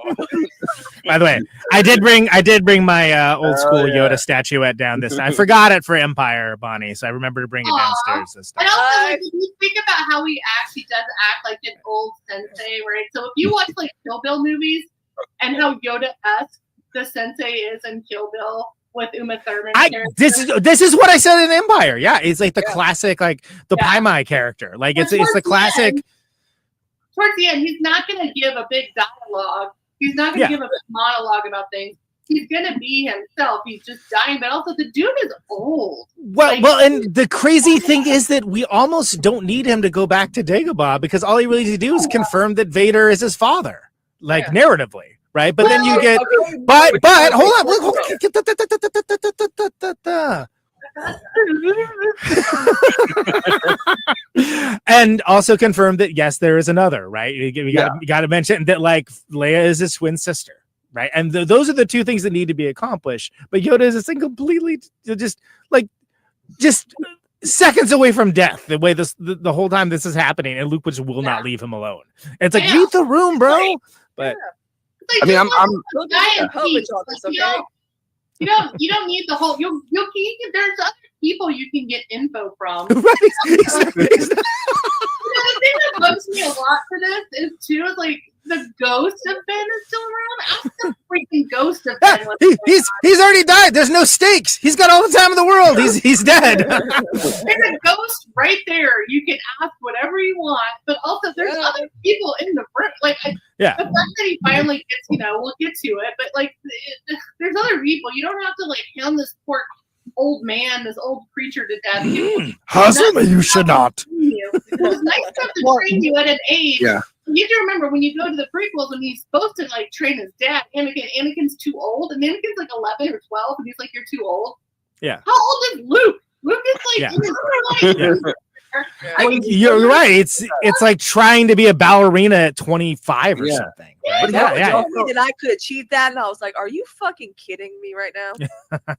Yeah, and I don't know if Got- Yoda you did got it. props Because for it's Kristina like, as I don't know if Yoda did it because he's like, well, everything else has gone to hell, so I might Yeah. as well just train the one guy or one of the people that could do this. Like, I always wonder, like, if Leia had gotten there first, would we have had like a better outcome? But honestly, that poor old Yoda, like, just let him be. You don't need to get Well, he does say in Empire. He says he's too old. He does like so. There is reference to that. There is that ageism, shocking ageism by Yoda. Wow. Expose canceled. Hey, No, but Yoda's out here acting like Leonardo DiCaprio. all right, that's good.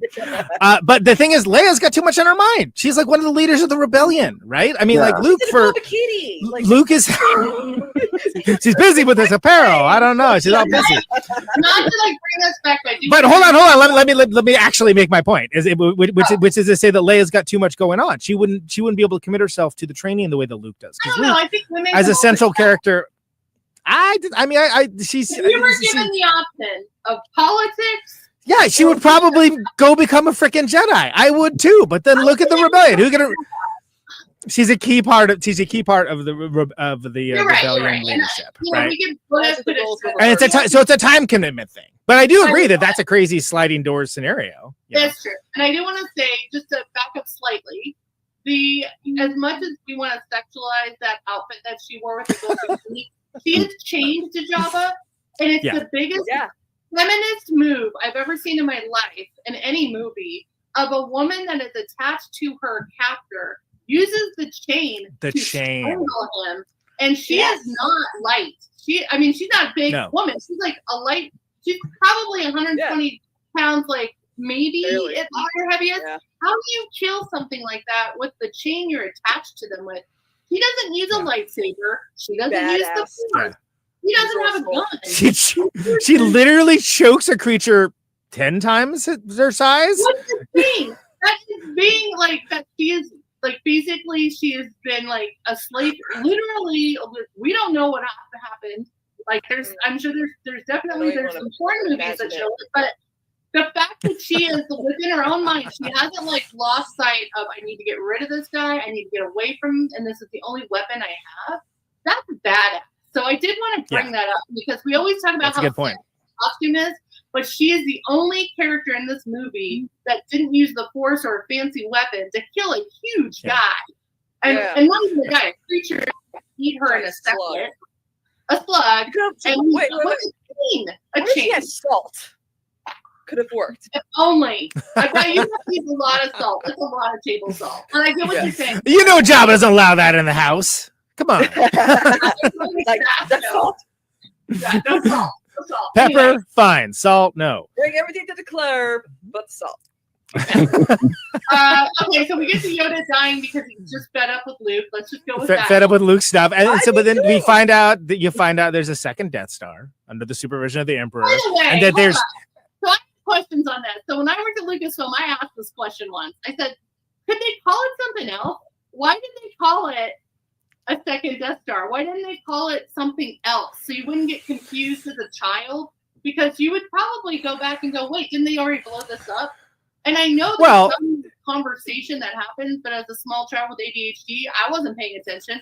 It's like when a monument's destroyed in battle and they just rebuild it and they have it be the same thing, even if nothing existed of the original one, right? It's considered a symbol of imperial might. If the Statue of Liberty was blown up, you wouldn't then rebuild it and call it the Statue of Liberty again. You would call it something else, right?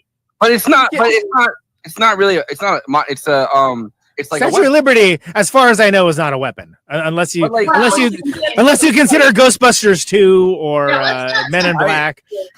I always thought of it like like they drop the atomic bombs and then they're trying to do like then there's like the thermonuclear bomb race, right? Like it's the next. I mean, they still call it like nukes though. Like I was thinking about it like. I mean, I don't know. I was just thinking about like it's the next iteration of whatever the Do you think the Death weapon Star was just like their slang for the weapon? Because I just for that weapon. But I think after it's revealed what it is, and again, it's this focus of Imperial might. It literally blows up planets. It's designed to keep people scared. Like, yeah, well, you thought you were safe from it. We got another one. You know? Yeah. So, Planet blower. Planet blower uppers. We'll blow your planet up. But yeah, so whatever they call it, that whatever we get there's another one that's being made, and there's Energy Shield on the forest moon of Eureka, California. No, I mean indoor. Sorry. Big basin, big sir, Big basin, big sir. Love Redwoods. I when I found out that indoor was filmed at a real place that I could go to, you could have knocked me over with a feather as a kid. And even as an adult, it's still amazing. Those trees are like so much bigger than you think they are. Some of the prequels were shot on Skywalker Ranch illegally. So I'm just gonna, because you're not really supposed to do. There's all these director guild rules, by the way, that you can and cannot do certain things, and unions and all of that. But I would say the minute you find out that indoor is Northern California, I think every child that's ever grown up with Star Wars immediately puts that on their bucket list of vacation. Yeah, can we go there right now? Yeah. and it is crazy because if you look at it at an actual redwood tree, they are so massive and otherworldly looking. It does not feel like something like that's not a tree. Whatever that is, that's not a tree that I know. Take those down. Out of my watch. It feels pretty historic. It feels like another planet or another time. It feels like it's untouched by humans. And also, you can imagine Ewoks are so tiny. Put them up against redwoods; they're even tinier. So you're right. Yeah, totally. Well, and then it also gives us not only stormtroopers with a slight derivation of the outfit, but one of the coolest vehicles I feel in all of Star Wars, the speeder bike. Unsafe at any speed, Ralph Nader would call them. By the way, like they're sort of like, you think ATVs are banned? I mean, how are they allowing speeder bikes still go? It's like those things are walking disaster. You think about it, anyone? Speeder bikes going through a forest. That's really scary. It's like a really bad idea, right? I mean, I think really do an obstacle course for driver's ed. I can never imagine like going through. You're in the air. You got trees are. I mean, I'm sorry, they don't move luckily except for the branches. But speeding around in between trees and of course at high speed when people are shooting at you, that's crazy. Which is why it makes such an incredible action sequence. Every time there's like speeder bike, it's like, this is the coolest thing I have ever seen. Because the whole time you're like, oh my God, like what's happening? And then the idea that, again, it's not like our heroes are known speeder bike experts too. So there is some sort of like, I don't want to say lore, but there is some sort of theory that if you're strong with the Force, you can adapt to vehicles quickly, because that is something that all characters throughout the Star Wars saga who are strong with the Force, suddenly they know how to do land speeder driving, or suddenly they know how to do speeder bike, or suddenly they know how to do an X-Wing or whatever, or Y-Wing. It's like, that feels like a bunch of different like drivers. Those are not the same controls on all of those things. And if you ever just hop on a motorcycle, it's not as easy as you think to just drive a motorcycle without ever having any kind of training whatsoever. It's not a bicycle. So I do like that Leia also held her own on that speeder bike. I mean, she did fall off and then have to be rescued, quote unquote, rescued by the Ewoks. But I do really like that scene because as a kid, it's such a cool action scene to happen right away, and for a while. It's a pretty long. It goes for a while, and you know that like anybody like not me, I'm built different. Yeah, you would crash in like 0.3 seconds. You would like just hit the first tree you see and explode. You know, come on. You're not just like trying to go through trees fast. You're trying to avoid being shot because at the same time shooting at you from behind. Right. So there's all that too. So speeder bikes are cool. That's the summary of my text. I like speeder bikes. I would never ride one. So there's the same. So cool, whether you're like, oh God, no, I would. No way. Ronnie, what you were saying? Big open space, the Salt Lake, the flats in the Salt Lake City, like there's nothing to hit. What you were saying about like Richard Marquand kind of like basically having a pretty useless job because it's like, George Lucas is on set, so it's not like he can really expand the entire thing himself. So there's like these long interviews that I read with him where he's talking about his style of filmmaking, and he's really like kind of sucking himself off. Sorry to use that. Like he's really making it like seem like the few decisions he got to make, he's like really going all in with like, these are real iconic decisions. So one of the big ones is that he didn't want the camera to move along with people. He wanted the camera to stay still, and then to like, you know, kind of optically make it seem like things are moving towards him. So they use the Steadicam, and these are like now famous Steadicam shots where when they're on the speeders, those shots where they're kind of going towards us. I have a hard time believing he was the one that made that decision. Probably not, but that's a very, very, if you know anything about filmmaking, it's expensive to do action shots. So George would have been all up in him talking about how we're going to do this because it's very, very expensive. And this is one of the reasons we lost a lot of key people from behind the scenes from Empire to this movie because they went over budget so much on Empire. So George would have been all in his like business going, yeah, we're not doing anything super expensive. But the thing with George, though, is he really likes innovation. So he probably would have done new things and do this Steadicam and do this type of stuff. But also a lot of stuff is going to be changed in the editing. Maybe you won't. And also, like we'll get into it about all the major things that happened in this movie that actually got changed in post that weren't actually shot the way that the director thought was shooting it. And a lot of things got thrown in the trash. Like George like threw a whole sequence into the dumpster and they had to start from the beginning because they didn't like what Richard was doing. Because this whole point of Richard doing this movie was so George could stay behind at Skywalker and build out Skywalker and I guess in some respects save his marriage, but that wasn't going to happen. Workaholic. He's a workaholic that this was his baby. And so he basically like put all of his energy into his movies instead of his personal life. And I think that shows like how much of a workaholic and how dedicated he was to Star Wars. But he's not gonna let this French director, he's not gonna let this little guy like make these major decisions about budget action shots. So it's really funny. So his brother, like I guess David Marquand, was like a backbencher labor member of parliament for like the longest time during this, and it's like, who has the more useless job? The guy that's like directing the movie, pretending to direct the movie so George Lucas can really direct it, or some guy that's a labor MP in like the 1970s. Well, but it's crazy because they did actually make the Special Achievement Academy Award for visual effects to give it to the effects team, including Phil Tippett, by the way, for Jedi. Yeah. Oh no, the ILM team behind all of this are amazing. Like if you go back and look at like all the stuff that ILM did, just with this shot, this action sequence alone is amazing. All the maquettes, all the backgrounds, all the like brand new visual things that no one was doing in films before. I do also want to bring up Matt Gilbert said it was the producer's fault on Empire. He couldn't say no to people. The George Lucas I know is not someone that cares about saying yes or no to people. So my brain is a little slightly altered because I can't imagine George Lucas not saying no. But I get what you're saying. This was early in his career still. But even though he made these amazing movies, he was still like having to deal with producers and studio notes. So this is something that I do wonder a lot, but I do feel a little, I used to feel sad for this director that was under George. Now I don't when I found out how horrible he was to carry. But there's no way, there's absolutely no way George wasn't involved in this action sequence with the bikes. He was Well, the big innovation between Empire Strikes Back, because we talked about this last week, and Return of the Jedi, is that they scheduled the fuck out of this. They were like, there's no way that what happened on Empire, where it just the shoot ended up going on and on and on. It happened, and then there was like a snowstorm, and like of course that's probably why they chose like Eureka as like the place. They're like, all right, there's no way we're gonna let like inclement weather, you know, like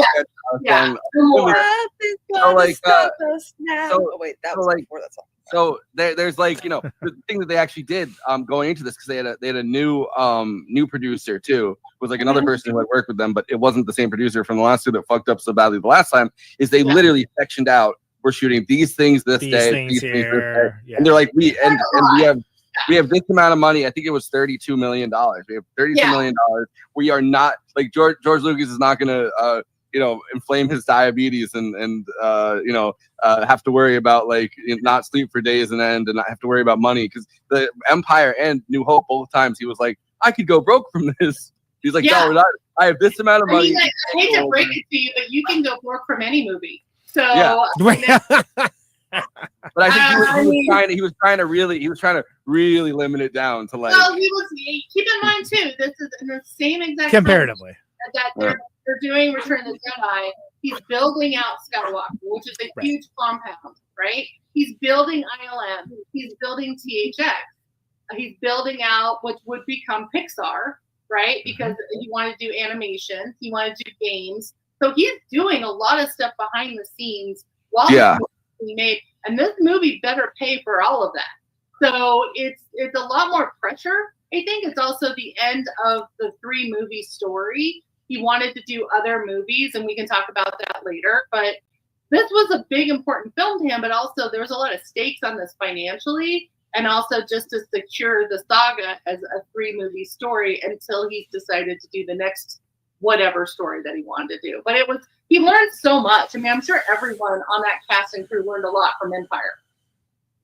Yeah, well, and the idea is you don't want to repeat those mistakes, right? And it makes sense. And you end up with something that they get, they get what they need. I mean, Endor does look amazing. And then that brings us to, kind of where we started with the Ewoks. And now they're actually Tebow back there on the Kristina's camera, hanging out on the bed. Doing his best work.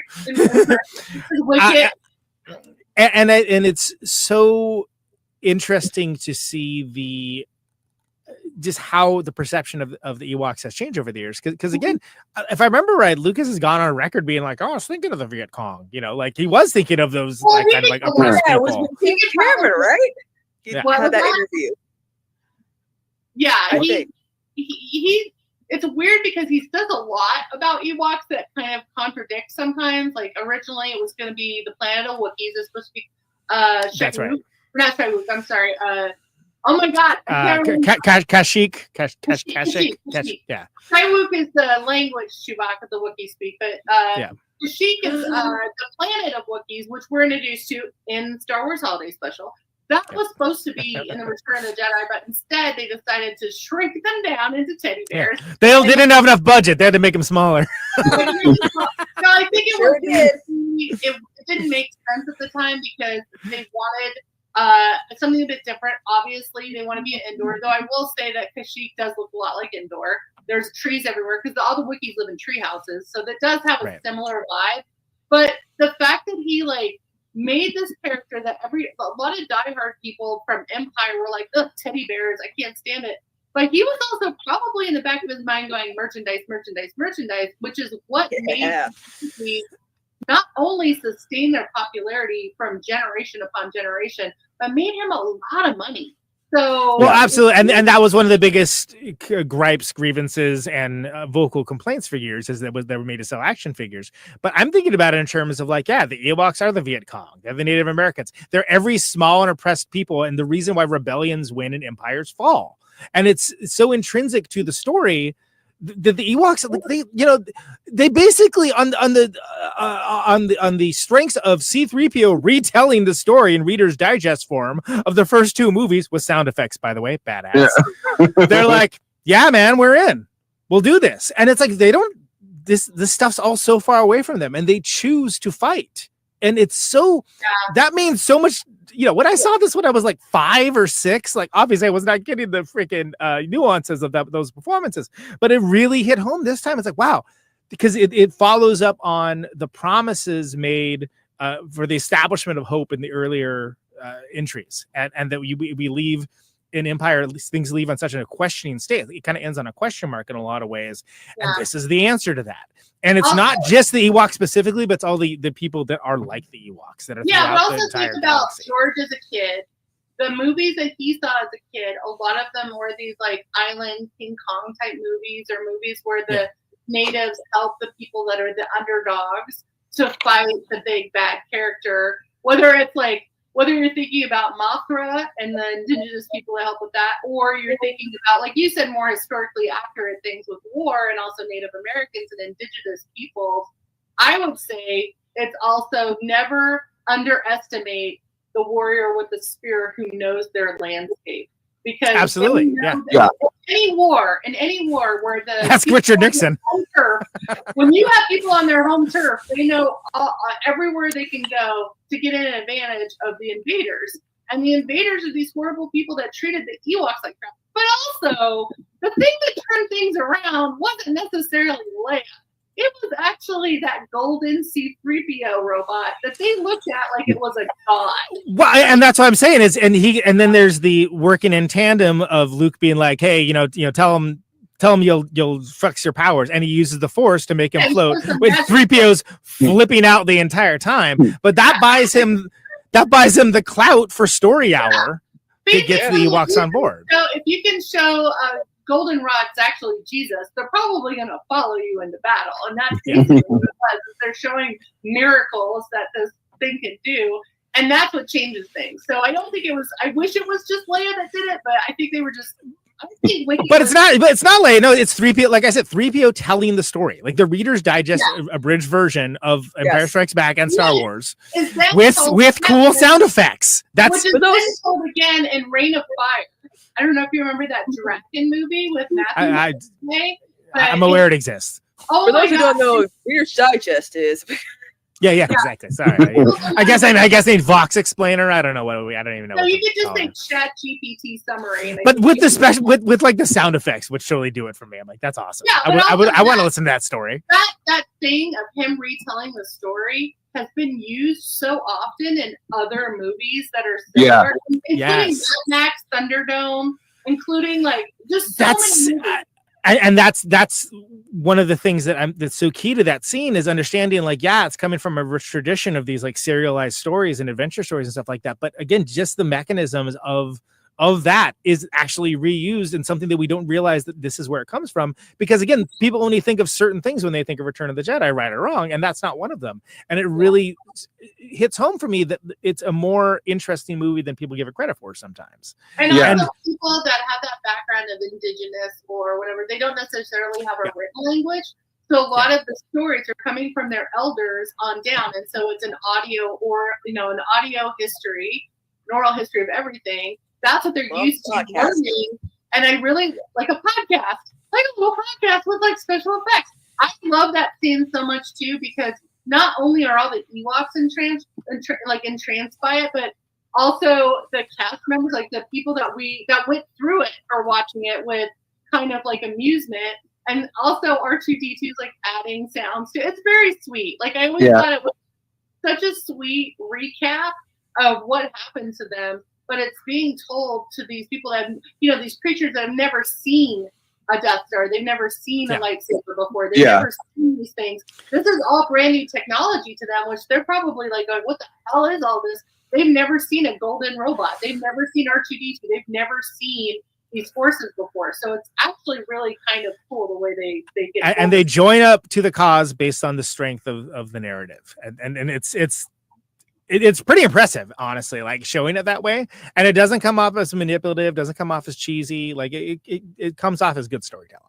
Yeah. Well, and there's the real, like looking back at Native American history, right? Like Columbus landed and like a bunch of the natives that he like encountered, and like that his conquistadors encountered. There was like the story of a Quetzalcoatl who was like a pale face riding on a horse. Yeah. So when a bunch of Europeans rode up riding on a horse, they're like, holy shit, this is the gods that are coming down to like smite us, or at least that's the telling of, so that's like a real, I think that does that same kind of C-3PO kind of thing does come out of like like real history. And also it's great for anyone who didn't see the first two movies.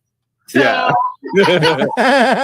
like me, when this was my first movie I had ever seen of any movie. You get a little recap. In retrоспect, my dad was right. My dad was totally right. I didn't need to see the first two. He tells me. There's a ladybug. There's a ladybug crawling on. That's cute. That's good luck right there. I've never seen one with a fully red shell though. Yeah, there you go. Maybe that's why I'm so into the Ewoks coming along for the story, because I was like, no, I was the one without a frame of reference too. I was like learning along with the Ewoks. Great. All that works. The Ewok stuff, all the battle stuff is so great. Like using the logs to crush the AT-ST. Again using. So here's the thing I love about and the great thing is the hang glider Ewok that dies. That is the actor. The actor plays him as Felix Sela, who played Cousin It in the original. No kidding. Yeah, that's right. I know this because I had to interview him. I interviewed him for StarWars.com when we were doing Return of the Jedi, kind of like history of, and he was such a fun guy to talk to because he's been in everything. Like I think he started in Wizard of Oz. Like he was pretty old. Oh, wow. And a lot of these older actors that were supposed to play Wicket basically just didn't have the energy level, and they ended up getting work. David's played Wicket, who's just a young kid. Yeah. It was his first movie. First real movie. There's a great, if you can see this on YouTube, I think they have it on Disney Plus, but he shot his own home movies of what it was like to be, and then he shot his own movie in character with Leia, Luke, and Han behind the scenes, but they're in character, and it's really, really cute. But he was such an interesting point of entry into this film because you have this character named Wicket that you really identify with, but then you start identifying with all these other, small creatures that are putting their lives on the line, and they're using really ancient kind of weapons, whether it's like a slingshot or a handmade, kind of like a hang glider thing, and they're doing stuff with physics that makes sense because they have to use gravity for their weapons. They can't just have lasers and stuff. And I just love that they put all of their energy and all their love for these people they just met, by the way, who they would have eaten otherwise. Almost did. They almost did. They're dying. They're putting their lives on the line for us, and it's so sweet, but it's also so great because they're the underdogs. And I think Hey, you know what? I've played in front of crowds like that. You guys gonna eat me a minute ago, and now I'm your god. Okay. And one thing that George has always been very vocal about is the underdog. Never underestimate people. Never take people for granted. Never take what people will do for you for friendship. Like literally, they are literal underdogs, and they're fighting against these soldiers who have every weapon at their disposal. And just like the U.S. Army did, in Vietnam. It's like overwhelming odds, the technology, the know-how. Conan, because that was a very complicated. I mean, the Viet Cong versus the U.S. Anyway, whatever. That's the Vietnam War. Everybody, we don't need that derivation. All the battle sequences rule. Using the logs, to like trip the ATSTs, the logs to crush them, throwing the rocks down on the stormtroopers. One of my favorites is when two of the Ewoks commandeered the ATST with Chewbacca, because there is nothing better in something where you have this outsized enemy that has all the power and these machines that will kill you, and then like one of the little guys gets in it, right? And so then you get this brief little, like, you could expand this into a whole freaking mini series at this point. But Chewbacca dealing with these Ewoks, and they don't know what they're doing in this thing, but they're all like moving forward and blasting the other ATSTs and coming to the rescue. I feel like they're super. What they lack for in skill, they make up for in exuberance. Just like this show. Enthusiasm. Like I also like the fact that they're using gravity and physics in their favor. It's almost like Home Alone, right? They're basically using Home Alone kind of weapons. It kind of is. You're not wrong, except for it's pre-Home Alone. It's the same, right? Like little Macaulay Culkin is, it's about the size of an Ewok. It's like a Rube Goldberg thing where you're basically trying to figure out how to booby trap everything, because they do booby trap a lot. That's how they get captured in the first place, is the net. Yeah. Right. Well, and then you brought up a point of them knowing their environment, knowing their home, knowing where they live, and using that to their advantage to these people that don't. They're just there to run this shield generator. That's the only reason they're there. They're wearing clothes. They're not totally naked, so they have camouflage clothes on. They know their environment, so they're like. That's the thing I always thought was interesting too. Is like him. I will still never, ever, ever forget the note of the producer or the studio note on Star Wars when they're like, "Can you put lederhosen on Chewbacca, like, on him because he was naked?" And I guess the bandolier wasn't enough clothing for that. So I do wonder, like, when Chewbacca first saw the Ewoks, was he like, "Why are they wearing so many pieces of clothing?" Because they are. Right. Don't they know? Don't you know they can get away with just wearing an ammo belt? Yeah. It looks cool. They're free as the breeze because they're both furry. Like I always wondered that. I always wondered what was going through Chewbacca's head when he first met the Ewoks. I can't believe that was a studio note. They want him in lederhosen? That's crazy. Like, can you imagine how different that would be? They kept saying pants, and George kept saying no, and then they kept listing other things besides pants. So I think it started off with pants. And put him in a kilt? Sure, why not? Yeah. Yeah, probably. Well, That's the Mel Gibson version of the Ewok. Sure. Anyway, all the action sequences where they take the shield generator station are great. Those are awesome. I think those play even better now than they did for me previously, other than as a kid seeing it for the first time. It all works so well. And of course, why are they trying to like take down the shield generator? Because Admiral Akbar says it's a trap and they can't get into the Death Star otherwise. But he does it because in the original film, he says it's a trick, and they change it in the editing to say it's a trap. It's a trap. That's yeah, actually That's a trick. I feel like saying it's a trick doesn't slap as hard. it doesn't. And that's one of the things that George has always been told. George always says that he prefers his real skill set is in editing, world building, obviously, storytelling, but editing is where he really shines as opposed to necessarily actor on actor directing. And he does change a lot in editing in a lot of these Star Wars films, and I just find it fascinating that it's a trap. Which is funny because it's become a key moment of this show where it's a trap. You can tell the lips look synced up to me. Go ahead. We talked about how one of the major change. I mean, one of the biggest changes he ever made in A New Hope was he had Greedo. First, he had Greedo and Han shoot at the same time. They had Greedo shoot first, then Han. He changed it 5 separate times. Each time he's changed the order in which they shot based on like. Yeah. It's the gunfighter dilemma, right? Yeah. It's like, do you make Han a victim or do you make him the perpetrator? Do you make it be a tie? Yeah. Like they shoot at the same time? It's just a gunfighter thing. Like I feel like you will grapple with that a lot because Han Solo, if you really look at Han Solo as a character, he's kind of a dick. And he's also a jerk. He's back on his word, and he's not great with women, and he's definitely not good with like work ethic. So I feel like there's a lot of moments where we've like turned Han Solo. What are you, a supervisor? Jesus Christ, you're lighting him up like a Christmas tree. Well, no, I'm still him. He's still hot.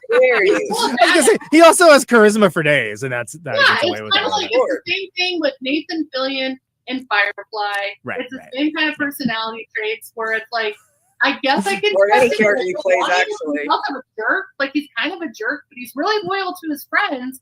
But he's still kind of a jerk. But also, he's not good with treaties and with contracts. And he's a mercenary, but he's not a mercenary. But he kind of just steals stuff.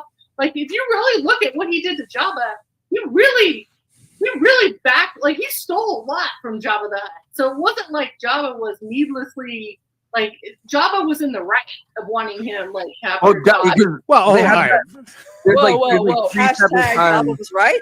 There's like 3 different times. Just about that. Just about that. He was right that gold bikinis are pretty hot.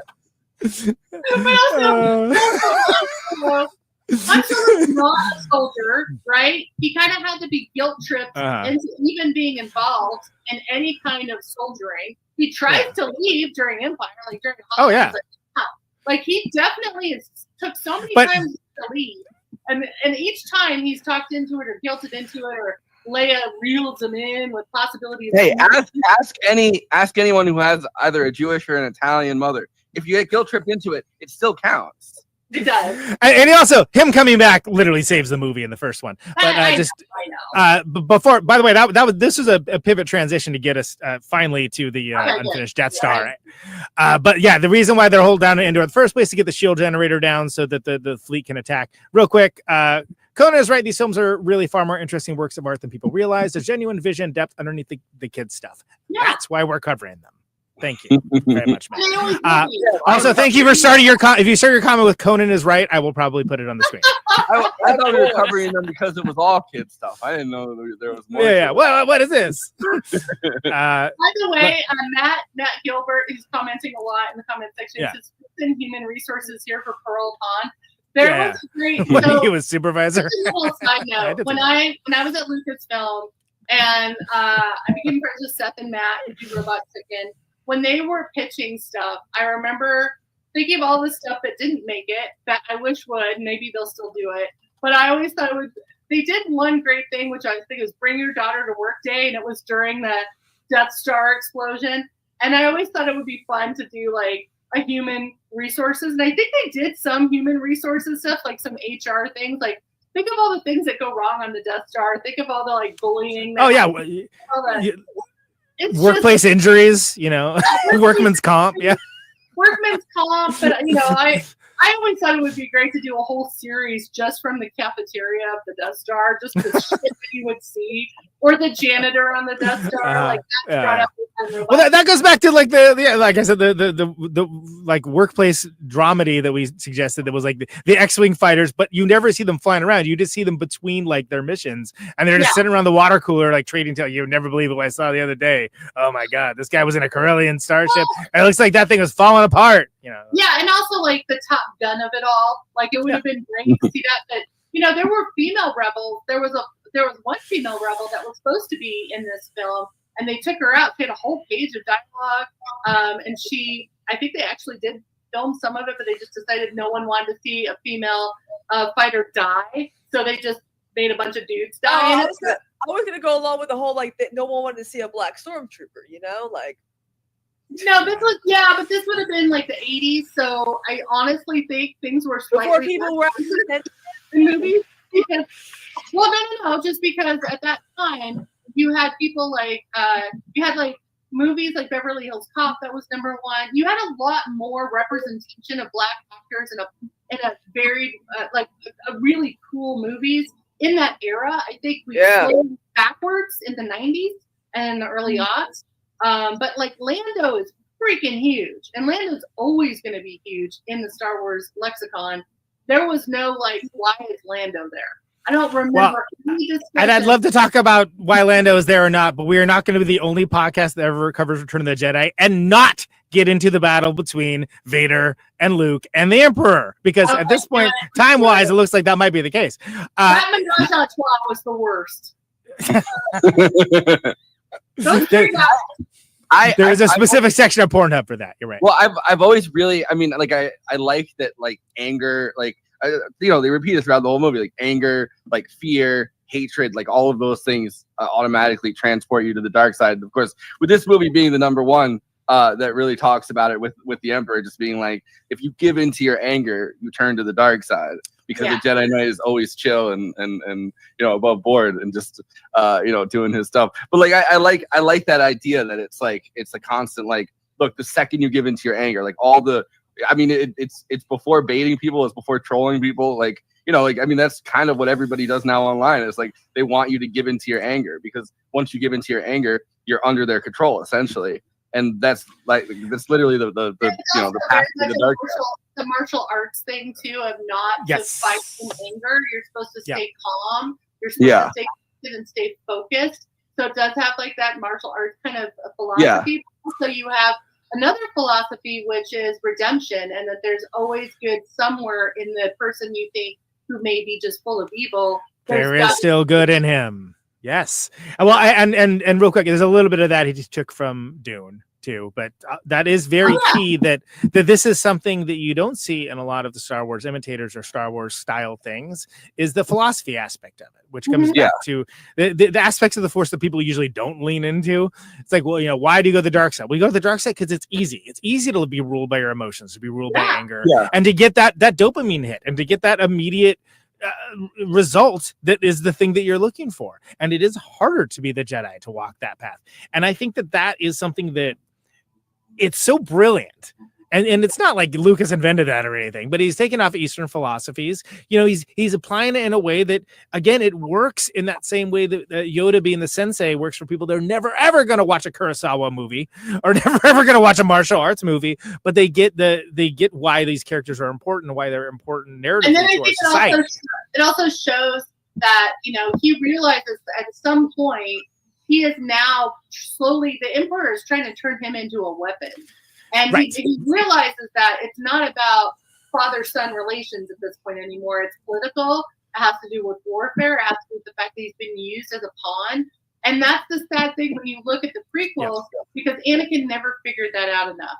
No, and exactly, because he was a little bit too ruled by his emotions, and right? Obviously. The Emperor thought, because Luke was Anakin's son, that he could pull the same trick, and he didn't, because Luke wasn't raised in that whole atmosphere, but also Luke was trained by the ultimate sensei, Yoda, who did teach him not to fight in anger, and so did Obi-Wan. And Yeah. Obi-Wan and Yoda really drilled it into him. Look, you cannot fight blindly with anger, or else it's going to go down a wrong path and you're going to lose. And that's not Kind of like your dad. He's also never Too, I got it. he's never angry, right? Like, I mean, even when you see him, he's frustrated and he's impatient. And those A are little really, bratty. yeah, and a little brat. But he's frustrated. And he's impatient. But that's the character development, right? Is that you're right. Like you never see him like pissed, like with that bratish impudence that you see in the first one. which when you go to the DNA, it's not the DNA because Leia's not a brat, but I will say that it's not brat midichlorians count, but I will say that it's interesting when you look at what the Emperor did to Anakin, Luke's father. Could not happen with Luke because Luke has had too many other people in his life that have taught him things, whether it's Han, whether it's a Bail, father figure you must have. Yoda. I think even the droids have taught him patience. Like there's certain things. Patience you must learn. Even when they're walking together, you know, he's like, I know who my father was, you know, Anakin Skywalker, blah, blah, blah, blah. And it's like, oh, character development right there, you know? And then he reframes the debate in the climax. And by the way, the action scenes of like the Vader versus Luke on the Death Star lightsaber fights, some of the coolest in entire series of cool films with cool action sequences. Yeah. So great. So awesome. But then also you have Luke addressing him as Anakin, as his father the whole time. He's trying to remind him who he is. And that's the actual fight. Yeah. And when you're a kid, you don't necessarily get that. Or like, as a kid, I didn't necessarily get that. Yeah. So I don't speak for everyone else. Not all But of us have daddy issues, you know. Like it doesn't click right away, you know. Right, and so it's like, you know, he's been told his whole life his dad was dead. He finds out his dad was this great warrior, and then he's trying to figure out what happened to him. And now he's found out from his own father, from Yoda, and then from his father, obviously, that oh wait, this is my dad. And then he has a finite amount of time to really get to know his dad. But here's the thing: his dad isn't even. I'm to play catch with you. Because Anakin is a cyborg. I mean, after he gets thrown in the Mustafar volcano stuff, he is mostly metal. So the only thing left that's human is some of his face and his brain. That's it. Everything else is metal. And there's some great motifs with the hand, right? The Luke when he has his hand shot off, he has the robotic hand as well. And I think that's so cool as well because it's echoes. History doesn't repeat itself, but sometimes it rhymes, right? So there's two battles going on. There's this epic lightsaber battle, rad, and there's also the battle basically for Anakin's soul, right? For Darth Vader to go back to being what he was. And it's so crazy because at the same time, you have the Emperor in the room, in the cuck chair, which had a great space scene, by the way, watching everything and trying to like put his gnarled thumb on the scale for it and not succeeding. But you have this incredible psychological warfare going on multiple levels that it's just so much more nuance than you really think it is when you first see it. And then you get one of the greatest redemption stories in all of cinema. Which is why the title, even Return of the Jedi, right? Which isn't necessarily the title they were going to go with, works on multiple of those levels. Because Return of the Jedi meaning redemption of Anakin Skywalker, but also Return of the Jedi meaning Luke return, like literally the Jedi come back from the dead, essentially. So originally it was Revenge of the Jedi, which they then used for Revenge of the Sith. But Revenge of the Jedi, and then they realized you can't do Revenge.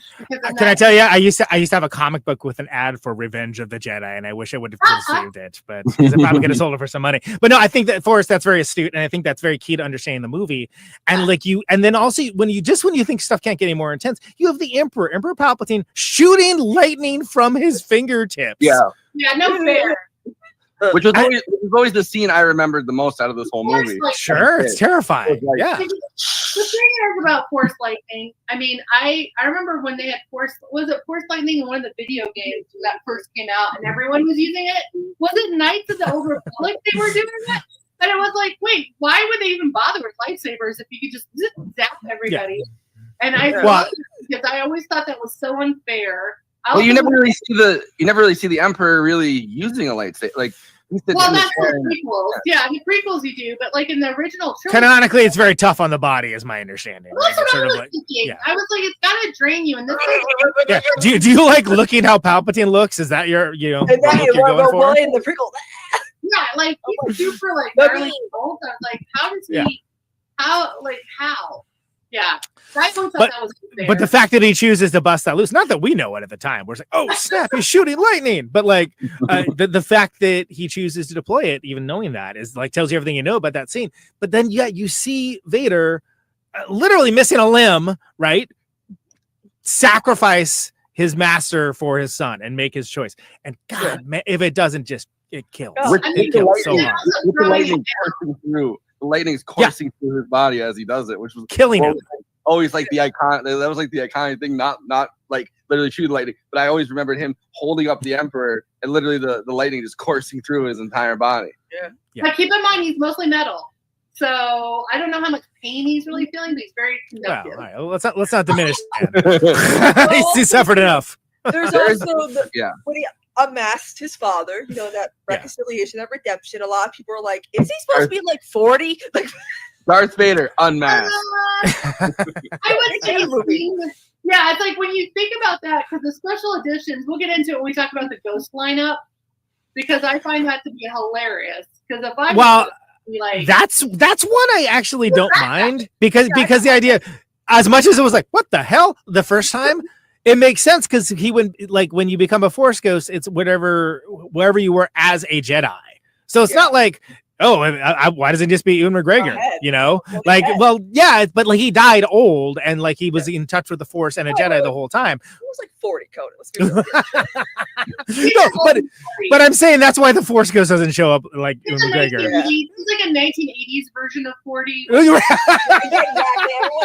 It's like Jason Alexander. It's like this. Yeah, think of the high school movies in the 80s, and all the high school students could be like in their 30s. It's like that kind of that age thing, I would say. But like the Ghost lineup, I was always told that real quick, let's go with that. Is it works for me because that's when he returns to being like a Jedi, when he turns away from the dark side, and that's the age that he would actually be. Correct. Right? So that exactly we're the hot age. You see Yoda at the That's a hard. Young Yoda, right? You see old Yoda. You see old Obi-Wan. That guy on the left is 32. Yeah. You see, where's the you see the version of they were when they died, not necessarily hot Anakin.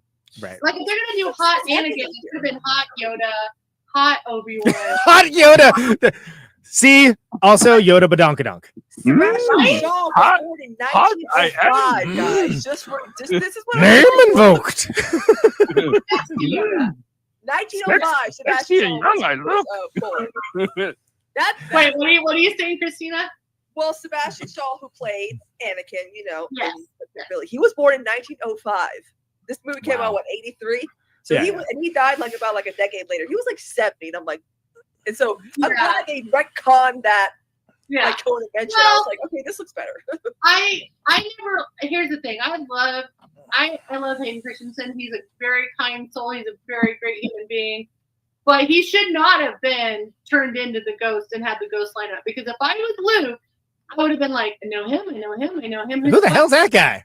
Who's that guy? Because that's not the guy who's killed. That's not Redemption Dad. That's not Dad. And we look nothing like. So, like, how is that?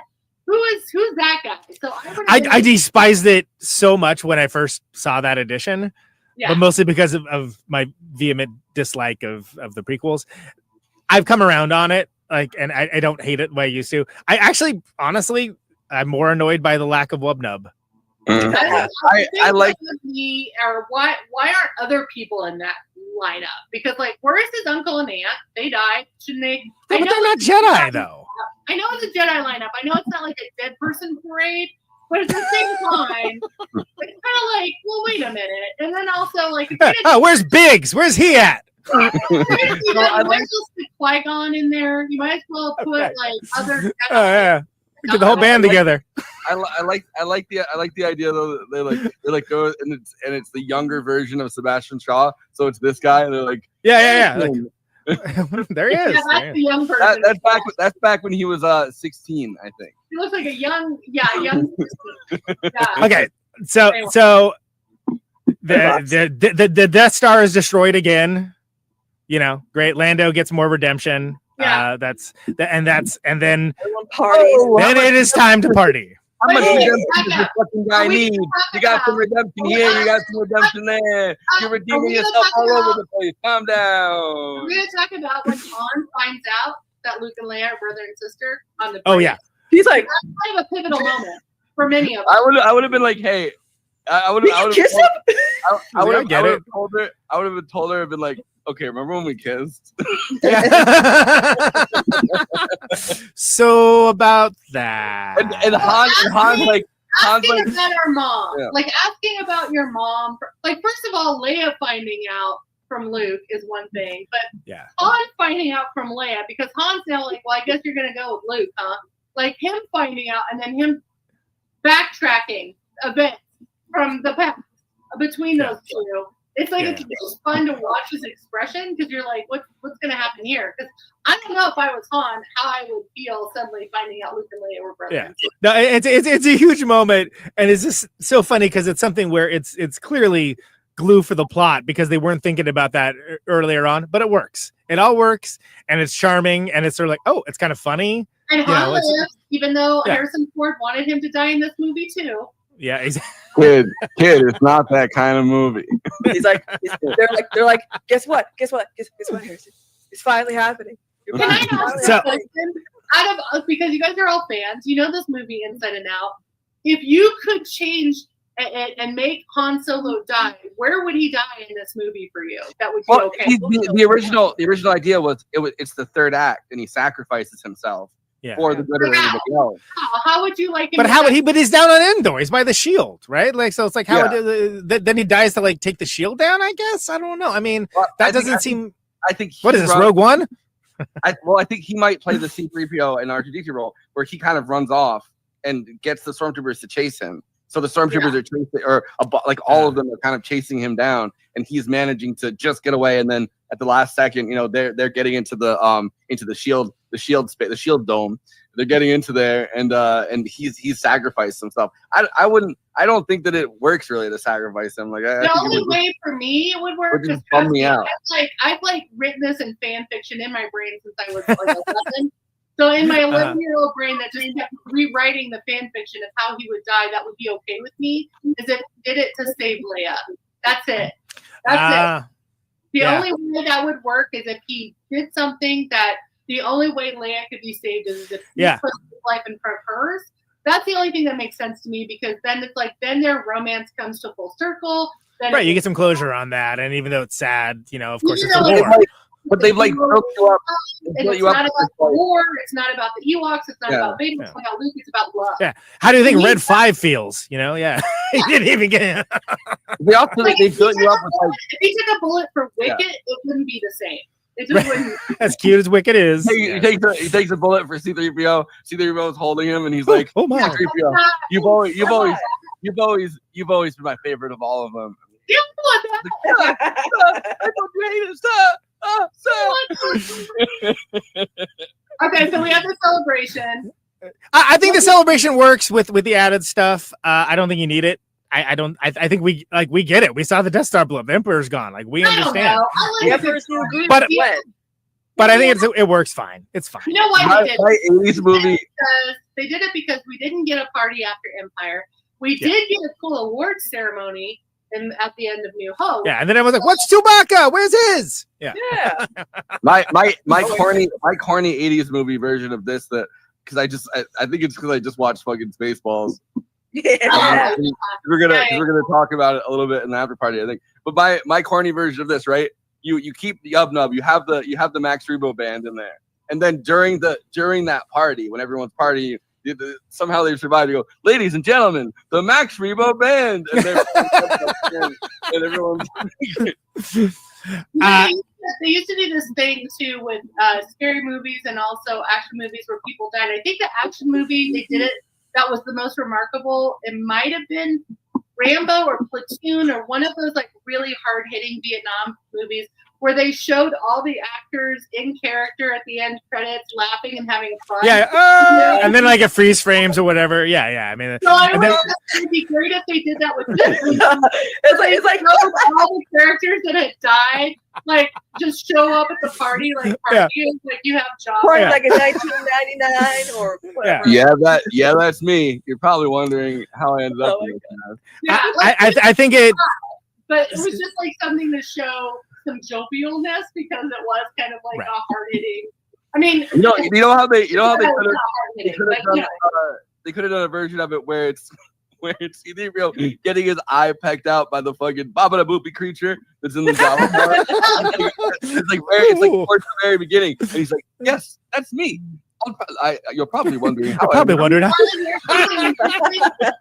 That's good. you want to hear something interesting about that moment? If you can make it incredibly quick, yes, because we need to move on to the next one. So We're like 10 minutes over there. Daniels had an actual panic attack during that scene because when you're wow. in that costume, there's you can't see that much, and it was just such a scary thing with the Muppet doing that. So he literally had a panic attack, and they had to make it much shorter of a scene, and they had to like take, and you can see him kind of panicking. Like I think it's not like a snuff film. It's gotta be like, kind of freaky. Like keep the panic attack in the movie, so you can see Daniels actually freaking the hell out. I wonder if that's when fucking he started yelling at him. Marquand started yelling at him like, "That's like a robot."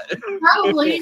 Yeah. I mean, considering that C-3PO has calm and composed or going through a panic attack as basically the character traits for C-3PO, I think it would totally work personally. It's like method acting. Method acting, right? I think the aliens work. I don't think we need to see Naboo or Coruscant or any of the other ones, but it's fine. Doesn't do any harm. I don't mind the John Williams song that like takes over from Wubna, but I think the idea of like it being a party with the Ewoks makes it stronger narratively, because look at like who really helped win this war, right? The Ewoks, you know. Well, where Coruscant, great, like way over in the Galactic Center. Well, the Ewoks are the ones like blasting ATSs. Also, Ewoks, when you have this, warriors really know how to celebrate, and that's also a Native American thing of the celebration and powwows and gatherings, and really like taking in its core about family and friends and heart. Whereas Jedi, when you really look at the Jedi, they're like a monk-like existence. They're not into partying. They're not doing, you know what I mean? They're not going to have that kind of celebration. So I feel like this is just showing the almost more human side, even though they're not humans, they're Ewoks. But it shows that, hey, it's like work hard, you party hard. You know, it's like you still. it's on the Ewoks truck. Yes, absolutely. Sorry. Let's take two. It's on their speeder bike. There you go. when 900 years old you are. Celebrate life. It's like we survived one of the most hardcore battles ever. We should celebrate. And I really love that Ewoks know when to party, and they party well. When 900 years old you are, a birthday party you will not have. You know how we party here, Conan? Is it time for Letterboxd? Of course, is a place for film lovers talk out with each other with the films they love, maybe the films that they didn't love, maybe the films that they had daring opinions on Ewoks that they chose to express publicly and with comments enabled. Of course, everybody gets to chime and opine. Everybody gets to have their say. It's a bottom-up democracy. And these are not just the explicit domain of the Siskel's and Eberts of the world. Everyone gets to come in, and this is best done quickly. And this is best done in a succinct manner for the purpose of this bit, where they're collected weekly and they are put on screen for Forrest and the panel to respond to. These are the Letterboxd one-liners for Star Wars Return of the Jedi. Let's go. The saddest moment in cinematic history is when those two Ewoks get caught in an explosion, and one of them gets up and shakes the other, but doesn't move. I literally am still in fucking tears. George Lucas, you utter piece of shit. it is really sad. It's like he's like feeling his heart. He's like trying to see if its heart's still beating, and it's like, damn. Yeah, it's pretty rough. It's war, man. It's war. It is war. God, I can't wait to steal Yoda's moves and just say, "It's my time," and then straight up disappear to become a ghost when someone asks me an uncomfortable question. Hey, well, I would love that too. If I could go into ghost mode, I would take ghost mode every single time. So there's like a version of, because they have like they published it before. They have the recording device that they've like put all their ideas into, and like they've played parts of it before. And one of the ideas was that because Yoda only recently died, he wasn't fully enmeshed in the Force, so he's able to like bring back Obi-Wan and bring back Anakin, and like they survive, and they're like, we're alive again. Sounds like a Reddit thread. What's going on? Yeah, that's a Reddit. That seems Reddit. Nice try. What the fuck were the Ewoks trying to do roasting R2-D2 over an open fire? Okay, I have a theory about this. I think they thought something was inside. I think they thought they thought there was a creature inside the metal encasing. So that's my reasoning. All right, to the comment section. He's an R2 nesting doll, you know? He's like, It's like a lollipop. You know, Jabba nutted like crazy when Leia choked him to death. Oh my god. I mean, asphyxiation. What's it called?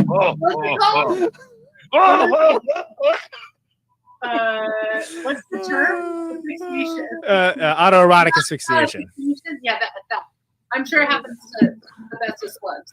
This is not a family show, everyone. Don't worry. I mean, by the way, maybe you noticed with the 15 minutes we did on Leia's bikini, but anyway. I had to be the moderator for StarWars.com, so the message boards, and I remember I had to like hide a comment. There was a whole section of what kind of sexual organs does Jabba actually have. And I do remember. Oh, Lord, man. People have too much time on their hands. We demand answers. I have not told. I mean, I don't know. Okay. Maybe he drinks where he pees. I don't know. Maybe Jabba is a testicle. Maybe there's a second one going around. He's just a giant testicle. Yeah, he's just a giant testicle. Oh. Oh my god. From farm boy to Jedi Master, glow up complete. He doesn't even whine at all in this one, really. Yeah. He whines a little. He gets a little too cocky though, and Yoda has to slap him back down, like as he's dying. He's like, so I am a Jedi Knight. And I was like, a Jedi you are, you think? Not yet. Not yet.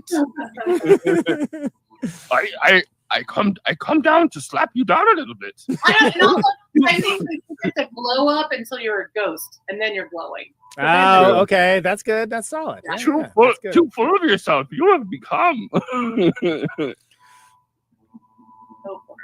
Me, when I see the twin sons of Tatooine. God, how I wish there was a disgusting CGI toad creature doing a big burp edited over this.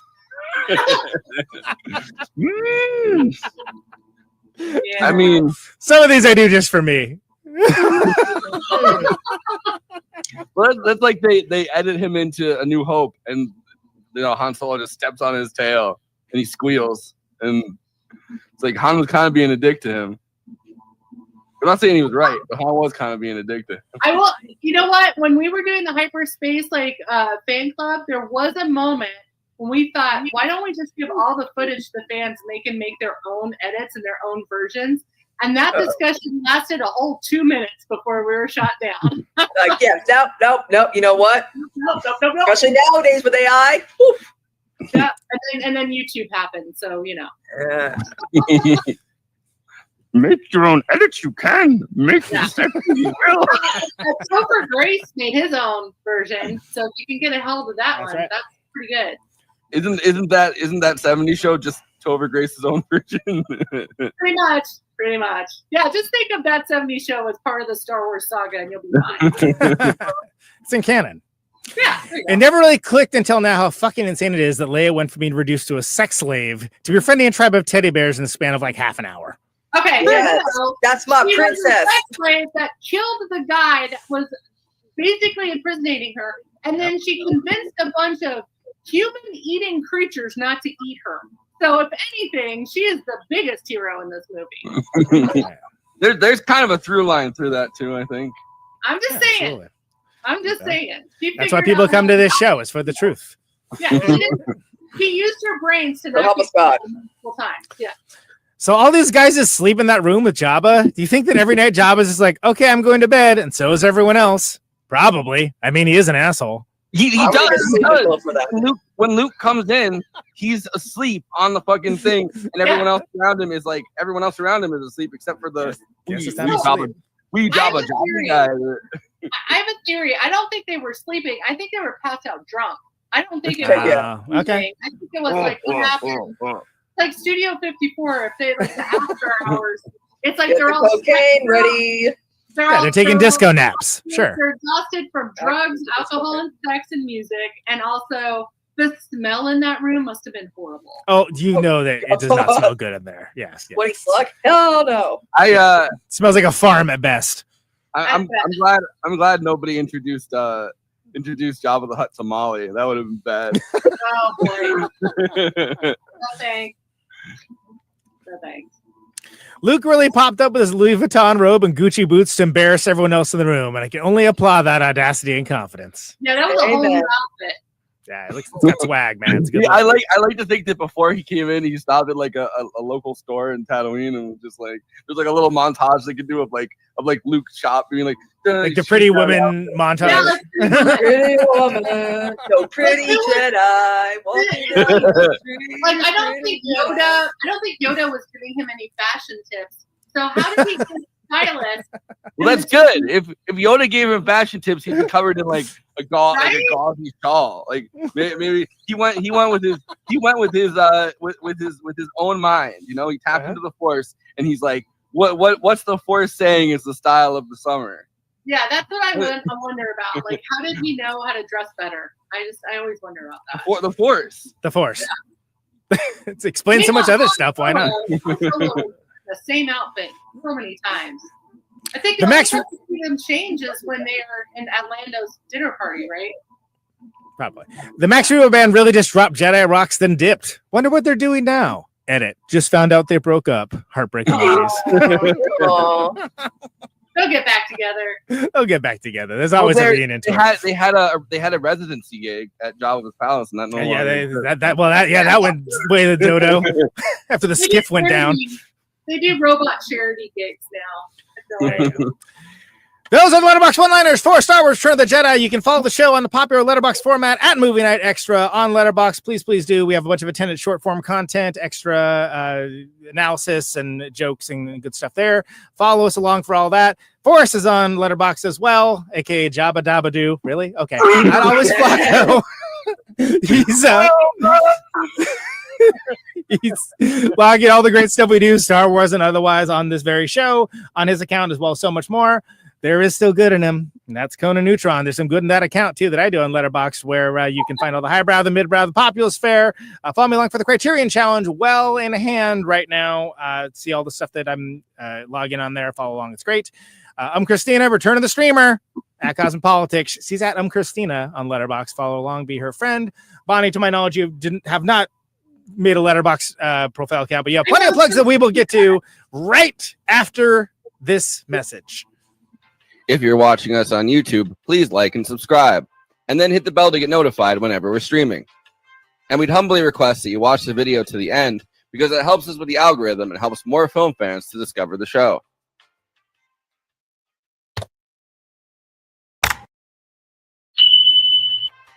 We're also monetized. If you want to get your chat questions definitely read on stream, you can always send us a super chat, which will help us keep the show going. Every cent helps. If you're watching on Twitch, you can gift us a free sub on Amazon Prime with your Prime membership, but getting subs on Twitch is always appreciated, and it helps to follow us on there as well. We also have an audio feed, which is available wherever you download podcasts, if you prefer to listen to podcasts rather than watch the stream. That's updated usually the same day we stream, but watching on YouTube and Twitch is the best way to get the show first, live as it happens. If you want to support us with a monthly donation and get access to all of our after parties forever, which go patron only after we do them, you can become a patron at patreon.com/movie night extra. Link is in the description for that. It really helps us keep the show going, since we do have some expenses to make this happen. We also have a Discord community. Link is in the description for that. We sometimes watch movies we cover on there. We get into conversations about everything from film to TV shows to related podcasts. We even have a Discord channel for memes. It's really fun on there. You can find us on all the social media platforms: Facebook, Instagram, Blue Sky, Twitter, and Threads. You connect with us on all of those. Talk to us. We'd love to hear from you. Lastly, we recently made a TikTok at Movie Night Extra, where we're putting up short form clips from the episodes. Okay, passing this to Conan so he can tell you about his music and this week's Protonic Reversal. Conan, who's on Protonic this week? Yes. So Tim Byron of the Meishi and Hell Yeah, that episode is now up for folks in the main feed. We have Blake Fleming of Dazzling Killman on the Patreon feed, patreon.com/Protonic Reversal, $1 a month for advanced access. Great episode. Talks about his time in the Mars Volta, which is pretty darn interesting, frankly. Defenestrator of Yowie coming up this week, as well as Tom Flynn of Boner Records, Fang, Antler Family, and so much more. I'll come at Protonic Reversal, ProtonicReversal.com for the archives. Neutron, The Secret Friends, Way of the Neutron, the new record, neutronfriends.bandcamp.com. You can pick that up. It's also on all the streamers. We are playing Rat City Recon in Seattle, Washington in October, which has this year, Piss Jeans, God Bullies, Buildings, Austerity Program, so many more bands, TBA. There is a tour out to that. This is the tour poster. And we're playing Chicago, we're playing Minneapolis, we're playing Lincoln, Nebraska, we're playing Denver, playing Salt Lake City, Boise, Eugene, Portland, and Seattle on that tour. There is a second leg in November. I have a poster for that too, but I did not have time for this. I'll have it when we come back. We're taking next week off. I'll have it when we come back doing Francis Hall with Martin McFly. After that. So please follow along on all those things. Check out the music. There's new merch going up for Bandcamp Friday, a week from this Friday at the time of this recording. Always appreciated. And thanks for listening. Kristina, what do you got? Well, I'm currently facing eviction September 15th. Got to come up with like $1,200 before then. Yay. Gerard Butler has bought a house in my town. 11-year-old me couldn't be more happier. I'm just saying. A roller coaster of a paragraph. Yes. You know me, Conan. You know me. I do. Yeah. Look back here. I'm streaming. September is coming up, which means subscriptions on Twitch are going to be, percent wise off, whatever. So I'm going to be trying to stream every freaking day that month so I can have a nice Twitch payout in time for my birthday. Oh boy. Yeah, still doing Shadow Saturday. Barnabas is still caught up in the cult. He's back to being a vampire. Angelique is back for revenge. She's a witch. Shit's going down now. It's getting good again. I had my show today. I was on with Alex. We talked about Peacemaker season 2. Oh, fantastic! Yeah, I'm digging it so far. I love it too. We love the orgy scene. And yeah, not me being the most depressed person at the orgy. Peacemaker. That's his. It's so good. But yeah, streaming on the Twitch, to most days at 2 p.m. Eastern. So that's fun. And might hang out with Vasora sometime this week or next week on her show. Vasora Down Under, a fellow of the space show. Fantastic. We do love this space, and we thank all of the spacers for watching along with us. Anything else? Nope, that's it. Bonnie, hit us with your plugs.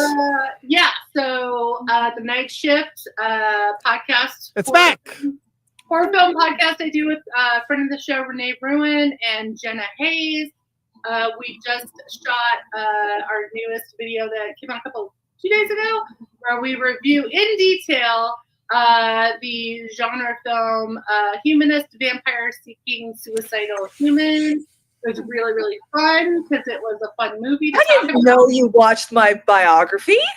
It is a very cute movie. I really like it. It's kind of like a coming of age. It feels like an 80s teen movie, but not like Lisa Frankenstein, which is a fun Lisa Frank kind of movie. But this is more like Better Off Dead.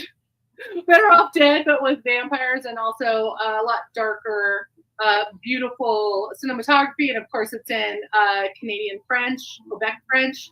But I really liked it. All three of us really dissected it a lot. So we took a hiatus, so we came back with that movie. So we'll be back regularly on our Night Shift podcast. So be sure to check that out.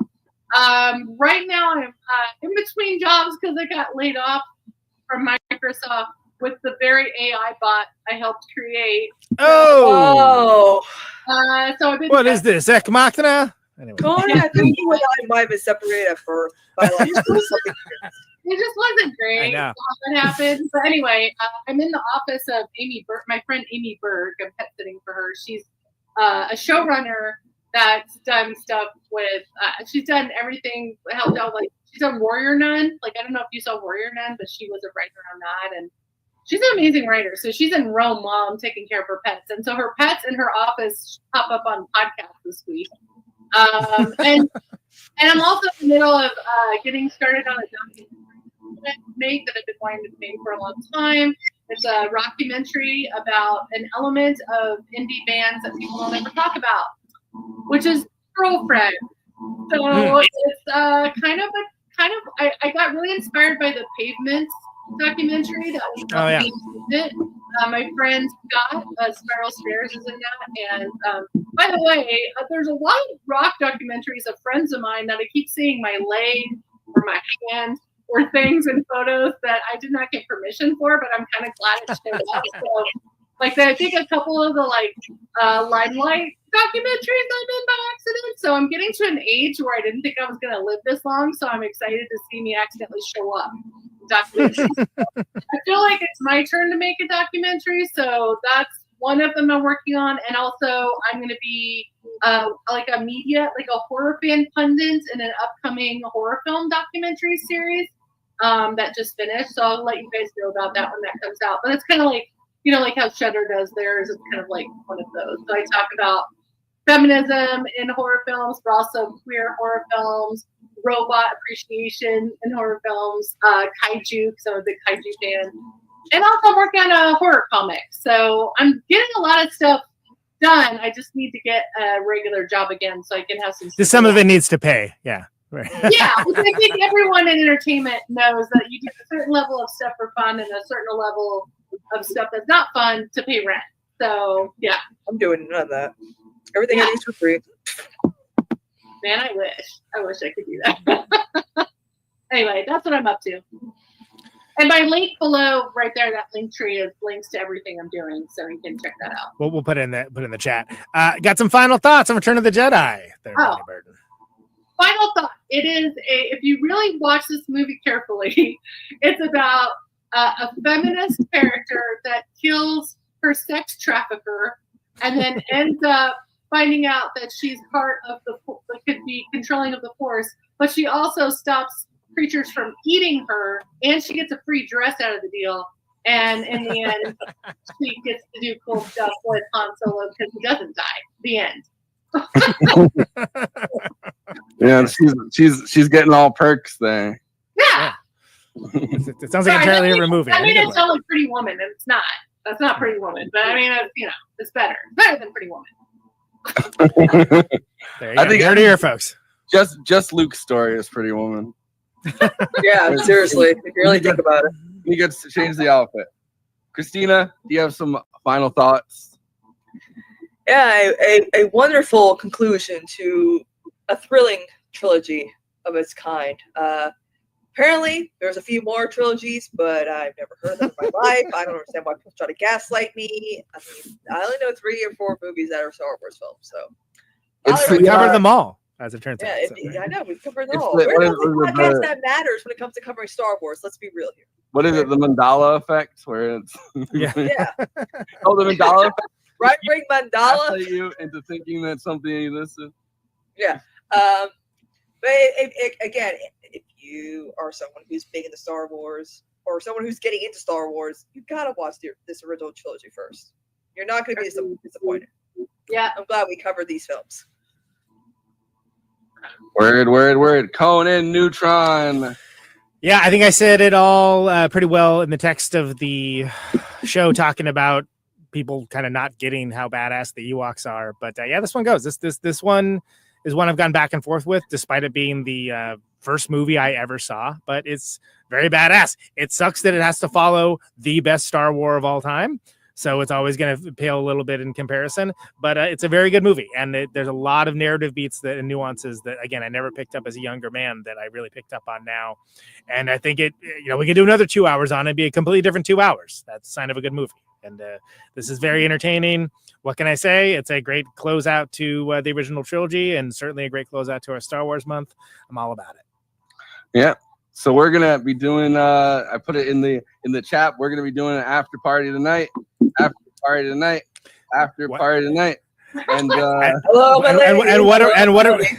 what are we doing? These two are decided. So we're gonna do another show about Spaceballs, aka the Star Wars spoof. And we can expand from there and move on to places. But we'll see how many other shows we can fit in tonight. Yeah. But yeah, tune in for that. We're off next week, right? So we're gonna be back with Francis Ha with Martin McFly in 2 weeks' time. So. Yep. So check us out there. We'll see you on the after party, but then after that, we'll see you on the 9th of September. That's right. Bonnie, always a pleasure. Thanks for coming on. Yeah, thanks for having me back.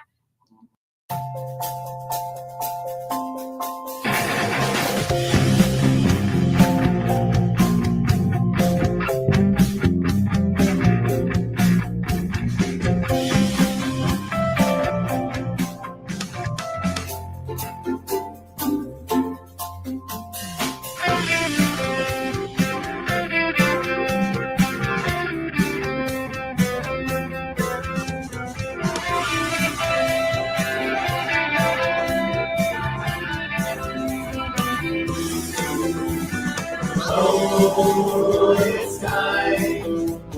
Oh, it's time. Oh, it's time. Oh, it's time. For Extravaganza.